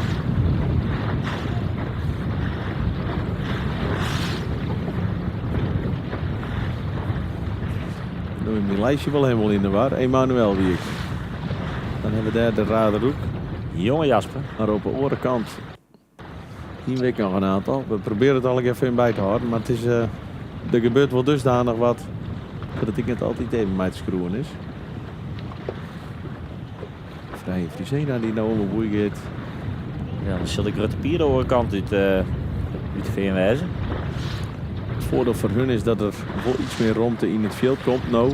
Dus die zullen iets meer hun eigen koersvaarden kennen. Of in ieder geval een eigen ruimte kiezen kennen. Ik geloof nooit dat ze helemaal hun eigen koersvaarden kennen. Met de bloeislijst houden van elkaar. En dan is de ST die helemaal, de vrouw en Jantje die helemaal naar de Diekbedstrand gaat. Ja, hier nou door de Wien. En die kunnen hem er wel vrij heeg. We hebben toch een beetje meer Wien. Hoe de hele maakt. Ja, de Grutte Pier, denk ik, hoopt op een scenario dat het misschien nog wel eens uitzakje kan en dat het een tombola worden kan. liep het er wat aan te heljen en bloeit het toch voor iedereen... Maar ja, eigenlijk, Jens, eigenlijk is het precies die 30 seconden die ze misten in de start. Ja. Werd ze dan vervolgens bij zo'n bovenboei last van krijgen. Ja. Terechte opmerking. Ze wien te let. En dan huppel je er in het eerste raak achteraan. Kom je misschien krijgen in een andere situatie waarbij een bovenboei waar ze de eerste start het heft volledig in eigen hand nam. Bovenin staat er kwam, dan gaat je gelijk vanuit het begin baas. Nou weer de rol in die zin omgekeerd met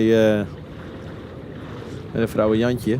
Die gewoon vanuit de midden heel consoliderend, valt me trouwens op de hele weekend, dat ze redelijk vanuit de bovenkant midden net echt in de drukte. En dan is het op hichten en snelheid zien dat ze een eigen treintje creëren kennen. Nou, dat is tot nu toe haast foutloos. En dan zul je het gat ik alweer ontstaan, hè. En werd ze pas. Hier was ze pas op 2, Jens. De sterke Jerk. Ik ben weer Die is even helemaal door de kant op doen. beeld van Len. Hoe komt die Azen, maar die jonge Jan uit.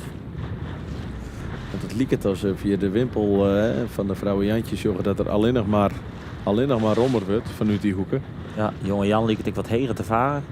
Qua druk dan neemt. De eerste madders die dan weer achter die jonge Jan draaien.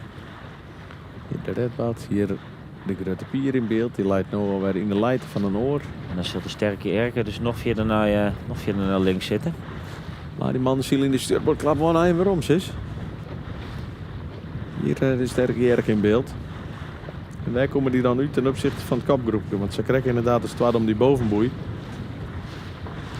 Waar is het Bart Westerhof, maar de jonge Jan die misschien de sterke Erke bedriegen kan.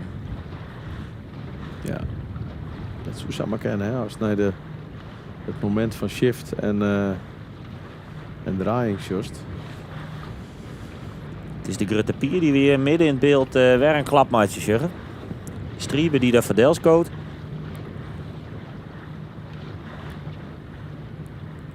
Maar hoe komt het uit? Maar de sterke Jerke en de jonge Jan. De ST zult er sowieso voor Delgeer. De vaar ik een boordje nest, of het nou toeval is of... Ja, dat is de umpire, denk ik. De situatie, dat liep het mij net. Terwijl hier het machtige spul van de vrouwen Jantje we hebben de bovenboeiers, jongens. Oh. Ja, heel mooi. Ja, die zullen lekker aan boord zitten. Een Jusje hebben de jonge Jan en de sterke Jerke. En ik denk dat de jonge Jan dat tweede plaktas hield. En misschien dat de Jeste Madders wel naar het derde plaktas hielen. Ja, dat zou ze maar kennen. Eén ding is in ieder geval wist, dat is dat de ST hier het gat royaal uitbreidt. En nou weer heerlijk zijn eigen koers varen kan richting zijn opleiding voor de Verre Wien. Maar inderdaad, het lijkt de jonge Jan te wijzen. Afzoomen we een actie krijgen. Dit is ook best ook iets. Als sterke Jerkers zijnde, ja. Ik zou zeggen, sluit lekker aan in het gat daarachter. Zorg dat je maar de mooie... eerste Madders zitten er net heel vier achter je. Nee. Ze zullen wel verdeel kennen, maar dan moest misschien een beetje via de trok. Maar even wat Pieter Hilles Tjulke, die draait hem. Ik ken dat nog, zussen draaien. Nou, nog buiten de zone van 3 skipslengtes van de boei. Dus dan binnen de regels krijgt even wat soepeler. En dit ken ik mooi. Ja, best inschatten. We hebben de jonge Jan. Bart Westerhof. Heel mooi, met tweede plak. Ja, en die wie ze pas zien, denk ik. Ja, dus die is... die doet voor zijn klassement en lijstbehoud ik goede zaken in deze tussenstand. Ja, zeker. Met dit hele fijne resultaat. Ja, en het is weer de Grutte Pier die je toch weer die hoeken inshield. En het wordt weer er ook op bakboord. En we shurren de hele trein al komen. Ja. Is die Grietje Obers die dat denk ik krijgt voor Del skarrelt. In de makkemers die daar als eerste op bakboord omkomen. Hier is de eerste Madders op nummer 4. krijgen we hier de Grietje Opens op 4. Ja, die zult er wel verdeel kennen. Die had dan de makkelijke spakt in dit rak. Ja, de kerst had. Heel mooi. Familie de Jong, skipper Arjen, zusje Ilse voorop, broerke Jouke achterop. Trotse Heidbuus op het schip, hè? Dat is Uus Romke. Uw CEO. Ja. Regelt hier alles bij IFK STV samen met mijn compaan Johannes Keelstra. Romke vanmorgen nog Stutsentron Wesp, maar het liep het al hartstikke best. Ja, gelukkig wie net na het benoemen commentatoren bereid om de wespensteek uit te soeren. Jens? Nee, Romke die koert zelf. Helemaal prima. Hier de Grietje Opens om de spreader. Dan de Makkemers. Dan krijgen we Jim de Koopmans. Die doet toch ik weer goede zaken. Oh, Grutte Pier. Dit is echt weer spannend, hè? Wie is dat? De Raderoek. Het liep het correct te kennen, maar het had net een soort door. Ja, dan is je hier in het midden van het beeld. Wat is er bij de stream begonnen gewoon? Op het moment dat de man een rondje fut jou, maar dit is een kostbaar rondje ergens. Niet net echt. Wat doet die nou? Ja. Dus de tonnen net bezielen, maar ik vind net dat het heel hut giet, als ik eerlijk ben. Ja, dit is een heel rustig rondje dit. Maar het giet al een gijp in, dus. Hij is een straf gekregen van de umpire. Je zit de red, wat ik er weer bij. Doet ook weer goede zaken. Nou ja, je begint te vermoorden al even hoor. Als je een goede dij hebt, dan en je hebt 2 goede klasseringen, dan zit je er samen lekker bij. Dan trek een paaltje van de knockout ken niet eens. Ja, tik je hals los. Zo kennen. Dus zorg ik al wat handen schudden voorop. Dat het iets net helemaal naar mens geweest, want anders kom je net in zo'n situatie. Raderoek op Jochen. En dan de Grutte Pier dus op Tschien. Ja, dat is... En dat we dan eens even heel voorzichtig alles Ginchen Jens. Hoe dichtbij maar die bij de vrouwen Jantje komen. Ja, we hier... Ze het 3,12 punten voorsprong. Dus ik zal even rekenen. Nou, dan doch ik de boerronding even verder. Ja, akkoord. Hebben we de Grutte Pier inderdaad krijgen. Dan zullen we hier de Emmanuel mijn protestvlaggen. Dat zou dan even zo goed misschien wel mij de streetbewijzen kennen. Maar dat hoor ik net eens zien. Achter de Grutte Pier dus de jonge Jasper. Dan de Emmanuel.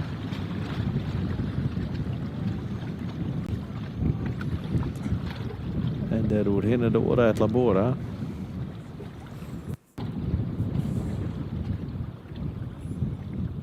En hier mijn opzitter is het Freya Frezena. En ik denk, Jens, dat de Grutte Pier wel een hele kluif heeft. Want volgens mij moeten die naar het derde plaktas zielen. Nou. Om de vrouwen Jantje nog in het vizier te heffen morgen. Ik geef het je te doen. Dus als de Grutte Pier net beter wordt als voor jou, dan hebben we denk ik snel een feest in Staveren. Ja, dat... En de man een beetje kennen, dus zal dat wel feest worden. Ik denk net dat het alcoholvrij is. Nee. Maar misschien eerder wel voor de liefhebber nog wel wat, maar... Nee, ja, dat wordt... ja, ja. Nee, dat is altijd lastig, moet je net zeggen. maar een liedspatleertje. Door ik hem haast wel aan. Dus ik maar krijg even hoe lang... wij krijgen een redelijk wat de wedstrijd aan. Ik denk net dat ze deze heel lang maakt, zou ik eerlijk ben. Ik trok het foutje die de mak is, kwam de streetbus dus als allerlaatst om de boei. Voor de volledigheid nog even de boeironding van boven. De ST, vrouwen Jantje, jonge Jan, Sterke Jerke, Jestemar, Grietje Opens, Makkem, Deviatie, Jim de Koopmans, Redbad, Alfred van der Pol, Raderoek, Simon Kalsbeek, Grutte Pier, Tim Broscheurius, jonge Jasper, vrouwtje Osika Meijer, Emmanuel Herre Hooghiemster. Oorredler Bora, Sietse Broersma. Vrije Friesena, Agen Banstra. Vrouwen Christina, Luc Elzinga en de street met mij, Steven Siesling. Ja, ik ben benieuwd wat er gebeurd is. Ja.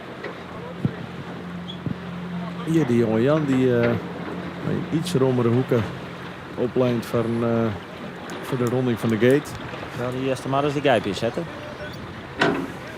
En dan is het toch altijd wel even leuk om even te speculeren, filosoferen hoe zo'n die man met die vrouw Jantje aan boord zitten. Ik denk dat de adrenaline door hun lijven giert. Ja. Het is natuurlijk altijd lastig, omdat je 12 van die wedstrijden achter elkaar hebben. Ik denk net dat zij zelf rekenkundig als zo 4 binnen als wat wij binnen. Nee, nou Wietse kent de adviseur, hij is altijd wel doordacht en had het wel redelijk in de kop. Alleen de grap is natuurlijk, 12 uur lint hoop je dat je zielen. En nou kom je in een ben je haast kampioen. dat je bijna kampioen bent. En dat is natuurlijk wel iets mafs. En in een weekend ziel een dijf van tevoren kampioen wijzen is ik al iets wat, nou ja, denk ik net super vaak gebeurt. Dus dat is gewoon heel knap. En inderdaad, je gaat op die manier wel in een aparte roes. Ken het oors. Nou ja, want hoe lang zullen we tussen de eerste en de tweede wedstrijd even pauze in hand? Tenminste het voor hun om even bij het volschip te komen. Het kenmerk is dat er even hier bij een mooi bootje bij is west die het Rekkenburg rustig aan boord van het volschip al even het dienen. Ja, of dat je hier aan boord de taak jou om in ieder geval alles op papier te krijgen. Ja, dat is ook nog wel even handig. Dit is maar krek even hoe je dat met elkaar verdelen.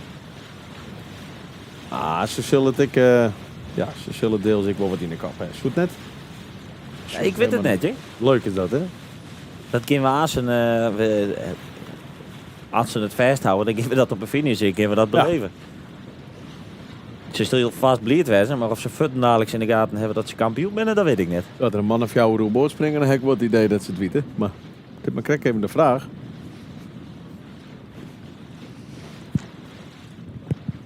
Hier de boel weer, eigenlijk in continu dezelfde slagen wel wat, hè? Dat is mij deze wienrichting ik wel vaak herhaaldelijk goed bewezen. Dat er bij de diek, bij de Lemsterdiek zit, maar bij de Zeediek, dat er echt goed wordt, hoe bak wordt. Ze draaien hem nou ook in boven in beeld. Vaker de klimmende klap, maar druk. Hè, vanuit het hoekje ontstaat eigenlijk altijd wel druk. Dus waarom zou je de dingen verrooien die goed gaan?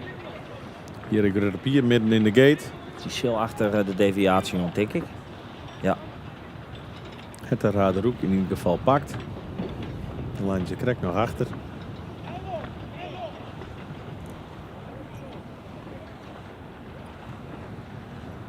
En dan sluiten ze wel aan bij de groep ervoor, maar de krek was de zijde. Met Wolop morgen nog spektakel krijgen, moeten ze nog een mooie hub doen.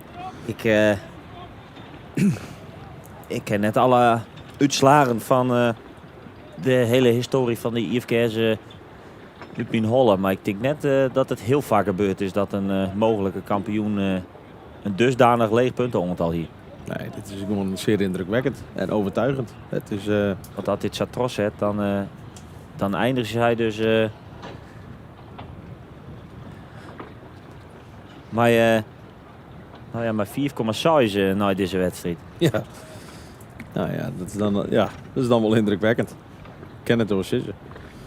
De grap is dat we dan even voor wat het waard is. Ik heb toevallig de uitslagen nemen van de slag omheen. Een van de vaarwedstrijden die is altijd doggen, maar die IFK's. Daar waren de vrouwen Jantje Jochende in de A-klasse. Ja, wie volgens mij jullie ze zelf net aan boord. Nou, dan is dat misschien een antwoord. Maar Miende ik, hè? En dan we dan even joggen naar Lemmerhooi. De gemixte wedstrijd. Altijd voor, in dit geval de eerste van het jaar. Dat is de SKS en de IFK's Trommelkoor.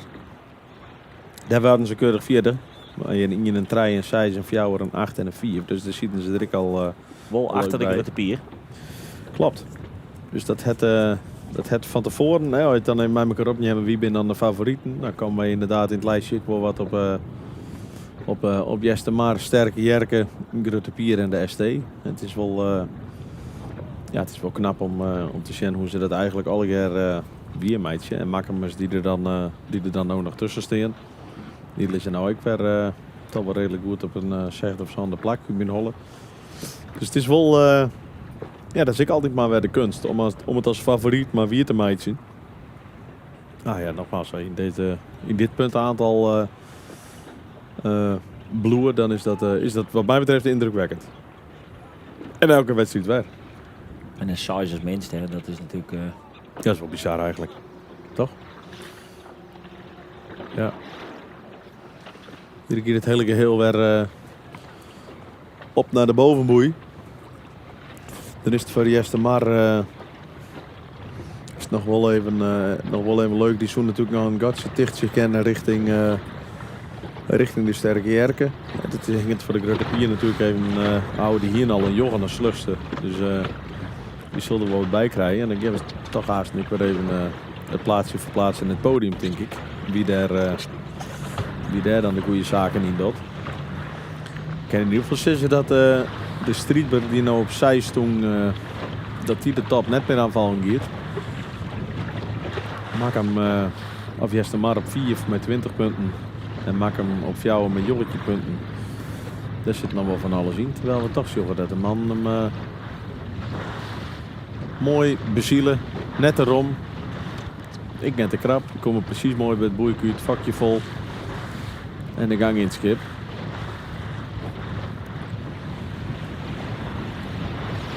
En dan ben je al bij Bob geshoot.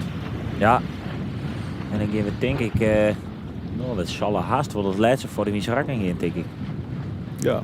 Ik zit op mijn horloge te zien, maar dat heeft helemaal geen zin natuurlijk. Want het alles afwijken. We kunnen nou in principe trossielen tot middernacht. Ja. Dat zou ook wel apart wijzen, hè? Maar het kan.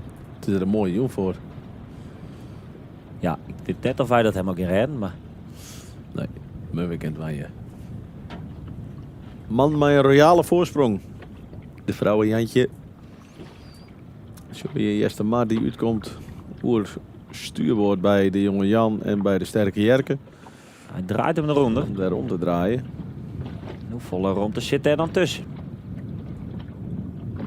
Liek het een vrij voordeel te komen. En dan is dat nog wel een leuk duel natuurlijk. De nummers 2, 3 en 4. Ja, want het is ik de Grietje Obers die daar ontsluiting vindt. Achter deze draaien.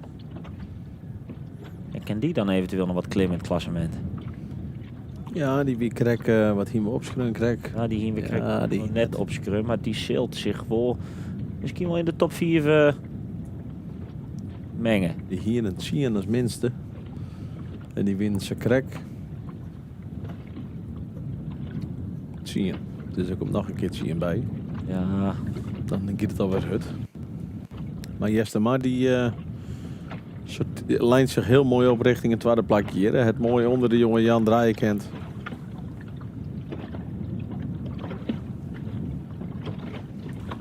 En komt naar het tweede plakje. En dan is de vraag of de jonge Jan hem op enigszins een beetje snelheid naar wat horen kan. Dat hoop ik wel voor de... En is het inderdaad daarachter de Grietje Obers die aanjakkert bij deze achtervolgende kopgroep. Poursuivance. Poursuivance, oui, le France. Dat spreekt ik aardig met Sjoerd de Grenshoot, hè? Ongekend. Man van de wereld. Ja.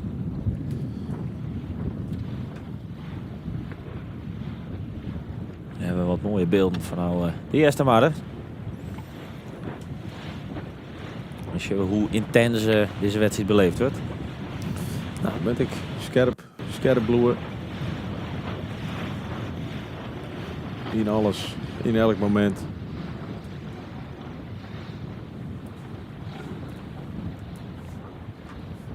Hier inderdaad de jonge Jan die de duplicate te worden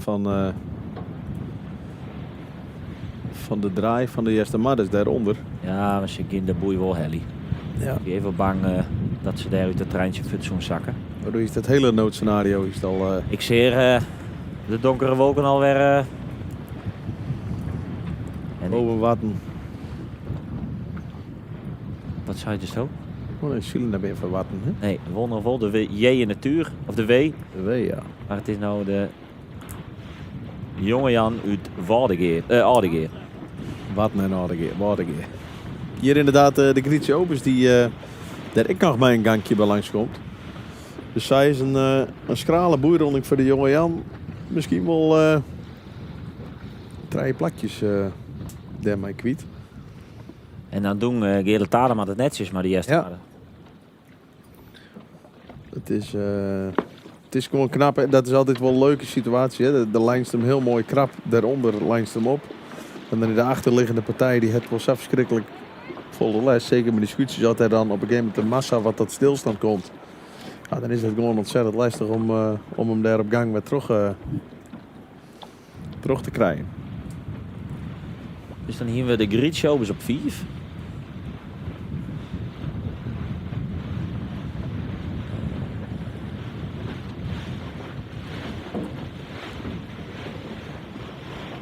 Sterke Jerk op 3. De jonge Jan op 4. De Grid Showbiz op 4. De Makkers op 6. En dan hebben we hier Jim de Koopmanshal. Hier is dus ook wat tevoren skarreld zeker. Het bloeit op hetzelfde plakje als Krek. Hij leidt de Krek bij de bovenboei. Ik op Zaan. En dan kunnen we eigenlijk wel vaststellen dat hij zijn doelstelling behellen, hè? Ja, dat liep het mij wel. Het handhaven. Ja, ze past trouwens naar de vorige wedstrijd op plek 12. Maar met dit resultaat erbij moet dat goed komen. En als je even naar de rest hier onderin, want daar gaat de spanning dan heen, hè? Dus denk ik Arebans gaat die, dat die er wel uit gaat. En dan is het daarna Luc Elzinga met de vrouwen Jantje. Ja, die stiet er ook alweer een aantal punten achter. Vrouwen Christina. Ja, ik ben een hoofdverhaal. Ik snap dat ze voor ieder waarhangers. Ja. Terwijl de Greta Pier hier om mijn bovenboei gaat. Maar die strijd onderin, die is echt spannend. Of die is spannend. Krijg deze bovenboei. Ja, want we proberen hier nog een peer haast om die bovenboei te komen. Maar die gaan dat net heljen. En er leidt Wolly in op bakbord bij de bovenboei. Dan is maar Krek even dat op die het. Roersma, denk ik. Dat denk ik. En die jonge Jasper leidt daarbij, Boppenien. Maar Krek even dat die man hem helje. Want dan hebben we het weer hetzelfde verhaal hoe we de voeken insturen. En dit moet een hele jipper opstekker worden. Dat is de vraag. En dan is de vraag eigenlijk precies zo als je Krek, bij die onderboei. Neem je hier als Oorheid Laboren zijn het een volle risico? Of is dit een overweging die goeie het pakt? Dat moet dan eindje troskarrel hier. Dat liep het er op een gangje wel omheen. Dus dit is... we zien ze broers, maar jij er al deze week een kat met 9 levens zijn in. Dat zijn nou toch net echt goede zaken. Want het is een directe concurrenten in de strijd om degradatie. Jim de Koopmans en Bart Westerhof die bij de farm zitten en in het klassement ook farm staan. Ja, en de Redbad natuurlijk, ze krijgt een derde plakje. Terwijl wij het was schoten jaren. Ik zat de grap net bij meidje, maar... Ik denk dat zij Stono, dan leidt de finish erin. Dan leidt de finish erin, denk ik, Sjoerd. Of de wint wel gewonnen. Ja. Nou ja. Het is... Voor u zeker lange daar. Ja. Houden de fleur erin. Komt helemaal goed. Maar inderdaad, de finish erin. En dan... dan kunnen we het raasje. Sjen, hoe er juicht wordt. Is het hoera, hoera. Er alles in. We zijn blij want we hebben won. Of is het al remmen los want we binden. Dat is... nieuwsgierig. Emanuel met protestvlag. Ja. Wie ze pas ik al ook. Vorige ronde er ik al in inderdaad. Het is mij net helemaal helder waarom. Maar als er hing in bloeit, dan is het in ieder geval op het wetter net uiteten. Of ze binnen het er net ook mee is. Dat ken ik. Maar dan bloeit er nog wat hing in. Dan is het de Redbad die er toch in dit raak een beetje terug in de zak is. Ze krijgen op een zo'n de plak bij de bovenboeironding op zo'n of 8 in ieder geval. En die komt nou op 12.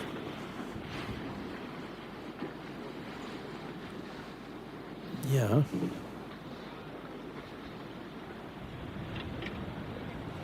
De Emanuel en de Streetbird Tretje en Viertje. En dan moeten we de Vrije Frisena en de vrouw Christina nog hebben. Terwijl de ST hier onderwijs is naar zijn laatste titelrak. Ja. Zielt ook al jaren Jilles Bandstra. Eerst altijd op een lonneke. Mooi winnaar in de C-klasse. Ja, zeker. Toch ik mooi voor het extra emotionele verhaal. Ja. Het mooi lang maar dat skip Veen. Ja, eigenlijk altijd een beetje een yo-yo tussen de... Nou, af en toe dan kwam er wel eens in de A en dan degradeerde er weer. Toen op een gegeven moment hebben ze het er maar kon uit het plan vatten om actie te ondernemen. Maar de Lonneke kon ze het net helemaal weer in de A. Nou ja, het welbekende verhaal, toen hebben ze de vrouw Jantje vonden. En die wie er net heel best aan thuis hoort, hè? Nee, er zit maar de rotte plakking in. Ik heb beter zitten, er zit een peer goeie plakking in. Ja. Want het wie echt, als scootsie-liefhebber zie ik je het verhaal alsjeblieft eens op. Zo ben ik menigmaal bij Friesland wel in de documentaire geweest. Hoe ze dat ding aan het verbouwen weer, maar het wie echt, het wie een verschrikking.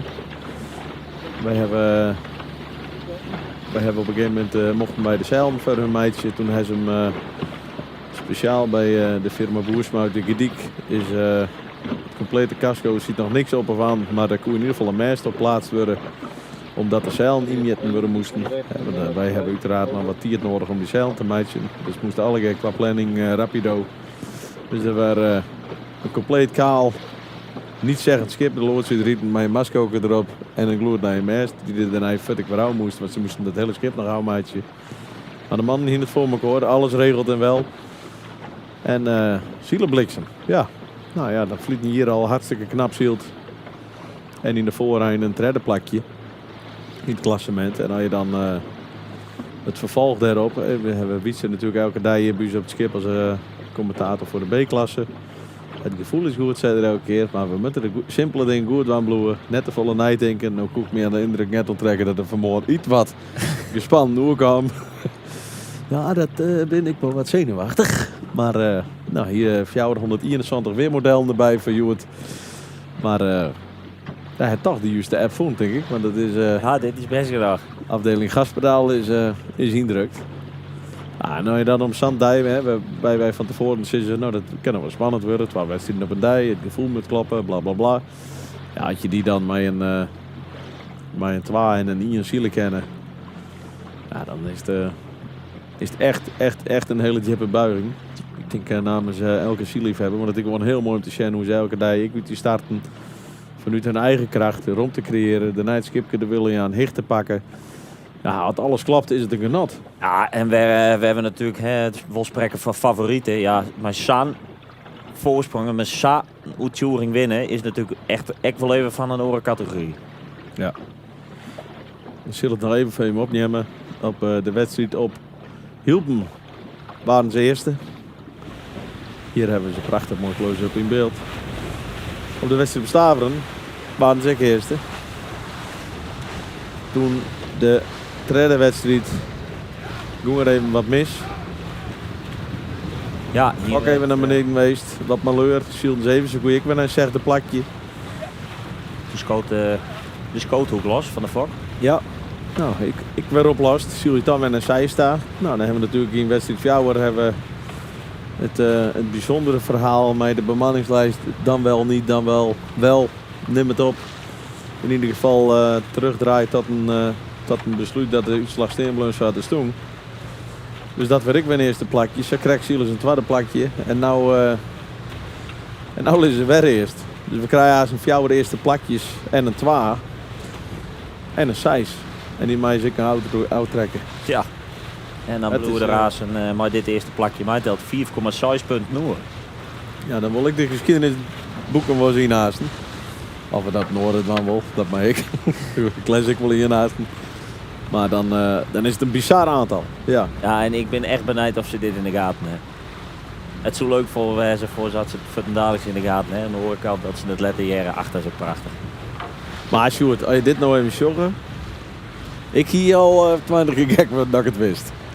Nou? Ja, dus ik denk net dat ze het weten. Nou ben ik misschien iets wat uitgelaten dan een aantal oren. Als je op een oorbeeld fietsen, Ulis en Majelis. En hij kniest wat. Ja. Ja. Die zal misschien ik wat denken, wat hebben al die bootjes hier. Maar ze komen aan de finish. Of moet ze nog een keer draaien? Nee hè. Ja, wel. Ze gaan nog een keer staan. Ja, Wiets is nou aan het tellen. Dit is mooi in beeld. Even Shen. Hij denkt, ja, verdomd. Er zit nog iemand tussen. Er zit nog iemand tussen. Ja. En dat dacht ik al, dat er het net helemaal in de gaten heeft. Oh, wat is dit prachtig. Ja, joh. Het is een ontlading. We hebben het vliegen hier in Heerenveen toevallig mijn meisje mochten. Maar het is een ontlading, jongen. En dan ben ik even stil verder. Maar... Jongens. Ja.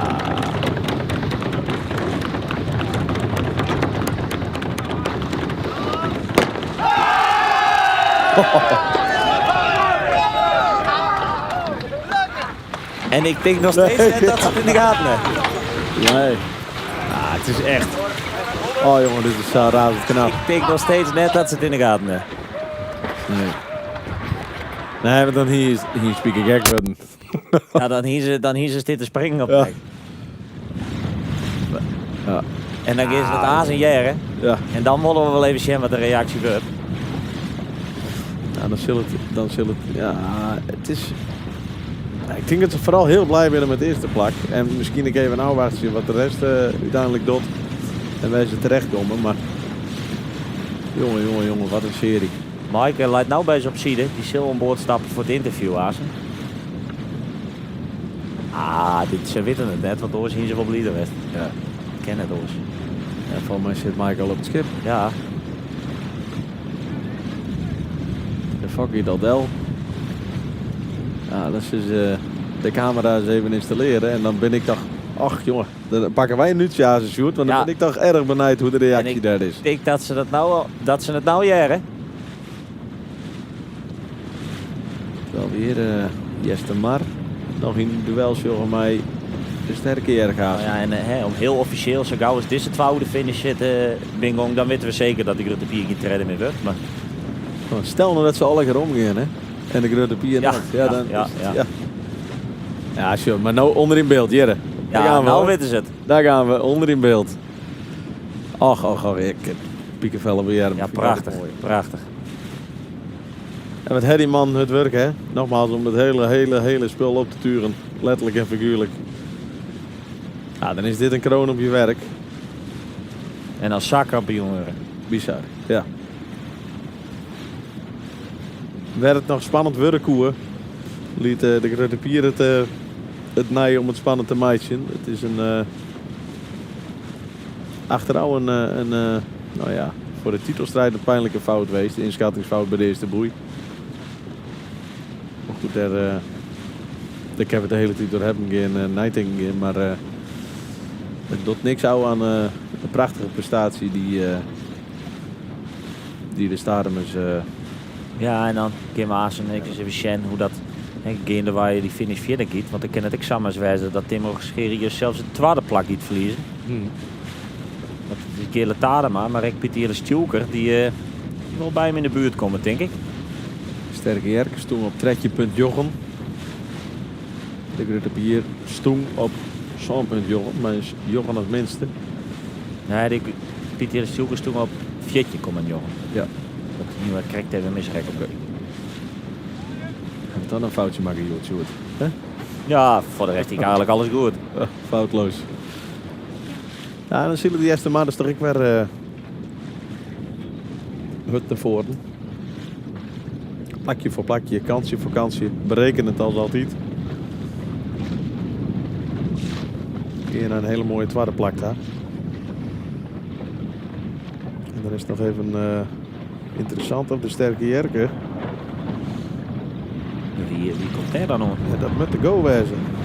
Dat die Jerke toch aan bij dat clubje. Nou, die komen er net voor Del. Dat doorst over de season. Nou ja. Ja, dus hadden we dit even sjurren. Ja. En we komen weer bij een boei, dus we het weer hoe draaien in de zone. Ja. Wat toevallig, sorry, ik in de orencamera. Ja, maar ja. Hier de eerste madders. En dan Jelle Tadema. Ja, en we gaan het even naar Maaike, want die staat achter op het achterdek bij Jilles Bandstra. Lokbeensken. Tegen dank. Dankjewel. Machtig mooi. Je hebt het is direct in de gaten. Nee, wij hier net alle wedstrijden we bereiken, want we zijn heel tijd met Zielen bezig. En die horen wedstrijd kwam Rick Hut achterom. En toen hier was zien dat de tweede wedstrijd Grutte Pier heel slecht ziet. Maar ja, dat wist ik heel tijd bezig maar in eigen wedstrijd. Dus we hier nog net helemaal in de gaten. Hoe wie die ontlading toen je hem jedden dat je hem kampioen binnen? Ja, machtig mooi. 18 in Lien ben ik begonnen. En nou kampioen in de A. Nou, wat was er meer? Ja, nee, dit was het beste. Het heegste was het Hellikist. Ja, en de Zeist ben ik net helemaal bezig geweest. Mooi werd we staan in het kampioenschap. Maar hoe wie die tweede wedstrijd voor jou? Ja, die tweede wedstrijd wie echt magnifiek. Gewoon, wij kwamen samen uit die stad. En ze moesten Silbert bij ons verdraaien. En wij konden zelfs nog heger als degene die bij de pin starten. En dan wie ik een hele grote griepjes daar. En wij, het was magnifiek. De eerste wedstrijd wie het spannend doet. Maar die tweede, dat wie gewoon samen gemaakt. Echt machtig. Want die wie spannender voor je. Je hebt daar een tweede plakje zielt. Hoe kun je dan toch de kop erbij horen en werk goed zielen? Ja, wij scanden heel dit de line houden. Nou, we woonden sowieso toen maar de eerste staat ik bovenin, want we woonden rugs in het veld wezen. En de tweede staat weer. En toen moesten we gedwongen een beetje eerder draaien. Maar wel vrij. En ja, gewoon, het rint zo mooi. Het is echt geweldig. Ja, want de rondestuk hield niet meer verder uit. Hier is net even een moment als toch, dus dit kunnen we wel eens wezen. Ja, ik dacht me wel, vooral toen Grutte Pier in de griebes ziet bij de pin. En toen nog een keer bovenin dat er de tonnen net hele draaiden ertussen. Ja, toen dachten we wel van, nou, dit kennen we wel eens wezen. Hoe is het als dit skip zo'n praat heeft? Want Vlienie je weer strijd op het podium, nou kampioen. Hoe heeft dat ervaren? Ja, echt. Voor mijn gevoel rint er beter als vorig jaar. En de starten wie nou ik alle keer perfect. Echt perfecte starten. Dus daar hebben we nog nooit starten zoals we dit hier aan starten. Nee, dus je bent maar als team beter op een Corine spelen nog wel? Ja, volle beter. Wij kennen heel goed de controle houden over zijn eigen start. En daar hebben we wel heel veel soort winst mee pakt. Nou, met je morgen ik nog zielen, want het is nog net dien. Zielt dat dan ik oors? Ja, misschien geen positiesidee, ik weet het. Nee, we gaan weer voor de winst. Morgen gaan we er weer. Of misschien in een lotje, ja. Maar nee, we gaan weer vol gas ervoor. Hoe ga je hem nou aan te haven? Nou, een groot feest. Het volskip is er, we sponsoren ledendag. Dus dat wordt één groot feest. Het is een extra groot feest dus. Ja, machtig mooi. Echt net normaal. Hartstikke mooi. Hartstikke gefeliciteerd. En voor Jim, bemanning, elke nier hier op de vrouwenjantje. Gefeliciteerd, mooi om kampioenschap. Oké, klaar voor overstag.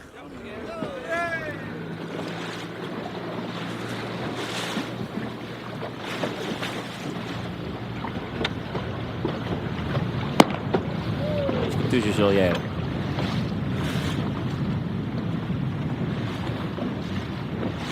Dan ben we weer om op het wetter en dan is het toch even een fijne mededeling van u maken. Hè? Dan komt er toch een bepaalde ontspanning in de blikken.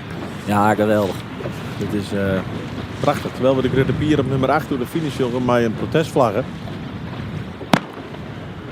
Hebben wij natuurlijk mist. Ja, maar goed. Ik denk net dat het volle oud doet ons klassement, want er zullen misschien één voor hun uitgaan. Dat de zaak is.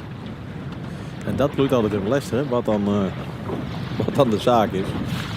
En natuurlijk wel eens wat gekkere verhaal mij maken we dat het in het grotere geheel nog eens een protest komt over het een of het ander. Ja, dat is weer. Maar nou ja, daar gaan we voor het gemak even net van uit. En het is je hebt de koopman, dus die denk ik zien handhaving veiligheid stelt, maar keurig aan de plak weg. Hele wedstrijd op hetzelfde plakschild. Het is prachtig. Sven wie daar de raderhoek. Komt hier nou over de finish. Door het gek keurig, het hele hier al. Ja, waar ze eigenlijk hier een... ik zei hem al, maar eigenlijk altijd wel nog de knokkertje in degradatie zitten. Dus ik krek daarboven. Nou, gewoon een goede middenmotor. Ja, keurig ding. We hebben hier nog een dueltje tussen de Oorraad Labora en de Redbad. Het zal een beetje de boeihelft in het voordeel van de Oorraad Labora wijst, denk ik. Ja, die helpt hem. Die helpt hem. En dan scharren we terug aardig weer terug het veld hinnen. En dan is het haast dienend voor Joert. Ja. Dan hebben we nog een peer. En dan tikt ons klokje op 6:50. Dan hebben we toch een aparte, maar ik hele mooie zieldag aan mij elkaar natuurlijk. Ja, en we zijn deze week ook al wel eens om een kwartier of jou een kleerwest bij alle wedstrijden. Ja. Maar het is de organisatie te prijzen dat ze safvallen eronder om het maximale uit de dag te hellen. En ja, u is al jaar eigenlijk een prachtig kampioenschap voor te schotelen. Ja. Het is voor hun natuurlijk net een hele makkelijke week geweest met alle wisselende omstandigheden. Maar ja, volgens mij rennen we nou alleen nog in de Lietse aan nog één wedstrijd achter op alle schema's. Ja. Ja. En voor de rest is het ja, zeker Joertik. Wacht je op Wien, wacht je op welke richting, wacht je op dat het dus stabiel wordt. Het is een hele goede keuze om hem in ieder geval nog een uur uit te rekken. Terwijl wij hier toch eens Raamke de ST voorbij komen zorgen. Maar een hele grote Stavense vlag. Een hele grote Stavense vlag. Het bloeit mooi. We zien op de finish nog even een bakboord stuurbord tussen de vrouwen Christina en de Strieber. En dat liep het correct. De Strieber dat scheelt net vol. Liep het mij. Dat scheelt net vol, maar die zullen er onder het rood in, denk ik. En dan ja, man. Jankje pikken. Zal hier de vrije Friesena hoe de line komt. En dan zullen denk ik de Strieber inderdaad wijzen die... Of protesteren ze nog? Ja. Ze kennen de vrouw Christina, ik hoorde hem in ieder geval in de sowieso voor. Maar dat redden ze. Dat hij het schot van de Strieber. En dat hij van de vrouw Christina. Hier toch minder roer als wat we toch. En dan wie dit hem voor Joert, Jens? Dan was dit hem, Sjoerd. Nou, leuk hoor. De marathon-uitzending bij IFKS TV. Ja, dat is... Oh, zo, ik kan nou rondje draaien, de vrouw Christina. Ja, hè? Ja, en met een keer de slag in de rond. Ja, dan het de Strieber protesteert. Dus dan weet hem net helemaal, want wij wachten natuurlijk dat iedereen een finish is. Uiteraard. Want zo zijn wij. Ja, zeker. Sociaal ingesteld, voor iedereen. Streng doch rechtvaardig. Ja. Of zullen ze nou gewoon fut? Nou ja, dan hebben ze zichzelf sowieso ontfinished. Ja. Dat je weer waarom zielen tot de finishlijn. Ik vind er nog weinig actieve gijpings zitten. Nou, het ken ik wijzen dat ze zeggen van... het is mij wel goed. Bekijk het. Over het is mij wel goed gesproken. Ja. Wij brouwen er hier een einde aan, voor Joert. Wij gaan naast nog even bij Maaike voorop, denk ik. En we gaan eerst even naar de commercials hier en dan sluiten we het... Wat nou is voorop? Ja, achterop. En nou gaan we even naar de commercials. En dan komen we nog even waarom om de dag nog even uit te bespreken. Tot zo. Goeie. IFKS TV wordt mij mogelijk maken door hoofdsponsor Dauma Staal en Fischer Edelstaal en door ondersteunende partners en sponsoren.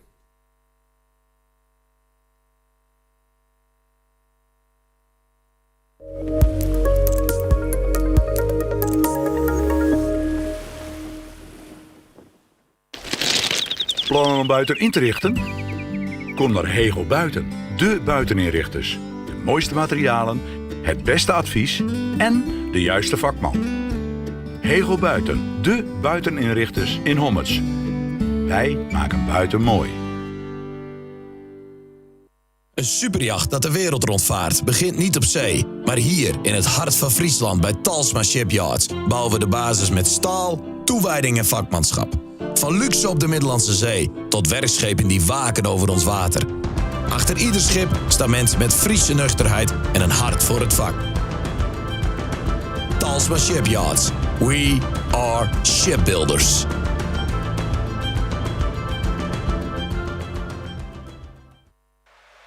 Grutsk. Wij zijn trots op ieder project.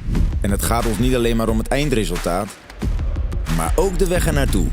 Immers, om een droom tot leven te laten komen, moet je het zelf aanpakken. Op je eigen manier. Bij Kooi wachten we niet af. We willen de kartrekker zijn, ook in duurzaamheid. Want beveiligen is meer dan opletten. Het is verantwoordelijkheid nemen. Voor mensen, voor morgen. Het Kooistadion deed het voor. En voor iedereen die volgt, is de lat hoger gelegd. Kooi. Rest assured for a secure and sustainable future. In de haven van Harlingen, waar zwaar werk de routine is. Al 20 jaar staat KTF klaar voor hijswerk en transport dat niet vanzelf gaat. Van bruggen tot windmolens. Van scheepskasco's tot superjachten. Kranen tot 500 ton. Speciaal transport door heel Europa. KTF Harlingen, waar kracht en vakmanschap samenkomen. Bouwen! Ja, dat. Bouwen. Wij bouwen. Zo bouwen wij woningen, kantoren, bruggen, fabrieken en scholen. We onderhouden en verbouwen. We restaureren en renoveren. En dat allemaal op een duurzame manier. Kortom, we geven letterlijk onderdak aan alle facetten van de bouw. Wij zijn Friso Bouwgroep.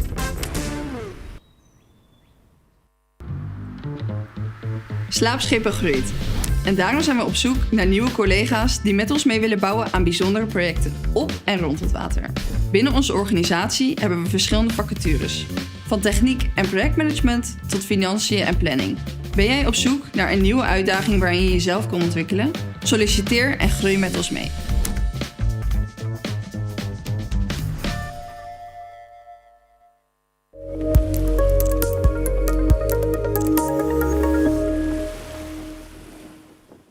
IFKS TV wordt mij mogelijk maken door hoofdsponsor Dauma Staal en Visser Edelstaal en door ondersteunende partners en sponsoren.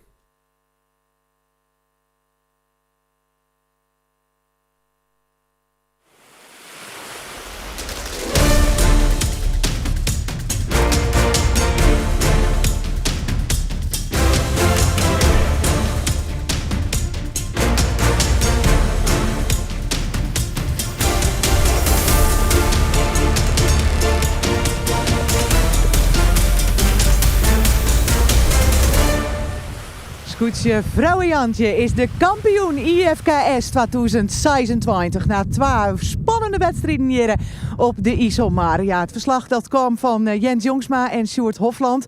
Jens, spannende wedstrijden, maar wel mooi enorme uitrenners. Maar er zit ik er nog, strijd hier nog. Ja. Je wilt te zien dat het duwt erom gang. Ja, als we even rondzoeken naar die eerste wedstrijd, het liep het alweer een heel skoftlien. Maar de Gruttepier, die kwam vleend uit de start. Ja, wij op een gegeven moment hier weer de linie in de peiling en toen dachten we, goh jongen, dit is best wel riskant. Helemaal bovenin, hè. Daar staat een meisje met een indringtonnen. West, buitenbloer must. Nou, op een gegeven moment ontstond daar toch een gotje en het weer een pik staat bovenin in zijn fut. En ja, die hebben eigenlijk nooit west, jongen, en het roem maar uit en het roem maar uit. Ja, heel knap. En dan zit je eigenlijk een beetje voor te sorteren op een klassieker, op een finale en op misschien wel een optie dat er morgen het zield wordt, dus alle registers open. Nou ja, dat is deels uitkwam, maar ging het alle keer even goed in de tweede? Nee, want de eerste die is sealed. Max Gruttepier was de eerste duiwinning voor hun. Ja.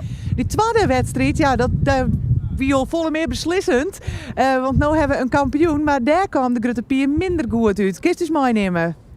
Ja, zeker het oplijn onderin. Ze win Gruttepier lijn onderin. Vrouwen Jantje zegt de hele competitie al een beetje boppen en midden in een vrij moment kiezen. Ja, en de timing van de Gruttepier wie of de wien draaide op het laatst, maar in ieder geval ze wien net op die het. En dat duurt dan op een gegeven moment wel 30 seconden voordat ze echt op het gangje onder op die linie komen.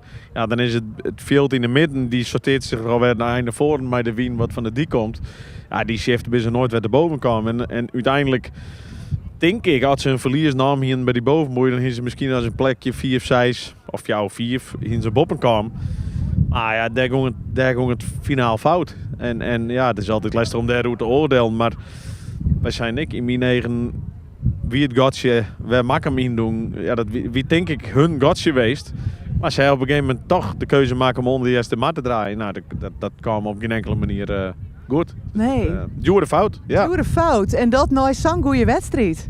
Ja, want je zit ervoor sorteren op een scenario. Nou, het scheelt nog maar, wat weet 2,3 punten nu in of 2,2 of 3,2. Maar ja, dan denk je, oh jongen, dit zou dan mooi zijn. Ja, als het een onderling, misschien dat ze met z'n tweeën vooraan. En dan is even zien wie het lastig meidje kent. Nou ja, dat wie eigenlijk bij de eerste boeironding weer dat verhaal weer de voluut. Ja, nou is het eerste plakje Versijn. Waar maakt je nou nog koers op het podium? Ja, dat zit tussen de Sterke Jerke, Gruttepier en Jestemar? Jestemar, uiteraard. Jestemar, is er ik weer bij, hè? Ja, is er ik weer bij. Ik denk dat Makkem wie nog zo, denk ik, dat die misschien nog op het vinkertouw daar nog achter hing het. Striep, maak ik nog koers, maar nee, deze 2 wedstrijden. Nee, die had net de beste weet niet dat het aan nu zijn shirtkeuze leidt, maar nee, die heb je daar wel voor jou. Ja, je hint al die gele shirtjes weer voor zo'n Loekemat. En ik denk dat het een soort steun biedt zoeken. Ja, Sjoerd, als we even naar die wedstrijden sjoggen van Sjoerd. Vernaamde stik dat er oorzield waard als er de oren Arroene dagen? Nou, eigenlijk net. Zeker bij de vrouw Jantje net. Jelle Seitz pas al in het interview met hij op het achterdek. Dat ze eigenlijk gewoon constant op dezelfde manier starten goed. En dat zeggen nou echt weer bovenin net per se de beste positie. Maar gewoon vertrouwen op je eigen snelheid, op het eigen skip. En dat hebben we eigenlijk de hele week al zien. Dat ze dan constant wel weer op een positie uitkomen dat ze wel weer de regie in handen krijgen.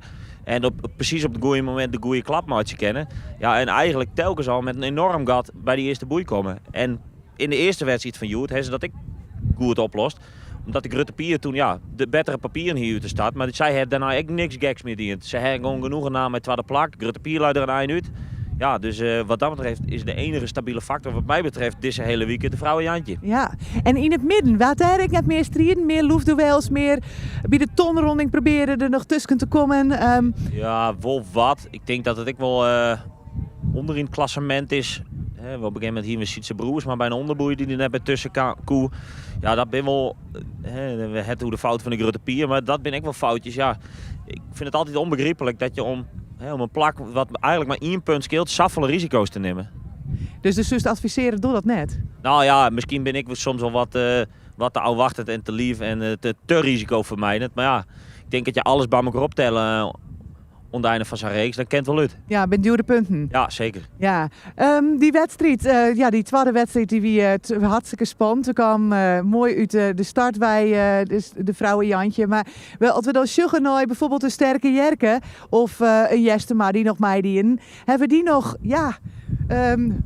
strijd gewoon om dat podiumplak? Of... Ja, zeker in de tweede wedstrijd wie de strijd tussen Jestema en de sterke Jerke, dus zeker. Dus dat is op zich wel mooi. Hè. De Jestema, hier alle jaar wel een beetje als favoriet natuurlijk. Titelverdediger en ik in het voorseizoen goede dingen laten zien. Alleen nog, dat kwam denk ik het begin van de week tactisch uit de stad waar je nog net helemaal lekker uit de verre. Want skipper in wil en dat just nou ook wel. Ze witten telkens naar voren, dat is hier hartstikke knap. Maar ja, krijgt even dat beetje extra wat je nodig hebt om kampioen te worden. Dat is een beetje lezenlid in het begin. Maar nou dus toch weer goed mooi om het podium. Ja, dus het wordt nog spannend maar voor de nummers 2 en 3. Ja, zeker. Want ik de Rutte Pieren, maar ik weet het wat ze uiteindelijk beweren, maar om het ziende plak hing je. Nou ja, ze hier al een jongen steen, dus een van de beiden moeten ze sowieso tellen. Ja, wat is de waarsverwachting voor morgen? Ja, dat liep het net zo mooi. Dat liep het een beetje op wat we eigenlijk hand voordat we begonnen met de Rutte A. Voor de hele dag. Dus ja, hij voorspelt een knoop 2 tot 3. Oh, dat is echt heel weinig. Dat is echt heel weinig. Oei, en dan hebben we natuurlijk nog een Lietse A die Jude net zield had. Ging ik even naar die, Jens. Die zoeken we misschien morgen in Helly, misschien net. Ja. Wat denk je? Nou, ik denk dat je al een gat in de lucht springen moet, dat je mooi hele reguliere serie varen kennen. Maar omdat ik er hier niet te heljen met alle festiviteiten en toestanden eromheen. Zo en dat het nou... we weten het net. Je hebben vanmorgen ik winnen wat er helemaal net voorspeld weer. Dus dat zou wacht zien. Maar als dat het scenario is, hè, dat er heel weinig wien is en er mogelijk misschien maar 1 of 2 starten in.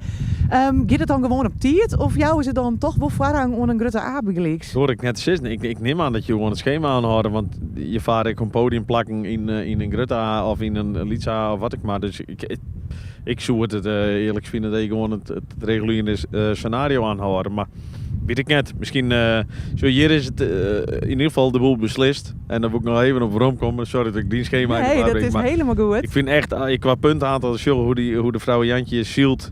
En het hele verhaal daarachter dat je een P en Lins en dingen ergens uit de 40 hartstikke lekker wij trekken. Het is natuurlijk voor alle romantici in het scootsstation is dit natuurlijk een fantastisch verhaal. Alles bij elkaar. En maar die man die er met hun routekappen en alle laswerk en alles.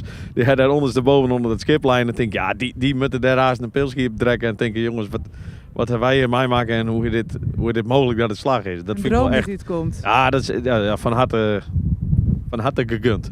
Ja. Prachtig. Ja, schitterend. Ja. Zij binnen kampioen. We hebben al een kampioen in de B-klasse. En ja, dat vieren zij mooi gebak. Maar je bent ondertussen De bruine fruitschaal. Bruine fruitschaal. 15 kilo die ik van de winter hier. Hey, hem ik wil verzinnen. Wie is dit eigenlijk van? Hoi, al dat verslag. Ik ken niks zeggen op dit moment. Dit emotioneel. Dit is even...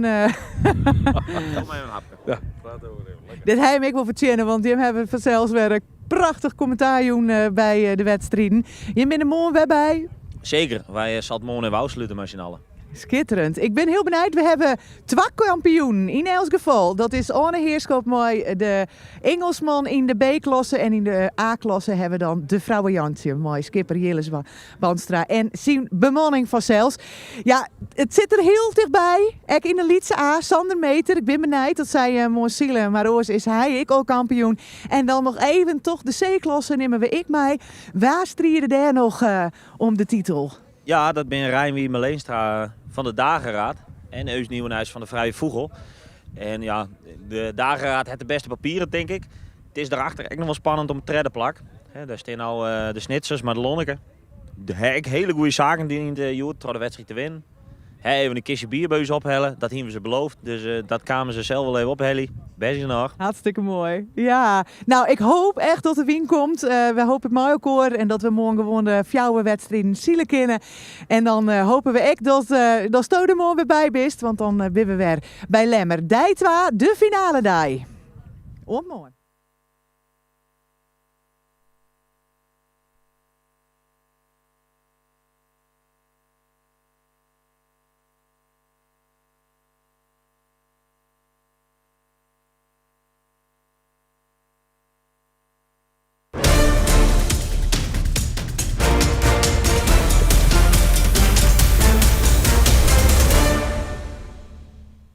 IFKS TV wordt mooi mogelijk maken door hoofdsponsor Dauma Staal en Visser Edelstaal en door ondersteunende partners en sponsoren.